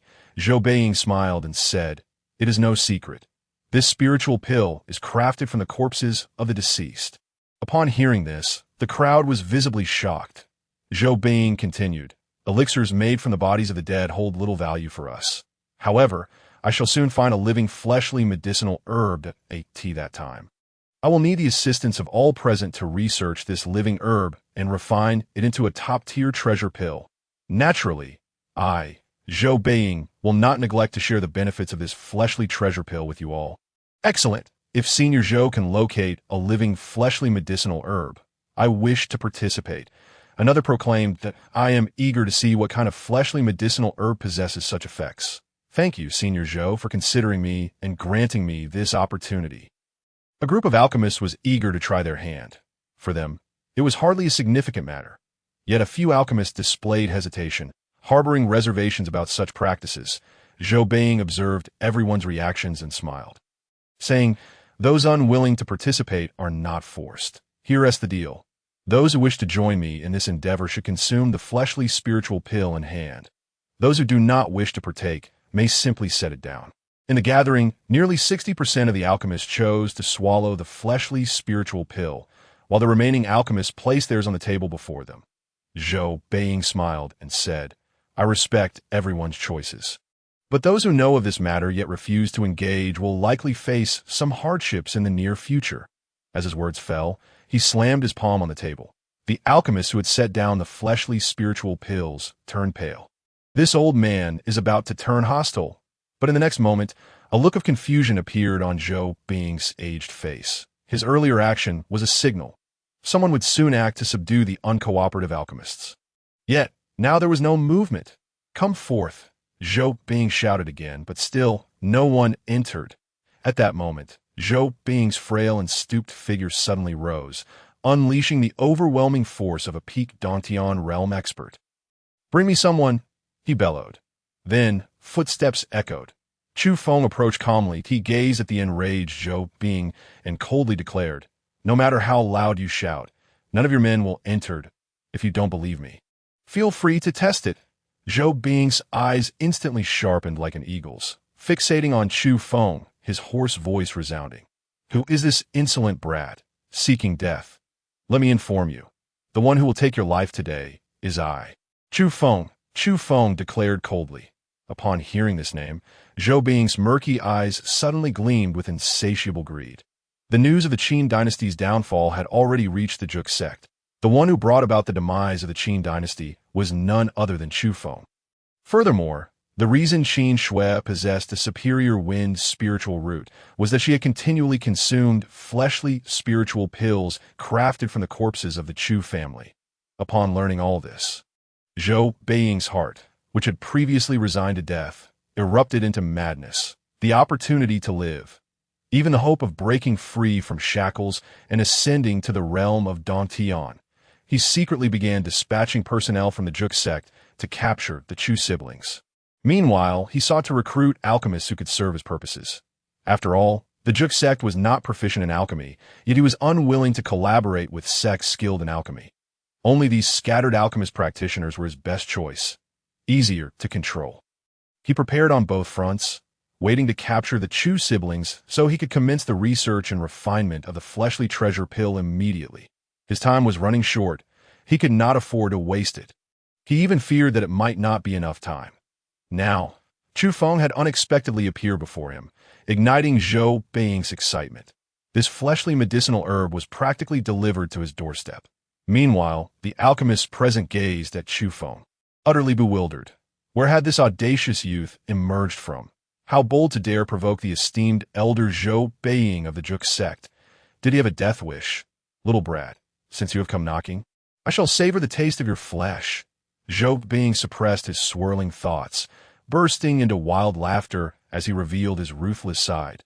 With a swift motion of his fingers, a powerful talon-like imprint formed from overwhelming spiritual energy lunged toward Chufeng. In an instant, 2 red-blood assassins from the 7 Kills Hall appeared at Chufeng's sides, simultaneously launching an attack to shatter Zhou Beiying's talon. Is this your confidence? Merely 2 red-blood assassins from the 7 Kills Hall? How laughable! In the next moment, his previously frail and hunched body transformed with astonishing speed, resembling a mighty eagle soaring through the skies, abruptly lunging toward Chufeng. The terrifying pressure forced the red-blood assassins at Chufeng's sides to feel a suffocating weight. The alchemist watching this scene found it absurd. This young man named Chufeng thought he could contend with an old fox like Zhou Beiying by employing 2 red-blood assassins from the 7 Kills Hall. Utter naivety, but before Zhou Beiying could reach Chufeng, swish, suddenly, a blood-red blade flashed into existence. The angle was cunning, slicing toward Zhou Beiying. With a cold grunt, Zhou Beiying raised his hand to deflect the blood-red blade, forcing its wielder to reveal himself. None other than Shen Huang, the Grand Hall Master of the 7 Kills Hall, that a bunch of worthless fools, daring to lay hands on me. You're nothing but ants shaking a tree. Delusional. At this moment, the alchemists were utterly stunned. Who exactly was this Chufeng? He could even summon the Grand Hall Master of the 7 Kills Hall. Zhou Beiying's sparse white hair whipped wildly in the wind, and his previously stooped back straightened. The nails at the tips of his fingers sharpened rapidly, gleaming like metal, akin to precious artifacts. He fixed his gaze on Chufeng, exclaiming, "You think you can use the 7 Kills Hall to deal with me? How utterly ridiculous! I shall crush these cowardly insects first, then savor your blood and flesh while you refine pills." Zhou Beiying's expression turned ferociously grim, his hands slicing through the air, unleashing sharp energy bursts. Shen Huang and the 2 red-blood assassins from the Dantian realm positioned themselves in front of Chufeng in defense, but within mere moments, they struggled to withstand the onslaught. "You lot are nothing but ants in my eyes." Zhou Beiying laughed triumphantly, his attacks becoming ever more savage. Yet this time, before he could unleash his lethal strike, an overwhelming sense of danger erupted in his heart. But it was too late. A shadow, like a specter, appeared behind him. In the next instant, a cold blade pierced through Zhou Beiying's chest. The arrogant fury of Zhou Beiying was instantly extinguished. The venerable elder Shinsong of the 7 Kills Hall has personally taken action. At this moment, Shinsong has attained the 2nd level of the Blood God technique, elevating his cultivation realm to the 8th stage of the Cave Heaven realm. Moreover, his assassination skills are unparalleled within the entirety of the 7 Kills Hall. Just moments ago, Zhou Beiying's attention was predominantly fixated on Chufeng. Thus, Shinsong's strike was swift and decisive, achieving its objective effortlessly. At this juncture, Gohan also rushed in alongside a cadre of bloodthirsty killers from the Seven Kills Hall, as well as cold-blooded assassins from the Transformation Realm. The alchemists who had been invited by Zhou Bing found their legs turning to jelly. They had previously thought that even with the arrival of the Hall Master of the Seven Kills Hall and two Crimson Blood assassins, Chufeng's attempts to deal with Zhou Bing would undoubtedly be a futile endeavor. However, at this moment, all eyes were fixed upon Shun Kong, having previously made an appearance in Tianyuan City. Many recognized him as the elder of the Seven Kills Hall. His realm, while not the absolute pinnacle in Yuanzhou, still commanded respect, even from the mightiest of its warriors. The recent display was the best testament, as Shun Tsung had incapacitated Zhou Bing with a single strike of his assassination technique. Shun Tsung seized Zhou Bing and brought him before Chufeng. Chufeng raised his hand, 10,000 dragons devouring the heavens technique. In an instant, the 10 cave heavens of Zhou Bing manifested simultaneously. The power contained within these 10 realms surged wildly towards the palm of Chufeng, causing Zhou Bing's body to convulse violently. In a mere moment, all 10 of his cave heavens shattered, and his strength dissipated entirely. With a flick of his hand, Chufeng refined the power he had just absorbed through the 10,000 dragons devouring the heavens technique and directly infused it into Shun Tsung's body. Shun Tsung was instantly overwhelmed by a torrent of vital energy. His complexion flushed, and his aura surged. Rumbling, a series of resounding voices reverberated. 8 cave heavens manifested around Shun Tsung, with the 9th being rapidly established. Breakthrough, 9th stage of the cave heaven realm. Then, the 10th cave heaven also took shape at an astonishing pace. Another breakthrough, 10th stage of the cave heaven realm. Thank you, young Master Chu. Shun Tsung was overwhelmed with excitement. Just days prior, he had been teetering on the brink of death. Chufeng had saved his life, bestowed upon him the 2nd layer of the Blood God technique, facilitating his breakthrough to the 8th stage of the cave heaven realm. Now he had directly received enlightenment, aiding him in opening up his 9th and 10th cave heavens. His realm had now firmly placed him among the top-tier warriors of Yuanzhou. Chufeng remarked coolly, "Your foundation is solid. Today, forcing the opening of 2 cave heavens is not a significant issue, but in the future, you must proceed steadily." Shun Tsung nodded solemnly. "I shall remember young Master Chu's words and will never forget." At this moment, all gazes were fixated on Chufeng in astonishment. Previously, they had speculated about his background, wondering how he could summon the entire Seven Kills Hall to assist him in assassinating Zhou Bing. But it now appeared that the situation was quite different. The Seven Kills Hall was not merely hired by Chufeng. Rather, it seemed to regard him with utmost respect. At this juncture, one alchemist, feigning composure, spoke up, "Young brother Chufeng, I am not interested in the grievances between you and the Giant K sect, nor do I wish to interfere. I am merely here by invitation, to fulfill an engagement. Therefore, I kindly ask for your permission to let us leave this place." Following suit, another alchemist chimed in, "Rest assured, we shall not speak of what transpired here to anyone, that I have promised to attend to matters at Danbao Pavilion today.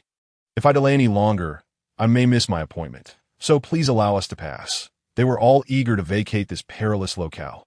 Chu Yao gently tugged at Chufeng's sleeve. "Brother, some among them exude an aura that infuriates me." Her voice rang out. Chufeng nodded. His gaze turned icy as it swept over the group of alchemists, and he barked, "Those who have consumed the blood-flesh-spirit pill, step forward." The aura that enraged Chu Yao stemmed from certain alchemists who had recently ingested the blood-flesh-spirit pill. Crafted from the flesh of the Chu family. "What do you intend to do?" "Chufeng, we were entirely unaware when we ingested that pill. Ignorance absolves us of guilt. If you seek to annihilate us, do not blame us for not warning you. This is Tianyuan City. Even the Seven Kills Hall cannot act with impunity here." "Act with impunity?" Chufeng sneered. "I have already afforded you an opportunity. Yet you chose not to cherish it. Then it seems you are destined for death." In the next instant, Chufeng's figure shot forth, transforming into a blur that a series of dull thuds echoed as one by one. The alchemists who had consumed the Chu family's blood-flesh-spirit pill were obliterated into clouds of blood mist. Even among them, there were those of considerable strength, but enraged, Chufeng left them with no fate but destruction. The remaining alchemists were utterly horrified, their faces pale and devoid of color, trembling uncontrollably. Elder Shinsong of the Seven Kills Hall waved his hand, and forthwith, a contingent of assassins surged forward to subdue the remaining alchemists. Shortly thereafter, Shun Yi burst in. Young Master Chu, grandfather, father, our actions against Miaoxin Tower have drawn attention. A contingent of martial artists from the Giant K sect has surrounded Miaoxin Tower. Shun Yi reported this news without a hint of panic. For today, the assault on Miaoxin Tower was not conducted by a singular assassin from the Seven Kills Hall, but rather represented the entire Seven Kills Hall. Upon hearing this, Shun Tsung and Shun Huang instinctively turned their gazes towards Chufeng. Chufeng coldly stated, "Then let there be no remnant of the Giant K sect within Tianyuan City." He instructed Gu Hong to discreetly arrange for the members of the Seven Kills Hall to infiltrate Tianyuan City, seeking to avoid alarming the enemy. Now, the serpent was firmly in hand. Not only had the martial artists guarding Tianyuan City from the Giant K sect arrived, but even those from the seven major sects stationed here would pose no threat. Chufeng had come prepared for upheaval, willing to turn Tianyuan City upside down if necessary. Elder Shun Tsung promptly led his men to confront the martial artists from the Giant K sect surrounding Miaoxin Tower. Within Miaoxin Tower, only Chufeng, Chu Yaoer, and the incapacitated Zhou Bing remained. Zhou Bing emitted a faint, raspy groan from his throat. Chufeng lifted his foot and pressed it against Zhou Bing's chest, demanding, "Where is Qin Shui, the disciple you took under your wing?" The spirit incense in Qin Shui's possession was the sole clue to locating the Elder Kumu, after awakening her superior wind spiritual root. Qin Shui had been taken in as a true disciple by Zhou Bing. Yet according to the information Chufeng had gathered, Qin Shui was not within the inner sect of the Giant K sect, but had been sent by Zhou Bing to a secret location for cultivation. Therefore, locating Qin Shui was imperative. In a weakened state, Zhou Bing replied feebly, "I know not where Qin Shui is, that I took her as my disciple only a few days ago when a powerful figure appeared within the Giant K sect, claiming that Qin Shui's superior wind spiritual root would aid in his endeavors, and thus requested us to lend her to him temporarily before taking her away." But a glint of cold light flashed in Chufeng's eyes as he inquired, "A powerful figure? Who is this person? Is he known as Elder Kumu?" Zhou Bing responded, "I do not know the name of this powerful figure, but he is a being above the cave heaven realm. A force so formidable that none in Yuanzhou can compare, that a once clear lead had now abruptly severed. Qin Shui had vanished without a trace." Chufeng's heart surged with anxiety, sensing his emotional turmoil. Chu Yaoer hurriedly grasped his hand and fixed her gaze on Zhou Bing, asking, "Will Qin Shui return?" Zhou Bing replied, "The powerful figure stated that once his matters are concluded, he will return Qin Shui to the Giant K sect." Chu Yaoer pressed further, "How long will this take?" At this moment, Zhou Bing had no thoughts of resisting. He answered, "The powerful figure said that it would take at least 2 to 3 months at best, or 4 to 5 months at worst. Brother." Chu Yaoer turned her gaze back to Chufeng, saying, "By this logic, while Qin Shui has not returned yet, she should do so soon. We have endured for 3 years already. We need not rush for a moment." Chufeng took a deep breath, suppressing the restlessness within him, and then delivered a final, decisive blow to Zhou Bing. Just then, the Hall Master of the Seven Kills Hall entered. Clasping his hands in respect, "I report to young Master Chu that a young lady named Lin Shu from Danbao Pavilion requests an audience." Before Chufeng, someone had already been dispatched to attempt to contact Lin Shu, but without success. Within Tianyuan City, others remained oblivious to the truth of the events occurring at Miaoxin Building. However, once Lin Shu returned to Tianyuan City, she would inevitably become aware of it. "Let her in," Chufeng instructed. Yes. Moments later, Shun Huang brought Lin Shu before Chufeng. "Greetings, Lord Chu." Lin Shu bowed upon seeing Chufeng. Upon entering, she noticed Zhou Bing lying at Chufeng's feet, causing her heart to skip a beat. Her emotions were exceedingly complex. How long had it been since she last parted with Chufeng? Yet he had already mobilized the terrifying power of the Seven Kill Palace, eliminating the Grand Elder Zhou Bing of the Juek sect. It was utterly astonishing. Nevertheless, Lin Shu quickly composed herself and immediately said, Lord Chu, regarding the ancient wood master that you previously asked me to investigate, I have yet to uncover any leads. 3 days ago. You contacted me, but I was out searching for the tricolor lotus and only returned to Tianyuan City a little over a moment AGT that time. Chufeng had also requested her to gather information on the Zhuek sect, but with the Grand Elder Zhou being already lying at his feet, there was no need for further elaboration. Lin Shu had not found any information on the ancient wood master, which did not particularly surprise Chufeng, who then inquired, "Have you found the tricolor lotus?" This was a crucial medicinal ingredient for his refining of the Yangtian pill. Lin Shu nodded. "Fortunately, I have acquired the tricolor lotus. Please, Lord Chu, have a look." As she spoke, Lin Shu retrieved a tricolor lotus from her storage ring. Immediately, a fragrant aroma wafted through the air. Chufeng nodded. This tricolor lotus met his requirements for refining the Yangtian pill in terms of both age and integrity.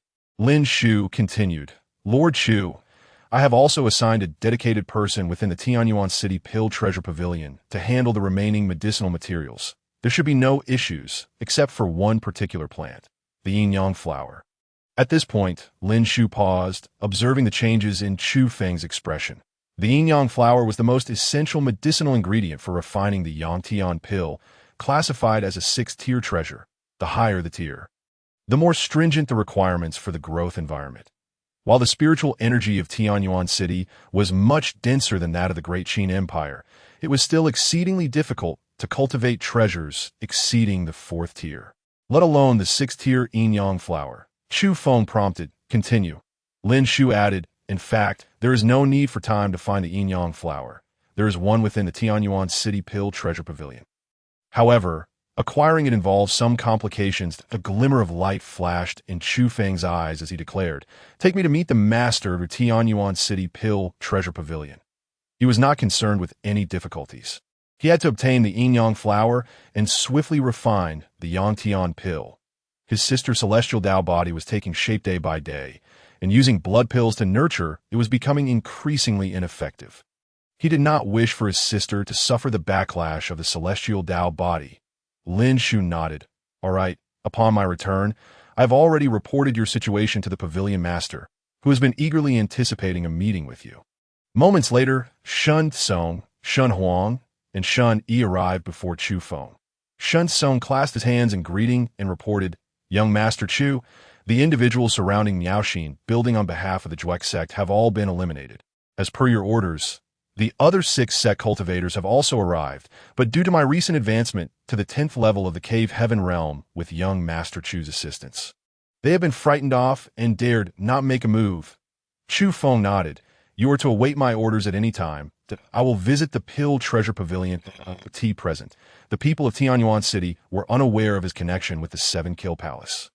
Having the 7 Kill Palace members by his side would only invite chaos. For now, Chufeng sought only a moment to handle a singular matter, obtaining the yin-yang flower and refining the Yangtian pill.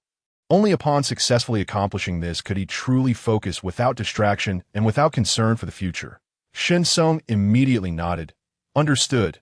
In the next instant, Chufeng snapped his fingers. 2 beams of blood light shot forth into Shun Tsong and Shun Huang's bodies. Instantly, their blood surged with vitality. Following this, the father and son were overcome with excitement and expressed their gratitude profusely.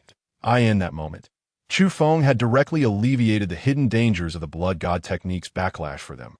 Chufeng's demeanor remained calm, yet an air of transcendent authority emanated from him as he stated, "What I can offer you, I can also take away at any moment. Remember every word you have spoken and do not let me down. No matter when or where, as long as young Master Chu gives the command, the 7 Kill Palace will spare no effort." Shen Tsong and Shun Huang both bore serious expressions, solemnly affirming their commitment. Meanwhile, Shun Yi felt a tremendous weight lift from her heart. Indeed, her gamble had paid off. Her grandfather and father were finally saved, and she no longer had to worry about their lives being claimed by the backlash. Subsequently, the Chu siblings and Lin Shu quietly departed Miaoxin building amidst the chaos, making their way to the Pill Treasure Pavilion of Tianyuan City. The Chu siblings sat within Lin Shu's carriage. Although the carriage was spacious, the invisible aura emanating from Chufeng kept Lin Shu feeling somewhat tense. "Sister Lin, you have been working hard collecting medicinal materials for us lately," Chu Yaoyao said empathetically, holding Lin Shu's hand. Lin Shu smiled at Chu Yaoyao and replied, "It's nothing. Lord Chu is an honorary guest elder of the Pill Treasure Pavilion, and at such a young age, his future accomplishments are limitless. It is an honor for me to assist Lord Chu in any way I can." A smile also graced Chu Yaoyao's face. She felt delighted whenever others praised her brother, but by the way. "Sister Lin, you mentioned earlier that acquiring the yin-yang flower would be quite difficult. What exactly is the issue?" Chu Yaoyao inquired. Chufeng did not ask this question, for his resolve was unwavering, regardless of the difficulties. He had to obtain it. First, he would meet with the master of the Tianyuan City Pill Treasure Pavilion. Regarding this matter, Lin Shu cautiously glanced toward Chufeng before saying, "The difficulty in this matter actually pertains to me. After returning to Tianyuan City, I have been collecting various medicinal materials, many of which are exceedingly rare and precious. Such a significant commotion cannot be concealed. Those who are at odds with my father have noticed my actions and have been obstructing me at every turn. Just as I was about to apply for that 6-tier premium medicinal ingredient, the yin-yang flower from the Tianyuan City Pill Treasure Pavilion, the pavilion's foremost alchemist, Guyu, suddenly intervened that he also desires that yin-yang flower and has threatened that if he does not receive it, he will immediately sever ties with the Tianyuan City Pill Treasure Pavilion. The alchemists of the Pill Treasure Pavilion were partly trained in-house and partly hired from outside. This Guyu was one of the latter. Next month, his contract would expire, and his alchemical skills were exceptional, having already stepped into the realm of 4th-tier alchemists. Currently, several top-tier pills within the Tianyuan City Pill Treasure Pavilion could only be refined by Guyu. If he were to leave, the pavilion would undoubtedly suffer significant losses. The consequences of those losses would fall upon my father. Upon reaching this point, Lin Shu rose from her seat and bowed apologetically to Chufeng, saying, "Lord Chu, I did not anticipate that matters would unfold this way. If it were not for my involvement, you, as an honorary guest elder, would not need to go through such trouble to obtain the yin-yang flower. You are not to blame." Chufeng's voice resonated. Previously, when Lin Shu was tasked with duties in the secular royal court, she had been diligent, and since returning to Tianyuan City, she had tirelessly collected medicinal materials for Chufeng without a hint of negligence. Chufeng was eager to refine the Yangtian pill as quickly as possible, but that did not mean he would lose his judgment and rationality. The 3 words spoken by Chufeng relieved a great burden from Lin Shu's heart. Chu Yaoyao continued to encourage Lin Shu to sit down, saying, "Sister Lin, you need not be anxious that my brother is actually very gentle and caring, but he is not fond of expressing himself, which is why he always appears so cold." Lin Shu discreetly cast a glance at the neighboring Chufeng. This esteemed Lord Chu was undeniably gentle and caring, yet his affections seemed solely reserved for his sister, Chu Yao. After stealing glances for a while, Lin Shu reluctantly withdrew her gaze. A hint of a smile graced Chu Yao's lips as she inquired, "Sister Lin, what is your father's position in the Pill Treasure Pavilion of Tianyuan City?" After a brief silence, Lin Shu replied, "He is the master of the Pill Treasure Pavilion in Tianyuan City." Chu Yao. Chufeng could not help but turn his attention towards Lin Shu. She continued to elucidate, "Both my father and I have been relegated to the Pill Treasure Pavilion in Tianyuan City. There are also 2 deputy masters who have persistently conspired against my father. This is why my father sent me to the secular royal court, to distance me from this whirlpool of strife. Over the years, my father has navigated this treacherous landscape with great caution, enduring numerous challenges within the Pill Treasure Pavilion, and has managed to pass the assessment. This year marks the final opportunity that if we succeed in this year's evaluation, we may return to the home that rightfully belongs to us. However, if we fail, we shall never return. Our adversaries are keenly aware of this, which is why they have incited the alchemist Guyu to pressure my father." Chufeng remained silent. Lin Shu found herself once again engulfed in a tense and anxious state. Moments later, their carriage arrived at the Pill Treasure Pavilion in Tianyuan City, the headquarters of the entire Yuanzhou Pill Treasure Pavilion. The Tianyuan Pavilion was situated in the heart of the city, sprawling over 7 magnificent and opulent floors. Lin Shu led Chufeng and Chu Yao to the 6th floor of the pavilion, where she learned that her father was on the 7th floor, engaged in discussions. She then instructed the Chu siblings to wait in a private chamber on the 6th floor. During their wait, Lin Shu made a quick trip and soon returned with a substantial amount of medicinal herbs. Lord Chu, the progress of gathering the herbs according to your list has surpassed my expectations. We are only missing one yin-yang flower. Lin Shu beamed as she spoke, laying out all the herbs before Chufeng for his inspection. Seeing the array of herbs, Chufeng's spirits lifted considerably. They were but a step away from concocting the nourishing heaven pill for his sister. He meticulously examined each herb, leaving no room for error in this crucial endeavor. Young master, I saw Lin Shu return with a man and a woman to the 6th floor of the Pill Treasure Pavilion, and she has since collected a large quantity of rare herbs. An overly rotund steward from the pavilion hurriedly approached a robust young man with thick brows and bright eyes. This young man was Su Sheng, one of the deputy master's sons in Tianyuan City. Su Sheng sneered, "Currently, we are at a pivotal moment for Master Lin's final assessment, and Lin Shu's return has been marked by continuous activity, gathering numerous rare herbs. She is undoubtedly plotting something significant, and I cannot allow her to succeed. Bring your men. Let us confront Lin Shu and reclaim those herbs. We shall use this opportunity to teach her a lesson."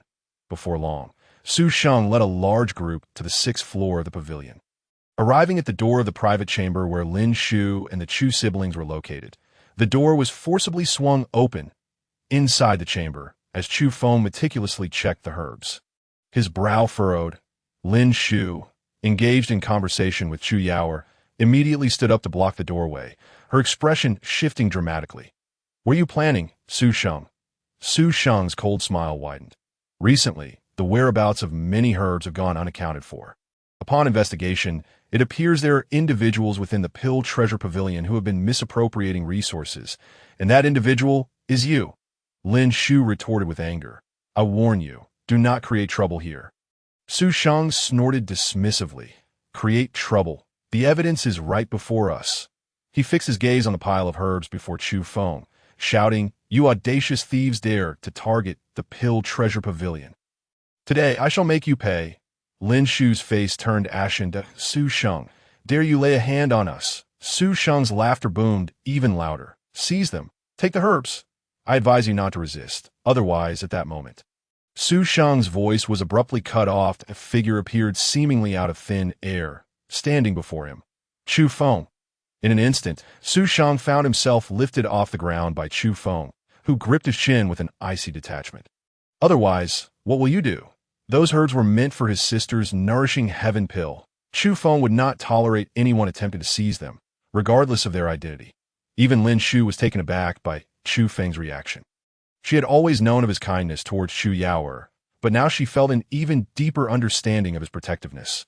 Any potential threat to Chu Yaoer would be swiftly eradicated by Chufeng. In that moment, Lin Shu felt an overwhelming envy towards Chu Yaoer. Boldly, "How dare you attack young Master Su? This is the Pill Treasure Pavilion.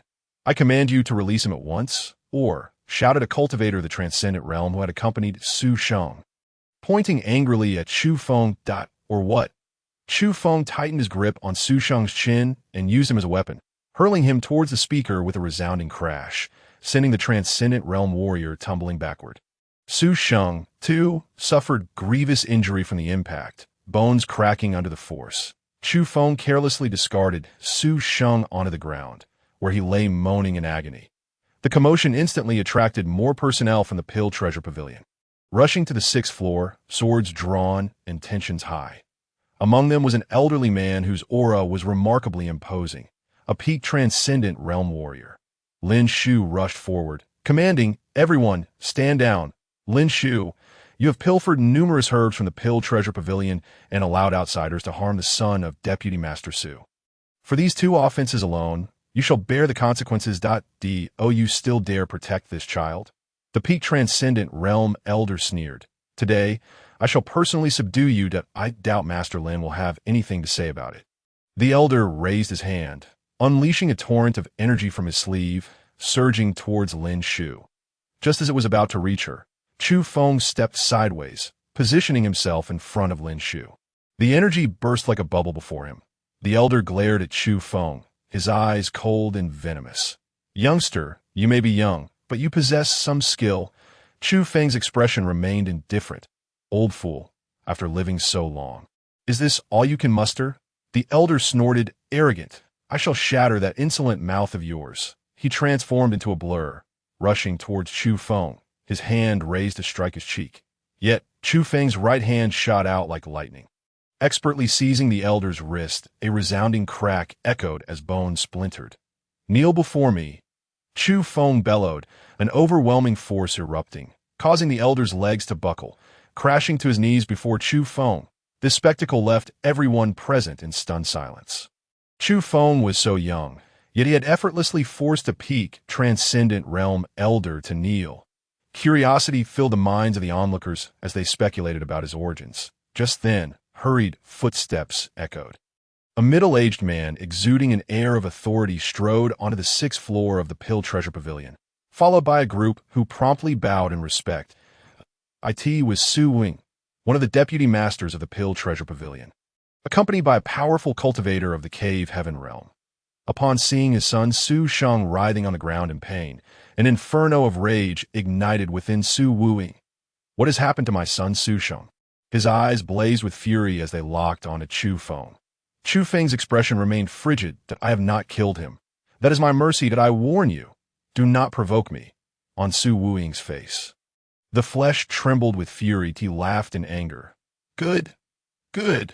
What a daring little rascal. How audacious to speak to me in such a manner within the confines of Dambao Pavilion. It seems he is truly oblivious to the gravity of the situation. Seize him. Should he resist, spare none but Lin Shu. The rest shall be executed without mercy. A murderous intent surged within Chufeng. At that moment, a chilling voice echoed forth, "I dare anyone to lay a hand on him." In the next instant, a refined middle-aged man with graying temples descended from the 6th floor of Dambao Pavilion. "Father!" Lin Shu rushed forward, the master of Dambao Pavilion in Tianyuan City. "Lin Yu, father, this is the Chu Kaching I mentioned to you." Lin Shu hastily introduced. Lin Yu nodded and approached Chufeng with quickened steps. Yet Su Wuying stepped forward, obstructing Lin Yu's path. Lin Yu fixed Su Wuying with a piercing gaze, stating, "Deputy Pavilion Master Su, do you comprehend the gravity of your actions?" Su Wuying stood resolute, retorting with a commanding tone, "Master Lin, your daughter has recklessly appropriated vital resources from Dambao Pavilion, and alongside outsiders, has been causing chaos within its walls. I must inquire whether you are aware of this matter. If you are not, then I implore you, Master Lin, to adhere to the regulations of Dambao Pavilion and impose strict punishment, if this was at your behest. Then, Master Lin, are you prepared to provide an explanation to all members of Dambao Pavilion?" Lin Yu's expression darkened with fury as he replied, "Resource allocation was indeed approved by me, and this young gentleman, Chu Gongzi, is no outsider." Su Wuying sneered. "Even if Master Lin presides over Dambao Pavilion in Tianyuan City, all resource allocations must follow due process. Your mere verbal agreement is insufficient. Furthermore, if this impudent child is not an outsider, then who is he? Master Lin, your actions may well chill the hearts of everyone in Dambao Pavilion. I bear no ill will towards you, nor do I seek to complicate matters. Return all resources to Dambao Pavilion. Let your daughter publicly acknowledge her mistakes, and hand over this little scoundrel who has harmed my son for me to deal with. That I shall consider this matter as if it never occurred. Otherwise, even if your position overshadows mine, I, Su Wuying, shall not cower. Even if it costs me my life, I will seek justice. I will uphold the order and dignity of Dambao Pavilion." Lin Yu coldly remarked. "Su Wuying, you have risen to a high position, yet there are matters you are surely aware of. Within Dambao Pavilion, there exists a class of individuals who can requisition resources through special channels, bypassing the need for extensive approval. With that, Lin Yu unleashed a formidable force, pushing Su Wuying aside, and swiftly approached Chufeng, clasping his hands in greeting. "Chu Kaching, I apologize for the lack of a proper welcome. I beg your forgiveness. In all of Yuanzhou, there was but one honorary guest, and even Lin Yu had to show utmost respect to such a figure. His actions left everyone present utterly dumbfounded. This youth before them was an honorary guest of Dambao Pavilion. Yet even a high-ranking guest would not warrant such deference from Lin Yu. Could it be an honorary guest? Impossible. There had never been an honorary guest in all of Yuanzhou, let alone one so youthful. Su Wuying paused, then burst into laughter, exclaiming, "Lin Yu, I believe you have lost your mind, attempting to deceive us with such a clumsy trick. Indeed, if he were an honorary guest, he could utilize special channels to requisition various resources from Dambao Pavilion. If he had brought an old man to impersonate one, I might have been inclined to believe it, but you present a mere child and claim he is an honorary guest. Do you think I would accept that? If he is indeed an honorary guest, I, Su Wuying, will submit to any consequences today." In the next moment, without uttering a word, Chufeng waved his arm. The honorary guest token soared into the air. Instantly, a surge of unique energy radiated from the token. Su Wuying's expression froze. The words he wished to utter lodged painfully in his throat, and he swallowed hard, his Adam's apple bobbing up and down.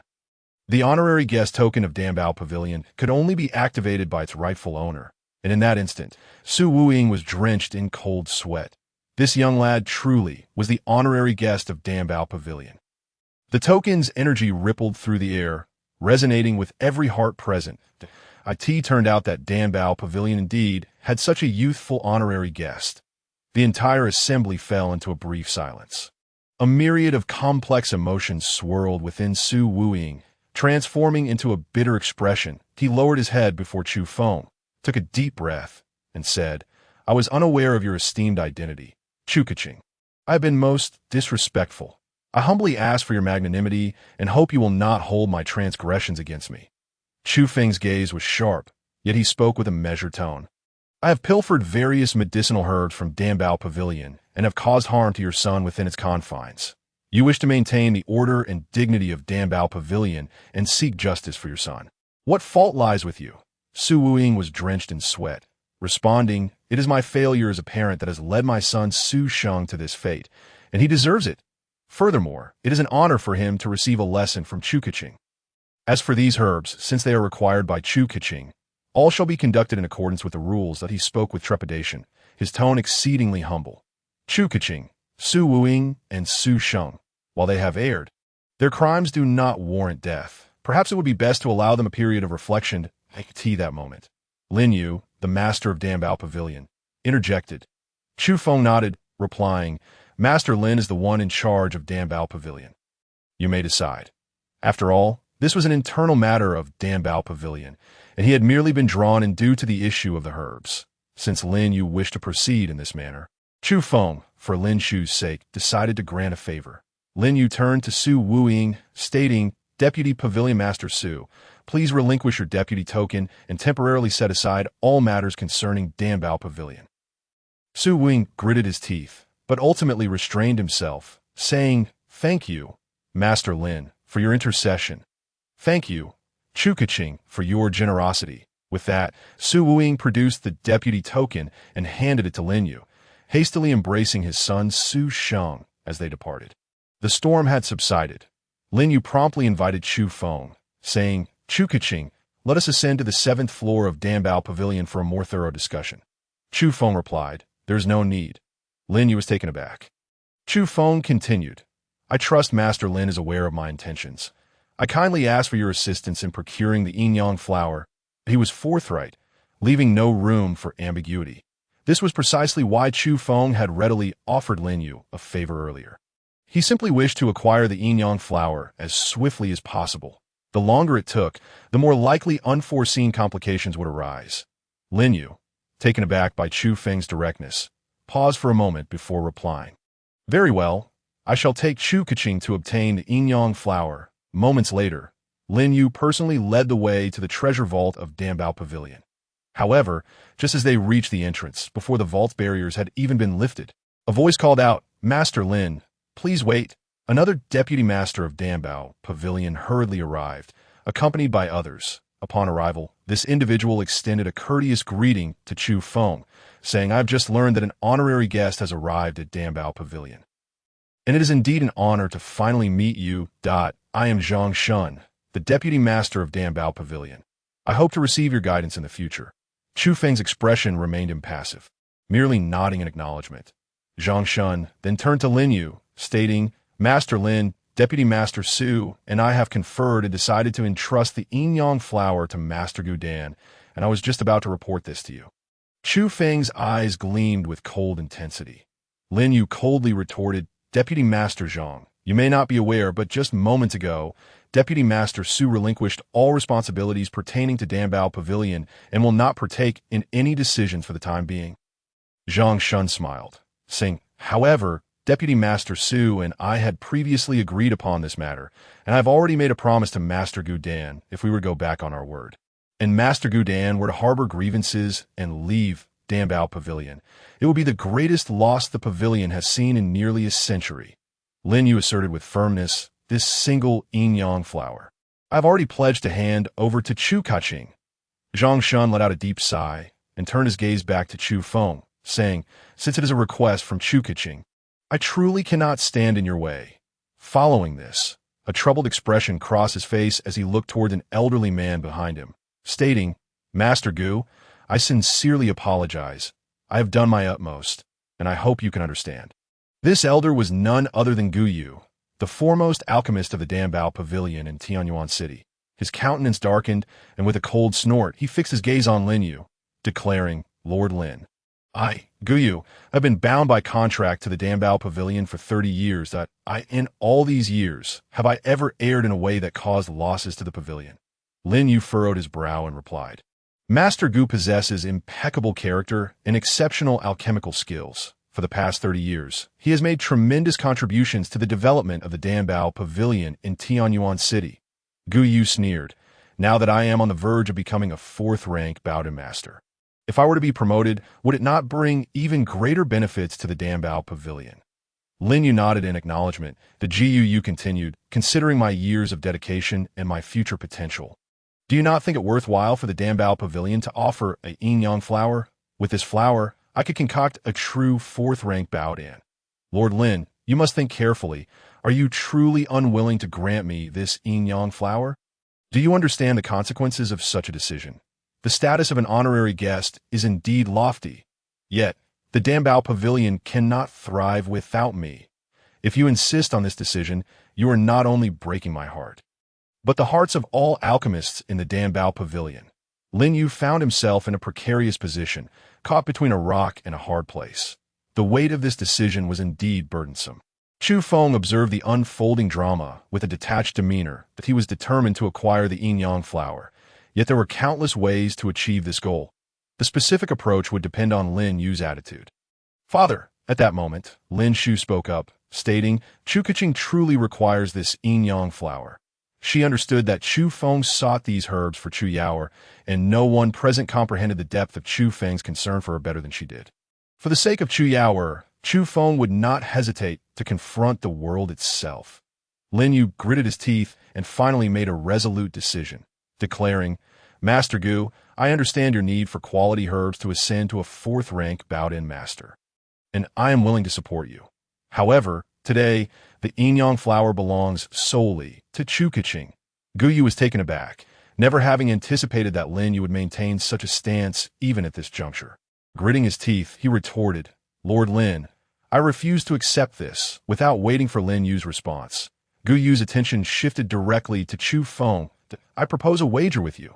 Chu Kaching, let us compete in alchemy. If I win, the yin-yang flower is mine. If I lose, it shall belong to you without any grievances. But I wonder, does your alchemical skill measure up? Are you bold enough to accept my challenge? Gu Yu issued a direct challenge to Chufeng, his intent unmistakable. He was determined to possess the yin-yang flower. Instantly, all eyes turned to Chufeng. Generally, honorary guests of the Danbao Pavilion were expected to possess commendable alchemical abilities, especially those of honorary status. However, Chufeng was exceedingly young, which undeniably raised doubts. While his identity token was genuine, it did not necessarily reflect a mastery of alchemy. Some speculated that he might have acquired his status through alternative means. Master Gu, perhaps it is time to exercise restraint, Lin Yu said, his expression darkening. His words only fueled the growing belief that Chufeng might indeed lack proficiency in alchemy. Ji Yu smirked, saying, "The yin flower is an exceedingly rare herb. Lord Lin intends to gift it to Chufeng. If Chufeng genuinely possesses the skill to utilize the yin flower in concocting elixirs, I shall have no objections as long as he can defeat me. I will not allow such a precious item to be squandered." Vice Pavilion Master Zhang Shun sighed once more, saying, "Chufeng, I understand your current frustration, but Master Gu harbors no ill will. I hope you can understand." Gu Yu remained aggressive, fixating on Chufeng. "Chufeng, will you accept the challenge or not? Your word is all that is needed." A smile curled at the corners of Chufeng's mouth. A dismissive grin. "Since you wish to humiliate yourself, I shall gladly oblige." Chufeng readily accepted the challenge. The Gu immediately exclaimed, "I do not wish to waste time. Let us each select any herbs from the treasury, excluding the yin flower, and we shall have one day. Whoever produces a higher grade elixir within this time frame shall be declared the winner." Chufeng scoffed, "Choose as you like. I shall accompany you to the end." At that moment, words were rendered futile. The parties involved had made their commitments. Thus, Lin Yu had no choice but to promptly arrange for the alchemical competition between Chufeng and Gu Yu. The efficiency of the Danbao Pavilion was remarkable. Before long, numerous alchemists and mid to high-ranking personnel from the pavilion arrived at the treasury. Even the recently stripped Vice Pavilion Master Su Wuying hurried over. Gu Yu had already begun selecting herbs within the treasury, while Chufeng remained motionless. Lin Shu quietly urged, "Lord Shu, if you require any herbs for your concoction, allow me to choose them for you. If you delay further, Master Gu will have selected all the finest materials." Yet, Chufeng calmly replied, "There is no need. Even if he takes all the best herbs, he cannot defeat me. A quality elixir requires not just top-tier herbs, but also the extraction and combination of medicinal properties, as well as the mastery of alchemical techniques, all equally important." However, to others, Chufeng's words seemed utterly absurd. Was he trying to put on a show? Master Gu was on the brink of becoming a fourth-rank bowed-in master. Allowing him to choose his materials first would surely lead to Chufeng's lamentation later. After a brief interval, Gu Yu finally completed his selection of herbs. Confidence radiated from him as he proclaimed, "Today, I shall concoct a Pajang Dan." At this announcement, the crowd erupted in astonishment. The Pajang Dan could increase the chances of breaking through the bottleneck of the Dantian realm and condensing a law avatar, making it a top-tier third-rank elixir. Although this elixir was of third-rank quality, the difficulty of its concoction rivaled that of some fourth-rank lower-tier elixirs. Gu Yu's choice to produce such an elixir in this competitive setting indicated his overwhelming confidence. The value of a third-rank Pajang Dan was immense. In martial cultivation, the realms above Dantian were Law Avatar, Wanxiang, and Tianxiang. At present, there were no strong practitioners in Yuanzhou at the Law Avatar level. Among the 7 major sects, the strongest were merely at the pinnacle of the Dantian realm, each diligently striving for the opportunity to break through. The difficulty of condensing a Law Avatar was staggering. Thus, the potential of an elixir to enhance the chances for those at the pinnacle of the Dantian realm was incalculably high. Even a third-rank Pajang Dan that could only marginally increase the odds would send the Dantian pinnacle practitioners of Yuanzhou into a frenzy. After the initial shock subsided, voices arose, directed at Lin Yu. "Lord Lin is being foolish. Master Gu can concoct a third-rank Pajang Dan. The benefits he brings to the Danbao Pavilion are unimaginable. Yet Lord Lin chooses to please an honorary guest who has contributed nothing to the pavilion, disregarding Master Gu's years of dedication. How laughable! How utterly ridiculous!" In that moment, Gu Yu appeared even more triumphant as he provocatively glanced at Chufeng, saying, "Chufeng, I am ready to begin. Are you not going to select your herbs?" As he spoke, Gu Yu summoned the alchemical cauldron, a fourth-rank Ziwa Baoding. I had heard about it before, and today I finally beheld the precious cauldron of the ancient alchemist. In the entirety of Yuanzhou, this cauldron undoubtedly ranks among the top 3 for alchemical purposes. I am eagerly anticipating the sight of the ancient alchemist concocting potions with this cauldron. I must observe closely, for such an opportunity is exceedingly rare, and every detail is worthy of lifelong appreciation. Gu Yu stood beside the 4th-tier purple fire cauldron, looking even more smugly at Chufeng, and said, "Chufeng, if you have any regrets, it is not too late to concede now. Chufeng replied coolly, "You are merely trying to attract attention." Gu's expression instantly turned exceedingly grim. Take tea this juncture. Chufeng remained so obstinate. His face darkened, and with a sweeping gesture of his sleeve, he coldly retorted, "If that is the case, I shall continue to draw attention. I just hope that Chufeng does not disappoint everyone. Especially do not let the esteemed Master Lin, who trusts you so greatly, down." In the next moment, Gu formed seals with his hands. Purple flames instantly enveloped the alchemical cauldron, with tendrils of violet fire flickering, radiating an immensely terrifying heat. Yet not a single wave of warmth escaped into the surroundings. Gu demonstrated an extraordinarily high level of fire control, once again eliciting gasps of astonishment from the crowd. He then began to extract the energies from various medicinal materials, each step executed with remarkable composure. A confident smile lingered on his face. At this moment, Lin Yu felt an intense unease in his heart.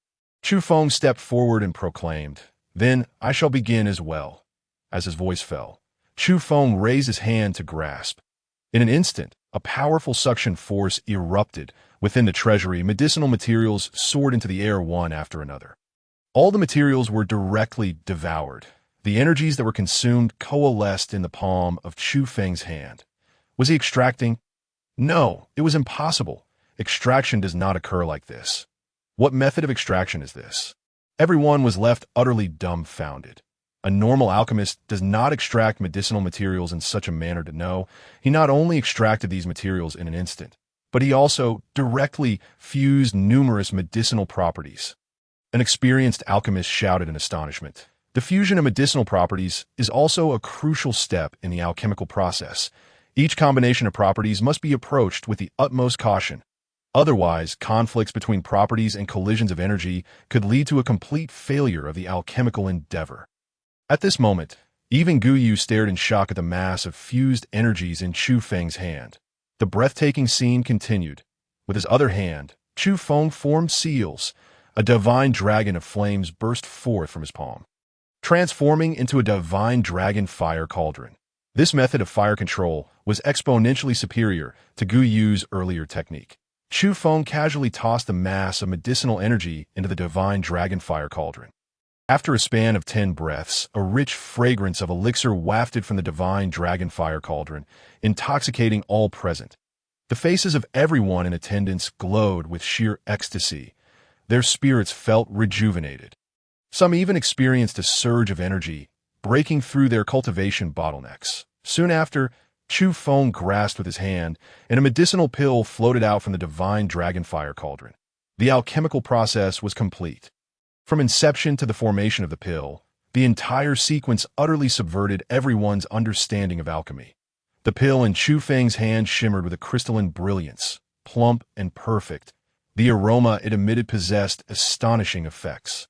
Even those unfamiliar with alchemy could discern that this pill was no ordinary creation. The atmosphere fell into a profound silence. This was soon followed by heartfelt exclamations of awe.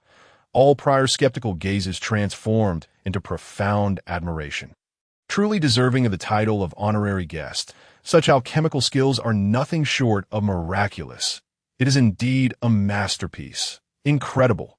This pill must surely be a 4th-tier treasure pill. Gu, the foremost alchemist of the Danbao Pavilion in Tianyuan City, appeared dejected, his face ashen, as he looked at the pill in Chufeng's hand and spoke with deep bitterness. "My pill need not be refined further. In this competition, I stand no chance of victory." "I am utterly convinced," he conceded without hesitation. With Chufeng's brilliance on display, no matter how he refined, it would merely be a futile display, a source of mockery. As he spoke, Gu stepped forward, standing before Chufeng, and bowed deeply, saying, "I apologize for my earlier disrespect towards you. Chufeng, the pill of the ancient alchemist, Chufeng, has yet to be evaluated. How can you concede so easily?" Zhang Shun, the deputy master, hastily interjected. Gu looked at Zhang Shun and replied, "Deputy Master Zhang, I possess enough discernment. No need for further words. Losing is losing. I, Gu, can accept it." Zhang Shun's expression turned grim. Gu continued to gaze at the pill in Chufeng's hand, saying, Chu Kaching, could you enlighten me on what pill this is? Chufeng replied calmly. It is merely a pill I concocted with whatever materials were at hand, if it must bear a name. Perhaps breakthrough pill would be most fitting that a practitioner at the peak of the cave heaven realm has roughly a 50% chance of solidifying their law form upon consuming this pill, in the treasury of the Dambao Pavilion. He utilized whatever materials were available, indeed concocting it casually, and through his understanding of the grand principles, combined the properties to produce such a pill. Upon hearing this, the hearts of the gathered crowd surged with waves of astonishment once more. All attention converged on the phrase regarding the 50% chance of solidifying the law form. A 50% chance. It is worth noting that earlier, Guyu aimed to refine a third-tier top-grade breakthrough pill, which could also enhance the chance of forming a law form, yet only by a fraction. A mere fraction, far from even 1/10.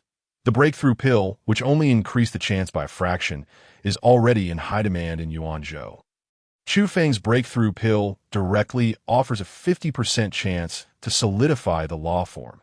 Its efficacy is several hundred to 1,000 times more powerful. The value within is simply immeasurable. Moreover, this was indeed a pill that Chufeng casually refined. As everyone had just witnessed that moment, a tremulous voice emerged from the crowd. Can this pill, Chu Kaching, be taken by this old man? An elderly man, his hair grizzled and leaning on a cane, stepped forward. Second grandfather. Lin Shu hurriedly approached to assist the old man. Chufeng glanced at the elder before turning to Lin Shu. Lin Shu quickly explained, Lord Chu, my second grandfather has long since reached the peak of the cave heaven realm, but has been stuck at a bottleneck for quite some time. His days are numbered. She appeared anxious, for the value of this pill was excessively great. To request a pill from Chufeng in such a forthright manner was indeed quite abrupt. The elder also realized his impropriety and quickly said, Chu Kaching, it is yours. Chufeng readily agreed. With a flick of his finger, he casually tossed the invaluable breakthrough pill to the elder before him. This pill would be of no use to him. He had no one suitable to consume it. Although the elder of the Seven Kills Hall, Shun Tsung, was at the peak of the cave heaven realm, Chufeng had just helped him forcibly open 2 caves, so he had no immediate need for it. The elder was utterly astonished. Lin Shu, Lin Yu, and all those present gaped in disbelief. No one expected that Chufeng would so casually give it away. The elder cradled the pill in both hands, his entire body trembling, saying, Chu Kaching, if I can ascend beyond the cave heaven realm, I, Lin Xing, shall willingly risk my life for you at your command. Chufeng nodded, choosing not to linger on words, instead directing his gaze at Lin Yu, saying, Master Lin, please hand me the yin-yang flower. Certainly, Lin Yu immediately replied. Previously, he had only heard Lin Shu speak of Chufeng's extraordinary talents. Today, he finally witnessed them firsthand. More importantly, Lin Shu's second grandfather, Lin Xing, was his uncle. If Lin Xing could truly break through, it would greatly benefit him as well. Soon, Lin Yu procured the yin-yang flower and handed it to Chufeng. Upon receiving the yin-yang flower, Chufeng felt an immense sense of reassurance. At last, he had gathered all the materials necessary to concoct the nurturing heaven pill. I would also need your assistance. Master Lin, in preparing an alchemical room, Chufeng continued. Lin Yu replied, No problem, sure. Take Chu Kaching to the 7th floor of the Dambao Pavilion. Use my alchemical room. This way, please, young Master Chu, Lin Shu said immediately. Chufeng and Lin Shu followed her to the 7th floor of the Dambao Pavilion. Just before entering the alchemical room, Lin Shu suddenly called out, Lord Chu. Chufeng turned back to look at her and asked, Is there something else? Lin Shu appeared exceedingly anxious and apprehensive, yet she mustered the courage to voice the pressing question that weighed heavily on her heart, inquiring, Lord Chu, did you bestow the breakthrough pill upon my grandfather because of me? Before Chufeng could respond, Chu Yaoer took Lin Shu's hand, smiling as she said, Sister Lin has always been there for my brother. He remembers your kindness. Lin Shu lowered her head, a flush of crimson gracing her cheeks. Chu Yaoer noticed this and winked at Chufeng. With a resigned expression, Chufeng replied, Yaoer, I will be refining pills for the next few days. You must remain on the 7th floor of the Dambao Pavilion and not wander off. The nourishing heaven pill he intended to concoct was entirely different from the casually prepared breakthrough pill. It could not be completed so casually. Chiar nodded, affirming, "All right, brother, you can rest assured. I will stay here and not go anywhere." Lin Shu also lifted her head and assured, "Lord Chu, you need not worry. We at the Dambao Pavilion will do our utmost to ensure Miss Yaoer's safety."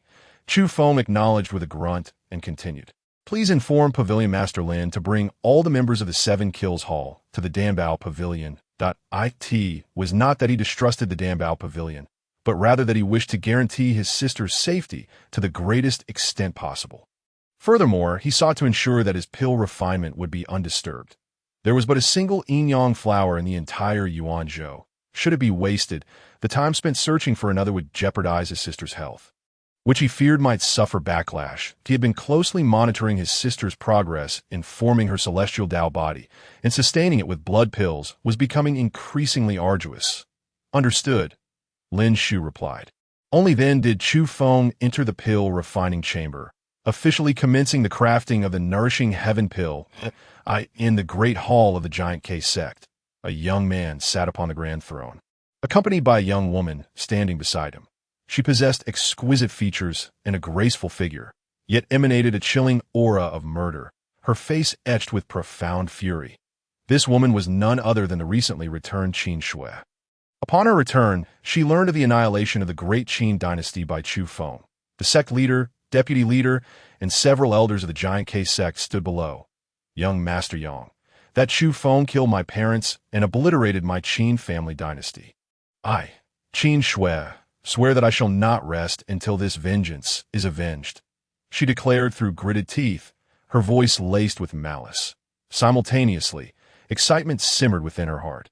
Over the years, she had consumed the flesh and blood elixirs crafted from the Chu family's corpses, awakening her superior wind spiritual root. If she could devour the Chu siblings, she was certain there would be even greater gains. The young man on the throne smiled faintly and said, "Miss Qin, I am currently at a pivotal moment in my cultivation. You must remain by my side, using your superior wind spiritual root to assist my training. How about this? With my status, I will summon the other 6 major sects of Yuanzhou to collaborate with your Giant K sect and head to Tianyuan City to capture Chufeng and deliver him to you for disposal. What do you think?" Qin Shui hesitated for a moment before nodding and replying, "Thank you, young Master Yang, for standing up for me." Meanwhile, Chufeng was in the pill refining chamber on the 7th floor of the Dambao Pavilion in Tianyuan City, dedicating all his mental focus to the crafting of the nourishing heaven pill. Although he had swiftly extracted all the medicinal ingredients using the 10,000 Dragons Devouring Heaven technique in a remarkably short time, the subsequent refining process could no longer be expedited. 100 transformations, 1,000 refinements. The crafting of the nourishing heaven pill required the use of flames to continuously melt the medicinal properties, achieving 100 transformations of efficacy. This was followed by subjecting the pill to thousands of cycles of nurturing with fire. It was an exceedingly complex procedure. Under normal circumstances, even a 10th-tier pill master would not dare to refine the nourishing heaven pill alone. Chufeng sat cross-legged beside the divine dragonfire cauldron, his hands swiftly forming seals as he precisely controlled the temperature of the flames, striving to perfect every step of the process. Days passed by. Within the Dambao Pavilion of Tianyuan City, Pavilion Master Lin Yu wore a radiant expression. During these past few days, he had leveraged Chufeng's influence to not only usurp Deputy Pavilion Master Su Wuying's power, but also to suppress Deputy Pavilion Master Zhang Shan. The once estranged Pill Master Gu Yu had also re-signed a cooperative contract with him. Especially now, his second uncle Lin Qing had indeed broken through after consuming Chufeng's breakthrough pill, ascending to the realm of Dantian and coalescing his Dharma form. "Sister, you were right. Chu Kaching is truly an extraordinary individual, imbued with limitless potential," Lin Yu remarked with a sense of wonder, having just broken through and coalescing his Dharma form. Lin Qing was revitalized, his vitality surging. He smiled and said, "Sister, although this Chu Kaching is no ordinary person, your beauty, I dare say, rivals that of any woman in the entire Lingwang domain, not just Yuanzhou. Since ancient times, beauty has been paired with heroes. If you can seize the opportunity to forge a bond with Chu Kaching, I am certain that before long, our lineage will reclaim its core position within the Lin family." The entire Lingguang domain comprised 81 states, with Yuanzhou being the most inconsequential among them. Lin Yu nodded in agreement, saying, "Sister, if you were being trusted to Chufeng, I would indeed feel at ease." Lin Shu's face turned crimson as she fidgeted with her long skirt, whispering, "Second uncle, father, how could a dragon among men like young Master Chu ever look down on me? Please do not speak such nonsense." Lin Yu and Lin Qing exchanged knowing smiles. Just then, an immense rumbling sound erupted, shaking the entire Danbao pavilion. Lin Yu and the others' expressions changed dramatically, and they immediately rushed outside. They found themselves surrounded by a multitude of individuals around the Danbao pavilion in Tianyuan City. "The 7 major sects have encircled our Danbao pavilion. What do you intend to do?" Lin Yu's gaze swept over the crowd, his expression growing even graver. More than 20 Dantian realm powerhouses had arrived from the 7 major sects. Among them, apart from the Giant K sect, the other 6 sects had dispatched fully realized Dantian realm experts. This formidable assembly was nothing short of terrifying in Yuanzhou. One could even say it represented the might of Yuanzhou itself. The power of this force could unequivocally embody the will of Yuanzhou. The leader of the Giant K sect sneered coldly and said, "Chufeng and his sister have harmed the parents and kin of my Giant K sect disciple Qin Shui, colluding with the 7 Kills Hall to slay our esteemed elder. You could never have anticipated that Qin Shui has formed a bond with young Master Yang from Tianzhou. Young Master Yang has issued a decree demanding that your Danbao pavilion immediately surrender Chufeng and his sister. Otherwise, you will bear the consequences." Upon hearing this, the expressions of those within the Danbao pavilion grew increasingly grave. Those who understood the gravity of the situation felt an overwhelming sense of dread.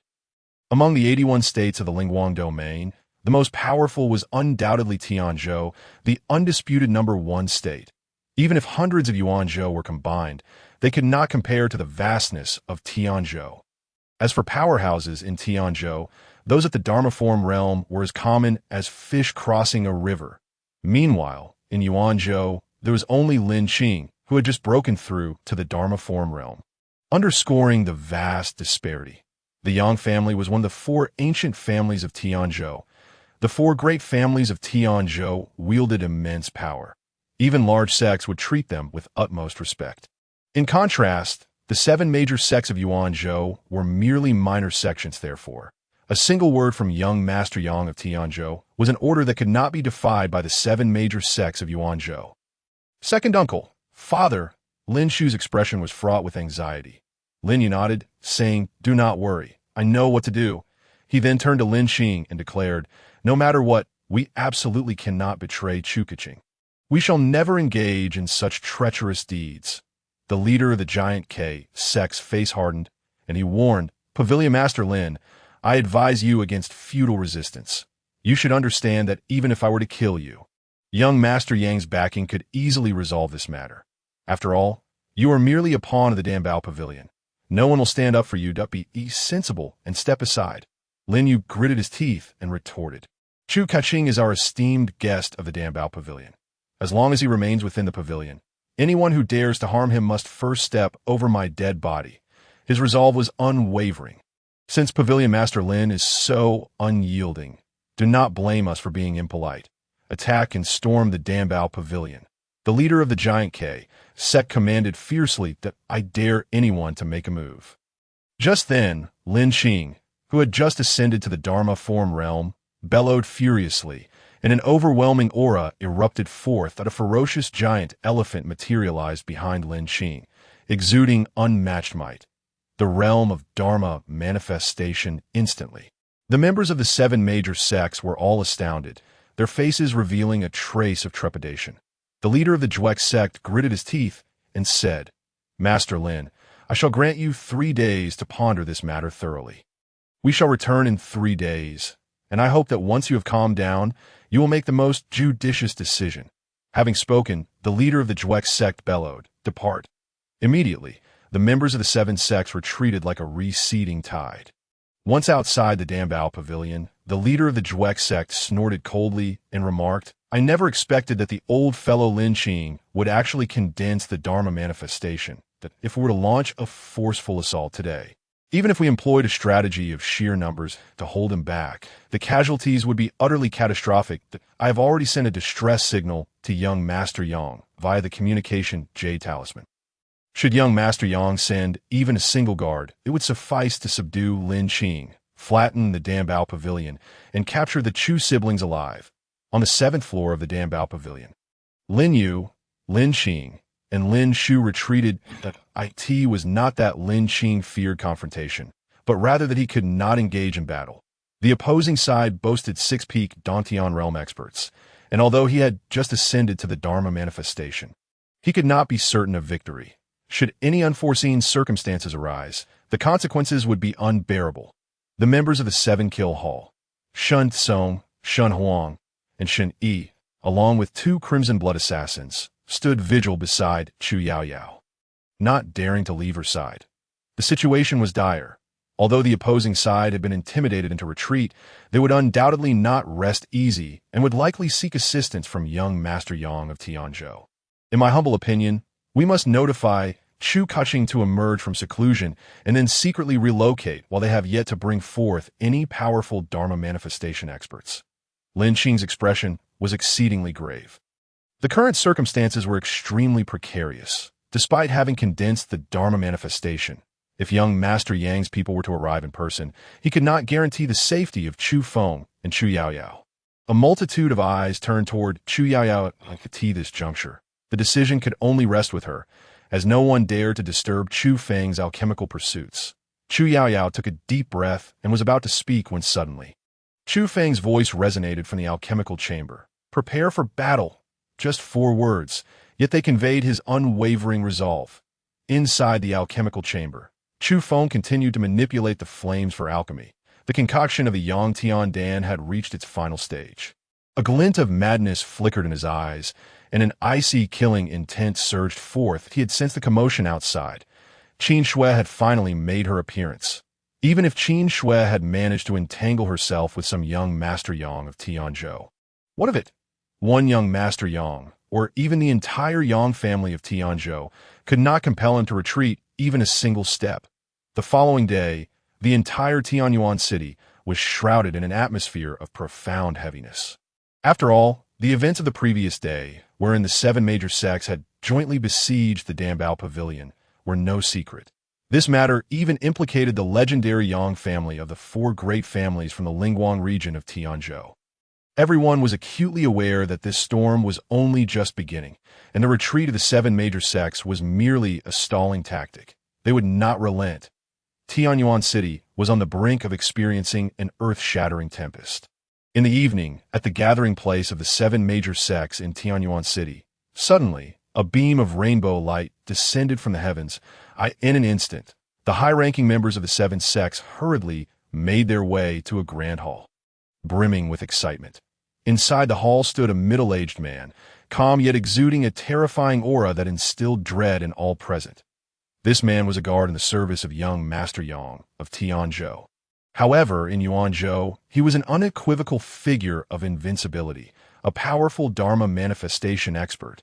Even to deal with a mere individual from the Danbao Pavilion in Tianyuan City, he had to personally intervene. Young Master S' assessment had proven accurate. Yuanzhou was filled with ineptitude. The man coldly declared, showing no mercy. The high-ranking members of the 7 sects bowed their heads and stooped, not daring to utter a word. The leader of the Zhuek sect stepped forward and said, "Please, Messenger Zhou, do not be angered. The situation is that an old fellow named Lin Qing from the Danbao Pavilion has condensed a Dharma manifestation. If we had launched a forceful assault yesterday, even if we had emerged victorious, it would have been easy for the Chu siblings to escape amidst the chaos. Thus, we had no choice but to request young Master Yang to arrange for your assistance. With you, Messenger Zhou, present, this matter is bound to succeed without a hitch. It will be our honor to witness you unleash your formidable prowess." The high-ranking members of the 7 sects displayed an exceedingly humble demeanor before this guard of young Master Yang. The man, named Zhou Yun, though of lowly status, found his mood considerably uplifted by the flattery of these top figures from Yuanzhou. With a cold smirk, he said, "A mere old fellow who has just condensed a Dharma manifestation. Let us go. I shall annihilate him with a single move. The next moment, the powerful members of the seven sects, accompanied by Zhou Yun, surged forth, marching toward the Danbao Pavilion with great momentum. Upon catching sight of the Danbao Pavilion from afar, the corners of Zhou Yun's mouth curled into a cold smile as he disdainfully remarked, "Open your eyes wide and witness how I obliterate the Danbao Pavilion in one strike." Suddenly, Zhou Yun's speed surged. 100-foot-long giant python erupted from his body. This was the embodiment of his Dharma manifestation. While Lin Qing's Dharma manifestation was a colossal elephant, Zhou Yun's was a formidable python. Though Zhou Yun's cultivation level was also merely at the first stage of Dharma manifestation. He had immersed himself in this realm for an extended period, and the might of his Dharma manifestation far surpassed the elephant manifestation Lin Qing had displayed the previous day. "Break for me," Zhou Yun bellowed. Instantly, his giant python Dharma manifestation unleashed an overwhelming force. Charging fiercely toward the Danbao Pavilion at that moment, countless gazes in Tianyuan City were drawn to the scene, their hearts stirred by tumultuous waves of emotion. The battle had officially commenced. Just then, within the Danbao Pavilion, the voice of a giant elephant resounded. Lin Qing burst forth, his elephant Dharma manifestation colliding with the oncoming giant python Dharma manifestation, resulting in a terrifying clash that generated astonishing shockwaves. Aside from the protective array surrounding the Danbao Pavilion, buildings within a 1,000-foot radius were reduced to dust. "I underestimated you.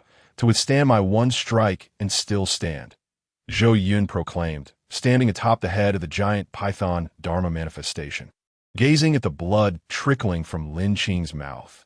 Yet in the next instant, Zhou Yun launched another offensive. With a single hand, he commanded the giant python Dharma manifestation, which opened its gaping maw.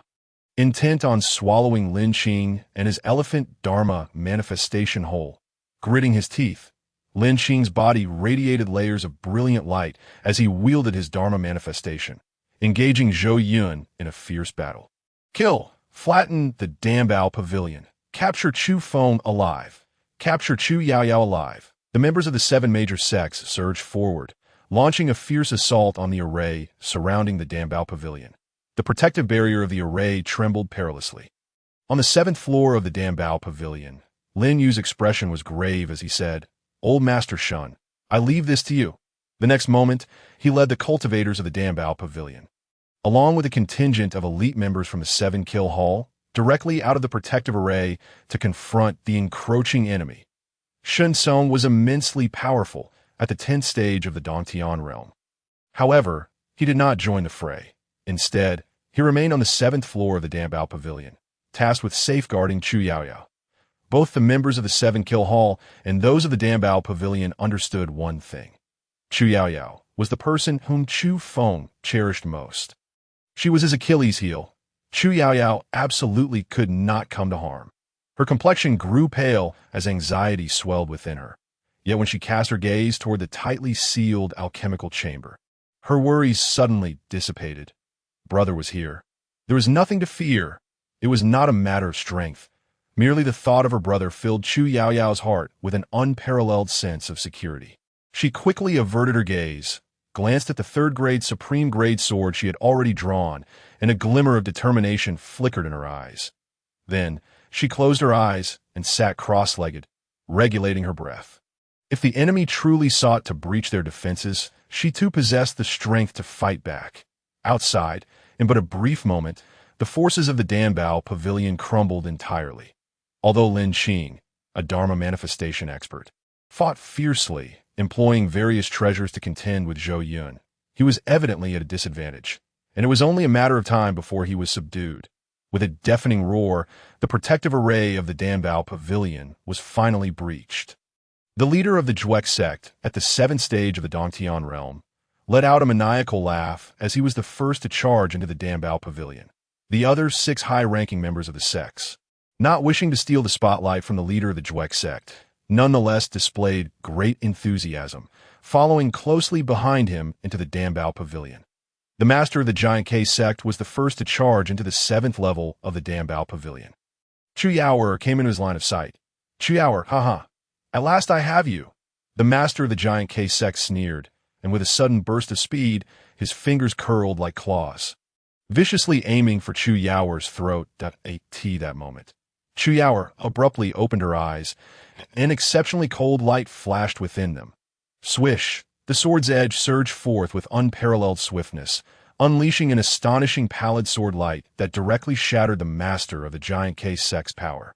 The razor-sharp gleam severing his head from his body. Though this strike was a surprise attack, Chu Yaoer was merely at the 5th level of the Transcendence realm. To slay the master of the giant K-Sect, who was at the 7th level of the Cave Heaven realm, with a single stroke was nothing short of miraculous. Brother, Yaoer will not bring shame upon you. I will not hold you back. Chu Yaoer glanced once more towards the entrance of the alchemy chamber, silently resolving in her heart. The individuals who followed closely behind the master of the giant K-Sect, upon witnessing the severed head rolling on the ground, momentarily froze in shock. 4 of them were at the pinnacle of the Cave Heaven realm. Just as they stood there in stunned silence, concealed in the shadows, Sun Tsung, tasked with protecting Chu Yaoer, finally made his move that a dagger glinting with a bloody sheen silently pierced the skull of a peak Cave Heaven realm expert. In an instant, one was eliminated. Enraged, the remaining 3 peak Cave Heaven realm experts simultaneously attacked the exposed Sun Tsung. Sun Tsung's skills leaned towards assassination, and now, surrounded by 3 individuals of equal strength, he found himself in a perilous situation. You kill this old bastard. I will capture Chu Yaoer, one of the peak Cave Heaven realm experts bellowed. Breaking away from combat and rushing towards Chu Yaoer, gripping the hilt of her sword tightly, Chu Yaoer understood that it would be impossible to defeat her opponent with the same ease as before. This would undoubtedly be a perilous battle, yet she felt no fear. Her brother faced numerous dangers. It was her turn to confront them now. Kneel before me. The peak Cave Heaven realm expert sneered, his palms swinging violently, unleashing a tremendous force. But in the next moment, a young man suddenly appeared before him. With hair wildly flowing and eyes icy cold, he seemed like a god of death. Looking down upon this insignificant mortal, the peak Cave Heaven realm expert trembled in fear, his entire being enveloped by the shadow of death, uncontrollably shaking. You dare demand my sister kneel? You certainly have audacity. Chufeng's voice resounded in the next instant. He gripped the man's face with his hand. An overwhelming power erupted, and the knees of this peak Cave Heaven realm expert slammed heavily against the ground. Kneeling before Chufeng, boom! Chufeng's fingers exerted force once more. The head he grasped suddenly exploded, the 10,000 dragons devouring heaven technique, devour, days prior before engaging the elder of the giant K-Sect. Zhou Beiying, Chufeng had already attained the 7th level of the Transcendence realm, and now he had reached the 1st level of the Profound realm. Utilizing his divine abilities, he instantaneously appeared, the pressure of the divine dragon overwhelming this peak Cave Heaven realm sect master. And with a single hand, he crushed his skull with ease. The astonishing devouring force erupted. The peak Cave Heaven realm expert whose head was crushed by Chufeng, along with the one ambushed by Sun Tsung and the master of the giant K-Sect, whose life was extinguished by Chu Yaoer. All 3 corpses still contained residual blood and spiritual energy, which surged into Chufeng's body like torrents. Although most of the energy was absorbed into the 4th dragon's true spirit, Chufeng's aura simultaneously soared. Profound realm, 2nd level, profound realm, 3rd level, profound realm, 4th level. Nearby, Sun Tsung was still besieged by 2 10th level Cave Heaven realm old-timers, barely holding his ground. Sensing Chufeng's rapidly escalating power, both felt a pang of fear and simultaneously made the same decision. Let's retreat. They deemed Chufeng's strength too ominous to continue risking their lives here. Trying to escape?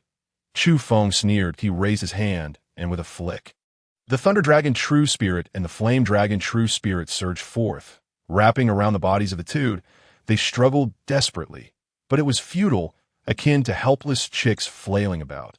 The power of thunder raged. The fire's might burned, and within a few fleeting moments, the 2 peak Cave Heaven realm experts were reduced to fragments and powder, subsequently devoured by the 2 dragon true spirits. The 2 dragon true spirits rushed back into Chufeng's body. The absorbed power flooded into his meridians and dantian, causing his aura to surge once more. profound realm, 5th level. Outside the Dambao Pavilion, the battle roared to this moment. The conflict was nearing its conclusion. The combined might of the Dambao Pavilion and the 7-Kill Palace, in the eyes of many, appeared to have no chance of turning the tide. Boom! A resounding explosion echoed as Lin Shu's protective light was shattered by her opponent. Her delicate form trembled violently, uncontrollably hurtling backwards as blood spewed from her mouth and nose. Not far away, the pavilion master of the Dambao Pavilion, Lin Yu, upon witnessing this, felt an overwhelming urgency and, in his distress, exposed a flaw, which a 10th-level Cave Heaven Realm sect master seized upon, cleaving open his chest with a single stroke.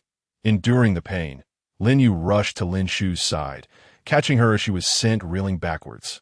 "Be careful." Lin Shu's face was painted with sheer terror as the very sect master who had been battling Lin Yu now pursued them.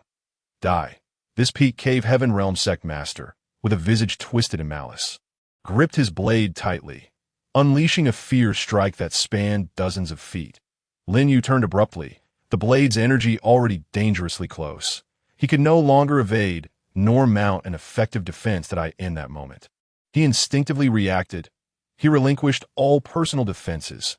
His strength coalesced entirely into a protective barrier around Lin Shu. "Dad!" Lin Shu cried out, her face contorted in extreme agony. But in the next instant, another explosion resounded. Boom! A torrent of air erupted. The blade's energy shattered. The very sword aimed at Lin Yu was caught in a hand that gripped the blade's edge. Chufeng's expression remained calm as he hovered in midair, the cold, glimmering blade in his grasp unable to budge an inch. A crisp sound rang out as fissures spread across the surface of the blade, and in the blink of an eye, the spiritual light within the sword dimmed entirely, its spiritual energy completely devoured by Chufeng. The sword transformed into mere iron, shattering into pieces. The peak Cave Heaven Realm expert wielding the blade was engulfed by terror, retreating hastily, but Chufeng's fist struck faster, crashing through him. In the air, a mist of blood erupted. Chufeng appeared as if surrounded by an invisible vortex, ravenously devouring energy from all directions. His cultivation soared at an unfathomable speed. Reaching the 7th level of the profound realm, Lin Yu, having snatched back his life from the brink of death, was left shaken. Lin Shu gazed at Chufeng's silhouette, her eyes reddening as tears welled. Yet she felt a profound sense of peace. It was as if, at this moment, nothing could instill fear in her. Just then, in the distance, a magnificent giant python avatar finally obliterated the giant elephant avatar. Lin Qing, who had just ascended to the avatar realm, was sent flying backward like a kite severed from its string. Chufeng raised his hand, and in an instant, a gentle force enveloped Lin Qing, bringing him to his side. "Chu Keqing, I apologize. It is my inadequacy," Lin Qing said, bloodied and breathless, his voice weak and feeble. The formidable Zhou Yun, a first-level avatar realm expert, soared high in the sky, exuding a wild and domineering aura. He fixed his gaze upon Chufeng, laughing mockingly. "I thought you would be cowering in a corner by now, devising a way to escape." Chufeng glared at Zhou Yun, his expression frigid as he bellowed, "Qin Shui, where is she?" The chilling intent in his voice seemed capable of freezing the very heavens. Zhou Yun raised an eyebrow and sneered, "You little brat, you are now at your wit's end. You have no right to question me. I offer you a chance. Kneel and surrender immediately." Chufeng's killing intent coalesced as if it could solidify, the cold gleam in his eyes flickering. "You want me to kneel and surrender? Just because of you? What are you even worth?" This statement provoked Zhou Yun immensely, as if he had heard the greatest joke. What an audacious little brat. How utterly ignorant of your limitations. I am a formidable practitioner cultivated by the Yang family of Tianzhou, a being of unparalleled strength in Yuanzhou. Since you are utterly ignorant of power, allow me to demonstrate the sheer terror of absolute strength. As these words fell, Zhou Yun clasped his hands in a seal. His colossal elephant manifestation immediately transformed, assuming 100 zhang stature, and with a force that could shatter the very earth, it lunged fiercely at Chufeng. The might of this attack sent tremors through the surrounding space. instilling fear in countless hearts. Especially Lin Qing, freshly defeated by Zhou Yun, who understood all too well the might of Zhou Yun's manifestation. Yet, in the face of Zhou Yun's gigantic serpent manifestation, Chufeng merely raised his arm calmly, his palm reaching forward to grasp. In an instant, a dragon's roar echoed through the heavens. 3 divine dragon spirits surged forth from Chufeng's palm. Zhou Yun's Hunterjong serpent manifestation abruptly halted in midair, trembling uncontrollably. The 3 divine dragon spirits pounced, tearing Zhou Yun's serpent manifestation to shreds, consuming it. The manifestation dissipated. Zhou Yun suffered a backlash, his complexion as pale as a sheet, his body shaking violently like chaff in the wind. Before he could react further, Chufeng stepped forward, teleporting instantly to stand before Zhou Yun. The power of thunder and fire coalesced in his fist, delivering a devastating blow. Boom! Zhou Yun's chest exploded, his body uncontrollably propelled backward, crashing violently to the ground, shattering every bone. Chufeng's strength erupted once more, dragging Zhou Yun, now a mere wreck, before him. His hand gripped Zhou Yun's throat, his gaze filled with scorn and disdain, a sneer escaping his lips. Is being in the first realm of manifestation truly impressive? Just moments ago, Zhou Yun, the once mighty practitioner of the manifestation realm, now found himself pitifully grasped by Chufeng. The contrast was stark. Is the manifestation realm truly powerful? Indeed, for Yuan Zhou, practitioners of the manifestation realm are considered invincible. When a manifestation appears, none can rival it. Yet before Chufeng, the strong of the manifestation realm appeared utterly feeble. Such a scene shook the souls of all present. Among the 7 sects besieging the Dambao Pavilion, 2 elderly figures at the pinnacle of the cave heaven realm looked on in horror. They had already surmised the fate of those who had just rushed into the Dambao Pavilion. If even Zhou Yun could be so easily subdued, then those who followed the leader of the Zhuge sect into that fray were undoubtedly dead beyond recovery. In an instant, the thought of retreat blossomed in their minds. But before they could withdraw, the elder of the 7-kill palace, Shun Tsung, struck again. A blood-red dagger pierced the chest of one peak cave heaven elder. The other peak elder, sensing danger, turned to flee like a startled rabbit. Die! A roar erupted. It was Lin Qing, gravely injured. Retaliating and furied, he reformed his manifestation, the giant elephant charging, crushing the peak cave heaven elder beneath its might. Kill! Chu Yao Yao also burst forth from the Dambao Pavilion, wielding a top-tier 3rd-grade sword, her killing intent palpable. With a command, she led the forces of the 7-kill palace and Dambao Pavilion in counterattack against the 7 sect practitioners. Slaughter! Chu Yao Yao channeled the principles of creation, combining the power of the celestial body, unleashing the ethereal 9 heavens sword technique, manifesting piercing beams of pale sword light, fierce and relentless. She aimed to show everyone that she was Chufeng's sister. She would not tarnish his name. She sought to prove to her brother that she was not a fragile girl in need of constant protection, allowing him to rest easy without worry. Her brother had already borne enough. He had sacrificed so much. She wished to share the burden. With a thought, Chufeng summoned the 3 divine dragon spirits, which soared through the heavens, voraciously devouring the boundless energy around them. Vigilant to every shift, near Chu Yao Yao, should any hint of danger arise, the 3 divine dragons would descend in an instant to shield her from harm. He did not impede her actions. But as long as he was present, he would strive to ensure her safety. Zhou Yun's throat remained in Chufeng's grasp, his body weakly struggling. In mere moments, the entirety of Zhou Yun's manifestation realm power was absorbed by Chufeng, leaving him a mere skeleton of flesh and bone. Only then did Chufeng release his grip, binding Zhou Yun in midair with overwhelming force. I am a guard of the Yang family, in Tianzhou. You have wronged me, and my young master will not let you go. When my young master is enraged, his fury will surely reduce all of Yuan Zhou to ashes. Zhou Yun's heart was engulfed in excruciating torment. His gaze was filled with venomous hatred. A cold smirk crossed Chufeng's lips as he flicked his fingers. Bolts of lightning and flames surged into Zhou Yun's body, subjecting him to agonizing torment worse than death. Zhou Yun's screams echoed, heart-wrenching and shrill, akin to the cries of slaughtered pig, chilling the bones of all who heard, instilling boundless dread. Answer my every question honestly. Where is Qin Shui? Speak. Chufeng's voice resonated with an unfathomable murderous intent, instilling fear deep within. I say, Qin Shui is currently at the Juke sect, together with my young master. Zhou Yun, devoid of any will to resist, shouted with all his might in response to Chufeng's inquiry. He yearned for a swift end. In his current state, every fleeting moment was an indescribable agony. Provide me with clear details regarding your so-called young master. Chufeng's icy tone resounded again.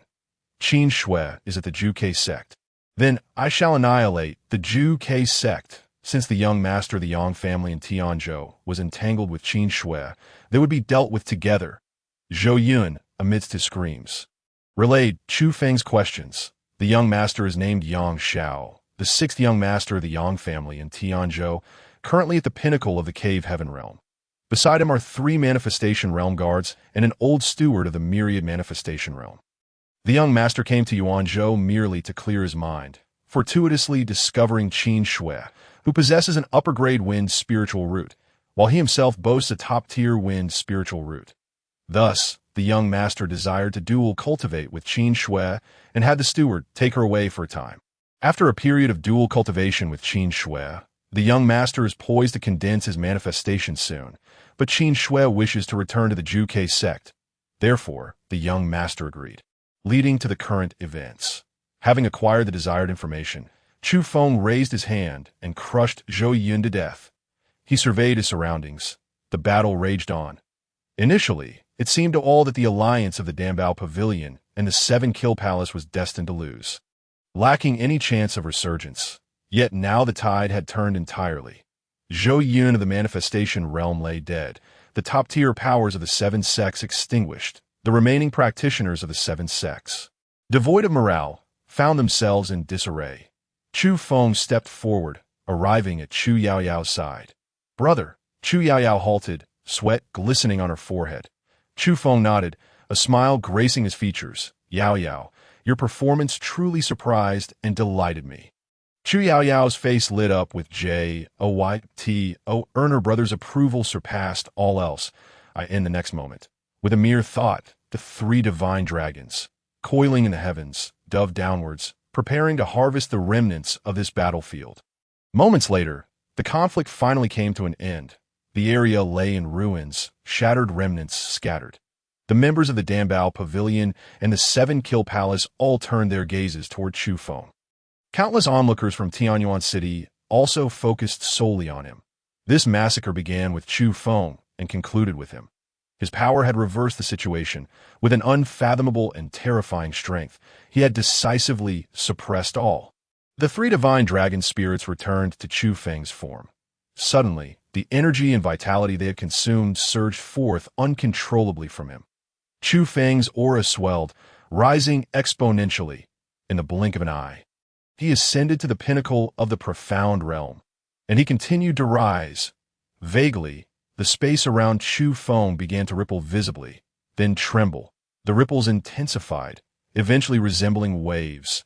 The frequency of the spatial vibrations grew increasingly violent, as if some formidable power was gathering. Every individual witnessing this scene was profoundly shaken to their core. This moment, Chufeng merely stood there, yet his aura and imposing presence sent tremors through their hearts, even igniting a desire to pay homage and worship him. A brilliant light flickered in Chufeng's eyes as the 10,000 dragons devouring the heavens technique reached its zenith. His essence, energy, and spirit harmonized into one in an instant. Begin. Suddenly, it was as if thunder erupted from a clear sky. A colossal cave realm manifested beside Chufeng. Breakthrough. He had ascended to the first level of the cave realm. The magnitude of Chufeng's cave realm was several dozens, if not hundreds, of times greater than that of an ordinary cave realm martial artist. This spectacle once again astonished everyone present. Such an immense cave realm was not merely unprecedented in their lifetimes. They had not even heard of its like. Furthermore, it revealed a truth to all. Chufeng had not been concealing his cultivation level before. when he had slain Zhou Yun, who was at the first level of the law form realm. He had truly been below even the cave realm. What terror must Chufeng now embody, having ascended to the cave realm? It was simply unimaginable. Congratulations to Chu Cushing on ascending to the cave realm. Lin Xing, Lin Yu, Lin Shu, and others from the Danbao Pavilion rushed forward, offering their congratulations to the young Master Chu for opening his cave realm. Similarly, Shun Tsong, Shun Huang, and Shun Yi from the Seven Kill Hall hastened to extend their felicitations. Chufeng's aura was wild and chaotic. His gaze swept over the crowd before he bellowed, "Follow me. Let's trample the Giant K sect." Now that he was aware that Qin Shui was at the Giant K sect, Chufeng was unwilling to delay for even a moment longer. This battle had only just concluded. Although they had emerged victorious, both the Seven Kill Hall and the Danbao Pavilion had suffered tremendous losses, with nearly everyone injured. Earlier, while interrogating Zhou Yun, many had overheard that Qin Shui shared a special relationship with Yang Xiao, the sixth young master of the Yang family from Tianzhou. They were in a dual cultivation relationship. Moreover, Yang Xiao was accompanied by 3 law form realm guards and a formidable superpower at the 10,000 forms realm. If the law form realm was the coveted level for all cultivators in Yuanzhou, then the 10,000 forms realm represented an unimaginable pinnacle. Chufeng was about to confront Yang Xiao of the Tianzhou Yang family directly, to boldly challenge the overwhelming power of a 10,000 forms realm expert. Such a decision seemed utterly insane. It was as though Chufeng had lost his senses. "We shall obey young Master Chu's command." Everyone from the Seven Kill Hall quickly assembled to attack the Giant K sect. Shun Tsong hesitated for a moment. Then, without further ado, he issued a resounding order. Soon after, Lin Yu, the master of Danbao Pavilion in Tianyuan City, gritted his teeth and proclaimed, "All members of Danbao Pavilion, heed my command. Follow Chu Cushing and assault the Giant K sect." They had already placed their bets on Chufeng. They had witnessed how astonishing he was. Thus, they were ready to wager once more. To accompany Chufeng in this madness, if they abandoned ship now, they would lose any future chance to approach him. "Young Master Chu, I, Guhong, am also willing to follow you and storm the Giant K sect." Guhong stepped forward, the old man cried out, kneeling before Chufeng. Chufeng glanced at Guhong and raised his hand. Instantly, Guhong trembled, a surge of frantic heat radiating from within him. In the blink of an eye, the troublesome fire poison afflicting Guhong was dispelled by Chufeng. This was a promise Chufeng had made long ago. He would secretly help all members of the Seven Kill Hall enter Tianyuan City and resolve this hidden danger for him. Now, feeling infinitely relieved, Guhong still knelt respectfully before Chufeng, saying, "My life is at your disposal, young Master Chu." Chufeng gazed towards the direction of the Giant K sect beyond Tianyuan City and shouted. Set forth, within Tianyuan City, countless onlookers beheld the formidable procession advancing towards the Giant K sect, all feeling an absurd and surreal sensation. They were about to confront the sixth young master of the Yang family from Tianzhou. They were marching to their deaths. Beside Yang Xiao stood 3 law form realm experts and a 10,000 forms realm powerhouse. They had all gone mad, utterly insane. Today's events were already wild enough.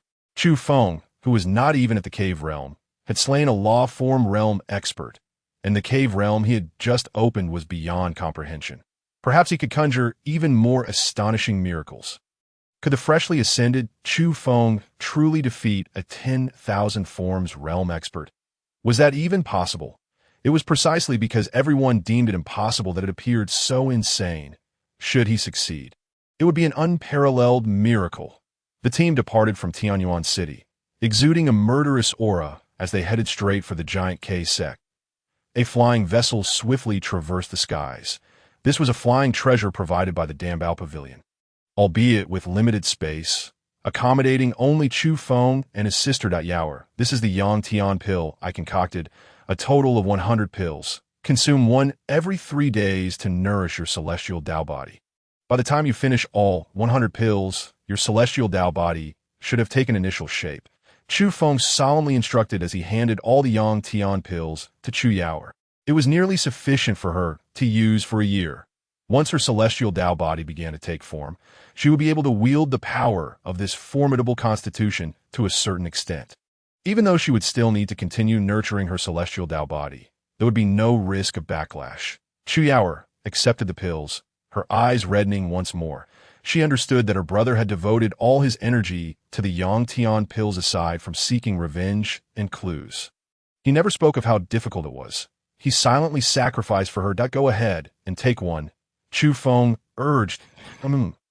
Chu nodded firmly before carefully retrieving a Yang Tian pill and placing it in her mouth. Instantly, the pill's energy unfolded. Chu Yaoer promptly crossed her legs to circulate the creation sutra that Chufeng had imparted to her, refining the energy of a Yang Tian pill. She could distinctly sense the energy coursing through her body, stabilizing the power of her celestial Dao body. Meanwhile, Chufeng remained attentive to the fluctuations of energy within his sister. Only relaxing once he confirmed everything was fine, he then seated himself cross-legged as well. In that instant, 4 dragon true spirits swiftly surged within him. After the battle in Tianyuan City concluded, not only had Chufeng opened his first cave realm, but the 4th dragon true spirit had awakened as well. At this moment, the 4 dragon true spirits traversed through Chufeng's fleshly meridians and internal organs, quickly fortifying his physique, laying a solid foundation for his cultivation and preventing the pitfalls that might arise from an overly rapid enhancement of power. In the giant K sect, within a spacious pink room enveloped in mist, the 6th young master of the Yang family, Yang Xiao, reclined in a massive bath, his arms resting on the edge, eyes closed. A look of utter bliss gracing his features. Suddenly, Yang Xiao snapped his eyes open, his breathing quickening, and his hands plunged into the water as if grasping something, exerting force in an upward motion. Moments later, Yang Xiao let out a low growl. Splash! The surface of the water in the bath, strewn with petals, rippled intensely. Qin Shui emerged, her long, damp hair cascading over her snowy shoulders, with a sultry expression. She made a swallowing motion, leaning over Yang Xiao and asking, "Are you satisfied, young Master Yang?" Yang Xiao's hands roamed freely across Qin Shui's body as he chuckled. "You, after all, are of royal lineage. How did you acquire such remarkable skills?" Qin Shui replied with a smile. "As long as young Master Yang is pleased, I can do even more." Yang Xiao laughed heartily. "Now that you say that, I am very eager to continue testing." Suddenly, Qin Shui shifted the conversation, saying, "Young Master Yang, I still have some concerns regarding the affairs in Tianyuan City. Perhaps you could send 2 more guards with me, and I shall personally investigate." Yang Xiao pinched Qin Shui's alluring face and said, "What is there to worry about? I have already dispatched Zhou Yun. Although he is the weakest among my guards, in Yuanzhou, he is an invincible symbol. Nothing can challenge him." Qin Shui replied, "But the Chu siblings have devastated my Qin family." Yang Zhao's gaze flickered. "By the way, I still do not understand the reason for your enmity.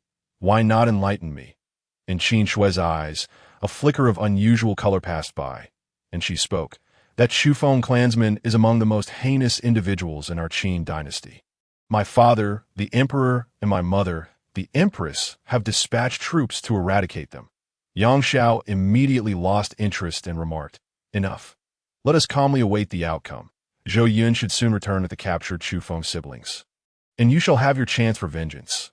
Just then, an aged voice resonated from outside. "Young master, trouble has arisen.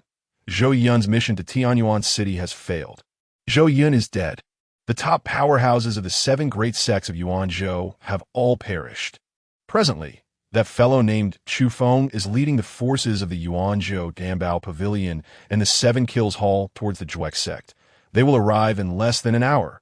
Upon hearing this, Qin Shui was instantly flustered. "Young Master Yang," she uttered. Yang Zhao's eyes narrowed slightly, a glint of cold light erupting as he scoffed. "What is there to panic about? Do you think I, Yang Xiao, would fear them? They are merely a rabble. Should they dare to appear before me, I shall ensure they have no place to rest in death." He commanded, "Clean yourself up and change. I shall personally oversee the battle and let them know the might of the Yang family of Tianzhou." The inner sanctum of the Zhuek sect was ensconced within perilous and extraordinary mountains, surrounded by numerous formations. Upon their arrival, Chufeng and his entourage needed not his direct intervention, merely Lin Qing, with his cultivation at the Law Avatar realm. was sufficient to forcefully break through the formations, advancing with overwhelming power.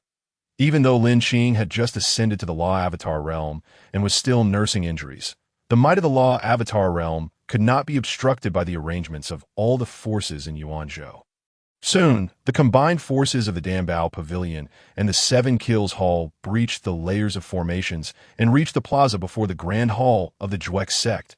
At the entrance of the Grand Hall, a lavish throne was set. The sixth young master of the Yang family of Tianzhou, Yang Xiao, reclined upon the throne. Beside it stood 3 Law Avatar realm guards, each possessing strength surpassing that of Zhou Yun, who had been slain by Chufeng in Tianyuan City, an elderly man, his face lined with deep wrinkles and exuding an aura of unfathomable depth, was also present. Everyone understood that he was likely the formidable Wanxiang realm powerhouse beside Yang Xiao. Qin Shui sat beside Yang Xiao, one hand holding a spiritual fruit and the other a goblet of spiritual wine, attending to him. Reporting to Chufeng, "We have arrived." Lin Qing stood beside the flying vessel, cupping his hands in salute. In the next moment, Chufeng emerged from the vessel, accompanied by Choa. During their journey, with the essence of 4 true dragons refining his physique, Chufeng's body appeared even more formidable. His aura potent, his gaze instantly sharpened like a blade. Locking onto Qin Shui, a terrifying killing intent erupted. It was she who, for over 3 years, had consumed the flesh and blood elixirs crafted from the corpses of their Chufeng family. Awakening an exceptional wind spiritual root, she had feasted upon the kin of the Chufeng family to attain her current power. Furthermore, the spiritual fragrance that could connect to the withered elder was in her possession. Under Chufeng's piercing gaze, Qin Shui shuddered, a surge of intense fear flooding her heart. Simultaneously, an insatiable greed ignited in her eyes. The blood and flesh of the Chufeng family possessed mysterious energies. Even the elixirs crafted from their corpses had propelled her to awaken the formidable upper-tier wind spiritual root in Yuanzhou. The living Chufeng siblings, their flesh and blood, were irresistibly enticing. Qin Shui could not help but swallow hard, eagerly yearning to taste the essence of Chufeng and his sister's flesh. Chufeng, Chiu, you despicable siblings who have devastated my Qin dynasty and harmed my entire clan. Dare to arrive here today to flaunt your power. I shall avenge my kin and ensure you pay with your lives for your previous transgressions. She seized the initiative to speak. It was clearly your Qin family that was vicious and cruel, persecuting my Chufeng family, yet you attempt to turn the tables. How shameless. Chou's face was marred with intense anger, filled with hatred. Qin Shui snorted coldly, "Young Master Yang." Yang Xiao remained reclined upon his throne, his expression indifferent, dismissing the group before him as inconsequential, casting a disdainful glance at Chufeng and casually inquiring, "How would you like to die?" Chufeng chuckled derisively, "You still have time to withdraw. Otherwise, you shall certainly regret it." Yang Xiao sneered, "Oh, you're quite arrogant. I, Yang Xiao, am known for my boldness, yet you surpass even me in audacity. But do you realize that arrogance requires strength? Without strength, arrogance is but a path to death. Since you are so oblivious to your own limitations, do not blame me." As Yang Zhao's words fell, he waved his hand. Instantly, the 3 Law Avatar realm guards stepped forward. The Wanxiang realm elder remained stoic, merely tasked with ensuring Yang Zhao's safety. In his view, it was unnecessary for him to intervene against this motley crew from Yuanzhou. Swish! Chiu drew her sword from its sheath. "Yao, brother." Chiu's expression was resolute as she looked at Chufeng. Chufeng replied, "Just watch." Chiu said, "Brother." Chufeng calmly assured her, "Fear not, they are merely a bunch of ragtag amateurs." Yang Zhao's lips twitched. "Attack!" In the next moment, the 3 Law Avatar realm guards unleashed their might. 3 colossal Law Avatar forms manifested. The sheer force was terrifying. The members of the Seven Kills Hall and Danbao Pavilion were all filled with trepidation. It was not that they lacked courage, but the opponent's strength was overwhelmingly exaggerated. Merely the pressure rendered them breathless, their blood and spiritual energy struggling to circulate within their bodies. In an instant, the 3 Law Avatar realm guards unleashed their formidable techniques, locking onto Chufeng's aura with astonishing force. Chufeng, unperturbed, maintained a calm demeanor, raising his hand to deliver a punch. The powers of thunder and fire intertwined, saturating the realm, effortlessly dispelling the attacks of the three-law Avatar realm experts, thunder and fire. A dual attribute talent. Witnessing this scene, Yang Xiao was taken aback, abruptly sitting up straight, his back rigid. Like Qin Shui, he possessed a wind spiritual root, albeit an exceptional one. Yet at that moment, he sensed an attribute power emanating from Chufeng's unleashed thunder and fire that far surpassed that of any spiritual root. It was highly likely to be a treasure body, a dual attribute treasure body. In Tianzhou, one with an exceptional spiritual root was a genius. However, possessing a treasure body marked one as a prodigy. And a dual attribute treasure body was the very pinnacle of prodigies. As Yang Xiao was momentarily stunned, Chufeng launched his counterattack, but he stepped forward, treading upon the thunderous echoes, and charged into the midst of Yang Xiao's three-law Avatar realm guards. The three guards, upon seeing this, hastily drew their weapons. One swung a sword in a violent arc. Another wielded a knife in a sweeping motion. The third, clad in gauntlets, delivered a ferocious punch. Chufeng's body suddenly emitted a thunderous dragon roar, as a true dragon spirit erupted forth. In that instant, the weapons in the hands of the three-law Avatar realm guards seemed to be ensnared by an invisible force, their brilliance dimming, their power plummeting. This was Chufeng's newly awakened fourth true dragon spirit, the gung metal true dragon spirit. The gung metal power could control all manner of treasures, a triple attribute treasure body, gung metal talent. Yang Xiao, seated upon the throne, stiffened and stood abruptly. Chufeng threw a punch, one punch after another. Clouds of blood mist erupted in the air. Yang Xiao's three-law Avatar realm guards were obliterated in the blink of an eye. All the spilled blood and spiritual energy were devoured and refined by Chufeng, augmenting his own aura, while the surrounding space reverberated, forming a second immense cave realm. A breakthrough, second layer of the cave realm. Whoosh! In that instant, a figure surged towards Chufeng. It was the Wanxiang realm elder beside Yang Xiao. The members of the Seven Kills Hall and Dambao Pavilion had yet to rejoice over Chufeng's overwhelming defeat of the three-law Avatar realm adversaries when they felt their hearts tighten once more. All the power within Chufeng surged, ready to confront the incoming battle. Stop! Suddenly, a resounding shout echoed through the air. The elder from the myriad manifestations realm abruptly halted. The one who called out was none other than Yang Xiao.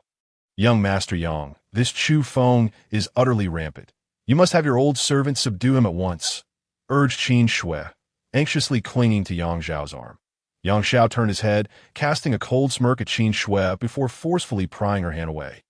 He gazed at Chufeng and said, "Brother Chu, as the saying goes, no fight, no acquaintance. It is better to resolve enmity than to foster it." Qin Shui was taken aback before Yang Xiao could finish his words. She shouted in a sharp voice, "Young Master Yang, he is my enemy. He even killed your guard. If you do not slay him, what will others think of you? Moreover, if he is not dealt with today, he will surely become a future calamity. You wretched woman, be silent." Yang Xiao bellowed, retaliating with a fierce slap that sent Qin Shui flying.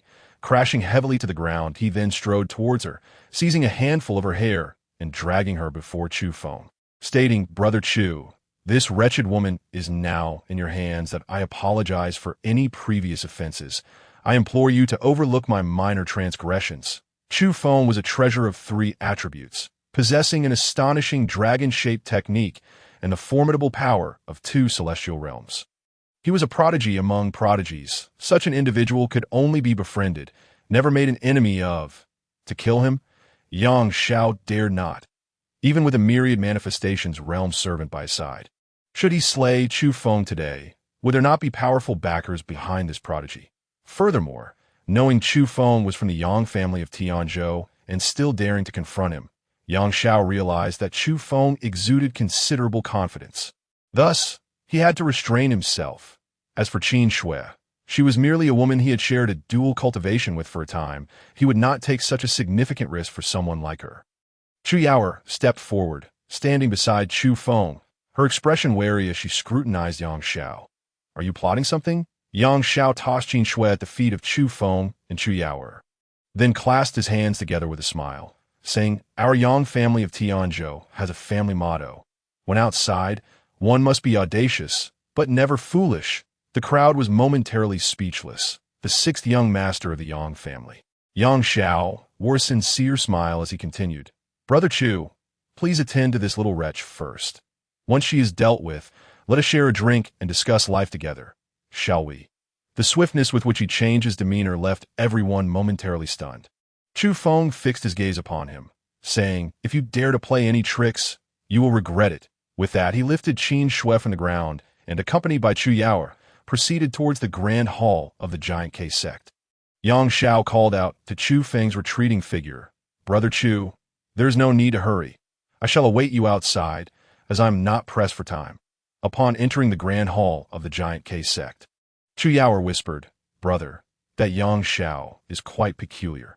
Chufeng replied with a faint smile, "Though it is common for scions of noble families to be unruly, not all of them are fools. Rest assured, he will not stir up any significant trouble." Chu Yaoer nodded in agreement. Chufeng then unceremoniously dropped Qin Shui to the ground. As she struggled to rise, Chu's sword swiftly pierced her abdomen. Qin Shui let out a scream, tears streaming down her face as she pleaded, "Chufeng, Chu Yaoer, the events of the past have nothing to do with me. It was my father and mother who did it. They have already faced retribution and died. Please spare me. I am innocent." "Innocent?"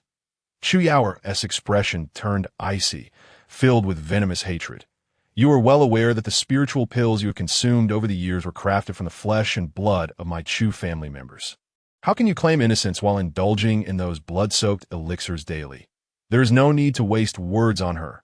Chufeng's voice rang out, and in an instant, the 10,000 dragons devouring heaven technique erupted, devouring Qin Shui's vitality and spiritual power, subsequently extracting her soul.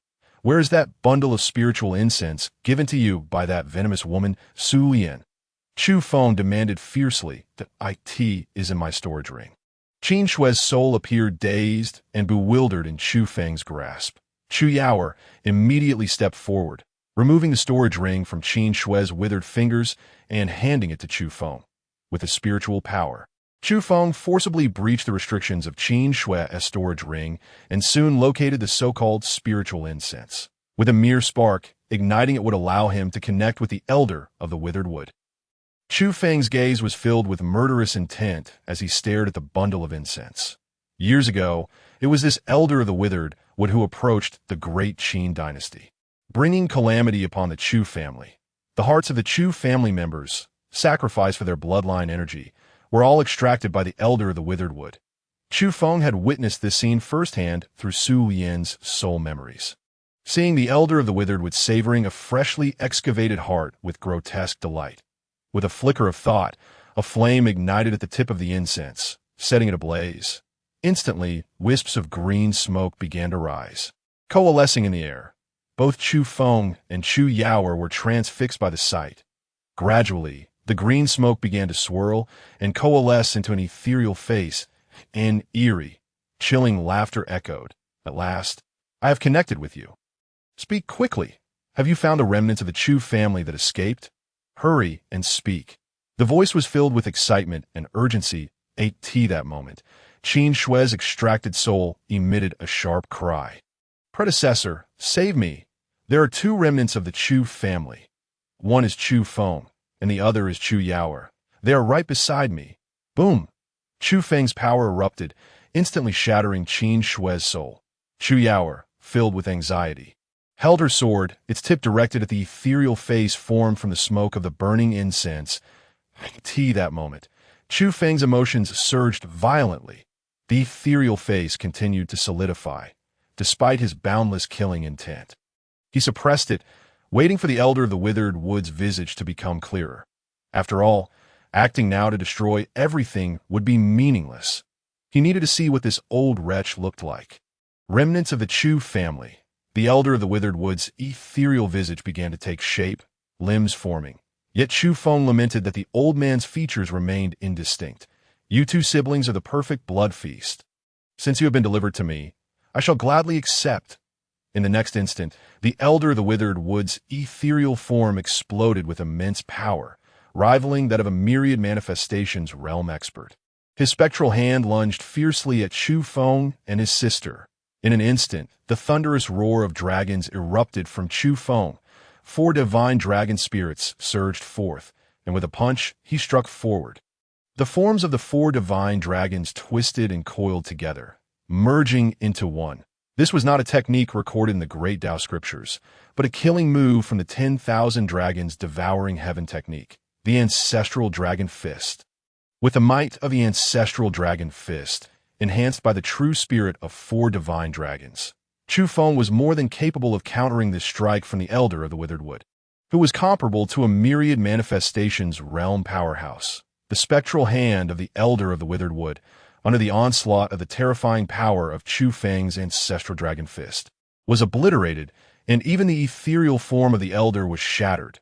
The entire grand hall of the giant K sect crumbled and collapsed under the force of this dreadful shockwave, as Chufeng's fist relaxed and his palm opened. He forcefully grasped, drawing in the remnants of the Elder of the Withered Wood's shattered spectral form, all converging in his hand. "I have plenty of ways to make you confess," Chufeng roared. The Elder of the Withered Wood's ethereal form began to reassemble, twisting and emitting a sinister laugh. "Ha! You are but a dreamer. I've already learned your secrets. Now await your fate, no matter where you attempt to hide. I shall undoubtedly find you, capturing you as though you were a precious elixir, thus forging an even more illustrious life for myself."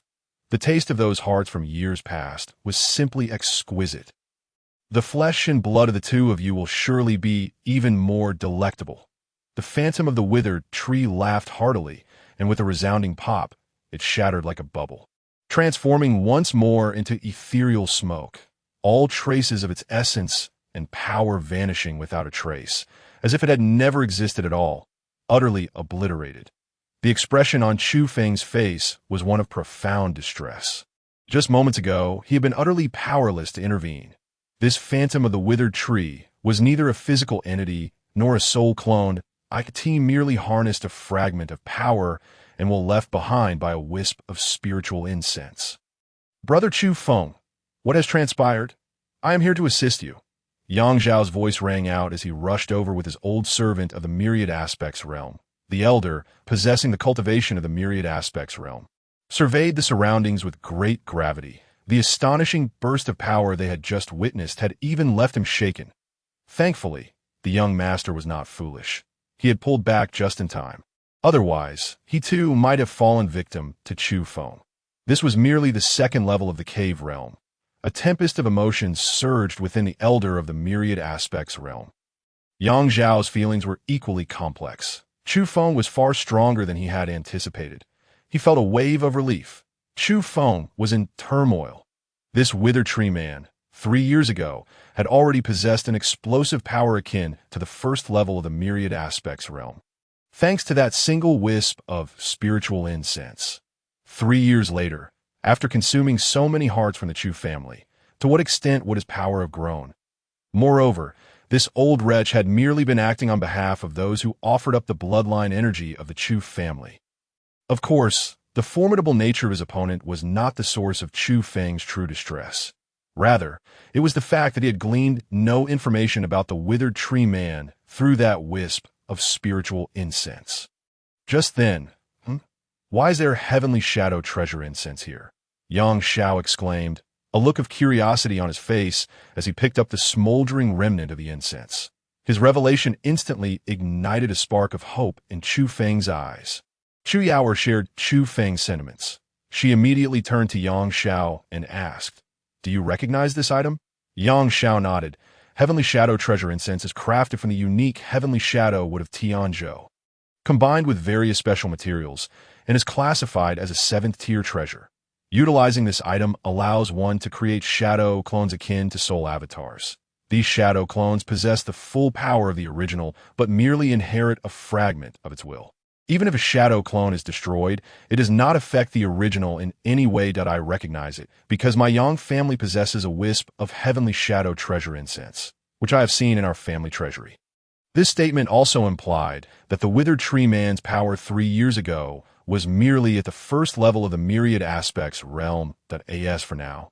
He was certainly stronger, but not to an absurd degree. Chufeng fixed his gaze on Yang Xiao and inquired, "In Tianzhou, who else possesses this heavenly shadowed treasure incense?" Yang Xiao replied, "I am uncertain, but this item is exceedingly rare, and those who possess it are undoubtedly few.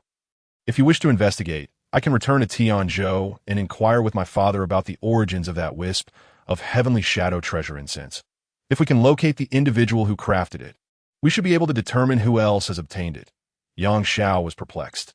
After all, he had previously offended Chufeng. He was eager to find an opportunity to mend their relationship. And now, that opportunity had arrived. Chufeng's mind raced as he declared, "I shall accompany you to Tianzhou." Yang Xiao's face immediately lit up with joy. "That is certainly no problem. Tianzhou is my territory. Once we arrive, I shall treat you well, with delightful delicacies and luxurious comforts." Chu Yaoer instantly regarded Yang Xiao with suspicion. "You must not lead my brother astray." Yang Xiao, within the dilapidated inner sanctum of the Great K sect. When Chufeng announced his decision to depart for Tianzhou, everyone present was momentarily taken aback. They all understood that Chufeng would inevitably leave Yuanzhou. The realm of Yuanzhou was far too small and would only hinder his growth. Yet none had anticipated that this day would arrive so swiftly. "Young Master Chu, please allow me to follow you." The elder from the Seven Kill Hall, Shun Tsung, immediately stepped forward and knelt on one knee. He deeply sensed Chufeng's extraordinary nature. This was an opportunity. Many opportunities in life are fleeting. If not seized, regretting later would be futile.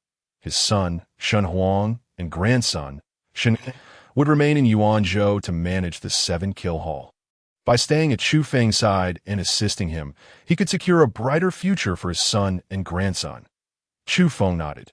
Shun Tsung, with his cultivation at the 10th level of the cave realm, and now training the second layer of blood god technique, would soon advance to the law manifestation realm, not to mention his wealth of experience. Particularly, his assassination techniques honed in the Blood Garment Tower would prove quite useful in the future. Seeing Chufeng agree to his request, Shun Tsung was elated. "Thank you, young Master Chu. I shall serve you diligently and wholeheartedly." Lin Yu and Lin Qing from the Danbao Pavilion wore complex expressions. They could not follow Shun Tsung's lead and accompany Chufeng. After all, despite Chufeng being an honorary guest of the Danbao Pavilion, such actions would not be permitted internally. Suddenly, Lin Yu's eyes sparkled as he stepped forward. "Young Master Chu, my Lin family also possesses some influence in Tianzhou. How about I have Shu'er accompany you on your journey? Should you require assistance, you could contact the Lin family through her." Lin Shu'er appeared quite nervous. Chu Yaoer quickly smiled and chimed in. "It would be rather dull on the way to Tianzhou. If Sister Lin accompanies me, I will have someone to converse with." With that, Chu Yaoer approached and took Lin Shu'er's hand, saying, "Sister Lin, please do not find me bothersome." Lin Shu'er hurriedly replied, "I would never. Sister Yaoer, you're not only adorable and beautiful, but also exceptionally clever. I find myself quite fond of you." Chufeng grunted in acknowledgement and then turned to Yang Xiao. "Let us depart at once." He had no desire to delay any further. Yang Xiao then addressed his old servant of the myriad aspects realm. "Since I am merely here to unwind, I have no other matters to attend to. So let us return to Tianzhou." The servant respectfully clasped his hands, then waved his hand, and in an instant, a brilliant light flashed, transforming into a massive flying vessel in the sky. Compared to the vessel provided by the Danbao Pavilion for Chufeng and his sister's journey to the Great K sect, this one was dozens of times larger, capable of accommodating hundreds of people, its surface shimmering with precious light, clearly of exceptional quality. Yang Xiao grinned. "This is the cloud-piercing flying vessel, a 6th-tier premium treasure, renowned for its speed and formidable offensive and defensive capabilities. Moreover, it bears the symbol of my Yang family, ensuring that no unscrupulous individuals will dare to cause trouble along the way. In no more than 10 days, we shall reach Tianzhou. Brother Chu, please." Chufeng's power radiated outward as he brought Chu Yaoer and Lin Shu'er along, ascending to enter the Yang family's cloud-piercing flying vessel. Shun Tsung then turned to Shun Huang and to Shun Yi. relaying some matters regarding the 7-kill haul before hastily boarding the flying vessel. Soon, the cloud-piercing flying vessel sliced through the skies, vanishing from sight before all onlookers. The vessel boasted several independent cabins. Chufeng and Chu Yaoer occupied the largest cabin. "Brother Chu, Lady Yaoer, may I enter?" Yang Zhao's voice called from outside the cabin door. "Come in," Chufeng replied. Yang Zhao, beaming, entered the cabin, holding a storage ring. "Brother Chu, I must once again sincerely apologize for my previous actions. Within this storage ring, you will find 300,000 middle-grade spirit stones, along with some 4th and 5th-tier treasure pills that I hope you will not look down upon them." Before Chufeng could respond, Yang Zhao added, "If you refuse to accept them, it would mean you do not forgive me."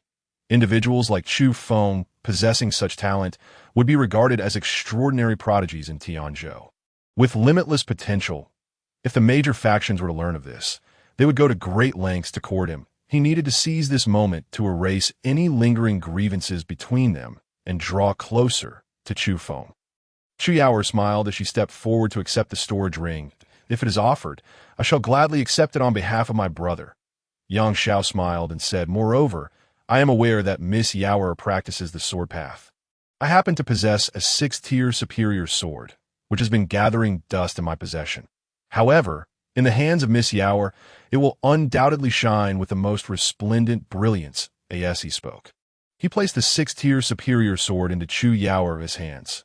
Instantly, she was enamored with it, exclaiming, "Young Master Yang, you are truly too generous." Yang Zhao quickly waved his hand and replied, "Brothers and sisters, please do not be so courteous with me. From now on, we are like family. Feel free to express any needs you may have."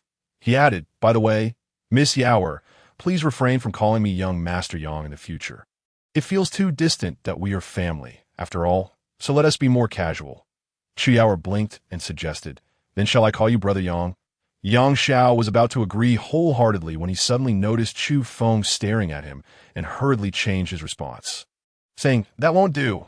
Absolutely not. I cannot accept that." He continued, "How about this? I rank 6th in the Yang family, so you may call me Xiao Lu." "Xiao Lu," Chu Yaoer said with a peculiar expression. Yang Zhao immediately responded, the name rolling off his tongue effortlessly, and he sighed, "My great-aunt loves to call me Xiao Lu. Just hearing that name warms my heart." He felt a deep sense of familiarity. Chu Yaoer was both amused and exasperated. "I was planning to call you Brother Yang, yet you want me to refer to you as my great-aunt." After a moment, Yang Zhao exited the cabin. Chu Yaoer turned to Chufeng and said, "Brother, Sister Lin is alone in the cabin. I will go keep her company." Chufeng nodded in agreement. Once Chu Yaoer departed, Chufeng, with a mere thought, retrieved all the resources Yang Zhao had sent from his storage ring.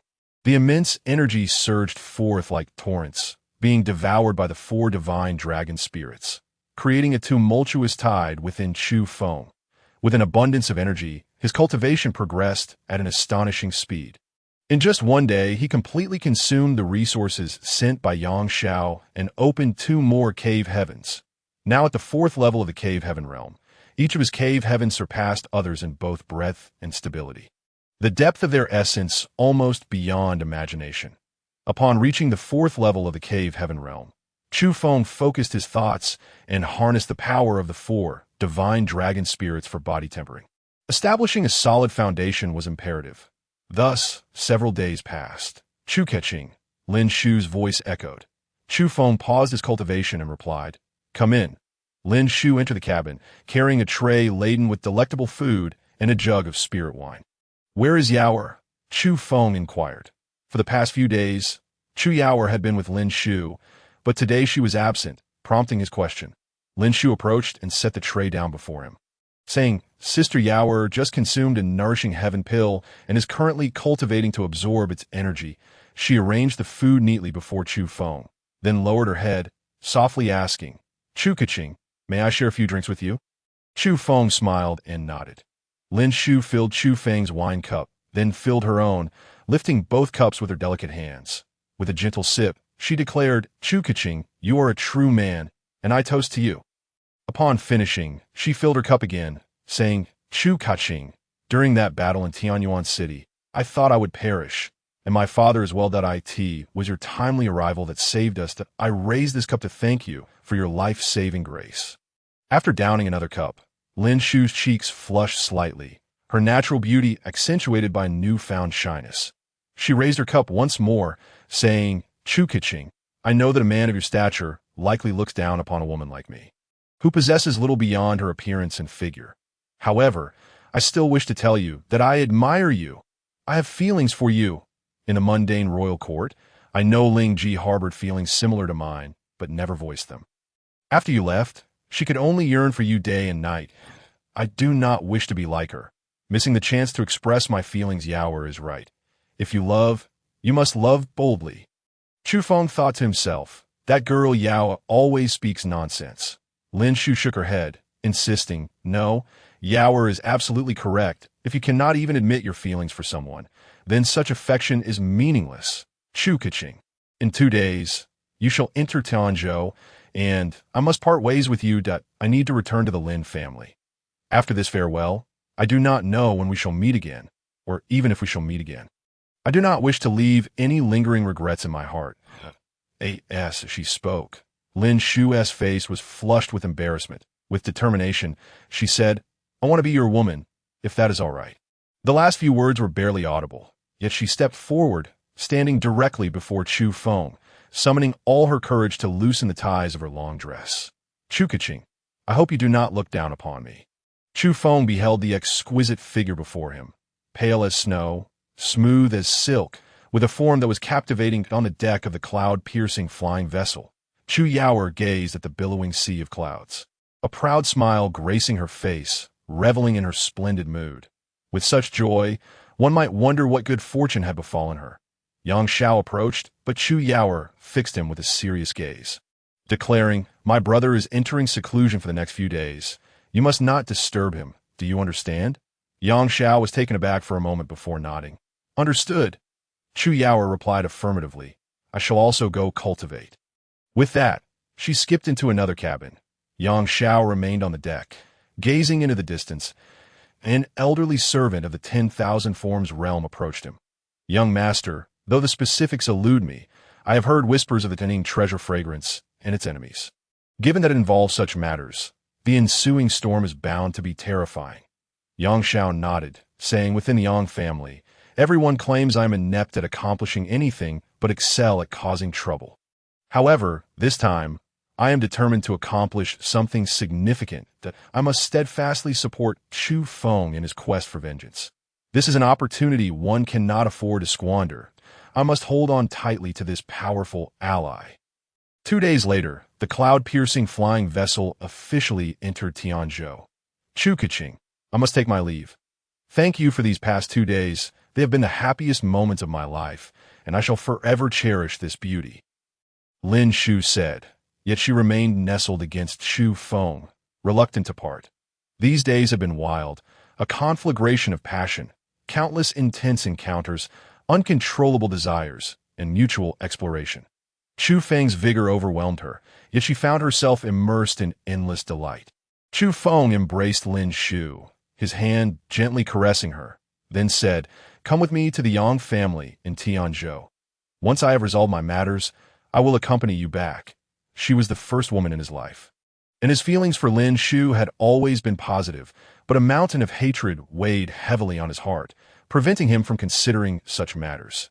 Yet, when Lin Shu's fervent emotions surged forth, Chufeng, as a man in his prime, naturally stepped onto the battlefield of desire. Lin Shu shook her head, disentangling herself from Chufeng's embrace, then gazing tenderly at the first man in her life. And surely her only man, said, I must return for a while. That I understand how important your business in the Yang family is to you, but I cannot assist you while I am beside you. I will return to the Lin family to prepare. Perhaps I can alleviate some of your burdens. As she spoke, Lin Shu's gaze shifted from Chufeng's face to another direction. Her cheeks flushed. She exclaimed, Chu-Kiching, why are you? We just finished, sister-in-law. On the deck of the cloud-piercing flying vessel, Chu Yaoer enthusiastically embraced Lin Shu's arm, then shot a glare at Chufeng, saying, brother, you truly are thoughtless. Sister-in-law can hardly walk now. Chufeng, Lin Shu hurriedly lowered her head, her ears flushed with embarrassment. Yaoer, I must take my leave now. You must take good care of your brother, Lin Shu said. Chu Yaoer replied, sister-in-law, why not join us and return to the Lin family later? Lin Shu insisted, I have made my decision, Yaoer. There is no need to persuade me further. Let Shensong accompany you. Chufeng interjected. Rest assured, young master, I will ensure Miss Lin's safety. Shensong immediately responded from the side. In recent days, Yang Xiao had been quite perceptive, giving all the elixirs he had been using to Shensong, as he himself had not yet achieved the Dharma aspect realm, opting instead to assist Shensong in his breakthrough. Now that Shensong had condensed his Dharma aspect, he was well versed in stealth and assassination. Furthermore, during this time, Chufeng had taken the opportunity to impart some secret techniques related to blood god arts to him. In handling certain special matters, Shensong's capabilities might rival those of a veteran at the 10,000 aspect realm. Moments later, Shensong escorted Lin Shu away from the Chuan Yun flying boat. A day passed, and the Chuan Yun flying boat entered an extraordinarily prosperous city. Within the city stood an ancient castle radiating an air of grandeur and strength. Chufeng and his companions disembarked from the flying boat. And Yang Xiao enthusiastically remarked, Brother Chu, that is the Yang family fortress. I shall return home now to seek out my father and inquire about the details of that bundle of heavenly shadow fragrance. Chufeng nodded in agreement. He could hardly contain his eagerness to unravel everything, to locate that old man, the withered wood, and extract the truth. Yang Xiao led Chufeng and Chu Yaoer to the entrance of the Yang family fortress. As one of the 4 prominent families in Tianzhou, the Yang family wielded immense influence and held a high status. The surroundings of the Yang family fortress were heavily guarded, with Dharma aspect realm guards visible at every turn. There were also several formidable warriors at the 10,000 aspect realm, leading groups of guards on patrol that in Tianzhou, cultivators of the Dharma aspect realm were indeed quite insignificant, while those at the 10,000 aspect realm held only a marginally higher status. It was only upon reaching the heavenly aspect realm that one could truly be considered a powerful figure. Along the way, Yang Xiao had mentioned to Chufeng that the strongest member of the Yang family fortress at present was his great-grandfather, a superlative powerhouse at the pinnacle of the Destiny Wheel realm. The path of martial cultivation is long and arduous. Above the heavenly aspect realm lies the Destiny Wheel realm, the Unification realm, and the 1,000 Yuan realm. In Tianzhou, the top-tier experts of the 4 prominent families are all at the pinnacle of the Destiny Wheel realm. As for the Unification realm, there is but one. The Lord of Tianzhou, the 1,000 Yuan realm, as the name suggests, bestows a lifespan of 1,000 years. Upon reaching this level, martial cultivation ascends to a new tier, beginning to truly break the shackles of life. It is important to note that below the 1,000 Yuan realm, even those of the Unification realm possess only around 200 years of lifespan. Yet, Tianzhou has not seen such a formidable individual born in several millennia. Chufeng followed closely behind Yang Xiao, and with a mere glance, he discerned that a top-tier 7-grade treasure array was arranged around the Yang family fortress, with Yang Xiao leading the way. The guards of the Yang family naturally did not dare to obstruct them. As for the old servant at the 10,000 aspect realm, who had been following Yang Xiao, he departed upon their return. For the Yang family fortress no longer required his presence for protection. However, just as Chufeng and the others were about to step through the grand entrance of the Yang family fortress, a strange voice echoed forth, "Oh, who could this be? It turns out old Six has returned." The speaker was a dapper young man, flanked by a dark-skinned individual emanating a chilling aura, a large knife wrapped in coarse cloth on his back, with only the hilt exposed. Yang Xiao cast a glance and remarked, "I thought I sensed something foul. It was you, old Five, lurking nearby." This individual was named Yang Feihu, the 5th in the hierarchy of the Yang family's younger generation, just surpassing Yang Xiao. The current head of the Yang family was Yang Zhao's grandfather, who had 3 sons. Yang Zhao's father was the 2nd son. Yang Feihu was the son of Yang Zhao's uncle. Yang Feihu scoffed, "You don't even call me 5th brother anymore. Your understanding of propriety is diminishing. Not long ago, you were so adamant about going out to train, claiming you would surely condense your Dharma aspect upon your return. How laughable. You currently lack even the slightest aura of the Dharma aspect realm. Yang Zhao's face darkened. What business is it of yours? Yang Feihu coldly snorted, stepping directly in front of them. Yang Zhao shouted in fury. Get out of the way! Yang Feihu chuckled mockingly. Old Six, this is the Yang family fortress. Your usual antics may pass, but do refrain from bringing your unruly friends here. We wouldn't want the Yang family fortress to be sullied by your presence. Yang Zhao gritted his teeth. You, who bring outsiders back to the Yang family fortress, have no right to criticize me. Yang Feihu smirked with pride. This individual by my side is a newly recruited low-grade treasure body genius. Bringing him back to the Yang family fortress is a great service to our family. And what have you brought back? Just some inconsequential mutt. My brother and I are not some inconsequential mutts. Chu Yaoer exclaimed immediately. She could endure grievances, but she would not allow anyone to insult her brother. Yang Feihu looked at Chu Yaoer with disdain, saying, You wild girl, you have no standing to speak here. You'd best keep your mouth shut. Enough, Yang Zhao bellowed. He had come to understand Chufeng's character. He was a fiercely protective brother.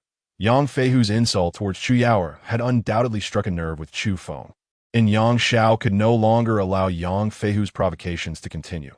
Yang Zhao surged forward in an instant, raising his hand to strike Yang Feihu. Without hesitation, Yang Feihu unleashed a powerful aura of the Dharma aspect, retaliating with a blow that sent Yang Zhao staggering backward. Old Six, you are nothing but a waste. You think you can lay a hand on me? I could take you down with one hand and leave you crawling on the ground. Then Yang Feihu turned his attention back to Chu Yaoer, saying, Wild girl, did you see that? Yang Zhao is just a useless piece of mud that can't support a wall. But I must admit, despite his incompetence, his taste in companions is quite good. You, girl, are vibrant and wild, surely quite delightful. He laughed heartily. How about this?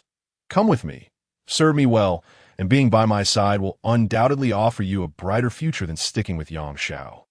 Chu Yaoer's face turned pale with anger. Yang Feihu, you're courting death. Yang Zhao's lips bled as he charged forward again.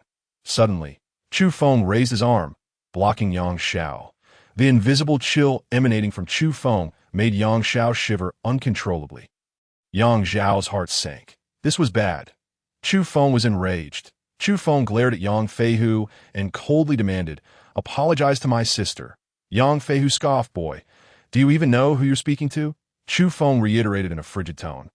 Apologize to my sister. Yang Feihu burst into laughter. What are you? You want me to apologize? This is the Yang family fortress. For me to take an interest in your sister is a stroke of good fortune for her. A blessing bestowed by your ancestors. At this moment, Yang Zhao sighed and closed his eyes. Brother Chu, please, for my sake, do not kill him, he muttered. Yang Feihu continued to arrogantly shout, You two siblings kneel before me. Otherwise, I will ensure you cannot leave the Yang family fortress on your own feet. In an instant, Chufeng vanished from his original spot, reappearing directly before Yang Feihu. A terrifying aura erupted forth, causing Yang Feihu's eyes to widen in shock. His heart gripped by fear, he had no time to react, only able to watch helplessly as Chufeng's hand swung toward his cheek. Slap! A crisp sound resonated. Yang Feihu received a resounding slap across the face, the force of which was no trifling matter. His head snapped to the side, his body careening through the air before crashing heavily against the wall, sliding down to the ground. Half of his face was mangled, and his head was deformed from the blow. With a cry, he spat out a mouthful of blood, mixed with shattered teeth. This scene stunned many of the Yang family guards who had been observing the situation. In an instant, a throng of guards rushed forward. Yang Zhao shouted, This is a matter between our brothers. Step aside. You have no right to interfere. His voice was indeed quite effective, and the approaching guards retreated. After all, the young members of the new generation of the Yang family had always been quite combative. Brother Feihu, accompanied by Yang Feihu, a man clad in dark skin, wielding a large blade and possessing inferior treasure body qualifications, rushed forward to assist Yang Feihu. Bloodied and unable to utter a word, Yang Feihu pointed a trembling finger at Chufeng. His bulging eyes, distorted from the shape of his head, radiated immense fury and resentment. With nothing but mental energy, he commanded, Kill him, dismember him into pieces. Very well. The man readily complied. In the next instant, a surge of energy erupted. The oversized blade he carried on his back suddenly tore through the cloth that enveloped its blade. Swiftly, he grasped the hilt, swinging the massive sword with its edge aimed directly at Chufeng. Following this, a Law Avatar materialized. The second level of Law Avatar. The Avatar, too, took the form of a blade. Under my sword, there are no nameless ghosts that escape death. Boy, reveal your name. I shall send you on your way. To die beneath my blade is a privilege. On Chufeng's face, there was nothing but profound disdain as he replied. You lack the qualification to know my name. The man, possessing an inferior treasure body and at the second level of Law Avatar, revealed an even more ferocious expression, roaring as he swung his sword down. In that split second, his Law Avatar blade merged seamlessly with the sword in his hand, its power surging once more. Chufeng stood unfazed, his expression indifferent, as the astonishing blade light descended upon him. Finally, he slowly raised his arm, fingers casually reaching out. Chufeng's palm met the ferocious blade light, grasping it delicately. Instantly, the blade light shattered like a fragile bubble. His hand then seized the icy cold edge. The man with the inferior treasure body turned ashen. Regardless of how fiercely the power of the second level of Law Avatar erupted, his sword remained utterly unmoved in Chufeng's grasp. Terror washed over his face as he witnessed his Law Avatar tremble violently. It began to disintegrate, devoured by a terrifying force. The brilliance of his sword dimmed before it shattered into countless fragments. Waste, Chufeng coldly rebuked, flinging his arm, unleashing a torrent of fierce energy from his sleeves. Countless shards of blade erupted towards the inferior treasure body genius, piercing his form with gaping holes. Bang! The corpse fell rigidly to the ground. Chufeng showed no hesitation as the 10,000 dragons devouring heaven technique erupted forth, consuming the man's life force and spiritual energy entirely. In the blink of an eye, the body on the ground turned into a desiccated corpse. With a gentle breeze, the corpse disintegrated into powder, scattering over Yang Feihu. Yang Feihu was left in a daze. The surrounding guards of the Yang family were equally stunned. How could someone as young as Chufeng so effortlessly slay a second-level Law Avatar genius with an inferior treasure body? Especially that method of devouring was too tyrannical, too ruthless, too sinister. Yang Xiao froze momentarily before quickly regaining his composure, striding forward to kick Yang Feihu in the chest. Toppling him over, he then hurriedly dragged Yang Feihu before Chu Yaoyao, pressing his head down to the ground. Little ant, this fool is blind and speaks nonsense. I shall make him apologize to you. Bang, bang, bang. Yang Xiao exerted considerable force, smashing Yang Feihu's head into the ground. Chu Yaoyao grasped Chufeng's hand, saying, "Brother, he has already received a lesson. Let's leave it at that." Chufeng nodded in agreement. Sighing in relief, Yang Xiao felt that losing the inferior treasure body genius was unfortunate. But it was not a great loss. However, Yang Feihu could not die. Yang Feihu was a direct descendant of the Yang family, and his death would bring great trouble. He cast Yang Feihu aside and hurriedly bowed to Chufeng, saying, "Brother Chu, let us discuss further inside." Suddenly, Chufeng looked up at the towering peak of Yang family fortress, a contemplative expression flickering in his eyes before he withdrew his gaze, following Yang Xiao and Chu Yaoyao into the fortress. "Brother Chu, Lady Yaoyao, please do not take the earlier incident to heart. Rest assured, I will handle any subsequent troubles." Yang Xiao spoke with a heart full of trepidation. The situation had been disrupted by the blind fool, Yang Feihu, and turned chaotic, which was truly disheartening. Yet, Chufeng did not pursue this topic further.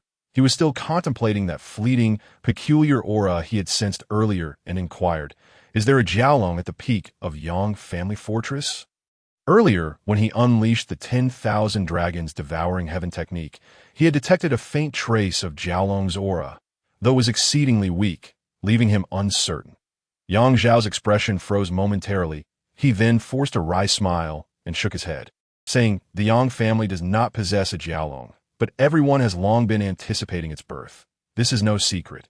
Many in Tianzhou are aware 500 years ago, the ancestors of the Yang family made countless efforts and paid a hefty price to forge a contract with a sky-swallowing python. Over the centuries, the Yang family faced many storms, and several times.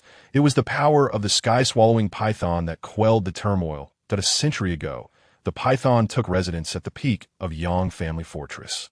Entering a deep slumber as it made its final efforts to transform into a Jiaolong. Yang Xiao lamented, "The sky-swallowing python has been in slumber for 100 years.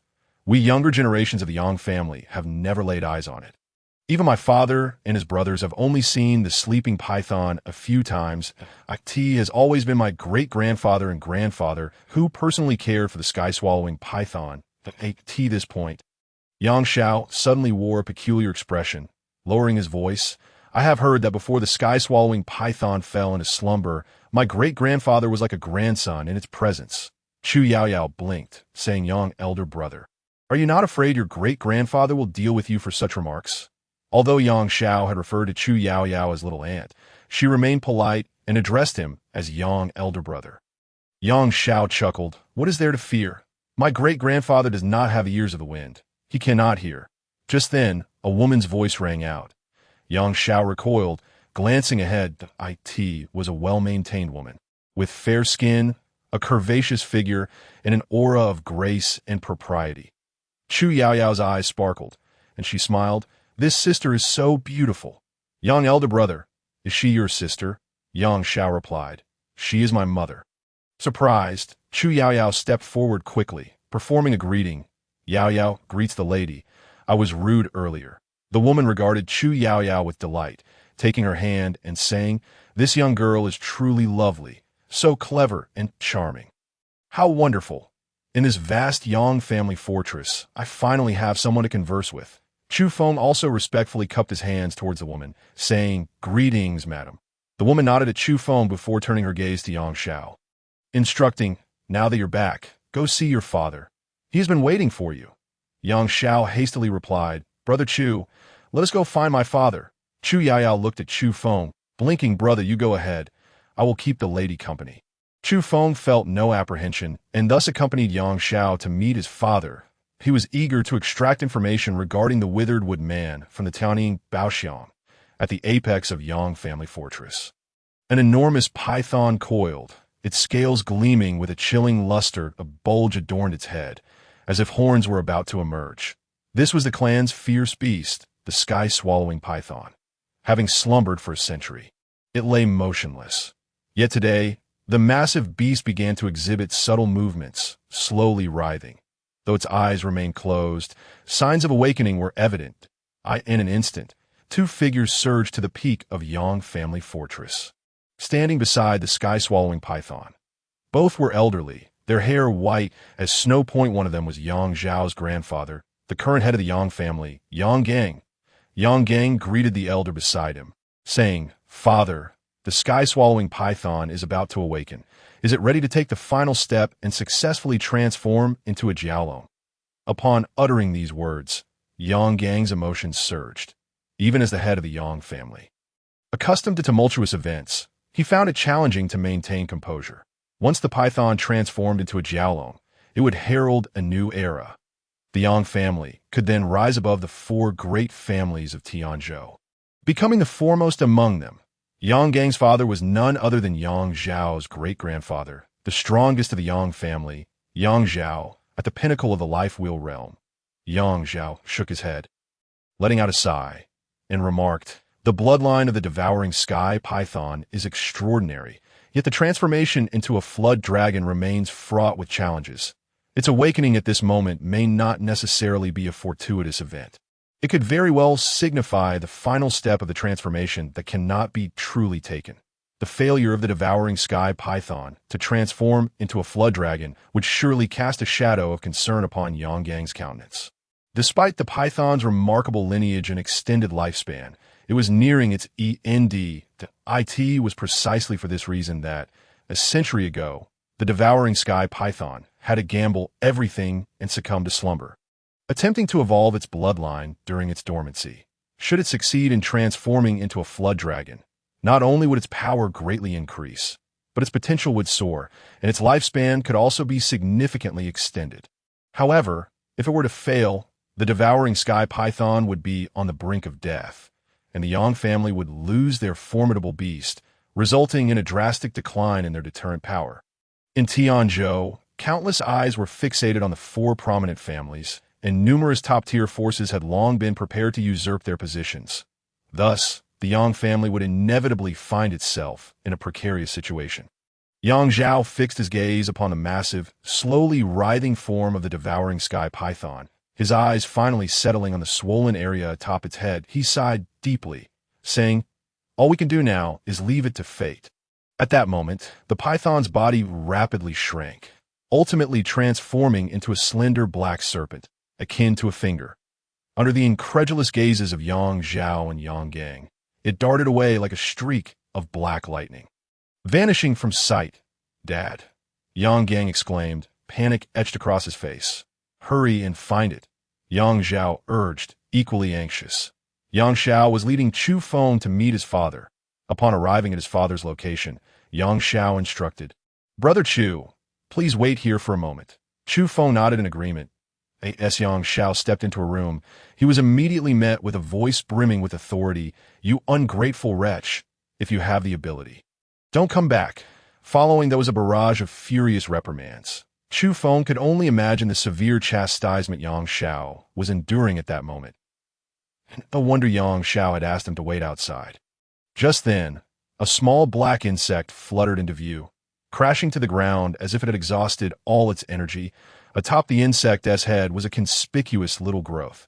Chufeng recognized it instantly. This was a python on the verge of transforming into a flood dragon. Most likely, it was the devouring sky python that had reacted when he performed the 10,000 dragons devouring the heavens technique earlier. To be the guardian beast of the Yang family, the devouring sky python was undoubtedly powerful, yet the frail black insect before him bore little resemblance to the formidable creature it once was. Chufeng understood all too well why it appeared this way. The transformation of a snake or python into a flood dragon was a transcendental metamorphosis on the level of life itself. Even though the Yang family's devouring sky python possessed a highly unique lineage, the chance of successfully transforming into a flood dragon was exceedingly slim.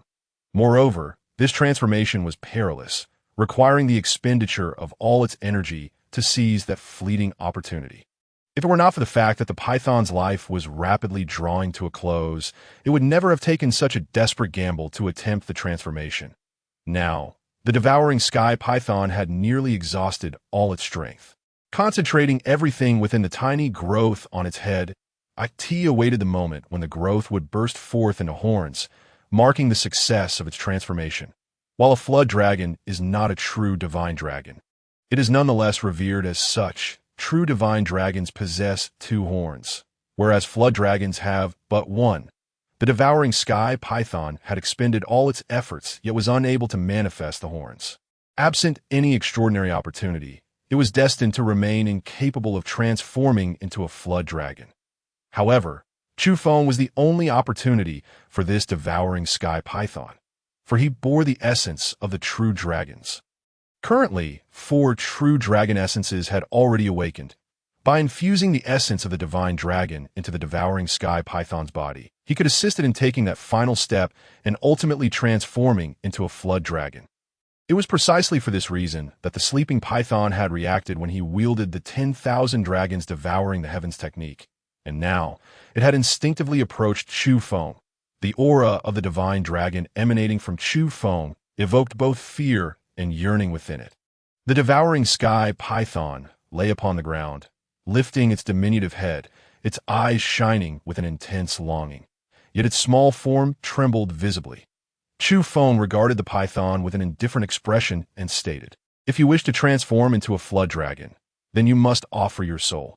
Assisting the devouring sky python in its transformation was a trivial matter for him, yet it did not imply that he would lend his aid without reservation. Although the python was currently weak, it was still a formidable beast of the 7th tier, 10th stage. Especially when it transformed into a flood dragon, it would undoubtedly become an 8th tier beast, rivaling the martial prowess of human cultivators at the transcendent stage. After Chufeng's words fell, the devouring sky python, now resembling a small black insect, immediately nodded its head adorned with the tiny growth, showing no hesitation as it offered its soul. There was no reason to hesitate. If it did not transform into a flood dragon, its life would soon come to an end. Furthermore, attempting to forcibly seize an opportunity from Chufeng through the Yang family was out of the question. The aura of the divine dragon emanating from Chufeng imposed an overwhelming pressure upon it. In an instant, a hazy shadow emerged from the python's head. The contract it had with the Yang family was unrelated to its soul, and thus, there were no bindings within its essence. With a swift motion, Chufeng grasped the devouring sky python's soul in his hand, and in the next moment, a mysterious and unfathomable mark materialized from his hand. Merging into the python's soul, from then on, with but a thought, Chufeng could dictate the life and death of the devouring sky python. Even if it successfully transformed into a flood dragon, it would remain under Chufeng's control. With a wave of his hand, the python's soul returned, and it then crawled to Chufeng's feet, licking the surface of his shoes in a manner that suggested submission and flattery. The devouring sky python cautiously tested the waters, and upon discovering that Chufeng offered no resistance, it took a further step, transforming into a black anklet that coiled around Chufeng's ankle. There was no need for Chufeng to actively channel the essence of the divine dragon into the python. It was far too weak to withstand such an influx that it only needed to remain by Chufeng's side, naturally absorbing the divine dragon essence, and in due time, it would be sufficient for it to complete its ultimate transformation into a flood dragon. Master, here in Yang family castle, the people of the Yang family call me Black Ancestor. You may simply refer to me as Xiao He, the devouring sky python conveyed telepathically to Chufeng. Just then, Yang Xiao emerged. Brother Chu, I've spoken with my father. You may come in now. Chufeng nodded, following Yang Xiao into the room. Upon entering, Chufeng respectfully greeted a robust, middle-aged man with a salute, maintaining an attitude that was neither servile nor overbearing. This man was Yang Hong, the second master of the Yang family castle. Possessing a cultivation of the 9th stage of the heavenly aspect realm, a figure of considerable renown throughout Tenzhou, exuding an aura of authority without the need for anger. Yang Hong scrutinized Chufeng with an appraising gaze, then nodded and remarked, "This wretch of mine is usually a source of folly and trouble. Yet unexpectedly, he has managed to accomplish something commendable this time. Young brother Chu possesses an extraordinary demeanor and boundless potential. You truly are a dragon among men, to be candid." When Yang Xiao had informed him of Chufeng's astonishing capabilities, he had been skeptical. However, now that he had witnessed Chufeng firsthand, he could discern his exceptional nature without needing to test his talents explicitly. As the second master of the Yang family, having encountered countless individuals, Yang Hong's discernment was indeed quite acute. Chufeng, maintaining a calm expression, responded, "Thank you for your praise, Uncle Yang, that I have come here." He wished to avoid unnecessary pleasantries and get straight to the point. Before he could articulate his purpose, Yang Hong raised his hand, saying, "I am already aware of your intentions. Regarding the matter of the heavenly shadow treasure incense, I will convey everything to you without reservation." "Thank you, Uncle Yang." Chufeng expressed his gratitude once more. "Dad, stop being so tedious and get on with it." Yang Xiao interjected impatiently. Yang Hong's mouth twitched and the flesh on his face quivered. Had there not been outsiders present, he would have certainly rolled up his sleeves to discipline this wretch. Taking a deep breath, he chose to ignore Yang Xiao and continued, "In all of Tianzhou, for nearly a century, there has been but one individual capable of refining such extraordinary items as the heavenly shadow treasure incense. And the quantity he produces is limited, never sold publicly, only given as gifts based on personal relationships. Therefore, should you locate him, you would be able to ascertain the whereabouts of all the Tianying Baoxiang. And subsequently, based on the approximate strength of the individual you seek from 3 years prior, alongside clues regarding his visits to the secular empires, you should be able to filter out your target." A flicker of insight crossed Chufeng's gaze. This method was indeed viable. Yang Xiao leaned forward and remarked, "Father, speaking only halfway, it's as if you've given birth to a son without a backside." Upon realizing his slip, he awkwardly mumbled, "No, I am indeed your only son." Yang Hong, unable to endure any longer, seized Yang Xiao's arm and hoisted him up, exclaiming, "Get out of here," with a swift motion of his arm. Yang Zhao's body crashed through the windows and landed outside. Yang Hong then retrieved a jade pendant from his bosom and handed it to Chufeng, stating, "The one capable of refining Tunning Baoxiang is named El Liang. Take my token and seek him. He will honor this request and divulge everything to you." Chufeng accepted the token from Yang Hong, bowed once more, and earnestly expressed, "Thank you, Uncle Yang." Yang Hong acknowledged with a grunt and added, "Do not be so polite. Furthermore, let that scoundrel of mine accompany you. Although that wretched boy lacks significant talent, he is still a direct descendant of a Yang family, and this status may prove somewhat useful."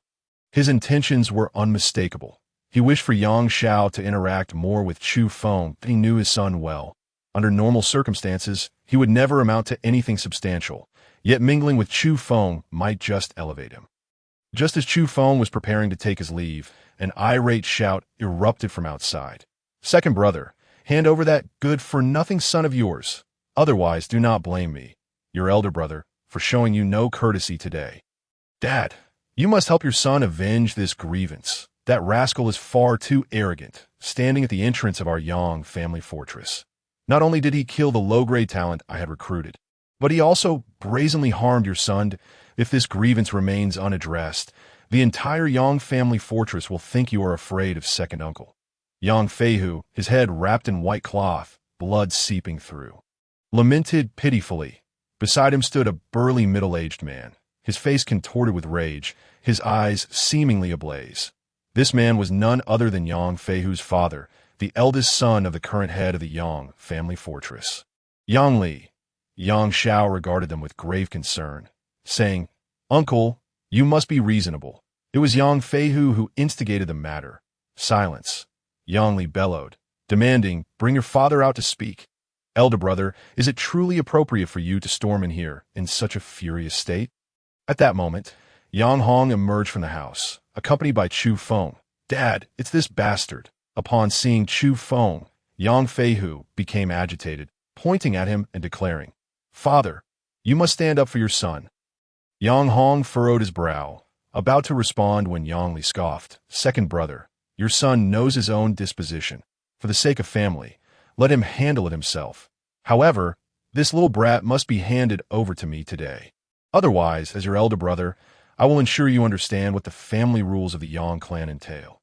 Yang Li,